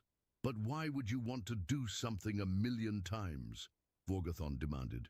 Because there are 8 billion of us, And we all need things, the general replied, as if this were perfectly obvious. Professor Whatnot nodded sagely. It's really just a matter of logistics. Once you have the infrastructure in place, expanding production is simply a question of applying the same principles at larger scales. You make it sound easy. Well, it's not easy exactly, but it's not complicated either. You just have to think systematically about resource allocation and process optimization. Dr. Quantum Mechanics smiled. We've gotten quite good at optimization over the centuries. We've had to. 8 billion people generate a lot of problems that need solving. The alien delegation was beginning to understand that humans didn't just solve problems. They solved problems so efficiently that they created entirely new categories of problems, which they then solved even more efficiently, creating a feedback loop of increasing capability that had been running for thousands of years. Ambassador, Admiral Crumplethwaite said carefully, what exactly do you think will happen when your species spreads throughout the galaxy? Oh, we've given that quite a lot of thought, she replied enthusiastically. We figure we'll need about 500 years to establish colonies on suitable planets, develop local infrastructure, and create sustainable interstellar trade networks. We've prepared preliminary surveys of approximately 3,000 star systems that look promising for human settlement. 3,000 star systems? Well, we'll need the room, won't we? 8 billion people take up quite a lot of space, and our population is still growing. Plus, we'll want to establish research stations, mining operations, manufacturing centers, agricultural colonies. It adds up quickly. Doctor. Bumblefrizz was making notes at a speed that suggested his writing implement might achieve faster-than-light velocity through pure desperation. You've already planned galactic colonization? Of course. We couldn't very well join the Galactic Confederation without a proper expansion strategy. It wouldn't be responsible. The word responsible hit the alien delegation like a metaphorical brick to a metaphorical face. They were beginning to realize that humans didn't just do things, they did things responsibly, which somehow made everything infinitely more terrifying.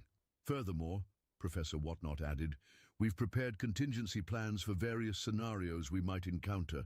Hostile aliens, resource conflicts, natural disasters, technological failures, diplomatic crises. We like to be prepared for every possibility. You have contingency plans for everything? Well, not everything, Ambassador Whistlebottom said modestly. Just the first few hundred scenarios we could think of. We'll develop more as we go along and encounter new situations. General O'Reilly leaned forward conspiratorially. The key is flexibility. You can't predict everything that might happen, but you can prepare systems that adapt quickly to changing circumstances. Adaptive systems. Oh yes. We've learned that rigid planning doesn't work very well when you're dealing with complex situations. It's better to create frameworks that can evolve as conditions change. The alien delegation was now experiencing what could only be described as a collective existential crisis. They had encountered a species that didn't just plan for the future, they planned for multiple possible futures and prepared systems to handle scenarios they hadn't even thought of yet. Ambassador, Vorgathon said in a voice that suggested he was hanging onto sanity by his tentacles, may I ask what you think the Galactic Confederation's response will be to your membership application? Oh, we're quite confident it will be approved, she replied cheerfully. We meet all the standard requirements, and we've prepared comprehensive documentation of our qualifications. Plus, we're bringing some rather useful capabilities to the table. Useful capabilities, Dr. Quantum Mechanics smiled. We've solved several problems that seem to challenge other species: energy efficiency, resource management, rapid technological development, large-scale organization, adaptive planning systems. We think we could make significant contributions to galactic civilization. Admiral Crumplethwaite was beginning to look like someone who had just realized that his quiet retirement was about to be disrupted by the most energetic neighbors in galactic history. Dr. Quantum Mechanics, When you say you've solved these problems, we mean we've developed systematic approaches that consistently produce successful outcomes across a wide range of conditions and scales, she replied, as if she were discussing the weather. Nothing too complicated, really, just applied problem solving. Applied problem solving. You identify the core issues, analyze the available resources, design efficient solutions, implement them systematically, monitor the results, and adjust as necessary. It's quite straightforward once you get the hang of it. The silence that followed was the kind of silence that indicated entire worldviews being quietly dismantled and rebuilt from scratch. "Sir, Doctor," Bumblefrizz whispered to Admiral Crumplethwaite, "I don't think they realize what they've accomplished." "What do you mean?" "They've essentially created a civilization-level problem-solving engine that runs on coffee and enthusiasm. They don't think it's remarkable because to them it's just normal. That's what makes them so terrifying," Vorgothon added quietly. "They've achieved unprecedented levels of capability and they think they're just being polite." 3 days later, the alien delegation found themselves back aboard their ships, preparing to return to Galactic Confederation headquarters with what was possibly the most important report in galactic history. They had learned things about humanity that would fundamentally change how every species in the galaxy understood civilization, technology, and the very concept of intelligent life. "Sir, Doctor," Bumblefrizz said as he compiled his final notes, "how exactly do we explain this to headquarters?" Admiral Crumplethwaite stared out at the blue planet that had somehow managed to turn first contact into a cheerful neighborhood welcome party. "We tell them the truth. We tell them that we've discovered a species that accidentally developed the most advanced civilization in galactic history while thinking they were just trying to be good neighbors. And then what happens? Then we find out whether the Galactic Confederation is ready for humans, or whether humans are going to accidentally take over everything while trying to help." As their ships prepared to depart, a final transmission came from Earth. Ambassador Whistlebottom's smiling face appeared on their screens one last time. "Thank you so much for visiting," she said warmly. "We're so excited about joining the galactic community. We've prepared some gifts for you to take back to your colleagues. Samples of human art, music, literature, and of course, plenty of coffee."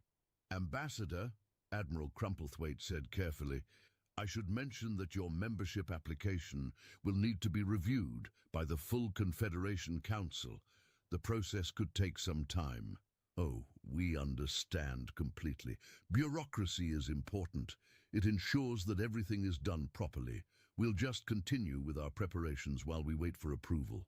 "Preparations?" "Oh yes, we're very excited about contributing to galactic civilization, so we've started working on some projects we think might be helpful.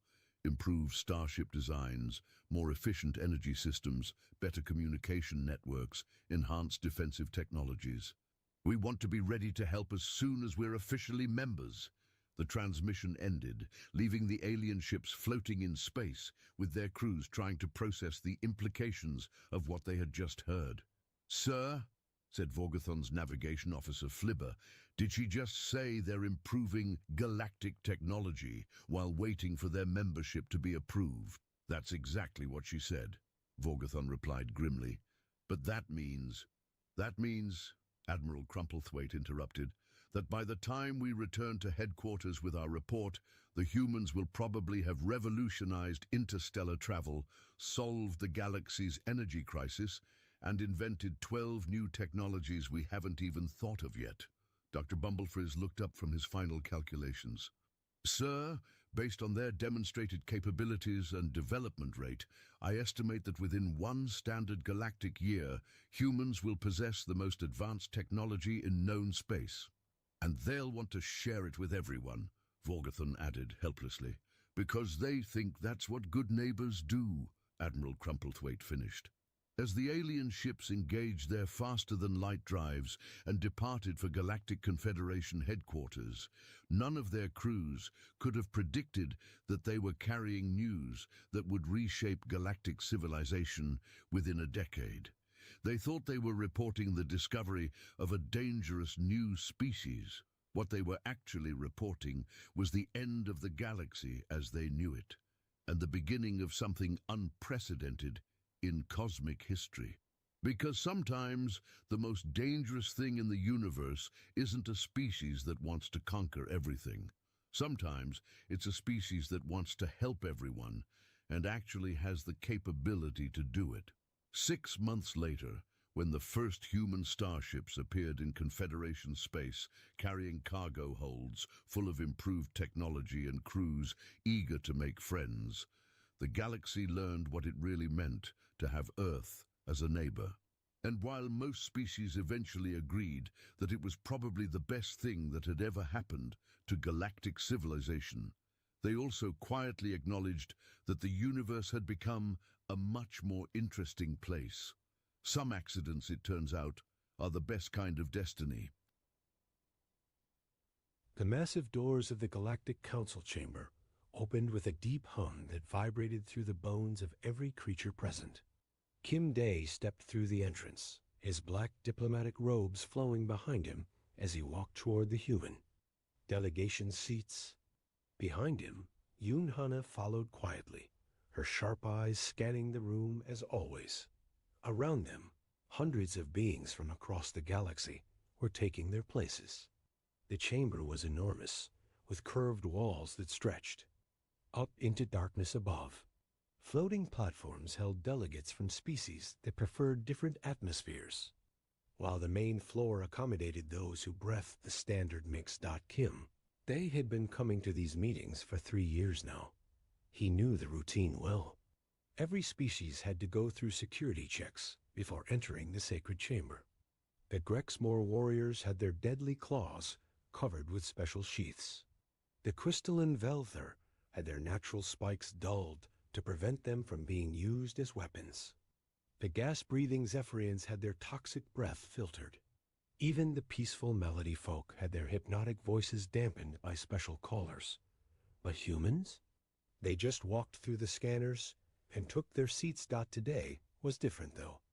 Kin Day noticed a new face among the Velther delegation.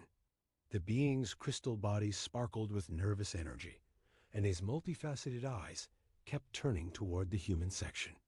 This was clearly his first council meeting. The session began like any other. Supreme Elder Zerikano, ancient beyond measure, called the gathering to order. His voice echoed through the chamber without need for amplification. We gather today to discuss the trade disputes between Sectors 7 and 12, he announced. The new Velther delegate wasn't paying attention to trade talks. Kim Dai could see him whispering urgently to his companions, pointing at the human section. The other Velther were trying to quiet him, but their new colleague was growing more agitated by the moment. Finally, the crystal being stood up. Voice rang out clear and sharp, cutting through the elder's speech. I object to these proceedings. The chamber fell silent. Even Elder Zeriganal paused, his ancient eyes focusing on the speaker. Breaking protocol during a session was serious. Business. State your objection. Delegate Velther. The elder said carefully. The crystal being's name was Velther, just like his species. Kim Day made a mental note of that. I object to the clear violation of our most sacred security protocols. Velther declared. Every species in this chamber has been required to surrender their natural weapons or have them neutralized. Every species except one. All eyes in the chamber turned toward the human delegation. Kin Day felt the weight of hundreds of gazes, but he remained calm. Yoon Hana shifted slightly beside him, ready for whatever might come next. The humans, Velther continued, his crystal body flickering with indignation, walk into this chamber, completely unchanged. They undergo no security modifications. They surrender no weapons. They are given special treatment that violates the very principles this council was founded on. Murmurs started throughout the chamber. Some delegates nodded in agreement, while others looked uncomfortable. Kim Day noticed that the older delegates, those who had been here for decades, were exchanging worried glances. Elder Zerakanel raised one of his many hands for silence. Delegate Velther, you are new to our council. There are many protocols. You have yet to understand. Then explain them to me. Velther shot back.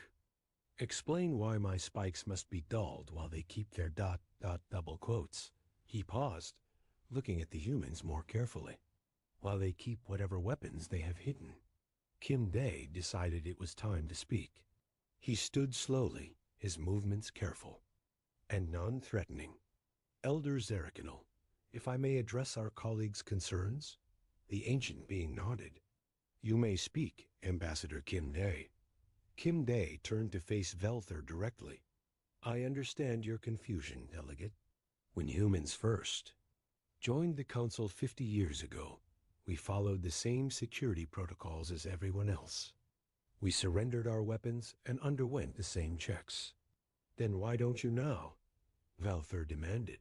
Because, Kim Day said quietly, the Council decided it was unnecessary. Unnecessary? Velther's crystal body flared brighter. How can security be unnecessary? What makes humans so special that they don't need to follow the rules? Yoon Hana stood up beside Kim Day. Her voice was calm, but carried an edge that made several nearby delegates shift nervously. Perhaps the question isn't why we don't surrender our weapons, Delegate Velther. Perhaps the question is, what weapons? Do you think we have to surrender? The chamber grew even quieter. Velther looked confused. I don't understand. All species have natural weapons. Claws, teeth, poison, strength. What are yours? Kim Day and Yoon Hana exchanged a look. Around the chamber, the older delegates were looking increasingly uncomfortable. Some were whispering to their assistants. Others were making notes on their data pads. That, said Kim Day carefully, is a more complicated question than you might think. Elder Zerakanel's voice cut through the tension.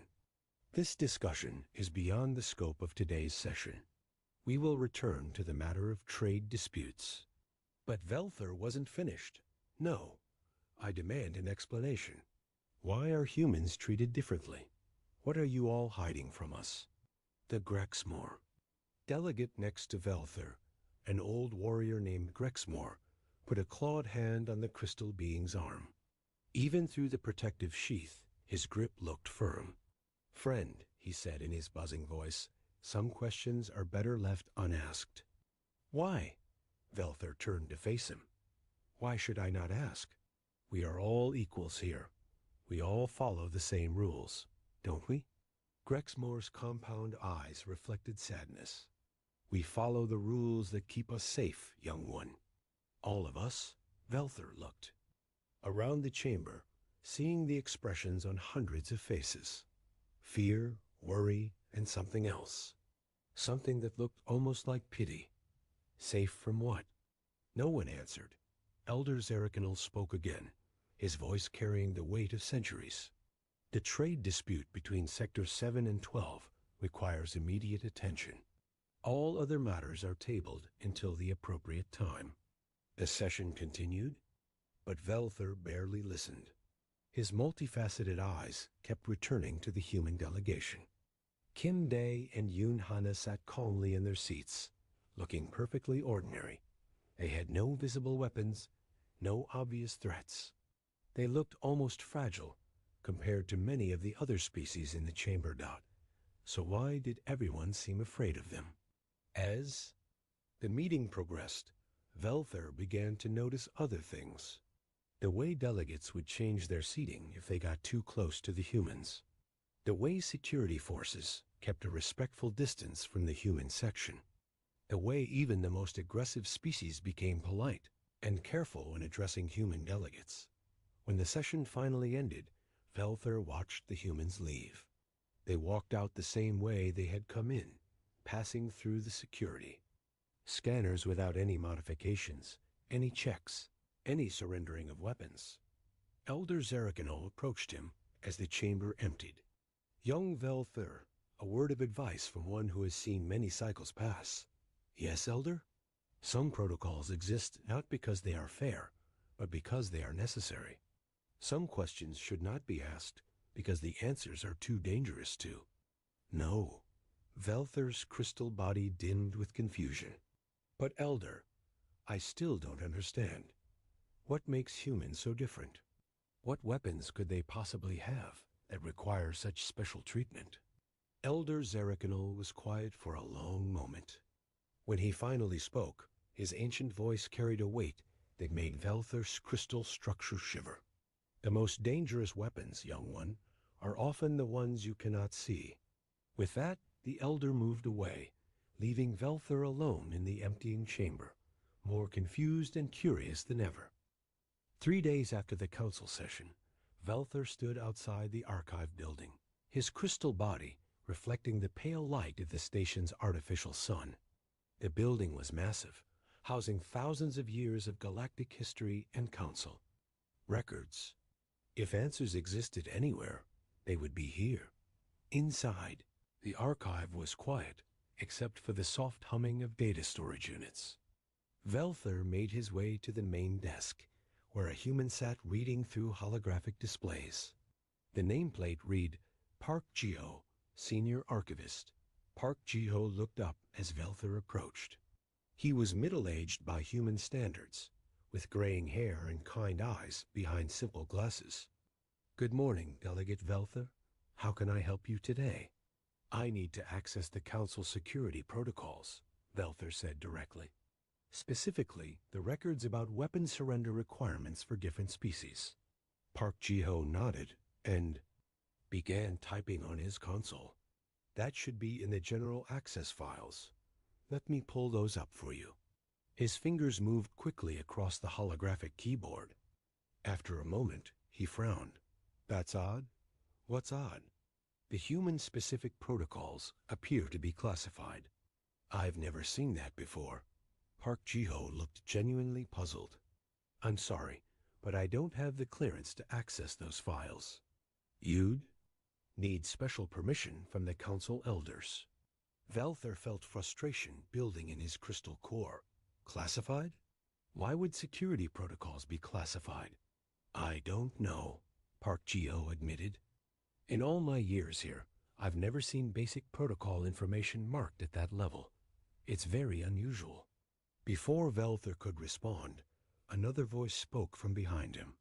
Perhaps I can help with some context. Both beings turned to see Lee. Sora approaching. She was another human, younger than Park Jiho, with short black hair and intelligent eyes. Her badge identified her as a council psychologist, specializing in interspecies relations. Dr. Lei, Park Jiho said with a smile, this is Delegate Velther. He's trying to understand some of our security protocols. Lee Sora studied Velther carefully. You're the one who asked questions during the session 3 days ago. Yes, Velther replied. And no one will give me straight answers. What kind of answers are you looking for? I want to know why humans don't have to surrender their weapons like everyone else. I want to know why this information is classified. I want to know what everyone is so afraid of. Lee Sora was quiet for a moment, then gestured to a nearby seating area. Why don't we sit down? This might take a while. They moved to a corner of the archive, with comfortable chairs arranged around a low table. Lee Sora waited until they were all seated before speaking. I study how different species interact with each other, she began. It's my job to understand the psychological and social dynamics that keep the Council functioning peacefully. And what have you learned about humans? Velther asked. That's a complicated question, Lee Sora said carefully. But I can tell you what I've observed about how other species react to us. She activated a small holographic display on the table. Charts and graphs appeared, showing behavioral data from council sessions over the past 50 years. Look at this, she said, pointing to one chart. This shows stress hormone levels in various species during council sessions. Notice anything interesting? Velther studied the data. The levels spike whenever humans are speaking. Exactly. Not just when humans are being aggressive or threatening. Just when they're talking normally about routine matters. Park Ji-ho leaned forward, interested despite himself. I never knew that. There's more, Lee Sora continued, switching to another display. This shows seating patterns over time. Watch what happens when humans enter the chamber. The hologram showed a time-lapse view of delegates taking their seats. As the human section filled up, other species gradually moved their seats further away, creating an empty buffer zone around the human delegation. They don't even realize they're doing it, Lee Sora explained. It's completely unconscious behavior. Velther's crystal body flickered with confusion. But why? Humans don't look threatening. You're smaller than most species, weaker than many. Others. What causes this reaction? Lee Sora and Park Ji-ho exchanged a look. That, Lee Sora said slowly, is where things get complicated. I need to know, Velther insisted. Everyone keeps giving me hints and half answers. I want the truth. Park Ji-ho typed something into his console. There is someone who might be able to help. Quainara is one of the oldest members of the council. She was here when humans first joined. The Eternal Speaker? Velther had heard of Quainara, but never met her. Her species lived for thousands of years, and she had been on the council longer than almost anyone. She might be willing to talk to you, Lee Sora said. But I should warn you, there are some things that happened in the early days that people prefer not to discuss. What kind of things? Events that changed how the council operates. Events that led to new protocols being established. Velther stood up, his crystal body resonating with determination. Where can I find her? An hour later, Velther stood in. The Garden of Memory, a peaceful area of the station where the oldest council members often came to think. Quainara was there, her ancient form resting beside a fountain that played soft, harmonious notes. Quainara as species looked somewhat like giant butterflies, but with multiple sets of wings and eyes that could see across several dimensions of space and time. When she spoke, her voice seemed to come from everywhere at once. Young crystal child, she said without looking at him. You seek dangerous knowledge. I seek truth, Elder Quainara. Sometimes they are the same thing. She turned several of her multidimensional eyes toward him. You want to know about the human protocols? Yes. And you believe you have the right to this knowledge simply because you ask for it? Velther hesitated. I believe all council members have the right to understand the rules that govern us. Quainara made a sound that might have been laughter. Ah, the innocence of youth. Very well, young one. I will tell you what I can, though I fear you will not thank me for it. She gestured with one wing toward a nearby bench. Velther sat down, his crystal body humming with nervous energy. 50 years ago, Quainara began, humans joined our council. They seemed pleasant enough, curious, adaptable, eager to learn. They followed all our protocols without complaint. They surrendered their primitive weapons and underwent the same security procedures as everyone else. What changed?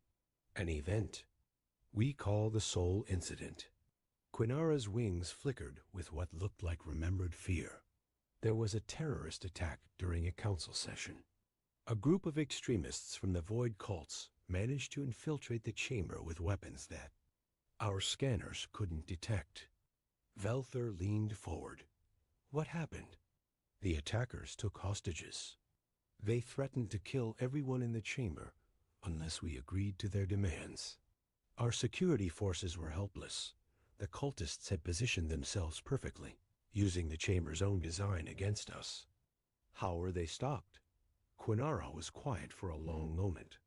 When she spoke again, her voice was barely above a whisper. The humans stopped them. How? That, Quainara said, is where the classified information begins.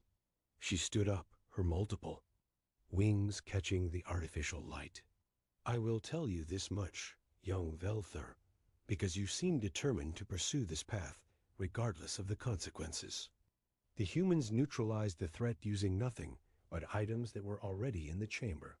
Everyday objects. Things that had passed through our security scanners without triggering any alarms. Velther felt a chill run through his crystal structure. What kind of objects?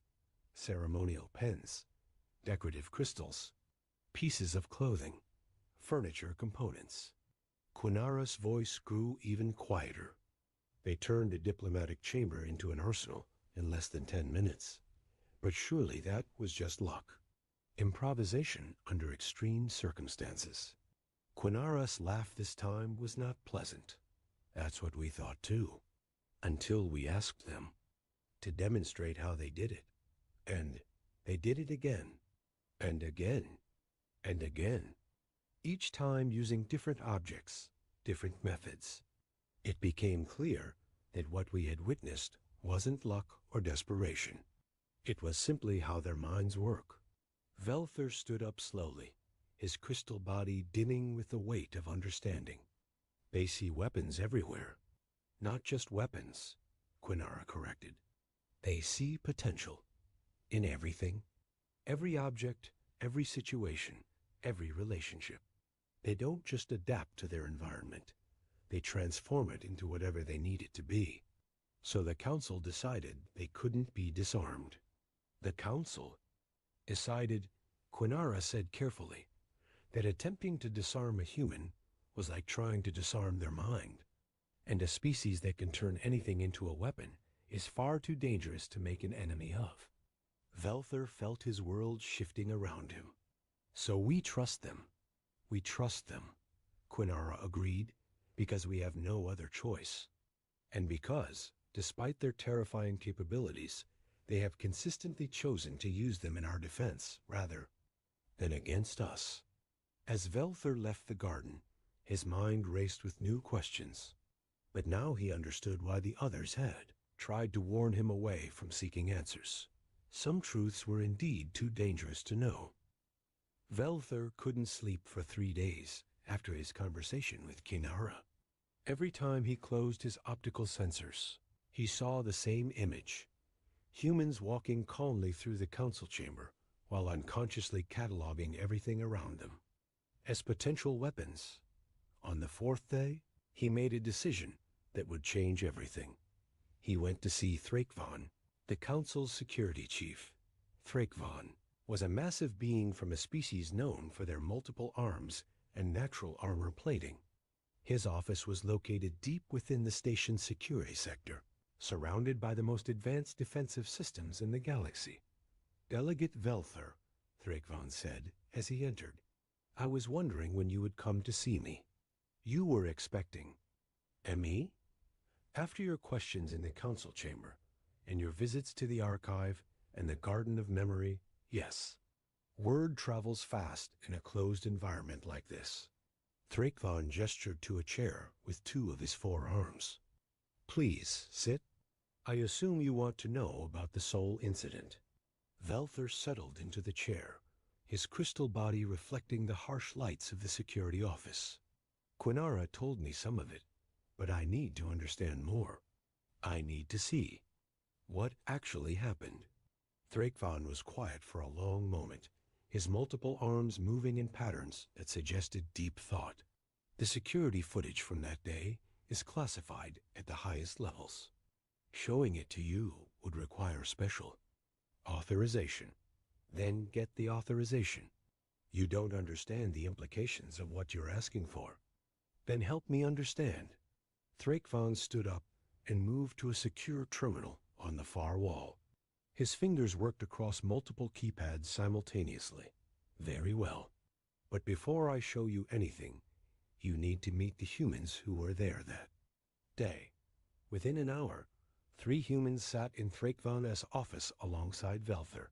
The first was Cho Min, now in his 70s, but still sharp-eyed and alert. He had been a junior engineer 50 years ago, attending his first council session. The second was Han Sol, who had served as a cultural attaché and was known for his dark sense of humor. The third was a woman named Kang Wei, who had been working as a security liaison. So, Han Sol said with a slight smile, "You want to know why we're considered too dangerous to disarm?" "I want to understand what happened during the Sol incident," Velther replied. Cho Min laughed, but there was no humor in it. "The Sol incident. We've been living with that name for 50 years. Do you know why they called it that?" "No, because that's where I was born. Sol, on Earth. The media decided that since I was the one who built the first device, the whole event should be named after my hometown." Cho Min shook his head. "My poor mother never got over the embarrassment." Kang Wei leaned forward. "Before we show you anything, you need to understand something. What we did that day wasn't planned. We didn't wake up thinking we'd have to fight terrorists with office supplies. We just did what came naturally." "What came naturally?" Velther asked. "Problem solving," Han Sol said simply. "Humans are very good at problem solving." Thrakvan activated a holographic display in the center of the room. "This is the council chamber on the day of the incident. The attackers entered during a routine session about mining rights. The display showed the chamber filled with delegates from hundreds of species. Everything looked normal until figures in dark clothing appeared from several entrances simultaneously. They moved with military precision, and Velther could see weapons that looked unlike anything he'd ever seen before. "Void cult technology," Thrakvan explained. "Made from materials that don't exist in normal space. Our scanners couldn't detect them because they literally weren't there until the moment they were used." On the display, chaos erupted as the cultists took control of key positions around the chamber. Velther watched in horror as they began selecting hostages from different species. "Now watch the humans," Cho Min said quietly. Velther focused on the human delegation. While other species were panicking or trying to hide, the humans were doing something different. They were looking around, not frantically, but with purpose. Their eyes moved systematically across the chamber, cataloging, analyzing, planning. "There," Kang Wei pointed to her younger self on the display. "That's when I realized we were on our own. Security couldn't get to us because of how the cultists had positioned themselves. So we had to improvise." "Watch my hands," Cho Min said. The display, the younger Cho Min was calmly removing his ceremonial necktie. At the same time, he was reaching for items on the desk in front of him. A council pen, some decorative crystals that were part of the chamber's design, and what looked like a small piece of jewelry. "What are you doing?" Velther asked. "Making a directed electromagnetic pulse device," Cho Min replied casually. The crystals were resonant frequency generators. The pen contained conductive materials, and my necktie had metallic threads woven into it for decoration. Put them together correctly, and you can overload the power systems in a localized area." Velther stared at him. "You built a weapon from a tie and some decorations?" "In about 3 minutes," Han Sol added helpfully, "while I was working on something else." The display showed Han Sol dismantling a chair, his movements quick and efficient. "What were you making?" "Projectile launcher. The chair's support struts made excellent barrel components, and the cushioning material could be compressed into high-density projectiles. Not lethal, but very effective for disorienting targets." Meanwhile, Kang Wei was doing something with her datapad and what looked like pieces of her own clothing. "Chemical irritant dispersal system," she explained, seeing Velther's confused expression. "My datapad's power cell, combined with certain synthetic materials in my clothing, could produce a gas that would affect the respiratory systems of most species. Harmless, but very unpleasant." "You're telling me," Velther said slowly, "that in the space of a few minutes, while under attack, you built 3 different weapons from random objects?" 4 weapons, Cho Min corrected. "You missed what Han Sol did with the water fountain." Velther looked back at the display. In one corner of the chamber, Han Sol had somehow modified a decorative water feature. Sonic weapon, Han Sol explained with pride, changed the frequency and amplitude of the water circulation system. Could produce sounds that would be extremely painful to most alien hearing systems. But that's impossible, Velther protested. You can't just improvise complex weapons from random materials. The three humans looked at each other and smiled. Show him the rest, Thrakvan said grimly. The display continued. Velther watched in amazement as the humans implemented their improvised plan with military precision. Cho Min's electromagnetic pulse disabled the cultists' exotic weapons. Han Sol's projectile launcher created confusion in their ranks. Kong Wei's chemical dispersal system forced them to retreat to specific positions, where Han Sol's sonic weapon could affect them most effectively. The entire engagement lasted less than 10 minutes. When it was over, all the cultists were unconscious or incapacitated, and not a single hostage had been seriously harmed. The Council's response was swift, Thrakvan said. They wanted to understand how humans had done what our professional security forces couldn't. So they asked us to demonstrate, Cho Min said. They brought us back to the chamber a week later, gave us different random objects, and asked us to show them how we'd built our weapons. And we did it again, Han Sol said simply. Different objects, different weapons, same result. So they tried again with completely different materials. And again, Kang Wei added. And again. Eventually, they realized that the specific objects didn't matter. We could work with whatever was available. Velther felt his crystal structure vibrating with shock. But surely this was just because you're engineers or security specialists. The humans laughed. I was a cultural attach, Han Sol reminded him. My job was to help other species understand human art and literature. I was a junior engineer, Cho Min said. I maintained air circulation systems. And I was a security liaison, not a weapons expert, Kang Wei added. My job was to make sure human delegates didn't accidentally offend anyone. Then how? Because, Cho Min said gently, this is just how human minds work. We see problems, and we automatically start thinking about solutions. We look at our environment, and we see potential, not just for weapons, but for tools, shelter, communication, transportation, anything we might need. Every human thinks this way? Every human, Kang Wei confirmed. It's not special training or unique talent. It's just human nature. Thrakvan deactivated the display. After the demonstrations, the Council faced a difficult decision. They could try to limit human access to materials, essentially keeping them in empty rooms, or they could trust them not to abuse their capabilities. They chose trust, Velther said quietly. They chose survival, Han Sol corrected.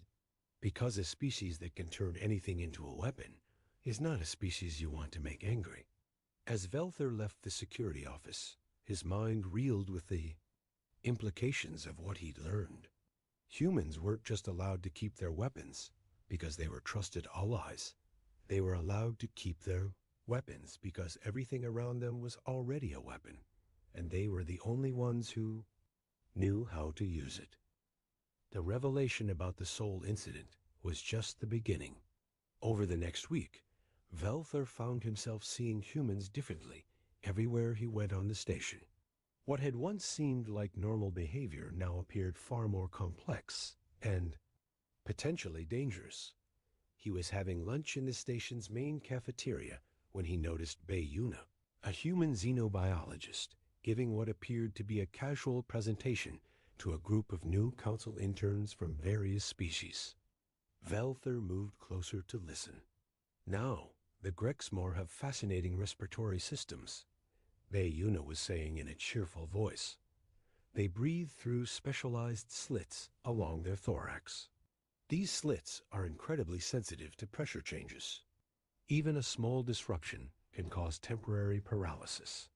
She gestured to a holographic display showing Grexmore anatomy.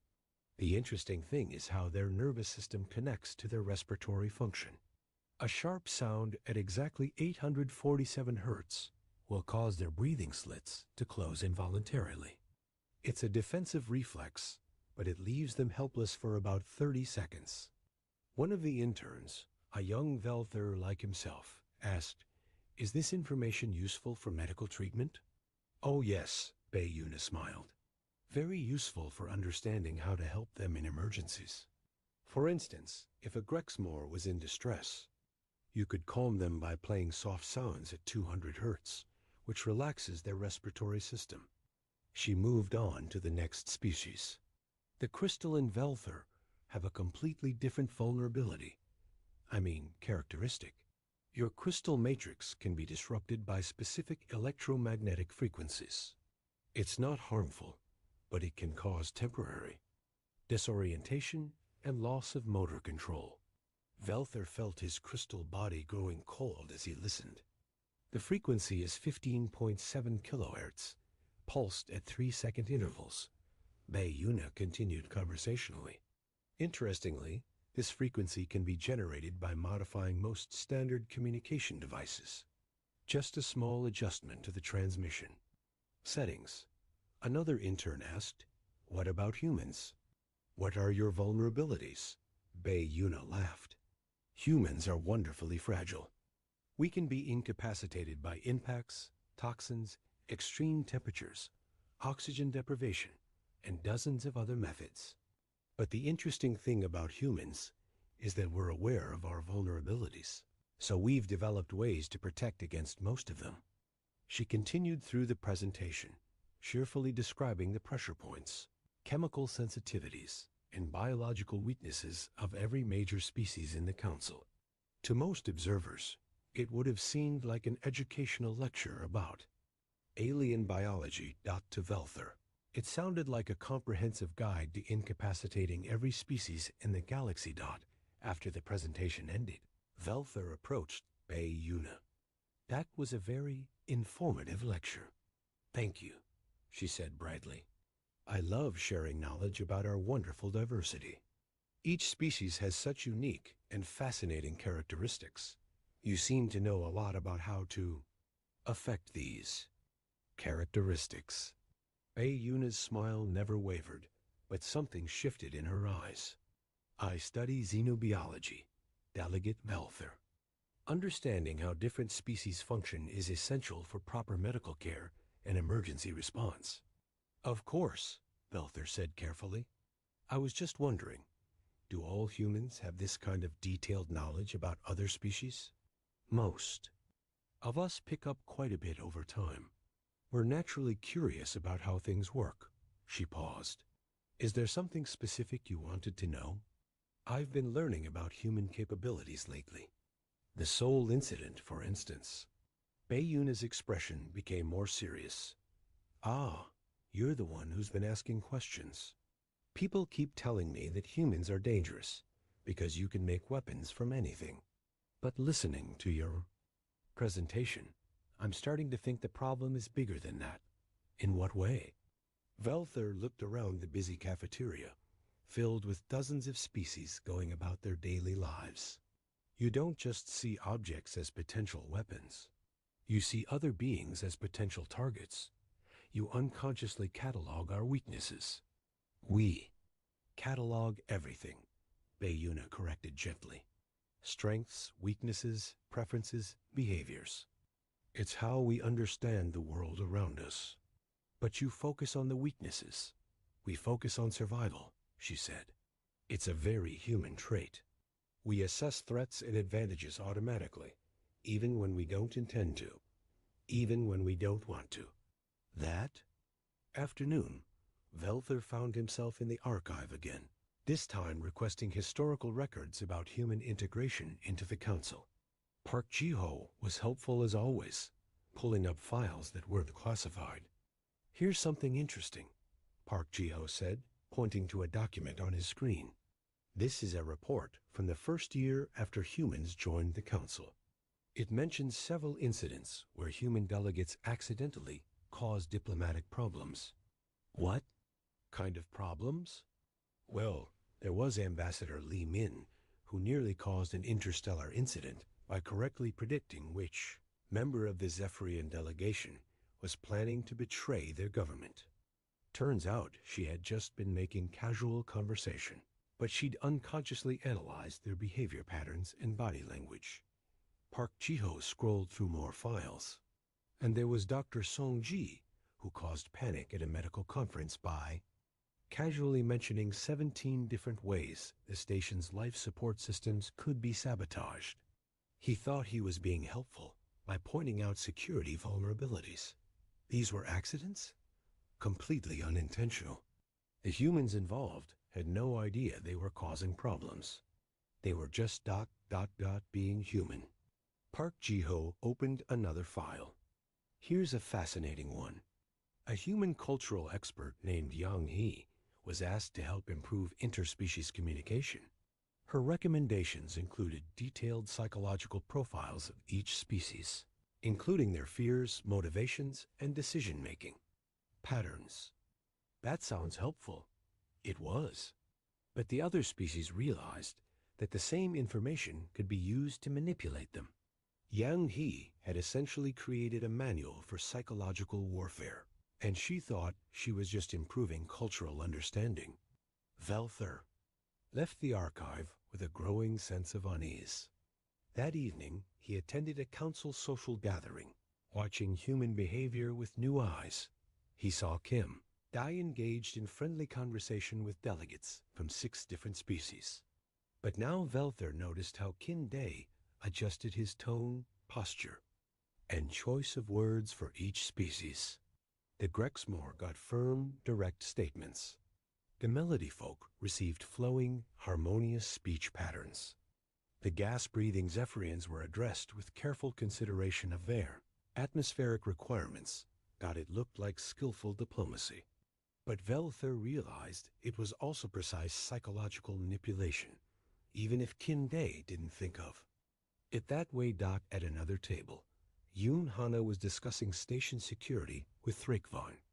Her suggestions for improving safety protocols were intelligent and well-reasoned. But Velther noticed that she somehow knew exactly where every security camera was located, which corridors had the best sight lines, and how long it would take security forces to respond to different areas of the station. The humans weren't trying to be threatening. They were just being themselves. But themselves included an unconscious tendency to analyze, categorize, and optimize everything around them, including other sentient beings.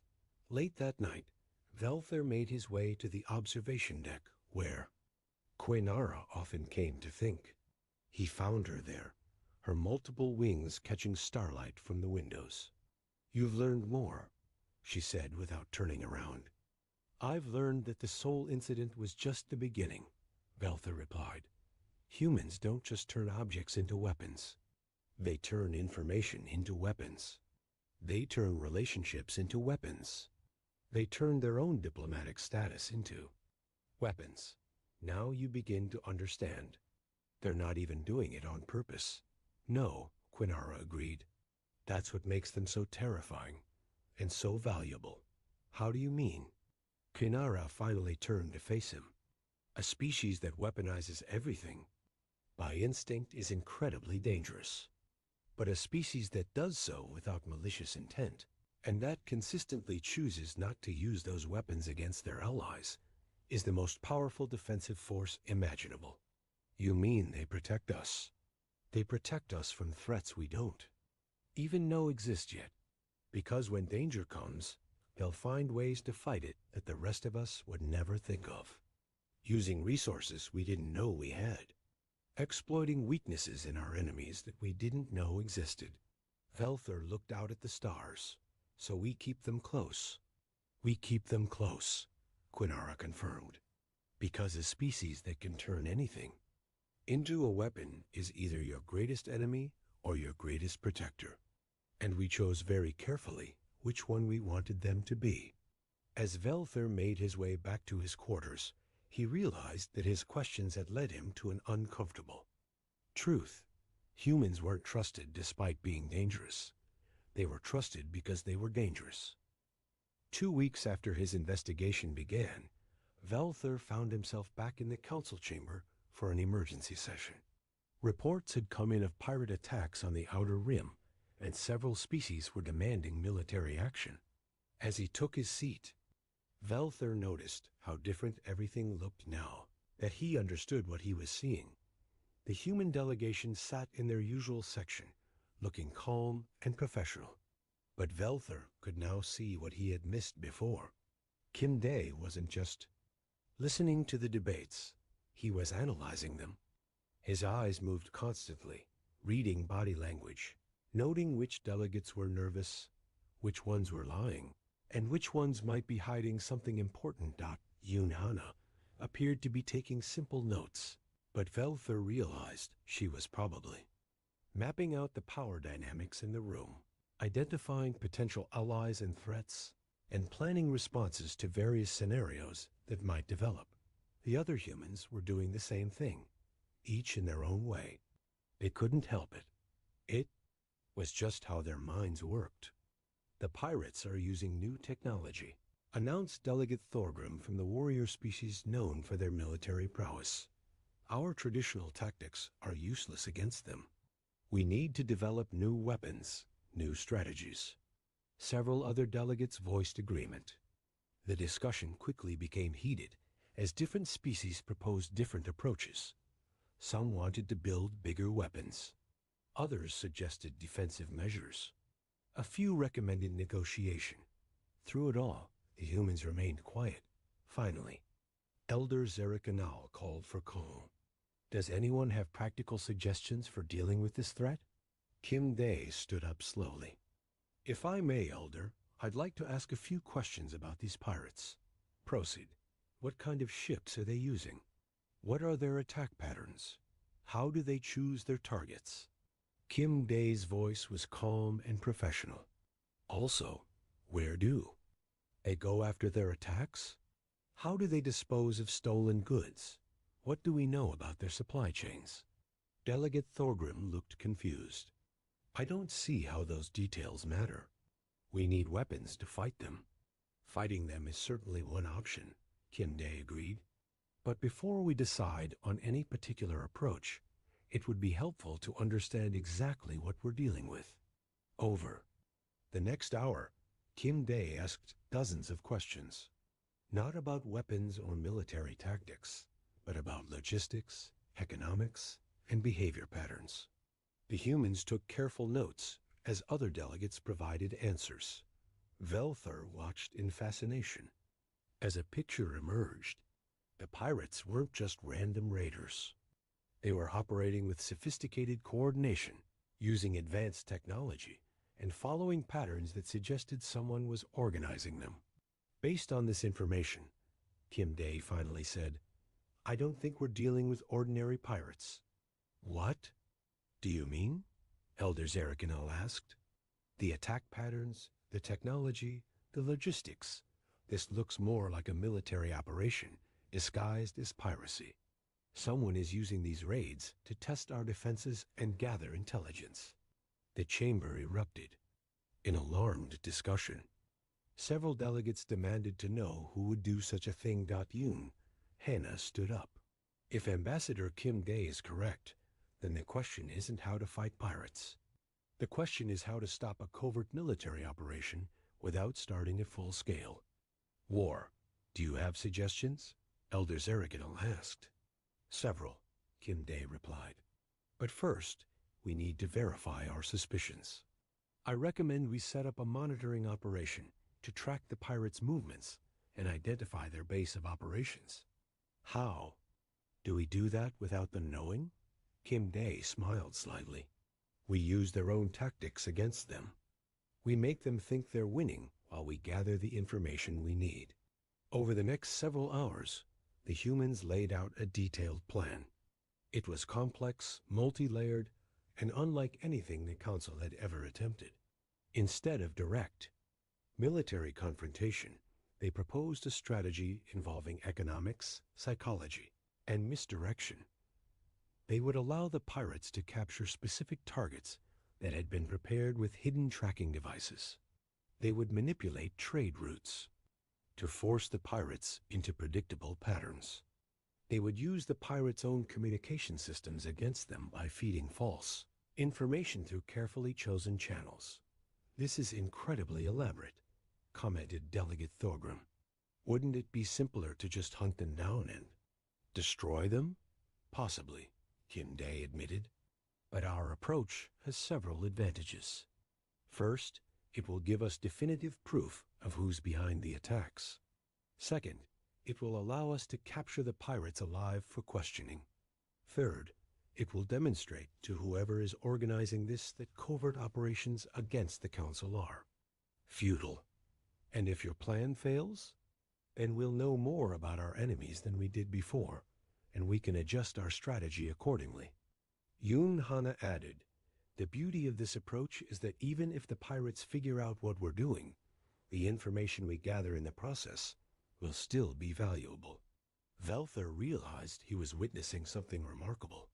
The humans weren't just solving the immediate problem of pirate attacks. They were turning the entire situation into an intelligence-gathering operation that would make the Council stronger regardless of the outcome. After the session ended, Velther approached Kim Day in the corridor outside the chamber. That was impressive, he said. Thank you, Kim Day replied. Though I should point out that the plan will only work if the other species are willing to trust us with the implementation. They'll trust you, Velther said with certainty.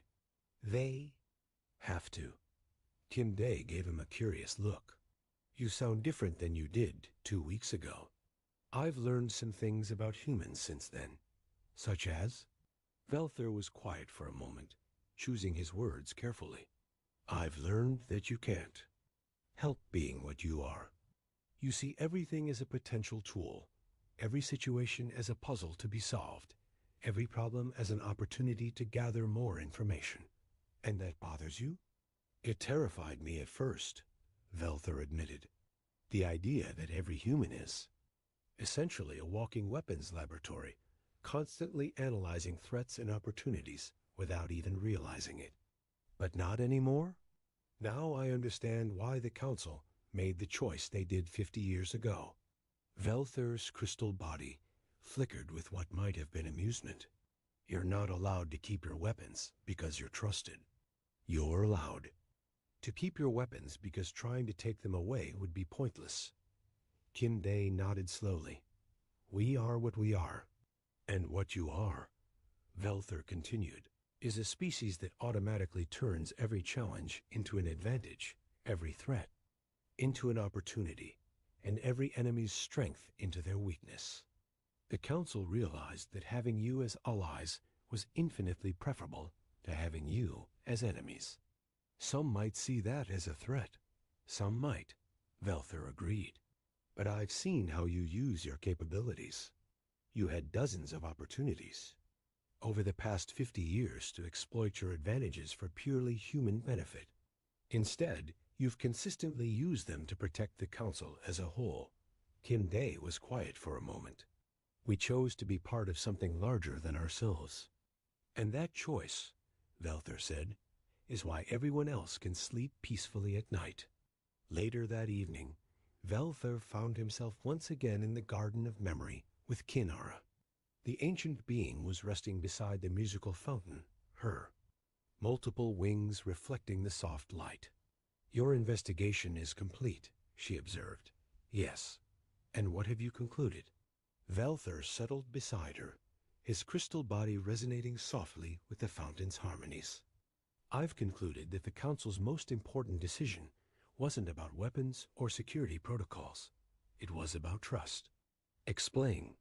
Every species in the galaxy has natural weapons or advantages, but most of us are limited by our biology, our technology, or our thinking patterns. Humans are limited only by their imagination and their moral choices. Quinara made a sound that might have been agreement. And what does that mean for the Council? It means we have the most powerful defensive force in the galaxy, as long as we deserve their protection. Velther paused. And it means that our Continued survival depends not on their inability to harm us, but on their decision not to. Are you comfortable with that arrangement? Velther considered the question carefully. I'm comfortable with it because I've seen the choices they make. Every day, humans choose cooperation over domination, protection over exploitation, and the good of the council over their own immediate advantages. And if they ever chose differently, then we'd be in serious trouble, Velther admitted. But I don't think they will. Not because they can't, but because choosing differently would make them something they don't want to be. As he prepared to leave the garden, Quinara spoke one final time. You asked why humans are the only species allowed to be weaponless in council chambers, she said. Have you found your answer? Velther stopped at the garden's entrance and looked. Back at the ancient being. Yes, he said. They're allowed to be weaponless because they're never actually weaponless. Every human carries the most dangerous weapon in the galaxy, an unrestricted imagination combined with the wisdom to use it responsibly. And that, Quinara said softly, is why we sleep peacefully at night. As Velther made his way back to his quarters, he reflected on everything he had learned. The Council's security protocols weren't really about preventing violence. They were about managing relationships and maintaining trust between species with vastly different capabilities. Commander Vex of the Zephyrian Empire adjusted his ceremonial battle crown and gazed upon the tactical display with the smug satisfaction of someone who'd just discovered fire. Well, more accurately, someone who thought they'd discovered fire but had actually just found a slightly warm rock. Behold, he announced to his bridge crew with all the dramatic flair of a community theater actor, the primitive world of Earth. Population, laughably backward. Technology level, stone tools and wishful thinking. Threat assessment, we could conquer them with a particularly stern letter. His tactical officer, Lieutenant Buzz, nodded enthusiastically while secretly wondering why their advanced computers couldn't manage to spell-check their intelligence reports.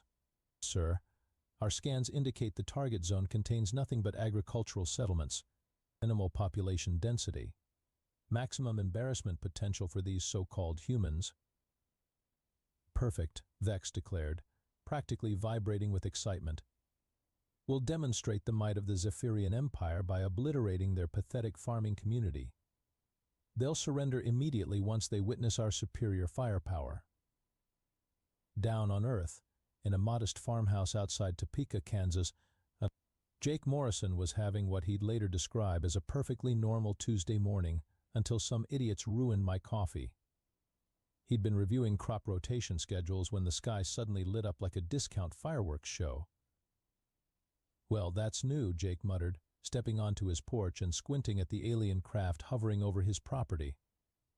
The ship looked like someone had crossed a flying saucer with a disco ball and then given it delusions of grandeur.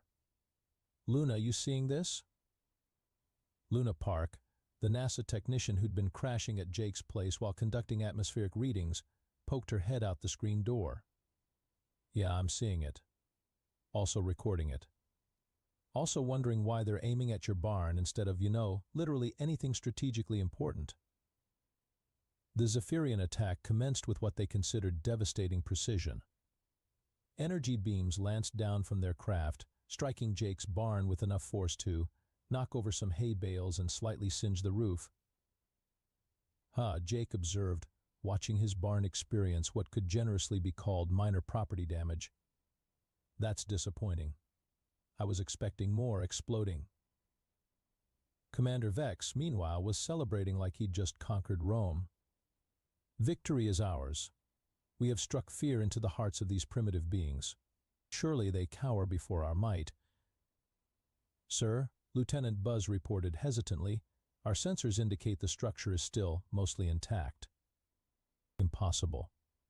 Our weapons are calibrated for maximum devastation. Well, sir, they were calibrated for maximum devastation against our test targets, which were cardboard. Back on Earth, Jake was on his phone with his insurance company. Yeah, hi, it's Jake Morrison. Policy number, look, this is going to sound weird, but I need to file a claim for alien attack damage. No, I'm not drunk. No, it's not April 1st. Yes, I can hold. Luna had her laptop out, furiously typing. Jake, I'm uploading this footage to every server I can access. The Joint Chiefs are going to want to see this. Also, I think your barn is on fire now. Just a little fire, Jake corrected, watching smoke curl lazily from what remained of his hay storage. Insurance should cover it. Probably have alien invasion coverage buried somewhere in the fine print. Within 3 hours, the situation had escalated from mildly inconvenient Tuesday to every military strategist's wildest power fantasy come true. General Rick Stone sat in the Pentagon Situation Room, surrounded by screens showing the alien craft still hovering over Kansas like a confused tourist. Let me get this straight, General Stone said, his voice carrying the patient tone of someone explaining basic concepts to a particularly slow child. These aliens traveled across interstellar space, bypassed our entire defense network, and used their supposedly superior technology to barely damage a barn? That's correct, sir, reported Colonel Martinez, trying very hard not to smile. Initial damage assessment indicates they destroyed approximately $40 worth of hay and caused minor cosmetic damage to the roof structure. And they're just sitting there? Yes, sir. Our communications team attempted first contact protocols, but the aliens responded with what our xenolinguists have translated as surrender now or face annihilation. Our reply was, quote, "You first." General Stone leaned back in his chair, experiencing the military equivalent of Christmas morning. Gentlemen, we have been handed the galaxy's most incompetent enemy on a silver platter. I want a response that's educational but not genocidal. These aliens clearly need to learn about proportional response, Earth-style. Within the hour, the Zephyrian ship found itself surrounded by every piece of experimental military hardware the Pentagon had been looking for an excuse to field test. The alien sensors detected incoming objects but couldn't classify them because, frankly, humans had a tendency to weaponize things that shouldn't logically be weapons.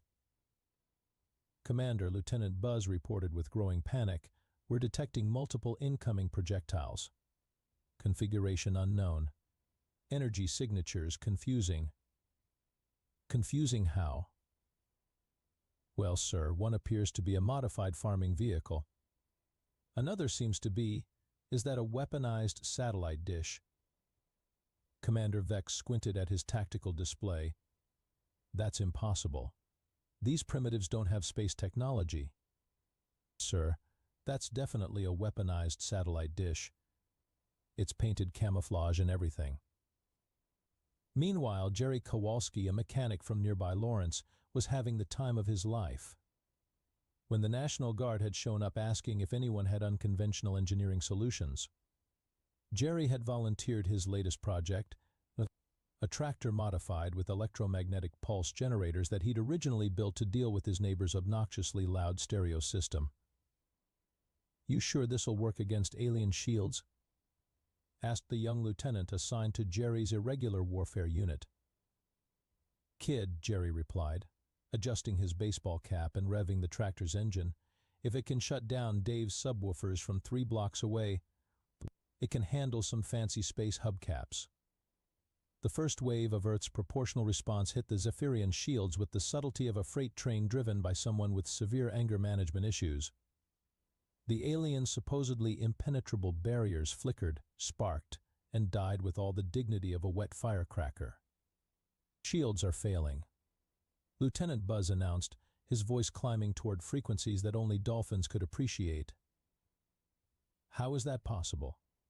Our shields can withstand the output of a small star. Sir, I don't think these humans understand the concept of appropriate force levels. Commander Vex watched in horror as a modified John Deere tractor somehow breached their hull plating using what appeared to be farming equipment crossed with military-grade spite. This has to be some kind of mistake. Check the planetary classification again.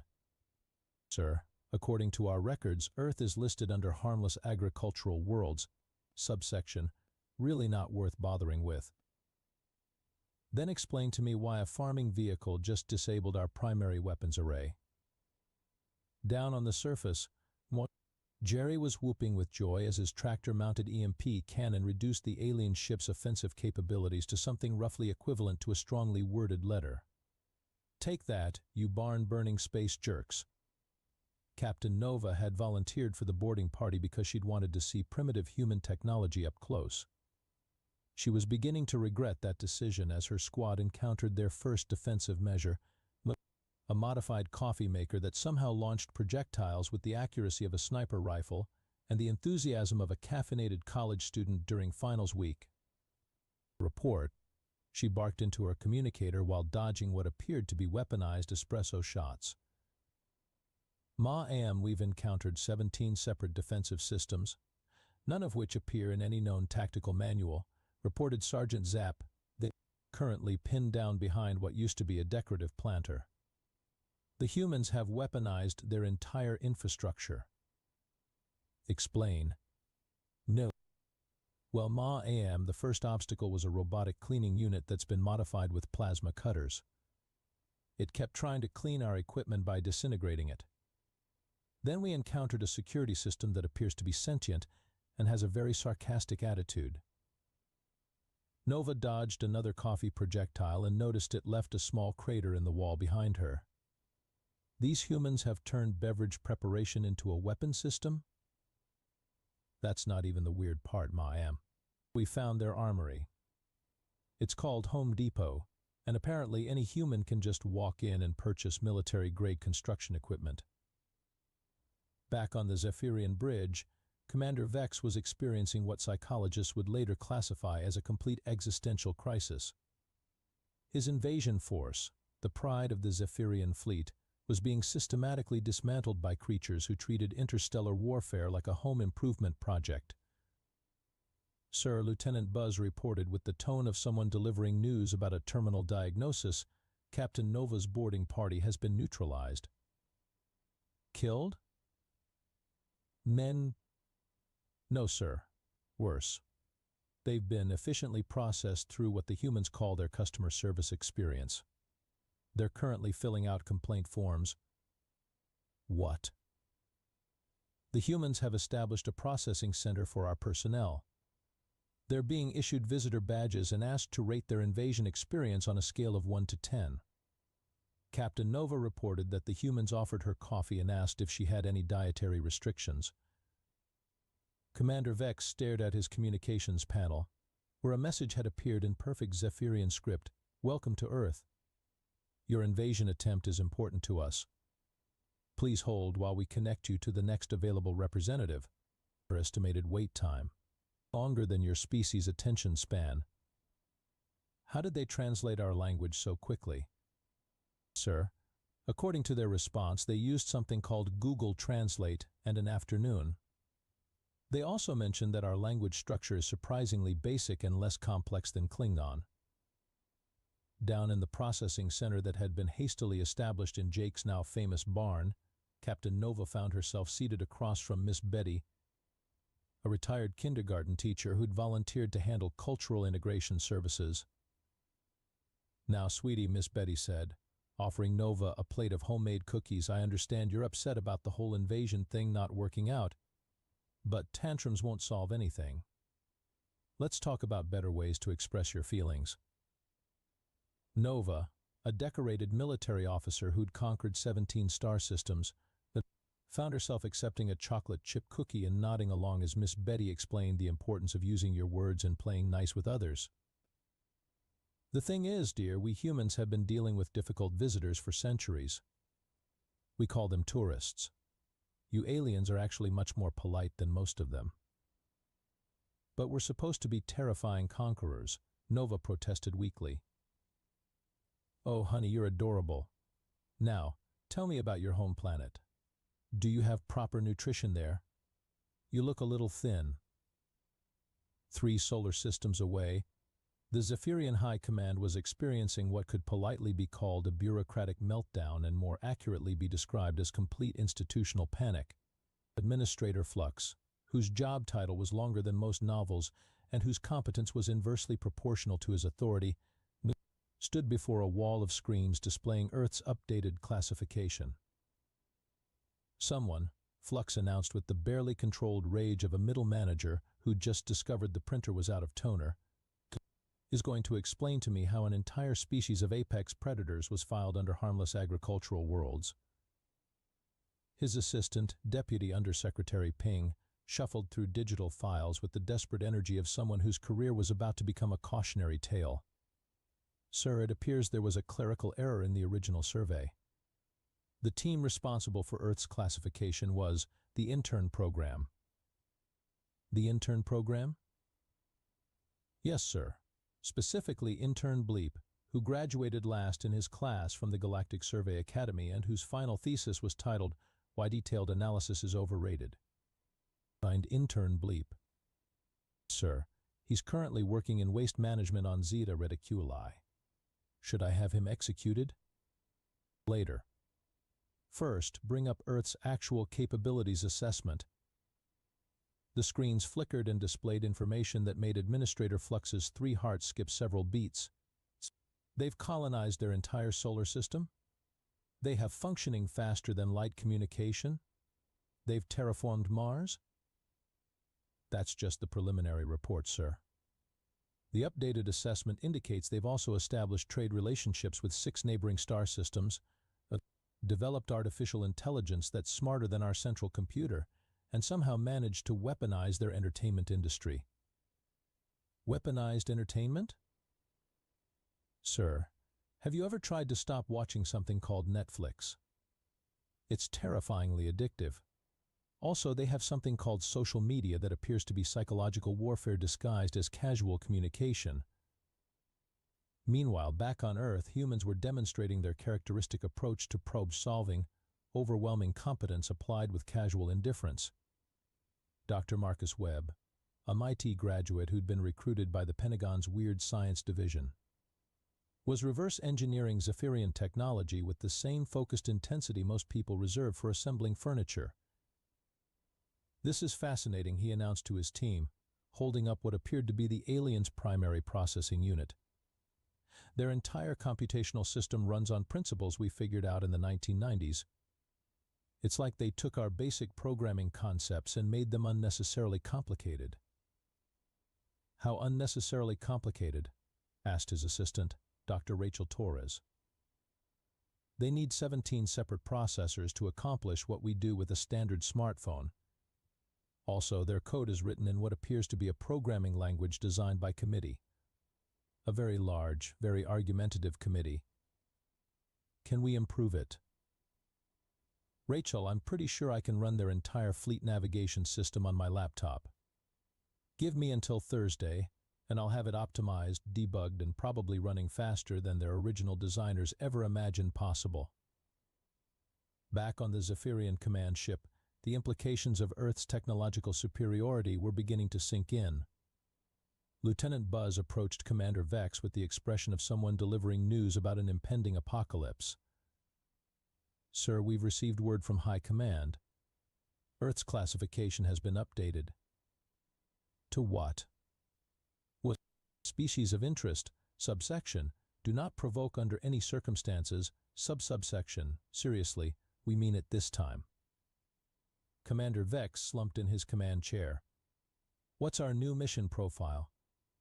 Survival, sir. Just survival. Ambassador Quill of the Zephyrian Diplomatic Corps arrived at Earth with all the confidence of someone who'd successfully negotiated trade agreements with 17 different species and none of the wisdom to realize that humans weren't like other species. His diplomatic transport landed at what had been hastily designated as First Contact Site Alpha, but which everyone still called Jake's Farm. Greetings, primitive beings, Ambassador Quill announced as he emerged from his ship, wearing his finest ceremonial robes and most intimidating diplomatic expression. I am here to discuss terms of your surrender. The human negotiation team was waiting for him.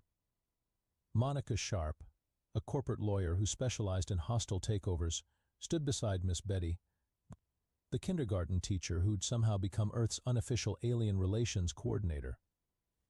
Behind them, Jake Morrison leaned against his partially repaired barn, drinking coffee and looking mildly annoyed.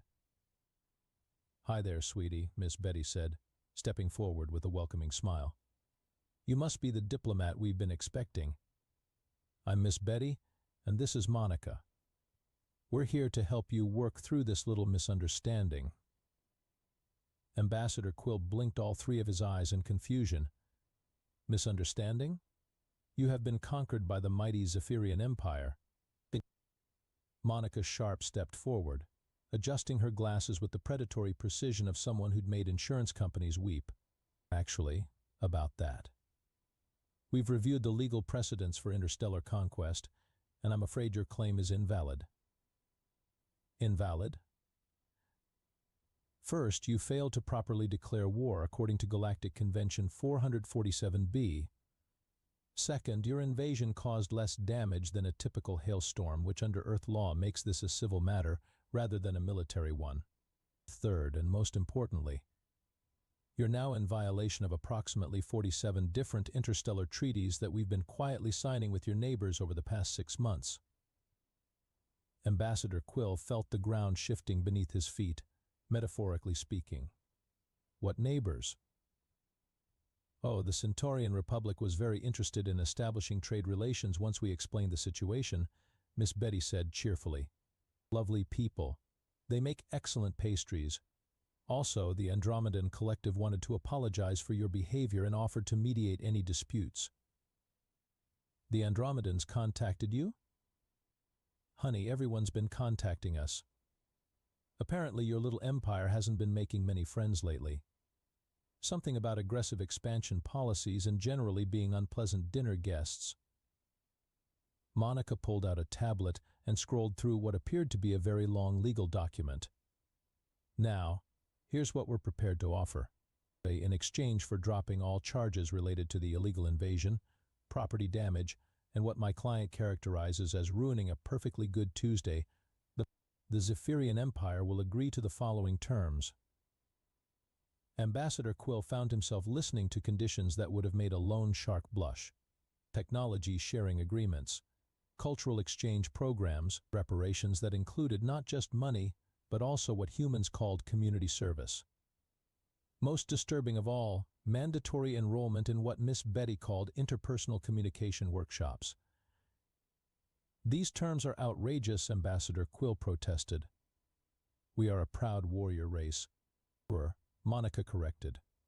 Past tense. "As of this morning, you're a wholly owned subsidiary of Earth Enterprises, pending completion of the integration process." "Integration process?" Miss Betty patted his arm gently. "Don't worry, dear.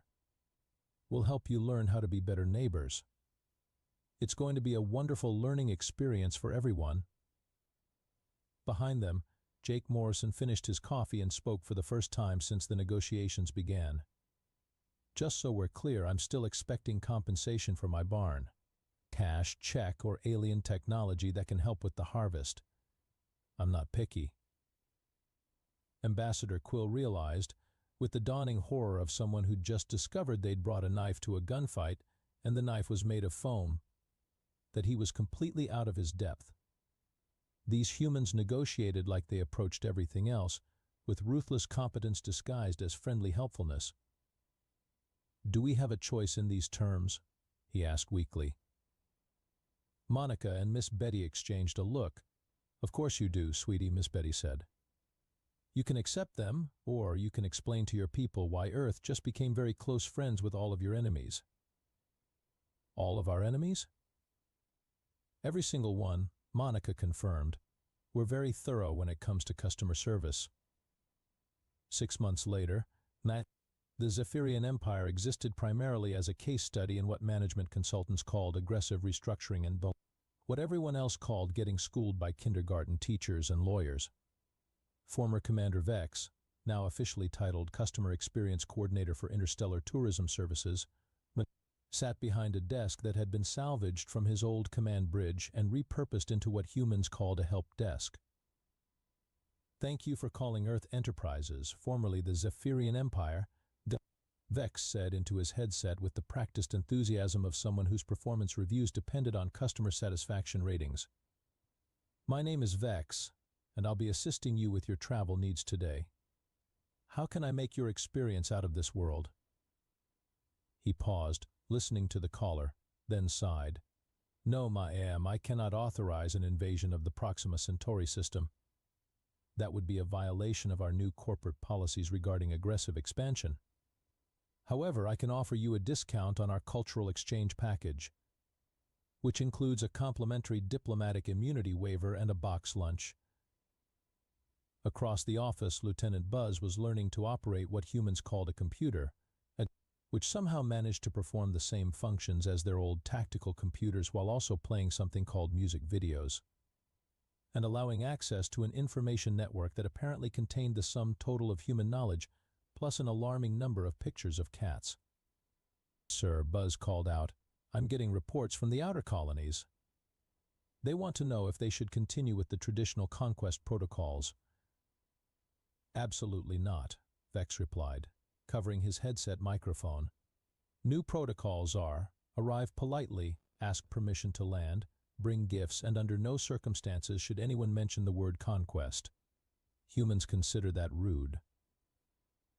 The transformation had been, by all objective measures, remarkably efficient.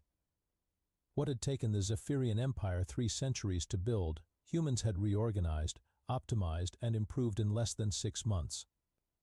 The old empire's bureaucratic nightmare had been replaced with something humans called streamlined processes, which somehow made everything work better while requiring less paperwork. Ambassador Quill, now Director of Intercultural Relations, walked past carrying a stack of what appeared to be graduation certificates. Miss Betty's communication workshop has another successful class, he announced. 17 former combat officers have successfully completed Conflict Resolution 101. How are they adapting? Vex asked. Well, Lieutenant Zapp asked if he could get extra credit for organizing a potluck dinner with the Andromedan delegation. Apparently, he wants to specialize in what humans call food diplomacy. Back on Earth, Jake Morrison was giving tours of his barn to groups of alien visitors who wanted to see the historic site of First Contact.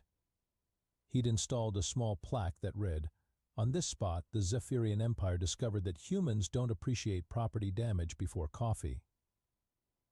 The burn marks are still visible on the ceiling, Jake explained to a group of tourists from 3 different star systems. Insurance covered the repairs, but I left the scorch marks for historical accuracy. Also because my wife thought they looked interesting. Luna Park, now officially Earth's Director of Xenological Affairs, was finishing up a presentation to a joint session of Congress and the Galactic Council. In conclusion, she said, the integration of the former Zephyrian Empire has exceeded all projections. Productivity is up 400%, customer satisfaction ratings are at an all-time high, and we've eliminated 17 different layers of unnecessary bureaucracy. What about expansion plans? Asked Senator Williams. Well, we've received applications from 14 other species requesting integration into the Earth Enterprises family. Apparently, word has gotten around that humans are very good at making things work efficiently. And our response? Luna smiled with the expression of someone who'd just been handed the keys to the galaxy. We're scheduling interviews for next month. Miss Betty is designing the orientation program. In the audience, former Administrator Flux raised his hand. What about the rest of the galaxy? Are there any plans for further expansion? Funny you should ask, Luna replied. We've been looking at some interesting opportunities in the Andromeda sector. There's a whole cluster of civilizations that seem to be having trouble with basic infrastructure management. We think we might be able to help. The assembled representatives from various galactic civilizations exchanged nervous glances. They'd all received the same reports about what humans considered helping. Jake Morrison, watching the proceedings from the back of the room, leaned over to Miss Betty. Think they're starting to understand what they're dealing with? Miss Betty smiled with the gentle satisfaction of someone who'd successfully taught several alien species the importance of playing nicely with others. Oh, I think they're learning, dear. Humans have always been very good teachers. We just sometimes have to use creative lesson plans, Outside, in Mia, the sun was setting over what had once been a simple farm in Kansas and was now the unofficial center of an expanding galactic civilization built on the radical principles of competent management and basic courtesy. It was, by any measure, a perfectly normal Tuesday afternoon for the species that had accidentally conquered the galaxy before dinner. In the waning years of the 22nd century, humanity stood on the precipice of its greatest challenge. The confluence of climate change, resource depletion, and escalating global conflicts had pushed our civilization to the brink of collapse. But it was the chilling discovery made by Dr. Elena Rodriguez, a brilliant astrophysicist at the Global Space Agency, that sealed our fate. A gamma-ray burst, she announced to a room full of world leaders and scientists, her voice trembling. From a nearby star. We have less than 5 decades before it reaches Earth. The implications were clear and terrifying. Such an event would strip away Earth's ozone layer, bombarding the surface with deadly radiation. Most life on the planet's surface would be eradicated within months. Thus, Operation Exodus was born. Humanity, for all its divisions and conflicts, united under a single-purpose survival. We poured our remaining resources into developing technology for interstellar travel and terraforming. Mars would be our temporary haven, while we sought a new permanent home among the stars. As the years passed and the deadline loomed closer, the harsh realities of our situation became apparent. Despite our best efforts, we couldn't save everyone. Lotteries were held, skills were evaluated, and difficult decisions were made about who would go and who would stay. In this frantic rush to save our species, we made a critical oversight. Our feline companions, those aloof rulers of our homes, were largely left behind. It wasn't intentional cruelty. Many tried desperately to bring their beloved pets. But space and resources were limited, and in the end, practicality won out over sentiment. Sarah Chen, a young engineer working on the Exodus ships, fought back tears as she said goodbye to her cat, Mittens.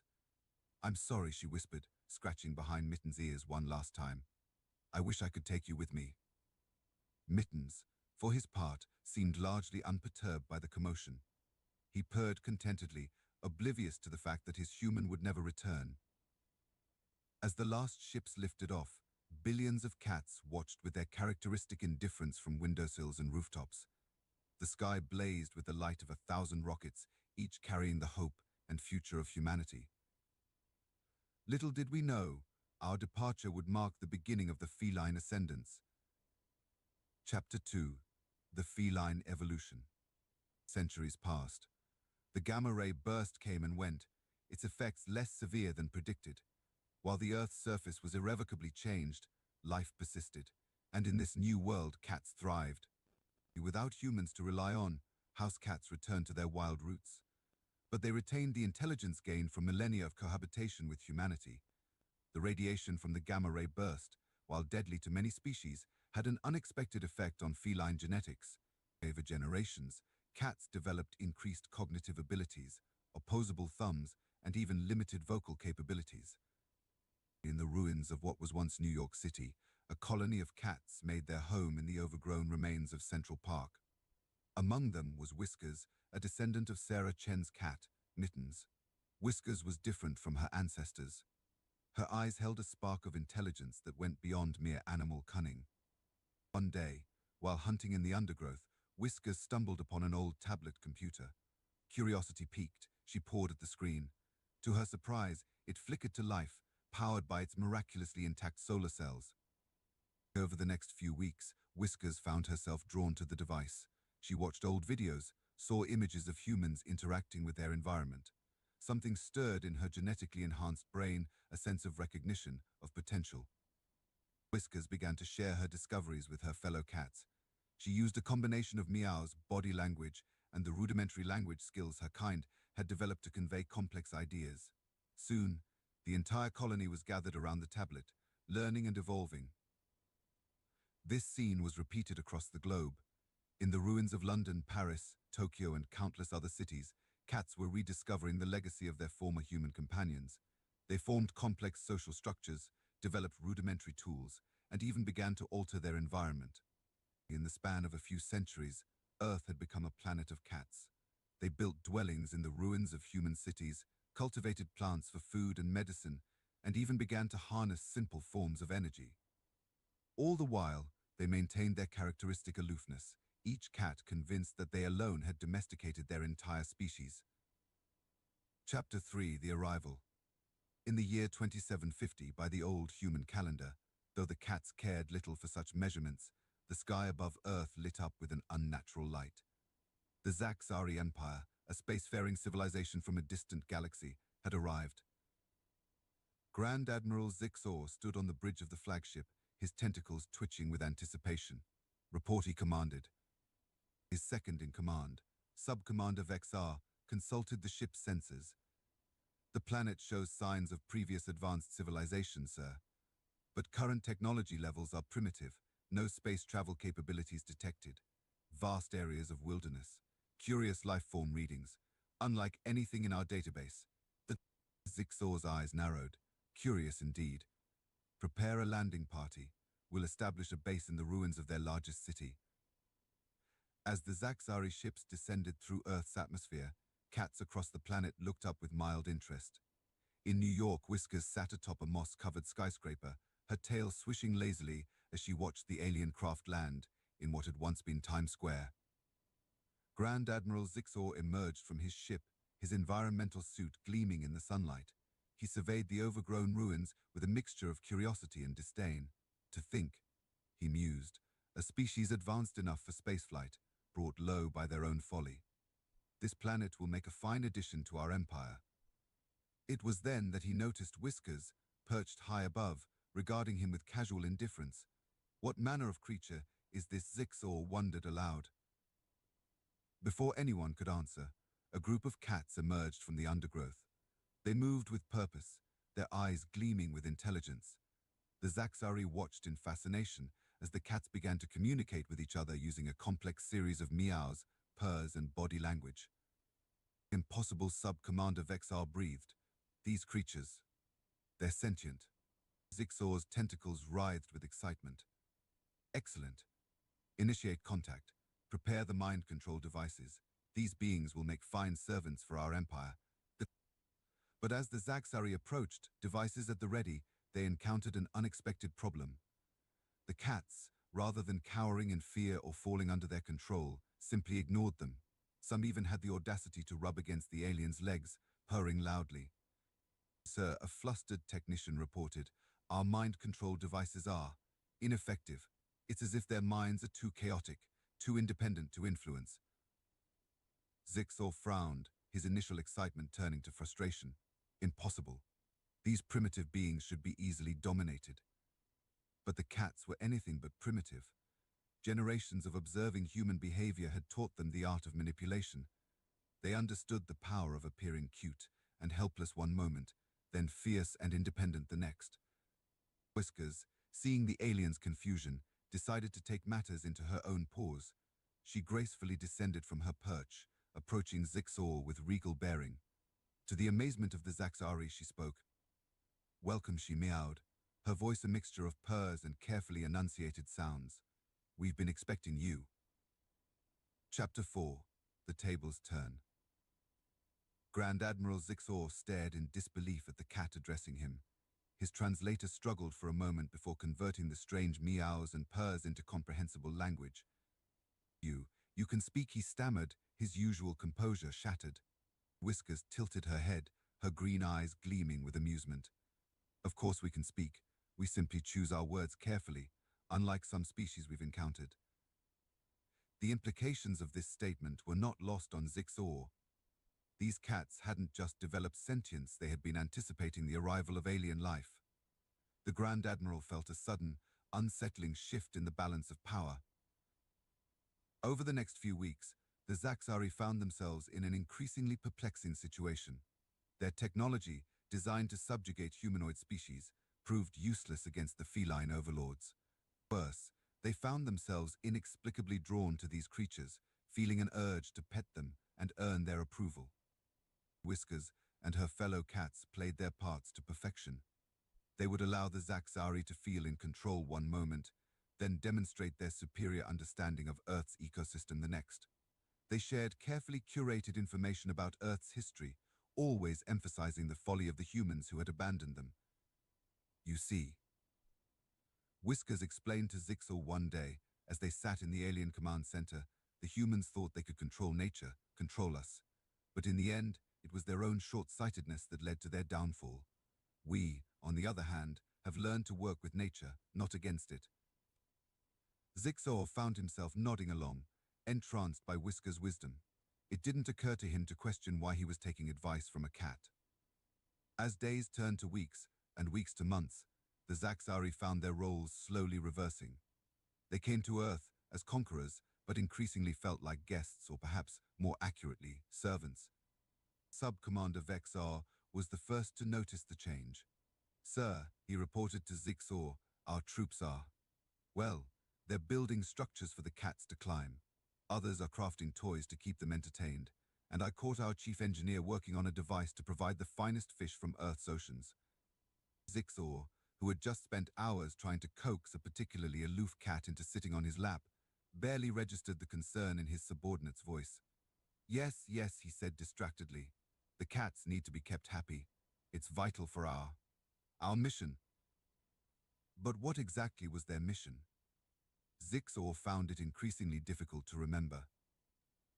Chapter 5: The New World Order.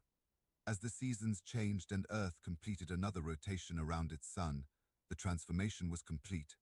The Zaxari, once proud conquerors of 1,000 worlds, had become willing servants to Earth's feline population. In what had once been the alien command center, now repurposed as a luxurious cat palace, Whiskers lounged on a cushion made from the finest Zaxari fabric. Around her, cats of all breeds and colors went about their daily business, with aliens scurrying to attend to their every need. Whiskers, a young cat named Shadow, approached, bowing his head slightly. "The Zaxari have finished the new scratching post complex in Sector 7, and they're awaiting your approval on the designs for the city-wide yarn distribution system." Whiskers yawned, stretching lazily. "Very good. Tell them to proceed with the yarn system. Oh, and have them increase the production of catnip. Our stores are running a bit low." Shadow nodded and scampered off to relay the orders. Whiskers allowed herself a small smile of satisfaction. Everything was proceeding according to plan. In the distance, a massive construction project was underway. The Zaxari, under the direction of their feline overlords, were building a colossal cat statue to rival the ancient Sphinx. It would stand as a testament to the new rulers of Earth, visible even from low orbit. Grand Admiral Zixor, once the proud leader of the invasion fleet, now served as Whisker's personal attendant. He approached cautiously, bearing a tray of fresh fish. "Your meal, oh wise one," he said, bowing deeply. Whiskers sniffed the offering appreciatively. "Thank you, Zixor. You may pet me now, if you wish." The alien's eyes lit up at this honor, and he eagerly stroked Whisker's fur, marveling at its softness. As she enjoyed her meal and the adoration of the former conqueror, Whiskers reflected on the journey that had brought them to this point. The humans, in their hubris, had abandoned Earth and their feline companions. But cats, as they had done for thousands of years, adapted and thrived.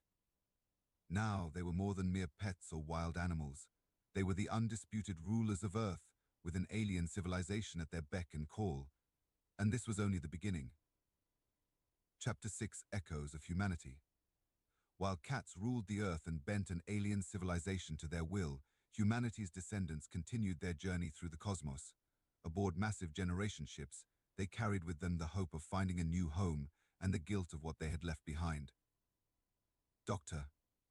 Ava Chen, a xenobiologist and distant descendant of Sarah Chen, stood in the ship's observatory, staring at the unfamiliar stars. In her quarters, she kept an old family heirloom, a photograph of her ancestor with a cat named Mittens. "Doctor," Chen, a voice crackled over the intercom.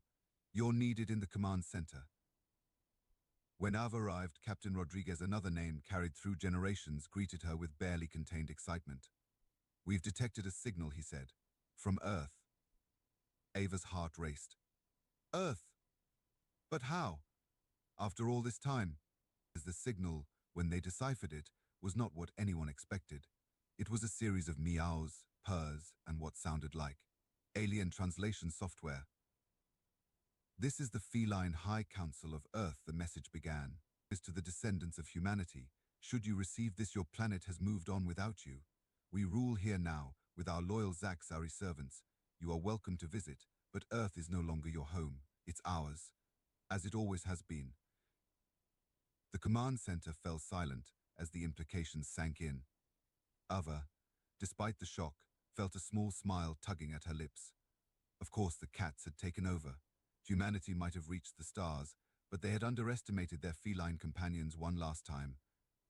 Epilogue: a new galactic order. Centuries passed. Earth, under its feline rulers and their alien servants, flourished.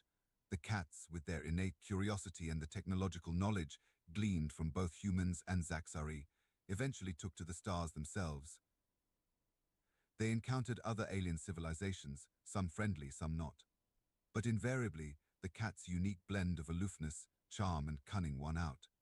Species across the galaxy found themselves inexplicably drawn to these small, furry creatures from Earth. Whiskers, her consciousness preserved through advanced alien technology, watched with satisfaction as catkind spread across the stars. They didn't conquer, not in the traditional sense. They simply arrived, made themselves at home, and somehow ended up in charge. In the great galactic council chambers, where once humans had dreamed of standing, cats now lounged lazily, making decisions that would shape the fate of countless worlds. And if a scratching post or two found its way into the ancient halls of power, well, that was simply the new order of things. Somewhere in the vast expanse of space, humanity's descendants finally found a new home. They built great cities and reached for the stars once again, and in their homes, as if drawn there by some cosmic inevitability, cats began to appear. The cycle, it seemed, was beginning anew. Back on Earth, in what had once been New York City, a statue stood tall, a cat, its eyes gazing up at the stars. At its base, an inscription read to Mittens, and all those we left behind. You didn't just survive, you thrived. May we meet again among the stars. And in the shadow of the statue, a small kitten chased a butterfly, blissfully unaware of its species' grand cosmic destiny. For despite ruling galaxies, cats would always be cats, curious, capricious, and utterly, charmingly self-assured. In the end, humanity's greatest legacy wasn't their technology, their art, or even their journey to the stars. It was the simple act of inviting a small, furry creature into their homes and hearts. That act, as it turned out, had shaped the destiny of galaxies.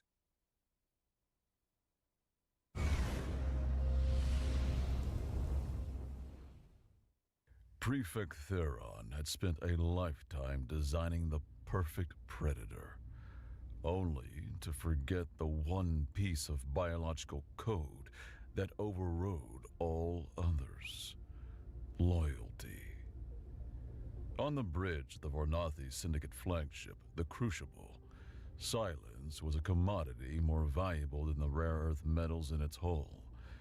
It was a silence of absolute order, where the only sound was the subliminal hum of life support and the soft chime of a system reporting nominal status. Prefect Theron stood before the primary observation window, a sheet of flawless, transparent aluminum that looked out upon the star-dusted black. His people, the Vornathi, did not merely dislike chaos. They found it intellectually offensive.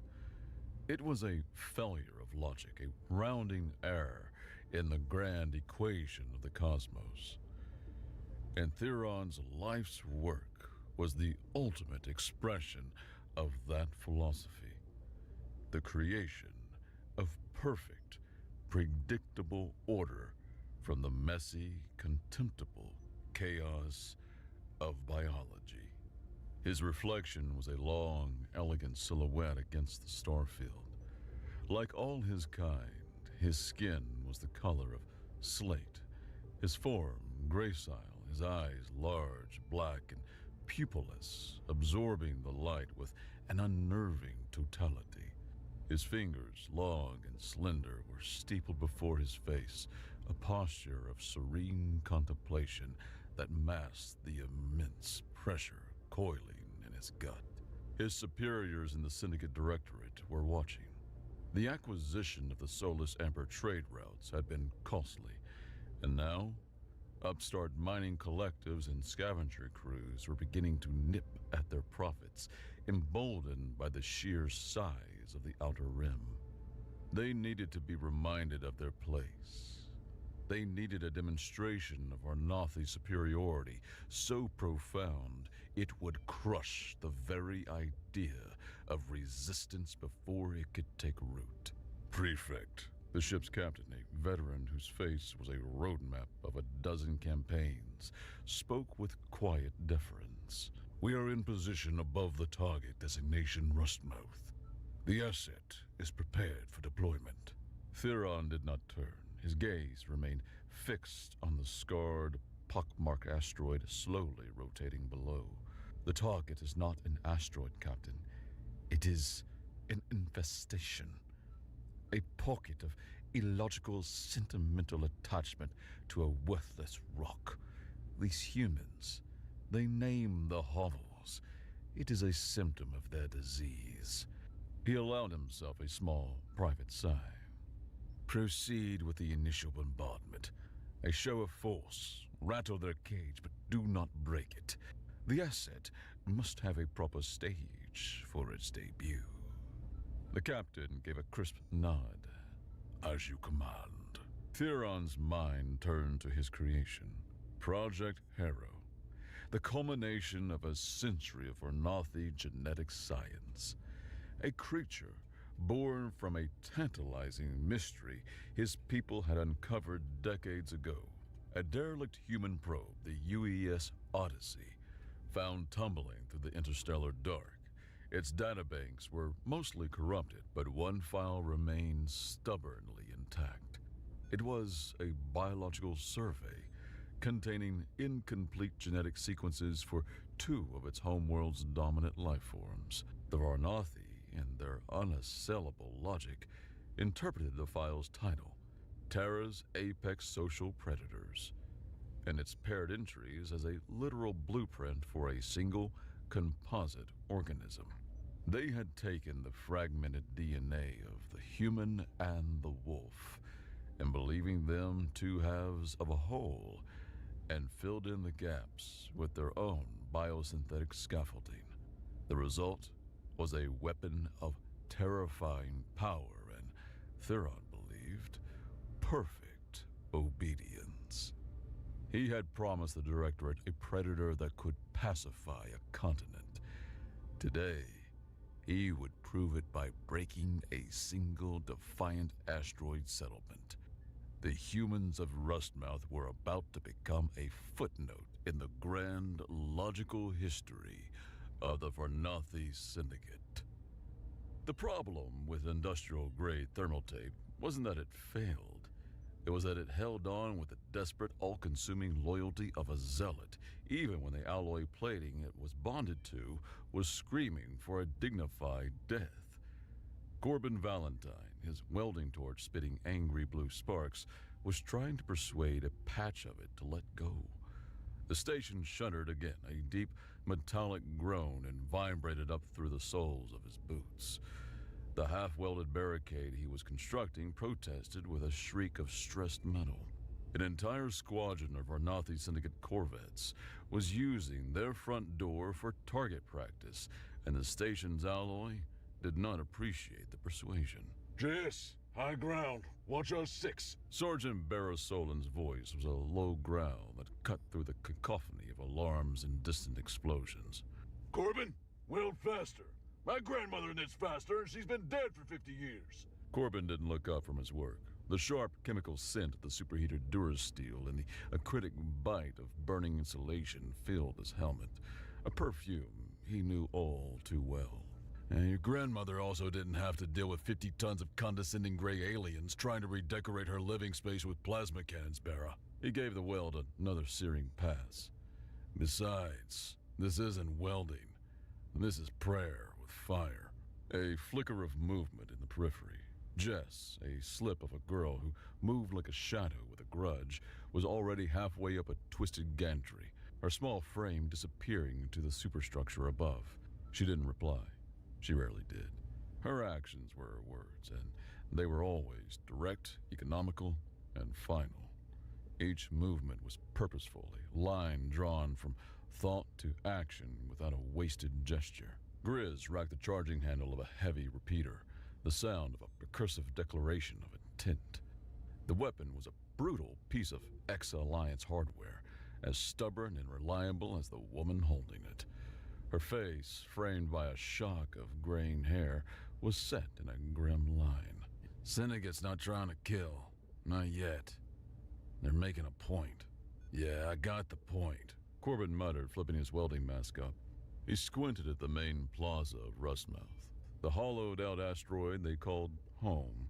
Through the shimmering containment field at the main viewport, he could see the sleek, gunmetal gray shapes of the Vornathi ships. "The point is, they're rich, we're not, and they think our recent success in the soulless amber trade is a disruptive market anomaly. I call it good business." Grizz grunted, slapping a fresh power pack in the repeater's housing. "They call it an excuse to show off." As if on cue, the barrage stopped. The sudden absence of noise was a physical pressure, a vacuum that sucked the air from Corbin's lungs. Every creak of the stress station, every distant drip of a ruptured pipe became unnervingly loud. It was the quiet of a predator that had cornered its prey, and was now deciding how to play with it. "And now?" Corbin asked, his hand instinctively going to the grip of the modified pulse pistol holstered on his thigh. "Now," Grizz said, her eyes fixed on the suddenly silent Vornathi ships hanging in the black outside the station's main viewport, "comes the punchline." A new shape detached from the belly of the largest Vornathi cruiser. It wasn't a bomb or a torpedo. It was a drop pod, massive and black, shaped like a coffin for a giant. It plunged towards Rustmouth, its trajectory aimed squarely at the central plaza. "Oh, hell," Corbin breathed. He knew what this was. A demonstration. The Vornathi didn't just want to crush Rustmouth. They wanted to make an example of it for every other upstart outpost in the Outer Rim. They wanted to film the execution. The pod hit with the force of a tectonic event. The entire asteroid station screamed, Duracrete cracking and lights flickering violently. It didn't explode, it just arrived.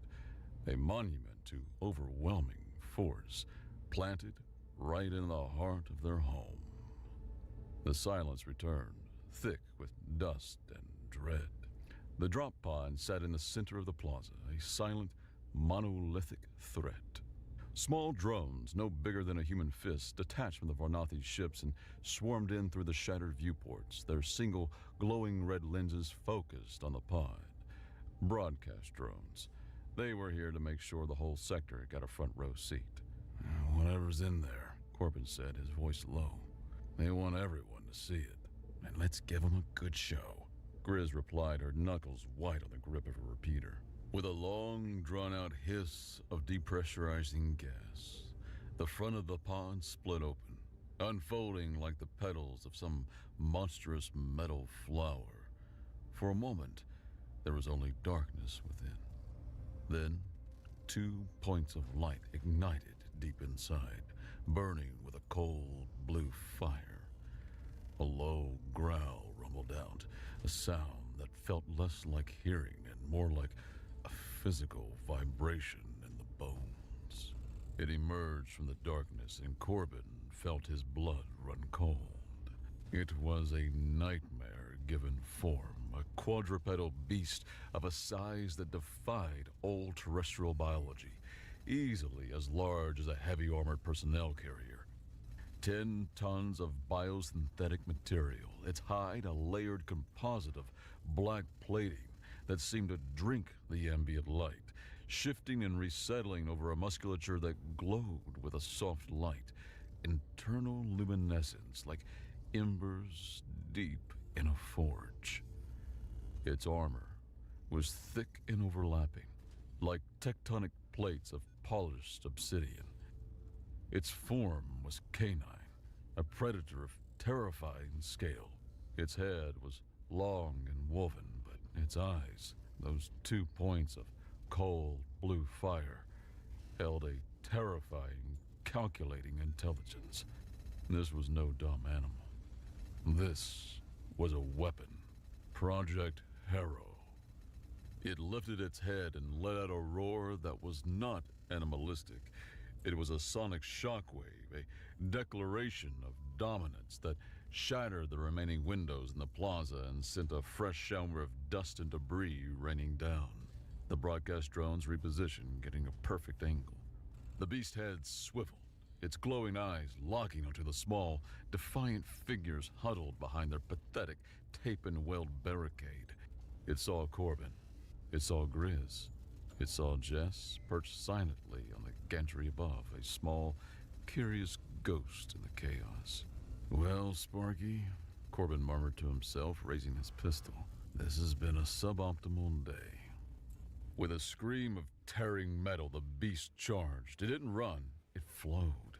Each stride of its powerful armored legs devoured the distance, the ground shaking with every impact. It was an avalanche of muscle and steel, a tidal wave of engineered fury. Corbin braced himself. Grizz leveled her repeater, and even Jess drew the twin vibro knives she favored. This was it.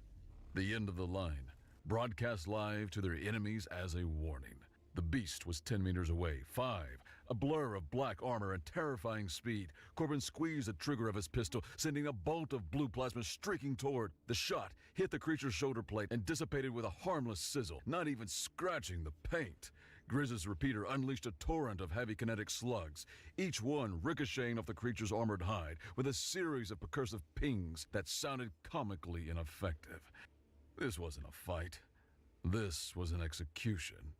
Then, something that defied all expectation occurred. The beast, a living engine of destruction, dug its massive claws into the Duracrete floor. It skidded to a halt, just 2 meters from the barricade. The shriek of metal on stone, deafening. It stood there, panting, its breath coming in hot, vaporous clouds. Its head lowered, its nostrils, flared and wide, twitched. It was processing something. A storm of scents was hitting it. The sharp scent of discharged slugs from Grizz's rifle, the hot metal air from Corbin's plasma shot, the dusty redolence of the station, the coppery scent of human sweat and fear. But beneath all that, carried on the recycled air, was something else. Something older, deeper, a scent pattern that resonated not in its memory, but in the very core of its genetically coded being. It was the scent of humanity, unfiltered, primal, the scent of its makers, the scent of its true alphas. The beast's glowing blue eyes, which had been burning with cold, predatory fire, flickered.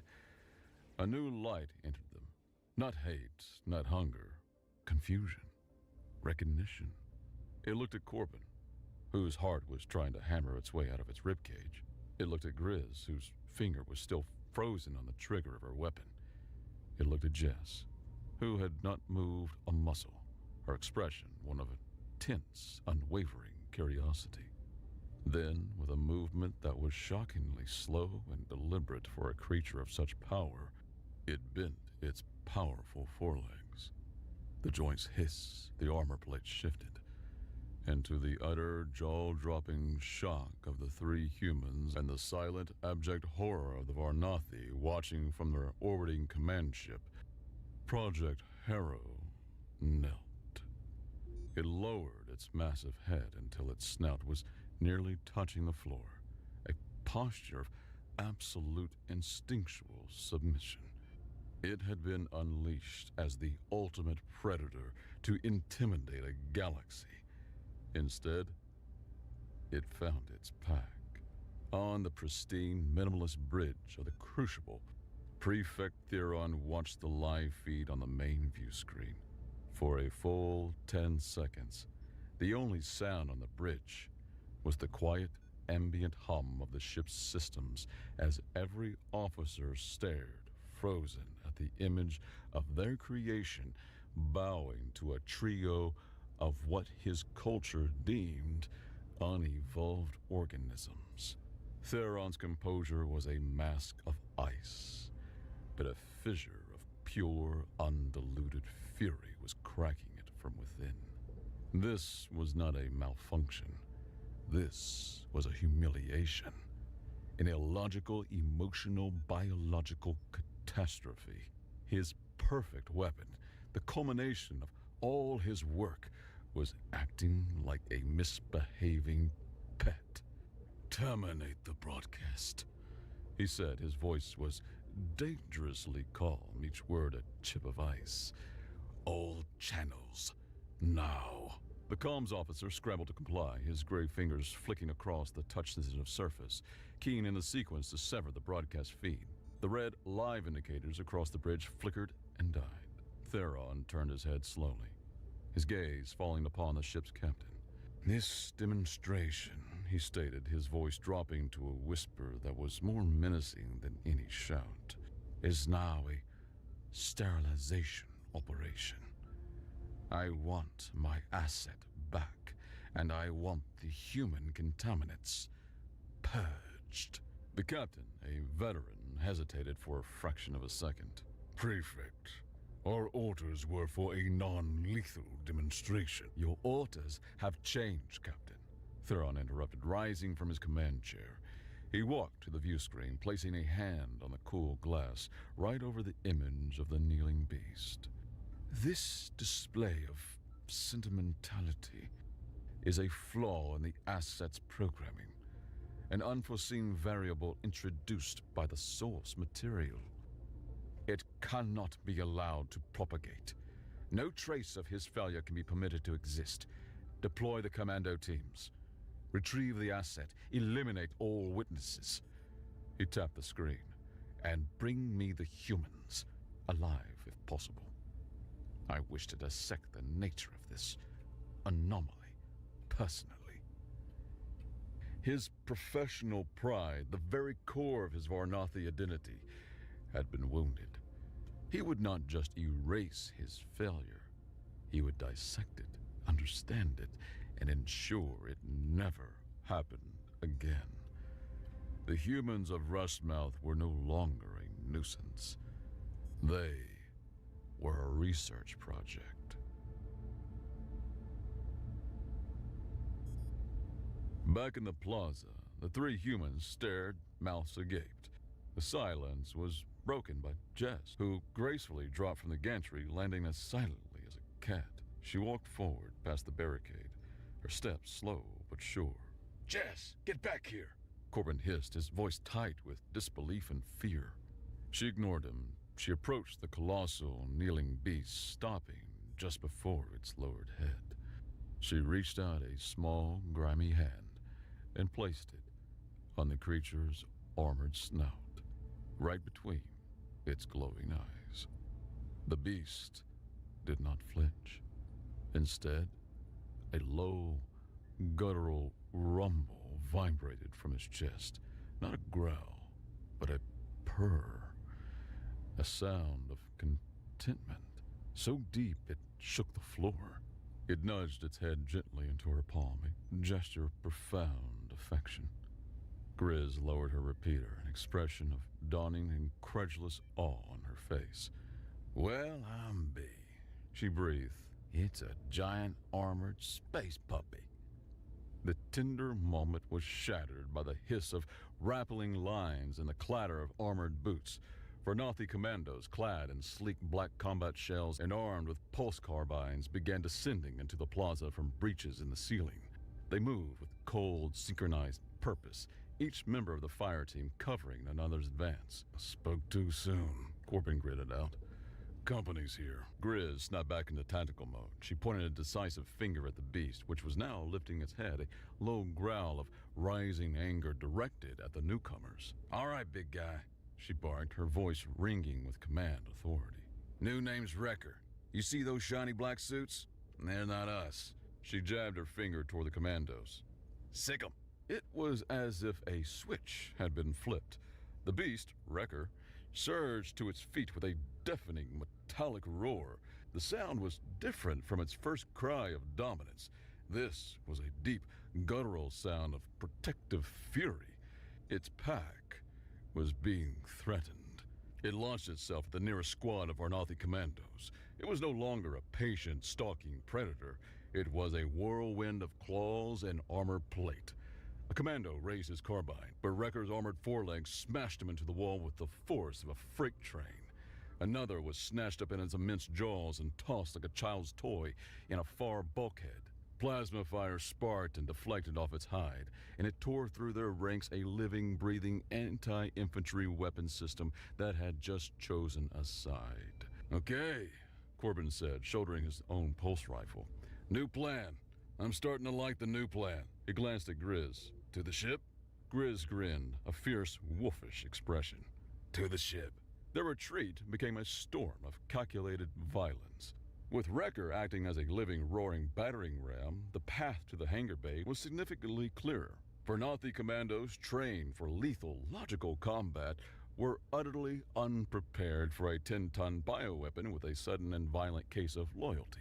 They expected flanking maneuvers and covering fire, not a creature that could simply run through a reinforced bulkhead as if it were tissue paper. Heel, Wrecker! Grizz yelled as they sprinted down a wide maintenance corridor, Wrecker trotting obediently at her side, occasionally snapping at a Varnathi soldier who got too close.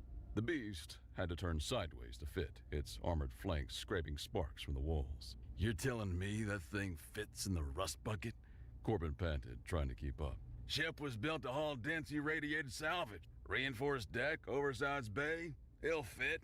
It won't be comfortable. There is nothing comfortable about this. They burst into the hangar bay where the ship, the Rust Bucket, was docked. It wasn't pretty. It was a repurposed salvage tug, a patchwork of different manufacturers' parts held together by Corbin's mechanical genius and a worrying amount of hope.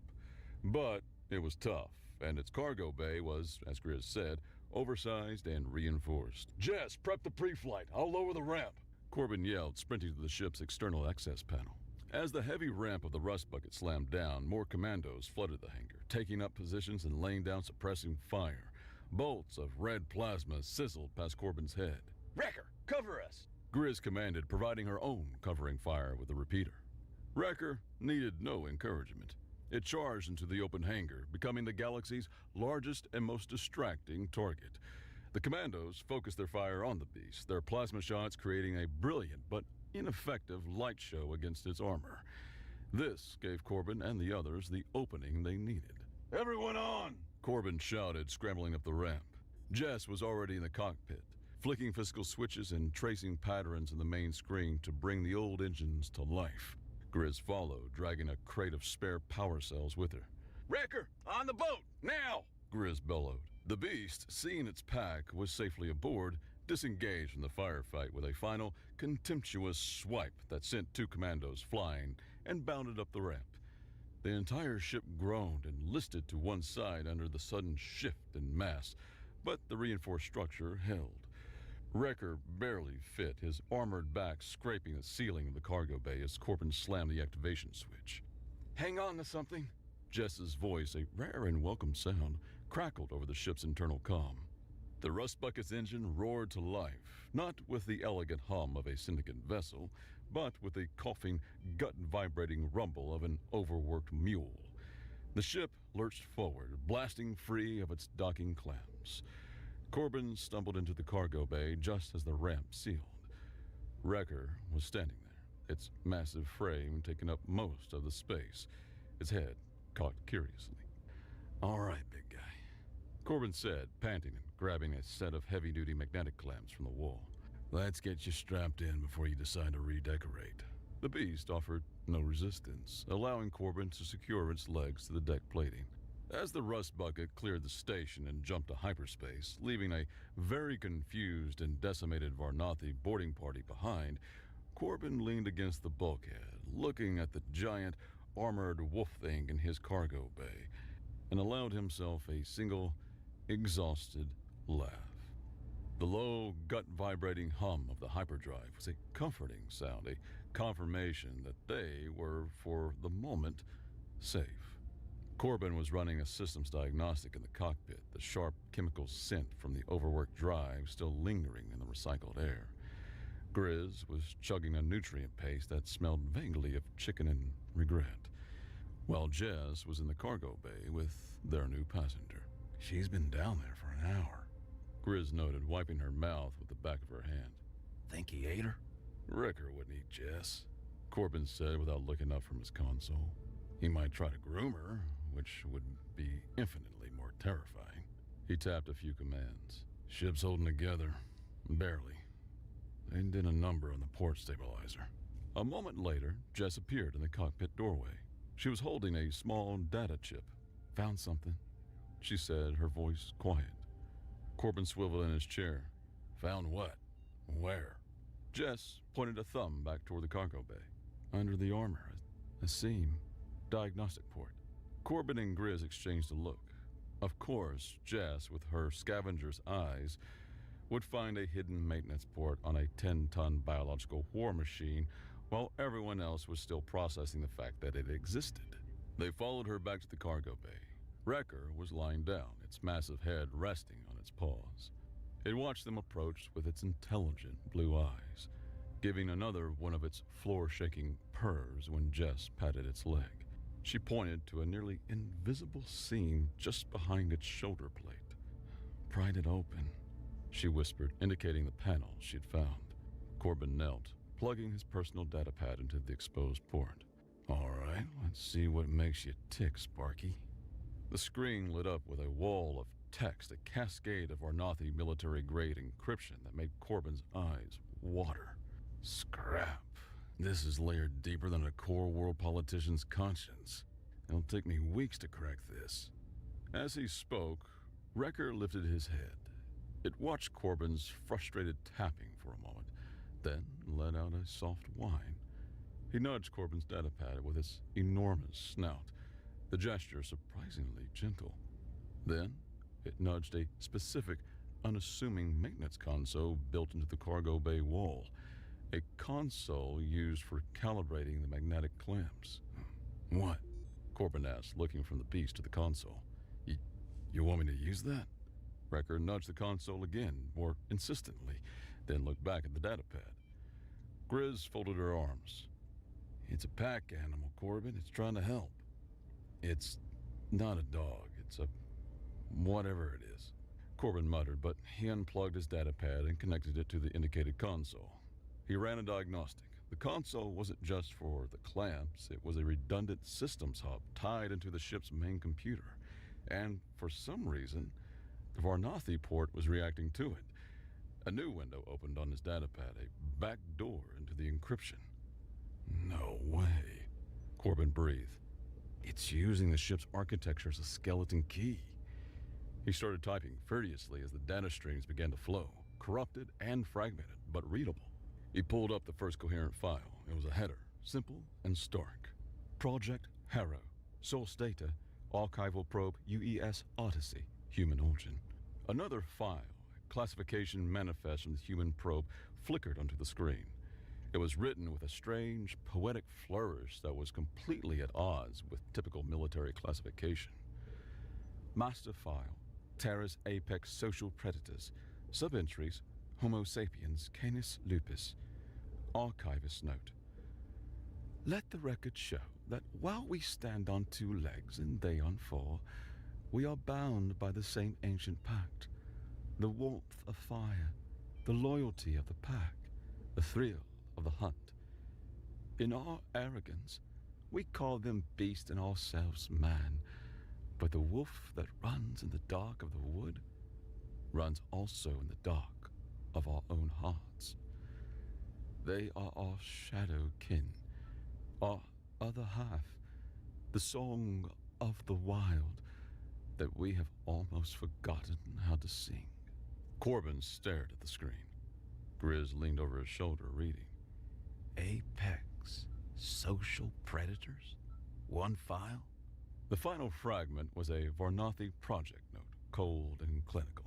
Genetic interpretation, single organism, incomplete sequences for both sub-entries, missing data compensated with Vonathi biosynthetic scaffold, intelligence and pack loyalty of human combined with predatory instinct of wolf. The horrifying, hilarious, galaxy-altering truth crashed down on them.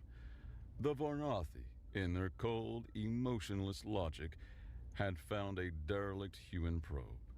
They found a file created by some long-dead, overly dramatic archivist and taken it literally. They thought humans and wolves were two parts of the same creature. With incomplete DNA for both, they had simply filled in the blanks. They had built their ultimate weapon, using a human and a wolf as the blueprint, believing it was one organism. Corbin looked from the datapad to the giant, armored wolf creature that had knelt before them. The creature that was, genetically speaking, their weird, monstrous cousin. Oh, Corbin said, a slow grin spreading across his face. Oh, you magnificent, logical morons. The Hunter needed a tune-up first. The rust bucket was bleeding coolant from a plasma score along its port engine, and the stabilizer was still shot to hell. Pushing the hyperdrive in this condition was suicide. We need parts, Corbin announced, pulling up a regional map. And there's only one place in this sector that'll have what we need without asking questions a priest would blush at. He tapped the destination on the map, a small, pockmarked moon orbiting a dying gas giant. Its official designation was XT-734. Everyone in the Rim just called it the Grinder. The Grinder was less a moon and more a scrapyard with its own gravity. The surface was a mountain range of wrecked starships, a graveyard of forgotten wars and failed business ventures. The only settlement was a shanty town built into the metallic husk of a derelict dreadnought, run by a syndicate of scavengers known as the Grinders. Landing the rust bucket was a delicate affair. Corbin found a relatively stable plateau of compressed freighter hulls and set them down. The air tasted of rust and lubricant. All right, Corbin said, grabbing a bag of tools and a few high-density credit chips. Grizz, you're with me. Jess, you stay here. Keep an eye on our boy and the ship. If anyone but us tries to get on board, you have my permission to get creative. Jess just grinned and tapped the hilt of one of her vibro knives. It was all the confirmation he needed.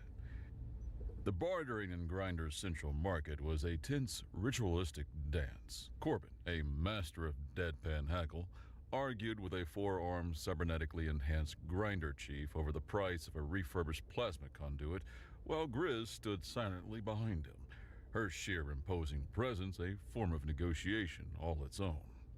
This conduit has a microporosity rating of 0.03. It'll leak like a sieve under full load.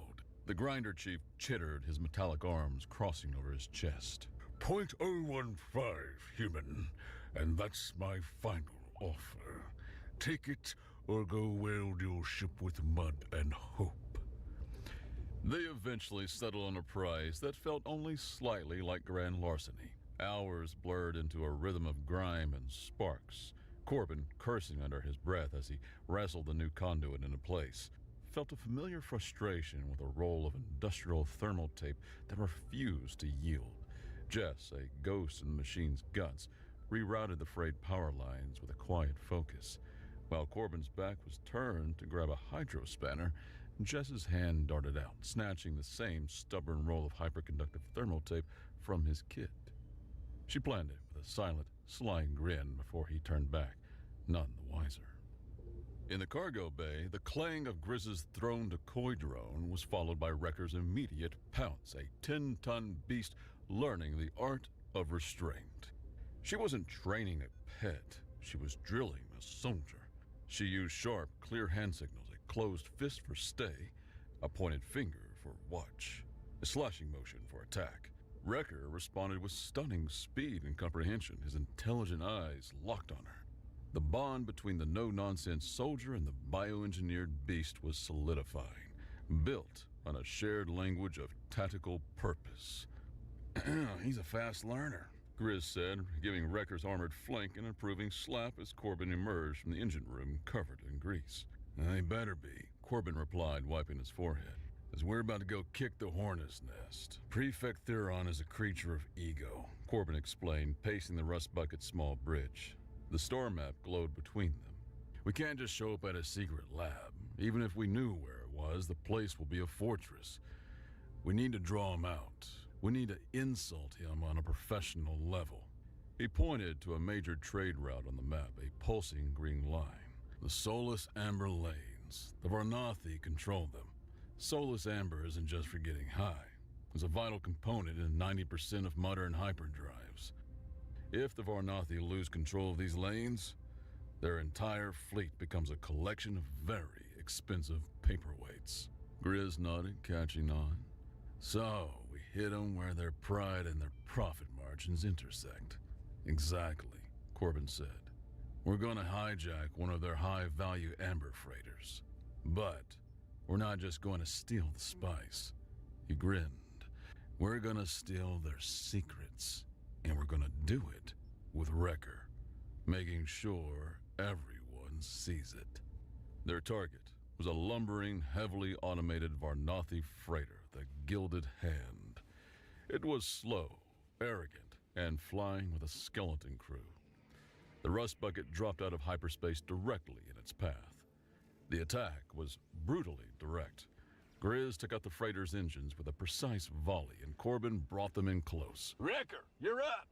Grizz shouted into the comm. The cargo bay doors slid open. Wrecker took a running leap across the void, a living, boarding torpedo that slammed onto the Gilded Hand's hull with a deafening screech. He tore his way to the bridge, and the terrified Varnathi crew surrendered instantly. While Grizz and Jess secured the spice, Corbin went straight for the bridge's secure data terminal. He plugged in his data pad and, using the exploit they discovered, downloaded a secure Varnathi fleet data slate. This was the real prize. Back on the Rust Bucket, Corbin went to work. The data slate was a treasure trove. It contained master encryption keys, fleet movements, and, most importantly, a list of coordinates for several deep space Varnathi black sites. One of these has to be Theron's lab, Corbin said, projecting the list onto the star map.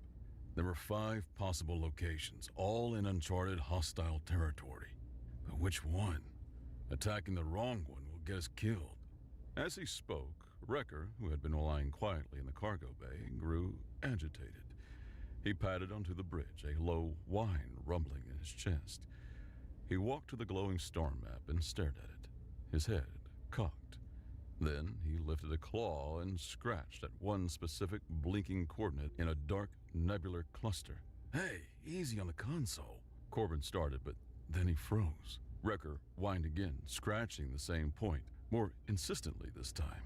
He looked at Corbin, then back at the coordinate. A look of profound recognition in his intelligent eyes.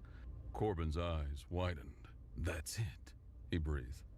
The slate gave us the possibilities. He's giving us the answer.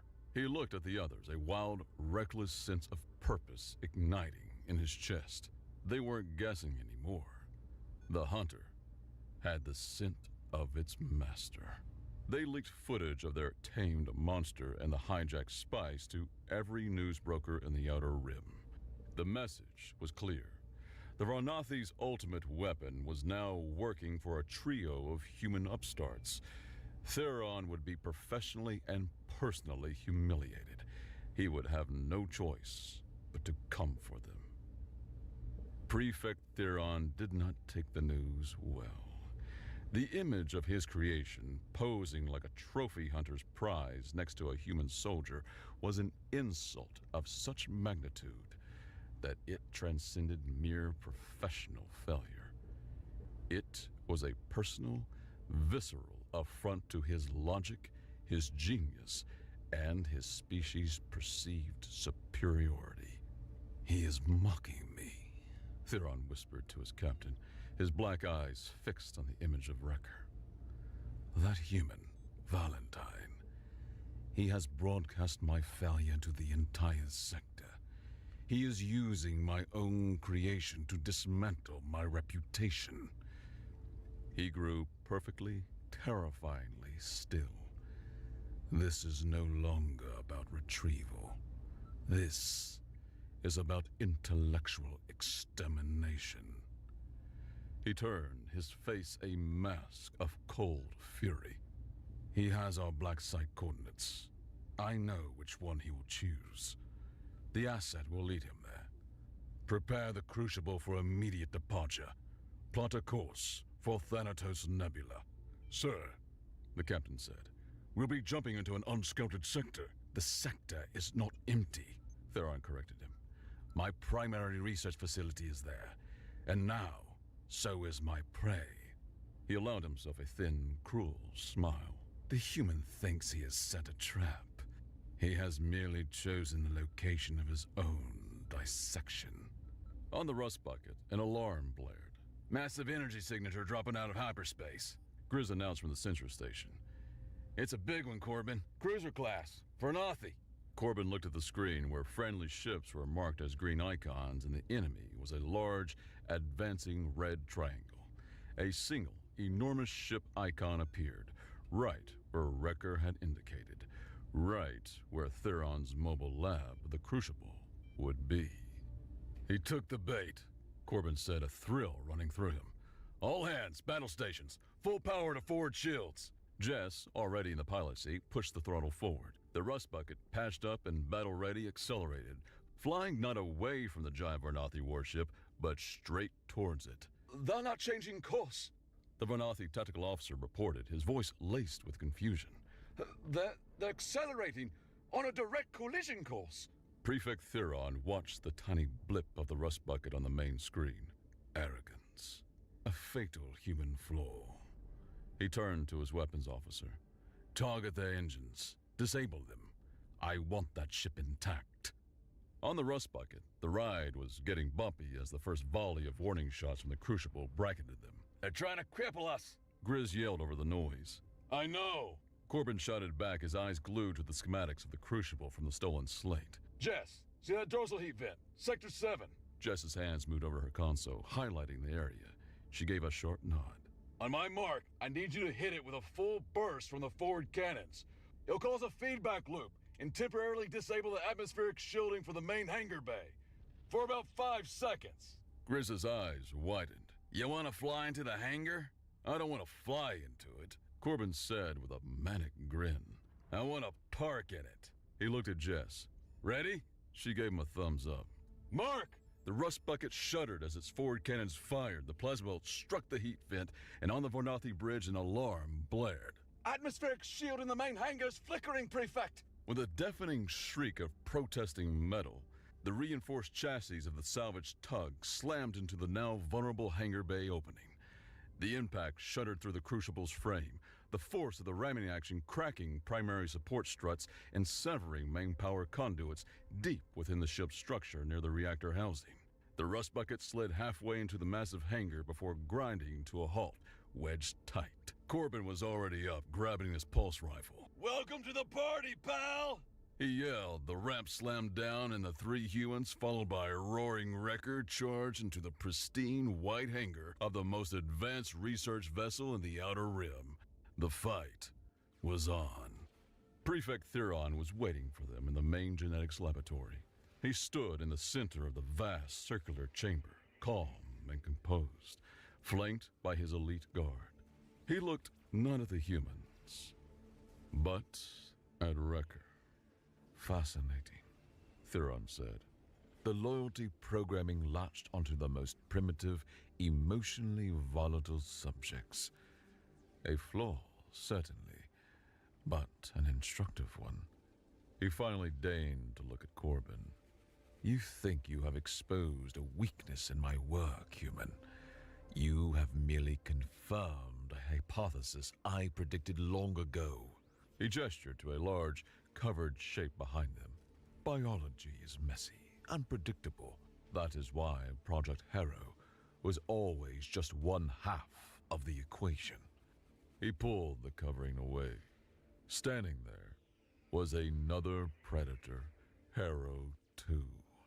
Sleek, robotic, and utterly without life.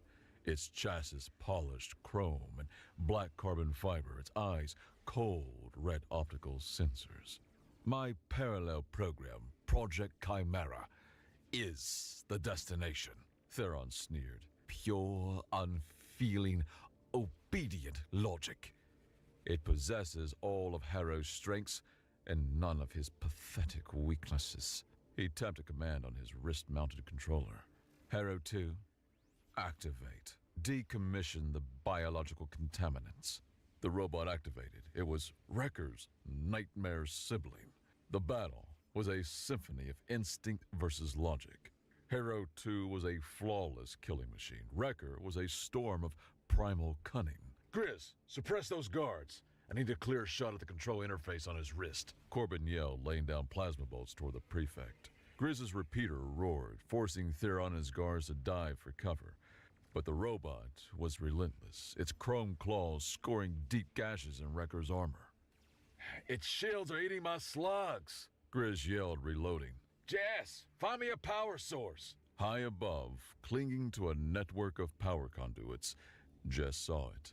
The thick, armored cable running from a large power junction directly into Harrow 2's back, feeding its shield emitter. She pulled the roll of industrial thermal tape from her belt. Harrow 2 had Wrecker pinned, a high-frequency blade extending from its jaws. Jess! Corbin screamed. A small, dark shape dropped from the ceiling. Jess landed silently on the power junction. With a speed born of 1,000 similar actions, she ripped off a long strip of the hyperconductive thermal tape and slammed it across 2 exposed terminals. Sparks erupted, a massive power surge, with nowhere to go thanks to primary conduits severed during their violent arrival, cascaded directly into the ship's already strained reactor containment field. Alarms blared across the ship. On the floor, the power feed to Harrow 2's shield emitter shorted out. For a single, critical second, its energy field died. Wrecker! Now! The neck joint! Corbin yelled. Wrecker lunged upward, his massive jaws closing around Harrow 2's unshielded neck. There was a horrific screech of twisting metal, and Wrecker tore the robot's head clean off. It clattered to the floor and rolled to a stop at Theron's feet. The headless body of Harrow 2 crumpled. Wrecker stood over it, panting and victorious.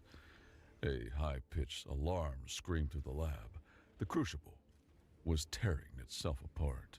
Theron stared at the severed head of his masterpiece. You primitives.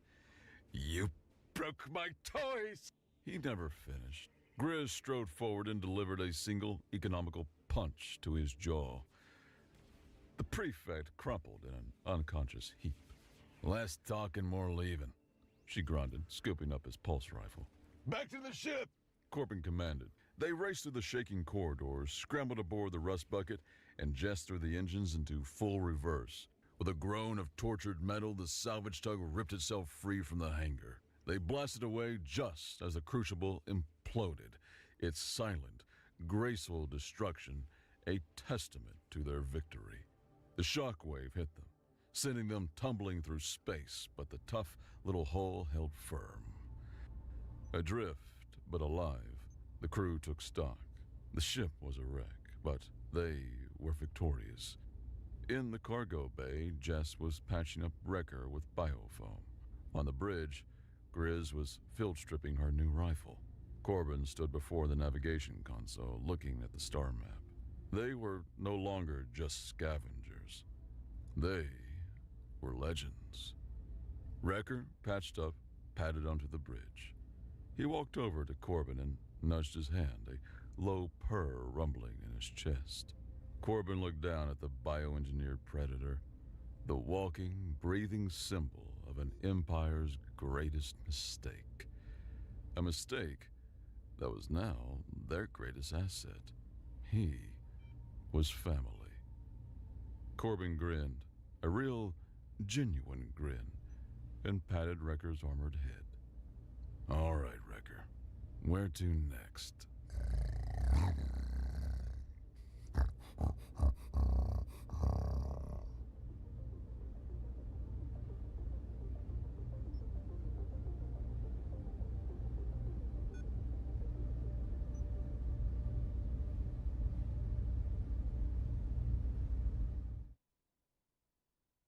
Maya Torres walked through the long white halls of the Galactic Military Academy. Her black boots made soft sounds on the clean floors. She carried her books in one arm and kept her head up, watching everything around her. Other students moved away when they saw her coming. The academy was huge. It had tall towers made of clear crystal that reached up to the sky. 3 suns shone down on the building, making everything bright and warm. Students from 47 different planets came here to learn how to be soldiers and officers. Maya was the only human in her class. She was not very tall, but she moved like a cat ready to jump. Her dark eyes saw everything. She noticed where the doors were, what could be used as weapons, and where enemies might hide. All humans learned to do this. On Earth, you had to watch for danger all the time, or you would die. The other students whispered about her when she walked by. Their translation devices turned their words into sounds she could understand. They said things like scary and dangerous, killer. Some of them had never seen a human before. Earth was famous across the galaxy as the most deadly planet anyone had ever found. Maya did not mind the whispers. She was used to being different. On Earth, everyone learned to fight before. They learned to read. Everyone carried weapons even when they went to buy food. The universe was not a safe place, and humans knew this better than anyone. She walked into her combat theory class and sat in the back row. The seats around her were empty. The other students had learned to stay away after she broke 3 desks, by accident. She had been taking notes and gripped the desks too hard during a boring law class. The teacher was Commander Zexahai. He was tall and thin, with silver skin and 4 arms. His people came from a peaceful planet where the worst thing that ever happened was a light rainstorm. He moved his arms as he talked, like he was dancing. Today, we will learn about taking weapons away from enemies, Commander Zexahai said to the class. This is called disarmament. We will study the theory of how to remove dangerous items from hostile beings. Maya pulled out her pencil and opened her notebook. The pencil was made of wood and graphite, just like the ones humans had used for hundreds of years. Most other species used electronic devices to write, but Maya liked simple tools. Simple tools did not break when you needed them most. 6 rows in front of her, a big alien student turned to look at his friends. His name was Vornk, and he came from the Zenthari planet. The Zenthari were the closest thing to warriors that the galaxy had seen in 1,000 years of peace. They were 7 feet tall, with thick armor growing on their skin, and 4 arms that ended in sharp claws. Vornik whispered to his friends, but his voice was loud enough for the whole class to hear. The human thinks she belongs here with real soldiers. Maybe we should show her what real fighting looks like. His 5 friends nodded. 2 of them were also Zenthari. The other 3 were Corvan shock troops. The Corvans looked like walking rocks with thick gray skin that could stop most weapons. They were strong enough to lift heavy vehicles with their bare hands. Maya heard every word, but she kept writing in her notebook. She drew pictures of the classroom and marked where each student sat. She wrote down how many exits there were and what objects could be used as weapons. This was normal for humans. They always planned for trouble. The 6 aliens had been planning this for weeks. They thought humans were weak and did not belong in the academy. They wanted to prove that size, and natural weapons were more important than anything else. They had done this to other students before. Commander Zexahai looked at his watch. I need to get more materials from my office, he told the class. Please read Chapter 12 while I am gone. The teacher left the room. As soon as the door closed, the classroom became very quiet. 40 students held their breath and waited to see what would happen. Vornke stood up and turned around to face Maya. His claws made clicking sounds as they came out of his fingers. Human, he said in a loud voice. Time for you to learn something. Maya looked up from her notebook. Her face showed no emotion. Did you say something to me? The 6 aliens began to move. They spread out and walked toward her desk. They moved like they had practiced this many times before. Other students had probably been hurt by these bullies. "We are going to teach you about disarmament," Vorntka said. His claws grew longer and sharper. "We will start by taking away that stupid pencil." The other students watched in fear. Some of them wanted to help Maya, but they were too scared. The 6 aliens were much bigger and stronger than anyone else in the room. No one thought a single human could fight them all. Maya put down her pencil and looked at each of the 6 aliens. She counted their weapons, studied how they moved, and planned her response. In 3 seconds, she knew exactly what she would do.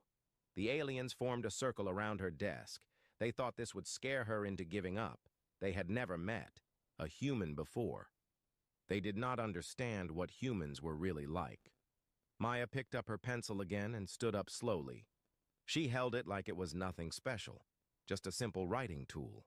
But her body was ready to move fast. Her weight was balanced on her feet, and her muscles were tight like springs. "You know something interesting?" Maya said in a calm voice. "On my planet, we have a saying. The pen is stronger than the sword. Would you like me to show you what that means?" Vorntka laughed. It sounded like metal scraping against stone.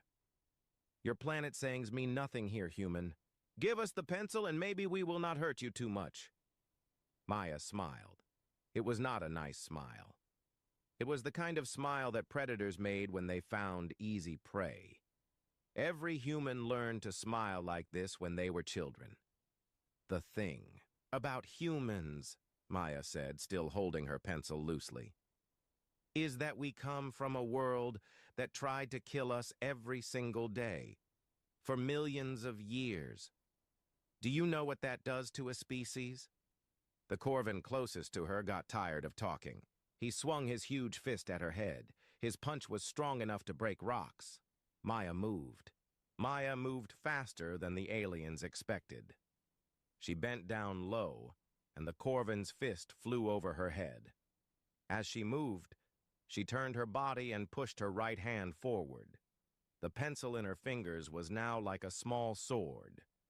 She pushed the pencil into a special spot on the Corvan's neck.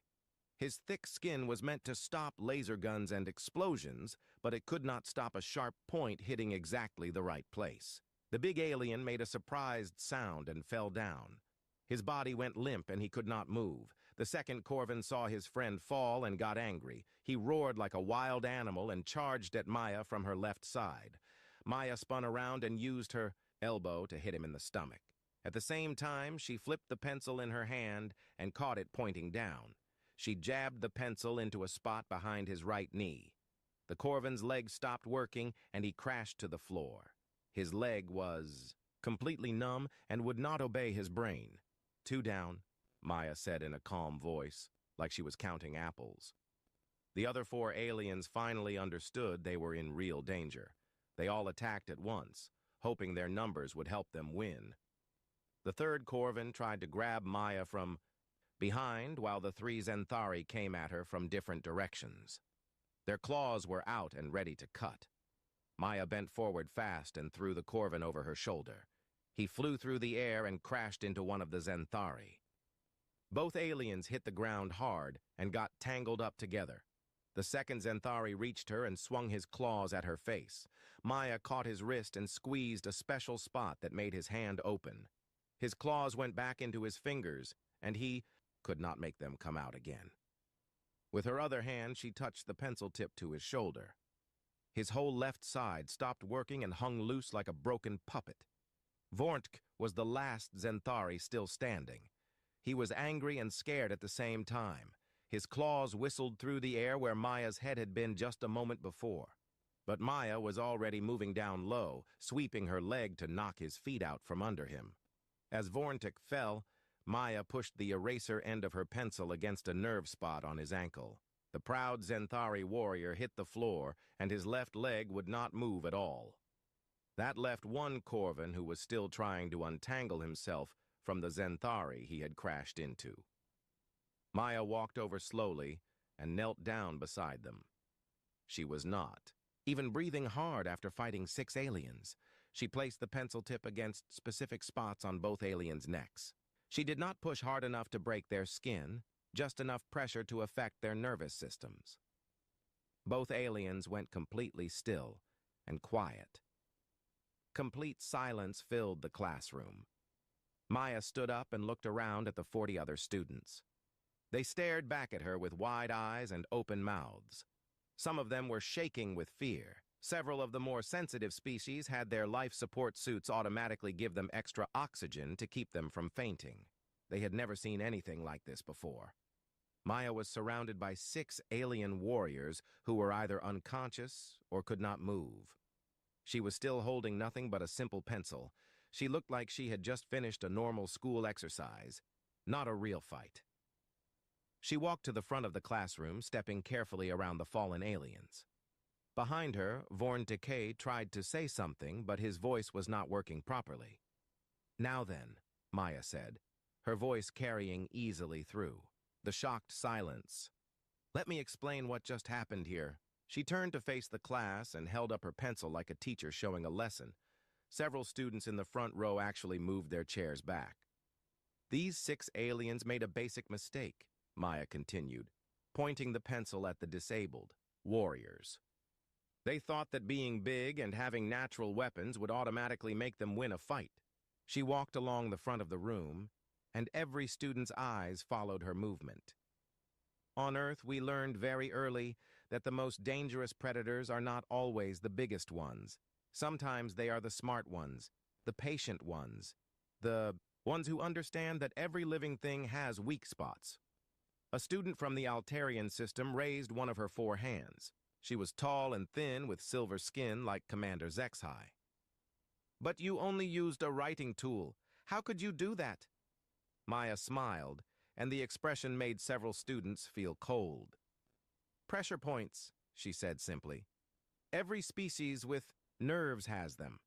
Special places where the right amount of pressure can stop nerve signals, cause temporary paralysis, or make someone unconscious. Humans have spent hundreds of years learning where these spots are on every known species." She pointed to the fallen Zenthari. "Their armor protects them from energy weapons and heavy impacts. But it does not protect the nerve clusters at the base of their necks, behind their knees, or at their shoulder joints. Evolution did not prepare them for precision attacks." Another student spoke up. This one was made of living crystal and came from the Vega system. When she talked, it sounded like wind blowing through glass chimes.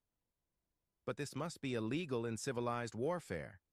Maya laughed, but it was not a happy sound. "Civilized warfare? That is an interesting idea. Tell me what happens when your enemy does not follow civilized rules? What happens when staying alive is the only rule that matters?" She walked back toward her desk, looking each student in the eye as she passed. "Humans learn to fight dirty because clean fighting gets you killed. We learn to use every advantage because fair fights are for species that can afford to lose." The crystal student actually became dimmer with fear. "You talk about violence like it is normal." "Because it is," Maya replied without hesitation. "Not wanted, not preferred, but normal. Every human child learns basic fighting before they learn to read. Every human adult carries weapons even in the most peaceful places. Every human knows that the universe is not safe, and sometimes the only thing standing between civilization and chaos is the willingness to hurt people who want to destroy what we protect." She reached her desk and sat down, placing the pencil neatly beside her notebook. "These 6 students learned an important lesson today. Too bad they had to learn it the hard way. Commander Zexhai chose that exact moment to come back into the classroom. His 4 arms were full of training materials and data pads. He stopped in the doorway and stared at the scene in front of him. 6 alien warriors were scattered around the room, either unconscious or unable to move. One human sat calmly at her desk, taking notes like nothing had happened.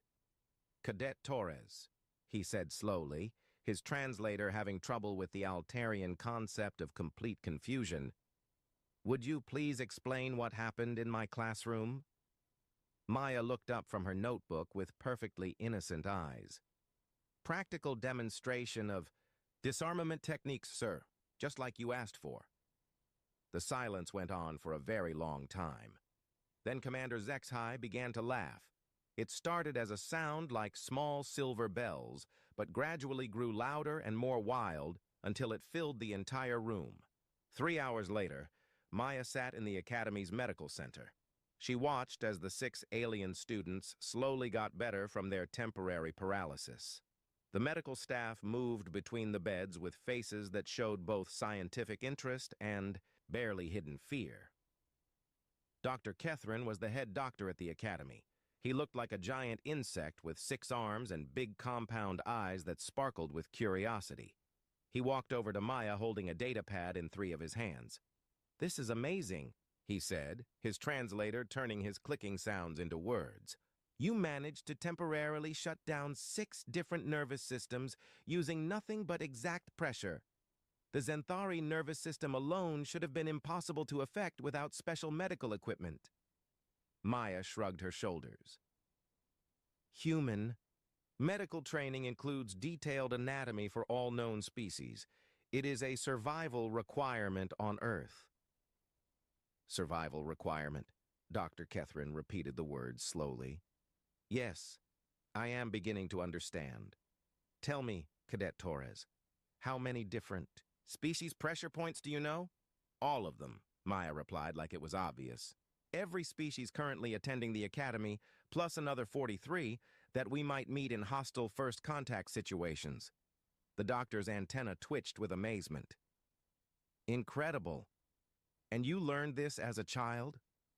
"Basic course material, ages 8 to 12. Advanced techniques were covered in high school." Maya looked at the recovering students. "Though I was careful to use only temporary paralysis techniques, no permanent damage." Across the medical bay, Vorntke finally got enough control of his voice to speak. "Human," he called out, his words rough and weak. "What you did should not be possible." Maya walked over to his bed. The Zenthari tried to move away from her, even though he could not move most of his body. "It should not be necessary," she corrected him. "But possible and necessary are different things. You attacked me, and I defended myself. The method was your choice, not mine. We were going to show our superiority," Vornik admitted, shame making his voice quiet. "Show you that humans do not belong among real warriors." Maya studied him for a moment, her expression thoughtful. "You know what the real difference is between us, Vorntke? It is not size, or natural weapons, or armor. It is how we think." She pulled a chair over and sat down beside his bed. "You were raised on a world where war is honorable combat between equals. Formal rules, established ways of fighting, recognized boundaries. You fight to prove you are better." The Zenthari nodded slowly, confusion clear in his large yellow eyes. "Humans fight to survive," Maya continued. "There is no honor in being dead, no glory in losing because you followed rules your enemy ignored. We learned to win at any cost because the alternative was extinction." One of the Corvin shock troopers had recovered enough to join the conversation. "But surely there must be limits, lines that cannot be crossed?" "Of course," Maya agreed. "But those lines are drawn by necessity, not by tradition. A human will do absolutely anything required to protect their family, their community, their species. Anything. The universe taught us that mercy is a luxury we can only afford after we have won." Dr. Kethrin had been listening to the conversation while checking on his patients. "This explains much about human military doctrine," he observed. "Your species' reputation for unconventional tactics." Maya smiled grimly. "Unconventional tactics. Win wars, Doctor. Conventional tactics get you remembered fondly by historians." Commander Zexhai arrived at that moment, along with Admiral Stone. Admiral Stone was one of the few human officers serving in the Galactic Defense Force's command structure. He was an old veteran whose presence immediately changed the mood in the medical bay. "Cadet Torres," Admiral Stone said, his voice carrying the authority of someone who had commanded space fleets in real battles. I understand you have given our alien friends a practical lesson in human methodology. Sir, Maya replied, standing straight and tall, I defended myself when attacked, sir. Defended yourself with a pencil, the Admiral continued, and there was definitely amusement in his tone. Against 6 trained warriors, without getting hurt. The pencil was available, sir. I adapted to the situation. Admiral Stone turned to address the entire room. Ladies, gentlemen, and distinguished beings of various species, let me explain what you witnessed today. This young woman has demonstrated why humanity was invited to join the Galactic Defense Force despite having the most violent history of any known species. He pointed toward Maya.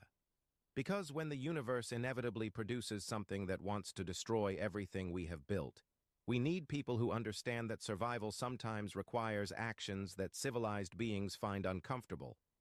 We need people who can win ugly when pretty victories are not available. The Admiral's expression became serious. The galaxy is not as peaceful as it appears. There are threats out there that do not respect civilized rules of engagement. When those threats emerge, you will be grateful for every human who chose to learn the hard lessons early. Vorn K struggled to sit up in his bed. Admiral, what kind of threats? Admiral Stone was quiet for a moment, as if deciding how much to tell them. There are species out there that see peace as weakness. Pirates who attack colony ships full of families. Slavers who capture entire populations. Creatures that view all other life as food or resources to be consumed. He walked over to the window that looked out over the Academy grounds. The Galactic Council believes that diplomacy and economic pressure can solve all conflicts. They are wrong. Some problems can only be solved through the application of overwhelming force. Maya joined him at the window. That is why humans learn to be guardians instead of warriors. Explain the difference, Dr. Kethrin requested, his scientific curiosity evident. Warriors fight for glory, honor, territorial advantage, Maya said. These are luxury motivations that assume survival is not in question. Guardians fight because something precious must be protected. They will use any method, any weapon, any tactic that serves that purpose. Admiral Stone nodded approvingly. Exactly. We do not fight because we want to. We fight because we have to. A small student from the Vega system, her crystalline structure shimmering with nervous energy, spoke up. But does that not make you dangerous? If you are always prepared to fight, how do others know you are peaceful? Maya turned to face her, and her smile was genuinely warm for the first time since the incident. Because the strongest people can afford to be the gentlest. When you know you can defend yourself and others, you do not need to prove it. When you are confident in your ability to handle violence, you can choose peace. She taught us that everything worth protecting is fragile. We became dangerous so that others would not have to be. Admiral Stone checked his watch. I need to return to my duties. Cadet Torres, you will report to Advanced Combat Theory tomorrow. It seems you are ready for more challenging coursework. After the Admiral left, the medical bay became quiet again. The 6 alien students continued their recovery while thinking about what they had learned. Dr. Kethrin approached Maya one more time. I have one final question. How does your species maintain psychological stability when every individual is trained for violence? Maya considered the question carefully. We are taught that strength serves protection, not domination. A human who uses their abilities to hurt the innocent is considered the worst kind of criminal. We police ourselves very strictly. She looked around at all the aliens in the medical bay. The goal is never to be the strongest. The goal is to be strong enough to protect what matters. Outside the medical center, the 3 sons continued their dance across an alien sky. But inside, fundamental assumptions about human nature were being challenged and rewritten. 2 weeks after the pencil incident, Maya found herself in the Academy's most advanced combat theory class. She was the only human among 12 students representing the galaxy's most military-minded species. The atmosphere had changed completely since word of what happened had spread throughout the academy. Professor Valcher was a veteran Zenthari officer with old scars from the border wars. He called the class to attention with his commanding voice. "Today we begin advanced tactical analysis," he announced. "Our first case study involves a recent incident where a single student disabled 6 opponents using improvised weapons and superior tactical knowledge." Several students looked at Maya, who continued taking notes with the same pencil she had used in the famous fight. "Cadet Torres," Professor Valcher continued, "would you walk us through your thinking during the engagement?" Maya stood and moved to the holographic display at the front of the room. "The engagement began with threat assessment," she said, manipulating the hologram to show the classroom layout. 6 opponents, coordinated movement, superior reach, and natural weapons. Standard defensive positions would have been useless. She highlighted positions on the display. Key tactical decision: engage immediately before they could fully coordinate. Secondary decision: target nerve clusters rather than trying to match strength with strength. A large Corvin student raised his massive hand. "But how did you know their anatomy so exactly?" "Preparation," Maya replied simply. "Every human learns the anatomical weaknesses of every known species. We study everything: bone density, nerve cluster locations, pressure points, psychological triggers. Knowledge is the only advantage we have." The same student looked troubled. "That seems like too much. How do you find time to learn everything else?"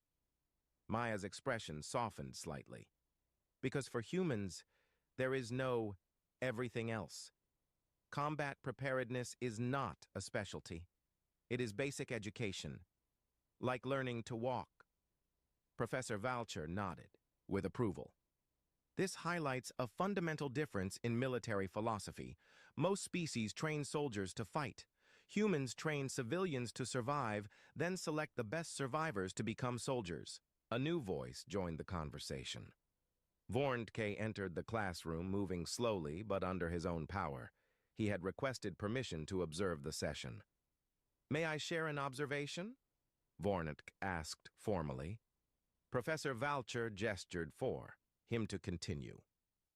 "I have spent considerable time analyzing my defeat," Vorntke said, his translator carrying undertones of respect that had not been there before. "I believed that superior physical capabilities would ensure victory. I was completely wrong." He turned to address Maya directly. "You never intended to overpower us. You intended to end the conflict as quickly as possible with minimal injury to all parties. This is not the mindset of a warrior. This is the mindset of a guardian."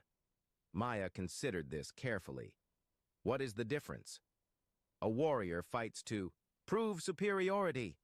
A guardian fights to protect others. Warriors seek glory. Guardians seek resolution." Vorntke's posture straightened with understanding. "Humans are not warriors. You are guardians who have learned to fight like warriors, when necessary." The insight hit the classroom like a shockwave. Professor Valcher's scarred features showed genuine surprise. "Elaborate on this distinction, Cadet Vorntke." "Warriors fight for honor, glory, territorial advantage. These are luxury motivations that assume survival is guaranteed." Vorntke's claws clicked against his desk as he spoke. "Guardians fight because something precious must be protected. They will use any method, any weapon, any tactic that serves that purpose." Maya nodded slowly. "That is actually quite accurate. We do not fight because we want to. We fight because we have to." "And that," Professor Valcher said with dawning understanding, "is why humans are so effective in combat. You treat every engagement as if the survival of everything you care about depends on the outcome."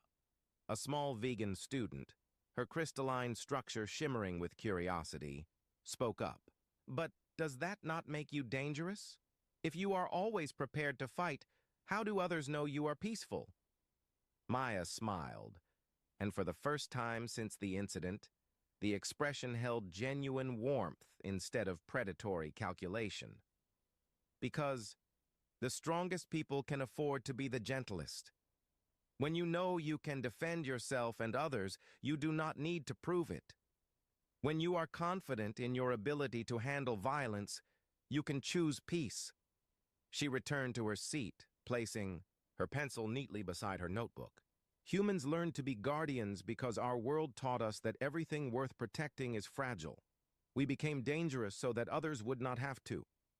Professor Valcher pulled up a new holographic display showing various combat scenarios. Let us examine this guardian mentality in different tactical situations. Cadet Torres, how would a human approach a hostage situation? Maya stood again. End it as quickly as possible with minimal risk to innocent lives. Rules of engagement.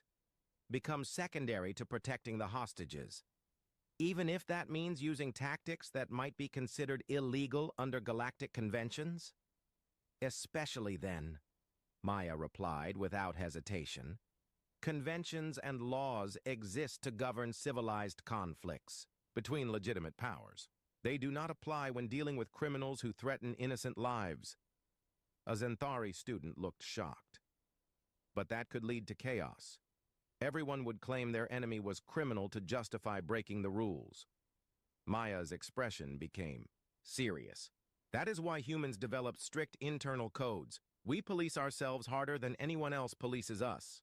A human who abuses their abilities against innocents faces the harshest possible punishment from other humans. Professor Valcher nodded thoughtfully. Interesting.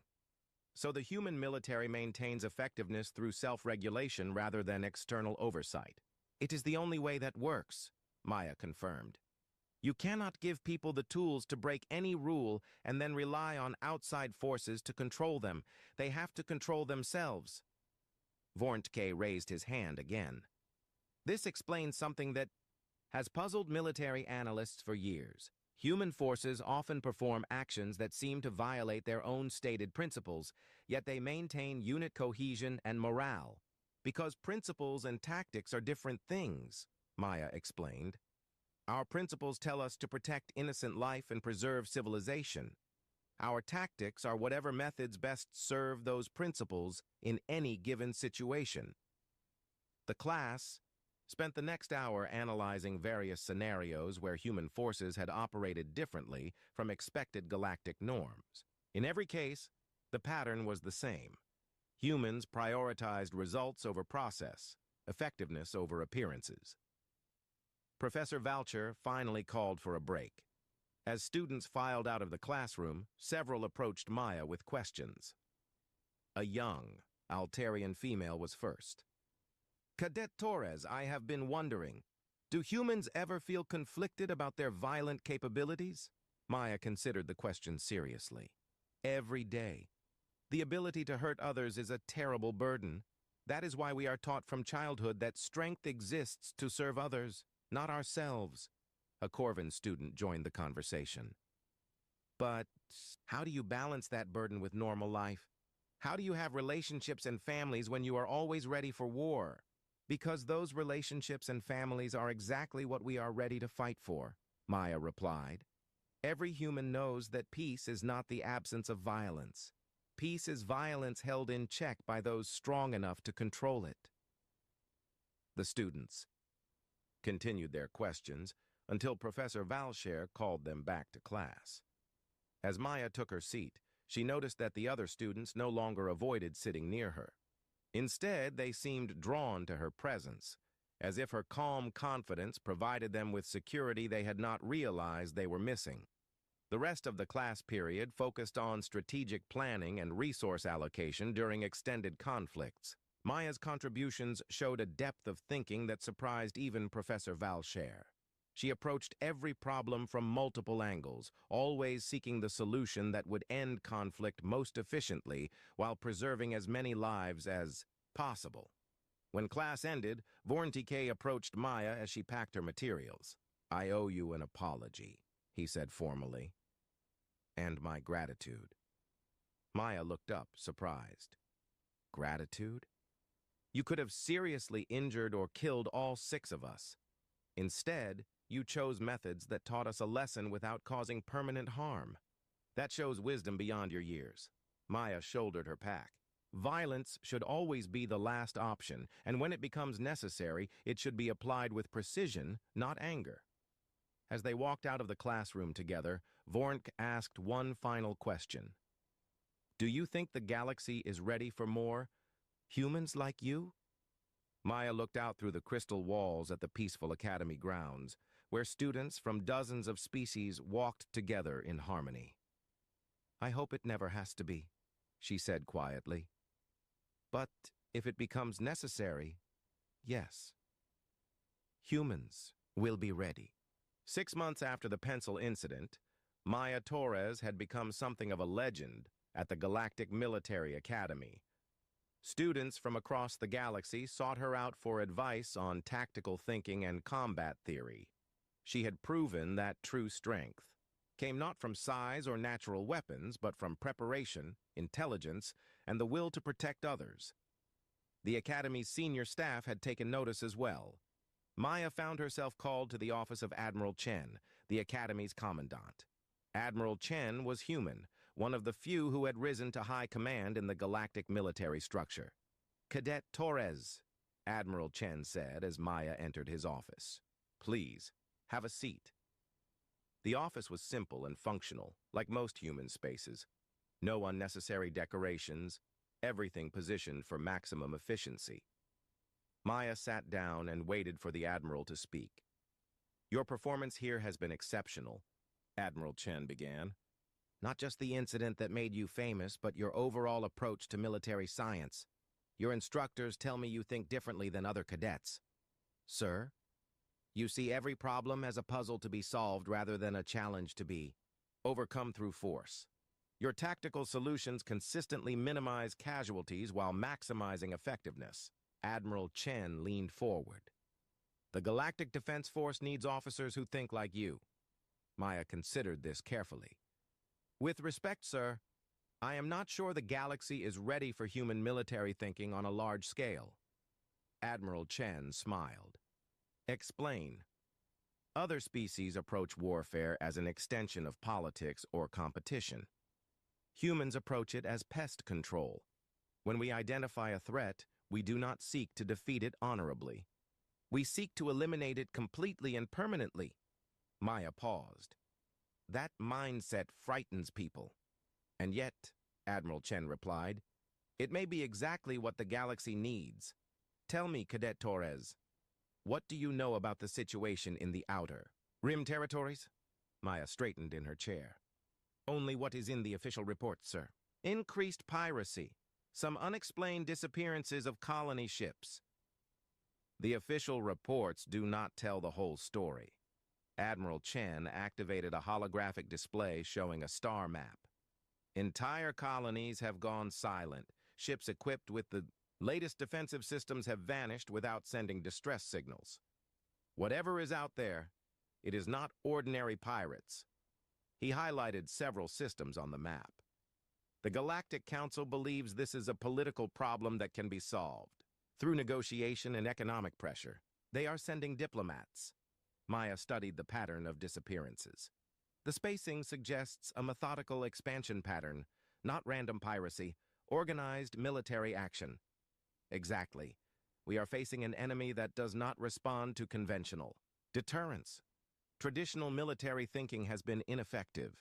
Admiral Chen turned off the display. Which brings me to why you are here. Sir, I am recommending you for early graduation and immediate assignment to a special operations unit. You would be working with other humans trained in unconventional warfare. Admiral Chen's expression became serious. The missions would be dangerous and the methods would be controversial. Maya was quiet for a long moment. What kind of methods? The kind that get results when civilized approaches fail. Deep reconnaissance, sabotage, elimination of key targets. Work that requires people who understand that sometimes the universe forces ugly choices on good people. And if I refuse? Then you complete your normal course of study and receive a standard assignment. No pressure, no consequences. Admiral Chen leaned back in his chair. But I believe you understand what is at stake here. The peaceful galaxy that allows places like this academy to exist is under threat. Maya thought about her fellow students. Species that had never known real warfare, individuals who had grown up believing that conflicts could always be resolved through discussion and compromise. They were good people who deserved to continue living in their peaceful universe. When would I leave? Immediately after graduation ceremonies next week. You would join a team already operating in the Outer Rim. Admiral Chen handed her a data pad. Read this tonight. If you decide to accept, report to Launch Bay 7 at 0600 tomorrow. Maya took the data pad and stood. Sir, may I ask you something? Of course. Do you ever regret becoming the kind of person who can make these choices? Admiral Bu. Chen was quiet for a moment. Every day, Cadet Torres. But I regret even more the thought of what would happen to innocent people if I chose not to make them. That evening, Maya sat in her room reading the classified reports on the datapad. The reality was worse than Admiral Chen had indicated. Entire star systems had gone dark. Colonies with populations in the millions had simply stopped communicating. The few emergency signals that had been intercepted painted a picture of systematic extermination.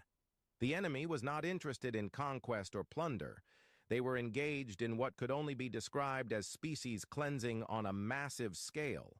They took no prisoners, left no survivors, and showed no interest in negotiation. Maya closed the datapad and looked out her window at the peaceful academy grounds.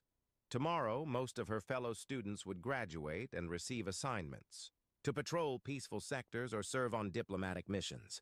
They would continue to believe that the universe was essentially civilized. She envied them that innocence. At 600 the next morning, Maya reported to Launch Bay 7. Admiral Chen was waiting for her along with a small group of humans she did not recognize. They were all older than her, with the kind of scars that came from real combat rather than training accidents. "Welcome to Task Force Delta," Admiral Chen said. "Your new teammates." The team leader stepped forward. "Lieutenant Commander Sarah." "Kim," she said, extending her hand. "I understand you are the cadet who disabled 6 aliens with a pencil." "Yes, ma'am." "Good. Where we are going, improvisation is a survival skill." Sarah turned to address the group. "Transport leaves in 10 minutes. Mission briefing will be conducted en route." As they boarded the small, fast ship that would take them to the Outer Rim, Maya took one last look at the academy. Students from dozens of species were beginning their morning classes, preparing for careers in a peaceful galaxy. She hoped they would never need to learn what she was about to learn.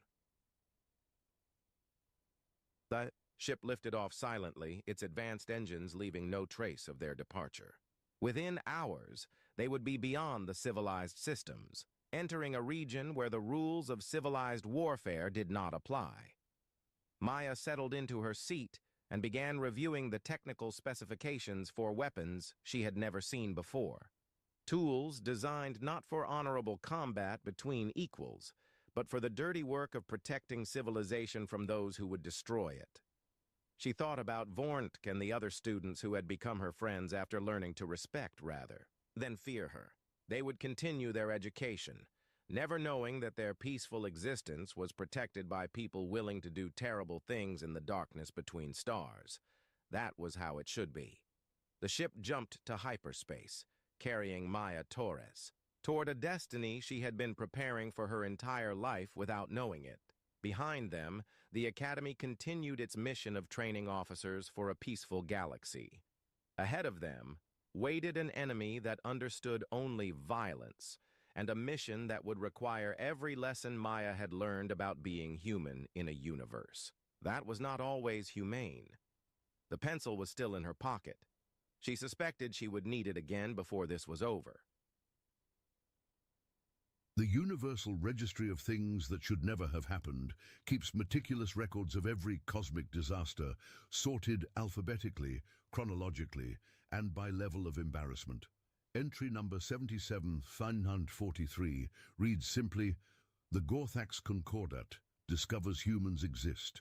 Entry number 77-944, added 17 minutes later, reads, "The Gorthax Concordat claims their fleet is invincible."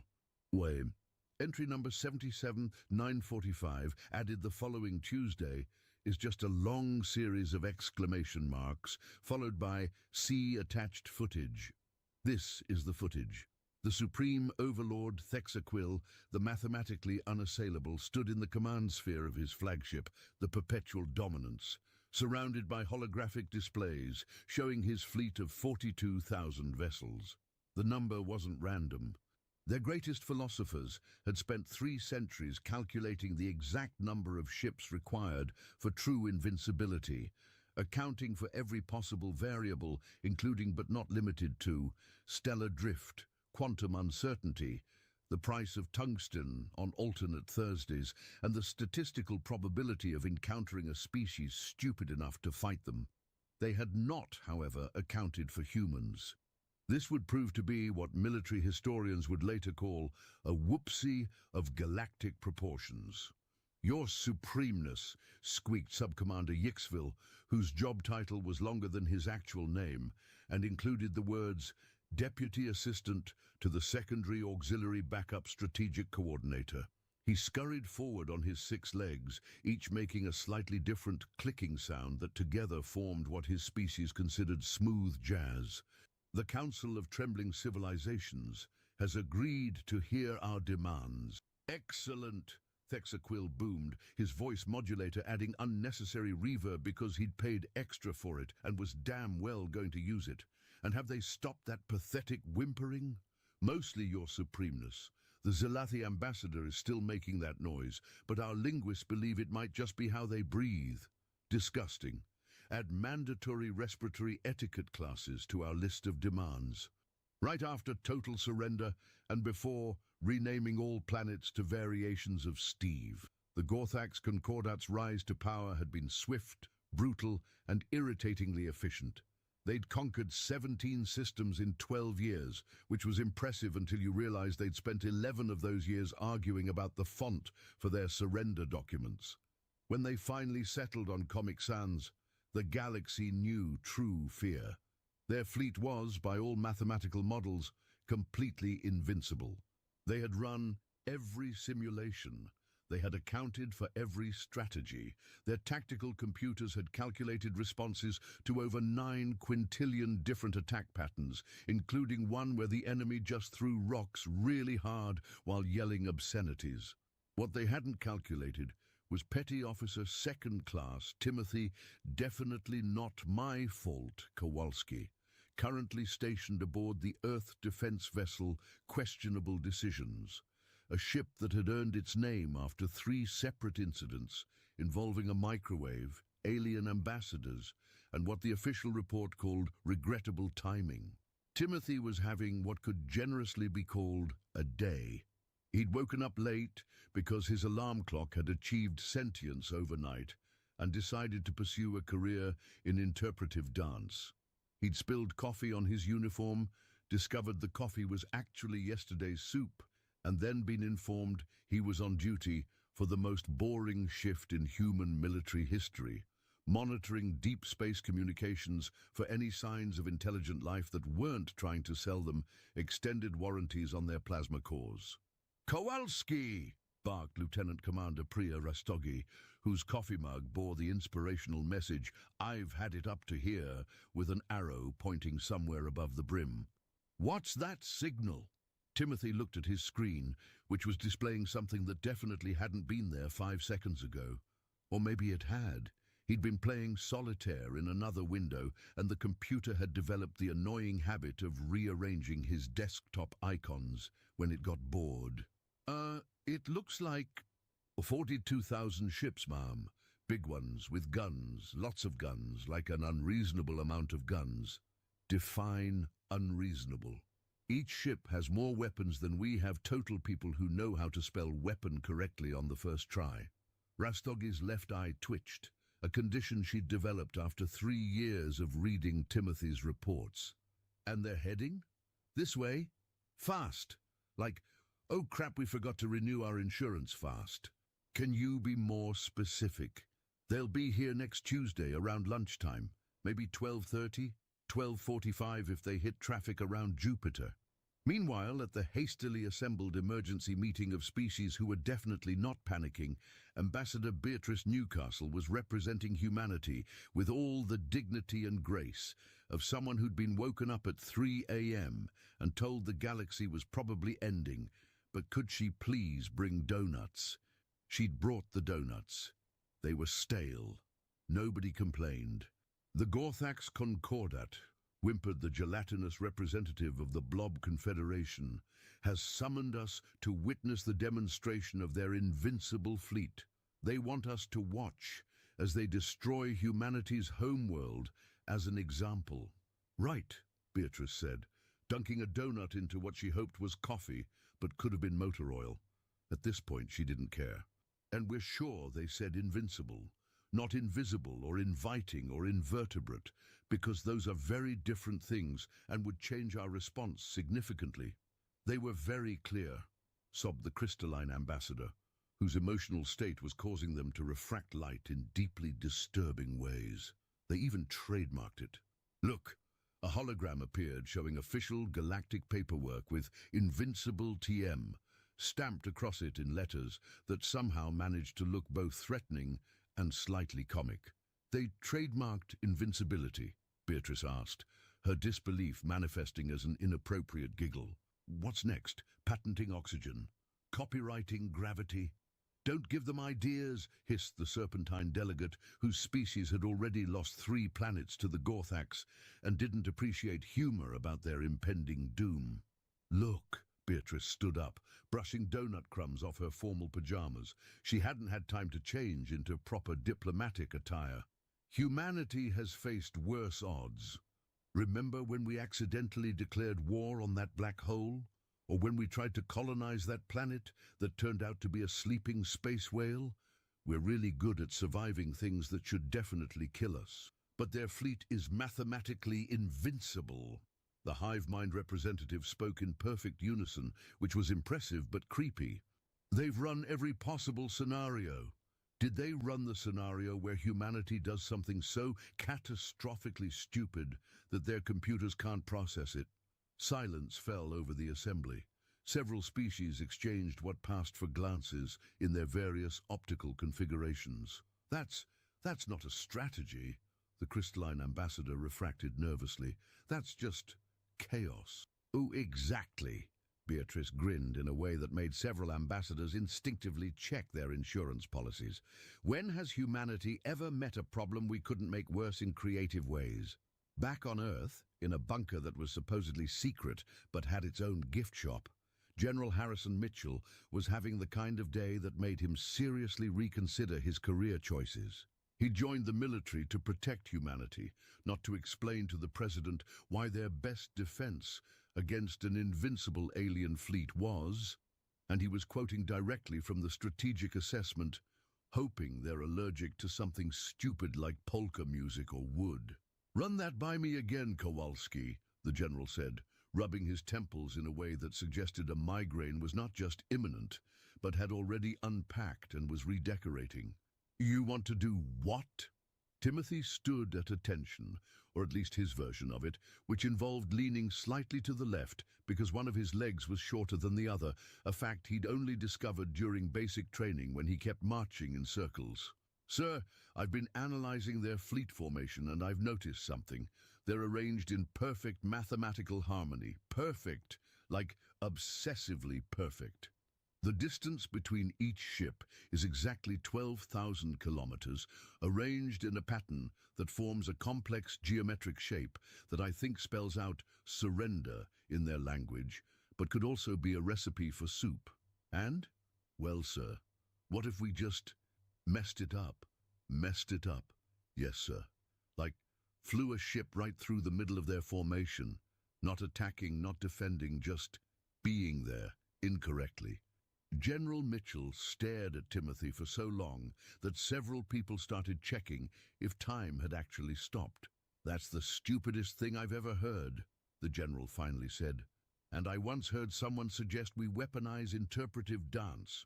which, incidentally, worked against the Rhythmic Collective, but that's beside the point. But, sir, I'm not finished. It's stupid, reckless, and has absolutely no chance of working according to any rational military doctrine. He paused. Which is exactly why we're going to do it. The aliens always expect us to be either brilliant strategists or complete idiots. They never expect us to be both simultaneously. Timothy's face lit up like someone had just told him Christmas, his birthday, and free pizza day were all being combined into one super holiday. Really, sir? God help us all, yes, but we're not sending one ship. We're sending all of them. Every rust bucket, every half-functioning shuttle, every ship held together by duct tape and false hope. We're going to turn their perfect formation into the spatial equivalent of a Jackson Pollock painting. Sir, what's a Jackson Pollock? Look it up later. Right now, go tell the fleet to prepare for Operation Cosmic Vandalism. Is that the official name?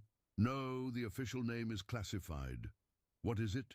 Operation Hold My Beer and Watch This. As news of humanity's plans spread through the Earth Defense Force, reactions were mixed. Some called it genius, others called it suicide. Most just shrugged and figured if they were going to die anyway, they might as well make it interesting.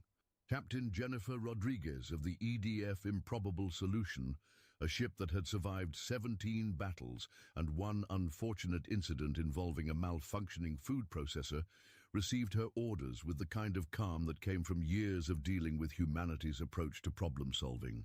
"Let me get this straight," she told her first officer, Marcus Okonkwo, who was reading the orders for the third time, hoping they'd change. "We're going to fly directly into the middle of 42,000 enemy ships, not fire a single shot, and just exist there?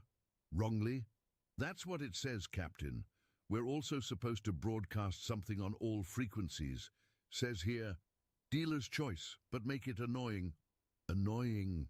Rodriguez considered this. "Get me Lieutenant Wong from Communications." Lieutenant David Wong arrived on the bridge, looking like someone who'd just been asked to explain quantum physics to a goldfish. "Captain? Wong, what's the most annoying thing we could broadcast to an alien fleet?" Wong thought for exactly 3 seconds before a smile spread across his face that could only be described as worryingly enthusiastic. "Captain, have you ever heard of something called Baby Shark?" "No.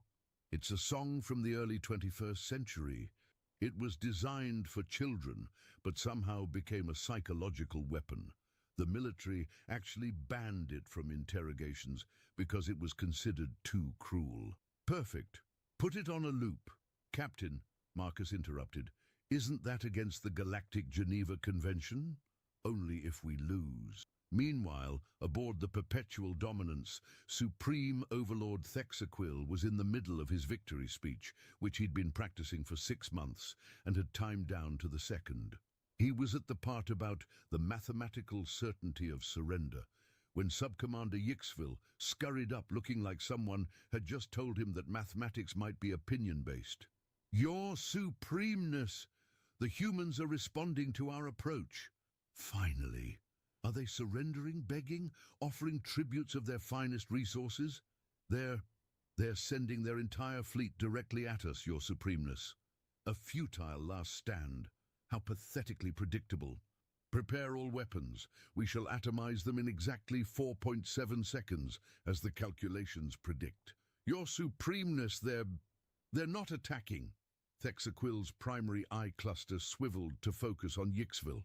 "What do you mean they're not attacking?" "They're just flying, in no particular formation. Some of them are doing barrel rolls. One appears to be flying backwards. And Your Supremeness, they're broadcasting something. Put it on speakers."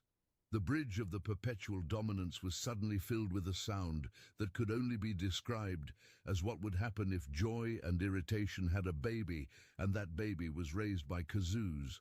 "Baby Shark, do, do, do, do, do, do." Every Gorthax on the bridge froze. Their species had evolved beyond physical pain, conquered fear, and eliminated doubt. But they had never, in their million-year history, encountered anything like this. What is that?" Thexaquille's voice had lost several octaves and all of its reverb. It appears to be... music? Your supremeness?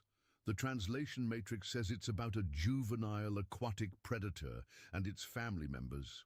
Turn it off. I can't, Your Supremeness. They're broadcasting on every frequency, even the ones that don't exist. Somehow they're broadcasting on frequency -7, which our scientists assured us was mathematically impossible. The human fleet, all 843 ships of wildly varying quality and structural integrity, plunged into the Gorthax formation, like someone throwing spaghetti at a carefully constructed house of cards.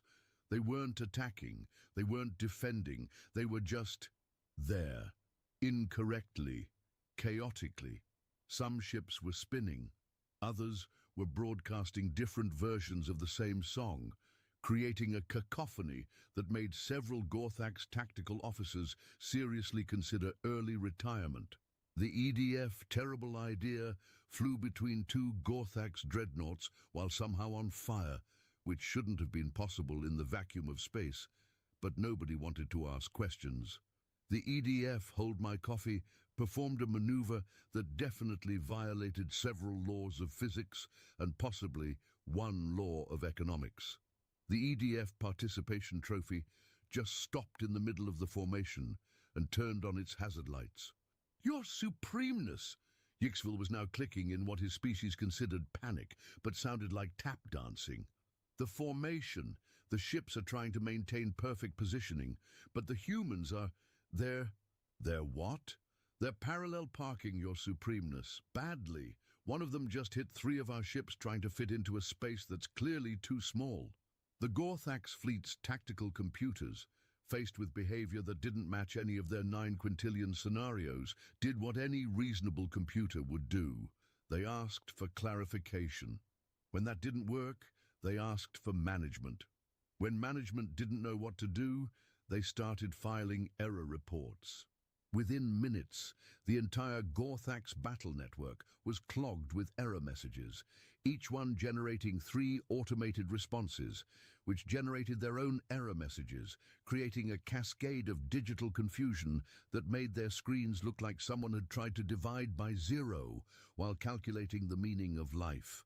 Captain Rodriguez watched the chaos from her bridge with the satisfaction of someone watching a really expensive car get vandalized by pigeons.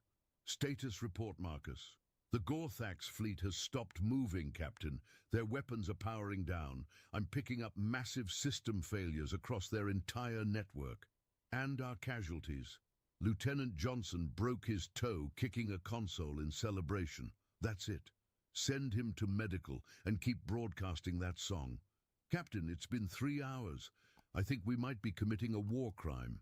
It's only a war crime if there's a war. This is more like aggressive interior decorating. Back at the emergency meeting of species, who were now very confused, Ambassador Newcastle was trying to explain humanity's strategy to increasingly baffled alien representatives.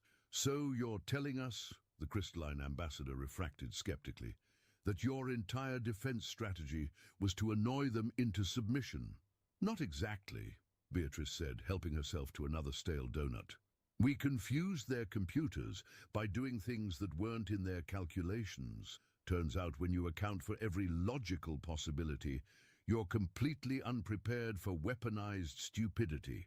But that's not how warfare works. The Serpentine delegates' coils were tied in knots of frustration. There are rules, strategies, mathematics. Yeah, we've never been great at math. We still can't figure out why hot dogs come in packages of 10, but buns come in 8. But we're excellent at making problems worse until they accidentally become solutions. The Blob Confederation representative quivered thoughtfully. Are you saying the humans defeated the most powerful fleet in the galaxy by being themselves? Pretty much, yeah. Oh, and we may have permanently traumatized them with a children's song. That was just bonus points. The assembled ambassadors fell silent, processing this information with whatever they used for processing. Finally, the hive mind spoke. We need to update humanity's threat classification. To what? Beatrice asked, genuinely curious. We're creating a new category, chaotic helpful. Subcategory, approach with caution, caffeine, and possibly earplugs. Meanwhile, Supreme Overlord Thexaquill was experiencing what his species called a cognitive cascade, which was similar to a nervous breakdown, but involved more mathematics and tentacle wringing. His perfect fleet, his invincible armada, had been reduced to a cosmic traffic jam by humans who seemed to be operating on the principle of, what if we just didn't follow any rules at all? Your Supremeness, Yixville approached cautiously, making sure to stay outside tentacle range. The humans are offering terms. Terms? They're offering us terms. Yes, Your Supremeness. They say they'll stop broadcasting that sound if we agree to their conditions, which are: first, we have to admit we're not invincible. Never! Second, we have to return all conquered territories. Absolutely not. Third, we have to participate in something called karaoke night every Friday. What's karaoke? The translator says it's a form of entertainment where beings with no musical talent sing badly on purpose while others pretend to enjoy it. Thexaquill's tentacles drooped in defeat. That's the most horrifying thing I've ever heard. And I once watched a star go supernova from the inside. Should I reject their terms, Your Supremeness? A new verse of Baby Shark started playing, this time with what sounded like accordion accompaniment. Wait! Thexaquill writhed in acoustic agony. Tell them we'll consider their terms, but first, for the love of all that is mathematically sacred, make them stop that noise. Captain Rodriguez received the message with a grin that would have made sharks themselves nervous. They're willing to negotiate. Wong, pause the music. Just pause, not stop? Oh, definitely pause. We might need it again. Call it aggressive negotiation tactics. The silence that followed was so profound that several crew members checked if they'd gone deaf. After 3 hours of continuous Baby Shark, the absence of it was somehow worse than its presence. Timothy Kowalski, who had inadvertently started this whole mess by noticing the Gorthax's obsessive need for perfection, was about to become the most unlikely diplomatic attaché in human history, not because he was qualified, he absolutely wasn't, but because when the Gorthax asked who was responsible for the tactical chaos, everyone pointed at him. Me! Timothy's voice cracked like he was going through puberty again. I can't negotiate. I once got into an argument with a vending machine and lost. That's exactly why you're perfect, General Mitchell said, having arrived on the improbable solution via a shuttle that had only caught fire twice during the journey. The Gorthax expect master negotiators or military strategists. You're neither. You're just you. That's not reassuring, sir. It's not meant to be. Now get in there and be yourself, but maybe dial it down from 11 to like a 7. I don't have settings, sir. I'm just always like this. God help us all. The negotiation took place on a neutral station that the Gorthax had insisted be positioned at exactly the midpoint between their fleet and Earth, calculated to 17 decimal places. Humans had agreed, then parked their diplomatic shuttles slightly off-center just to watch the Gorthax twitch. Timothy sat across from Sub-Commander Yixville, who had been chosen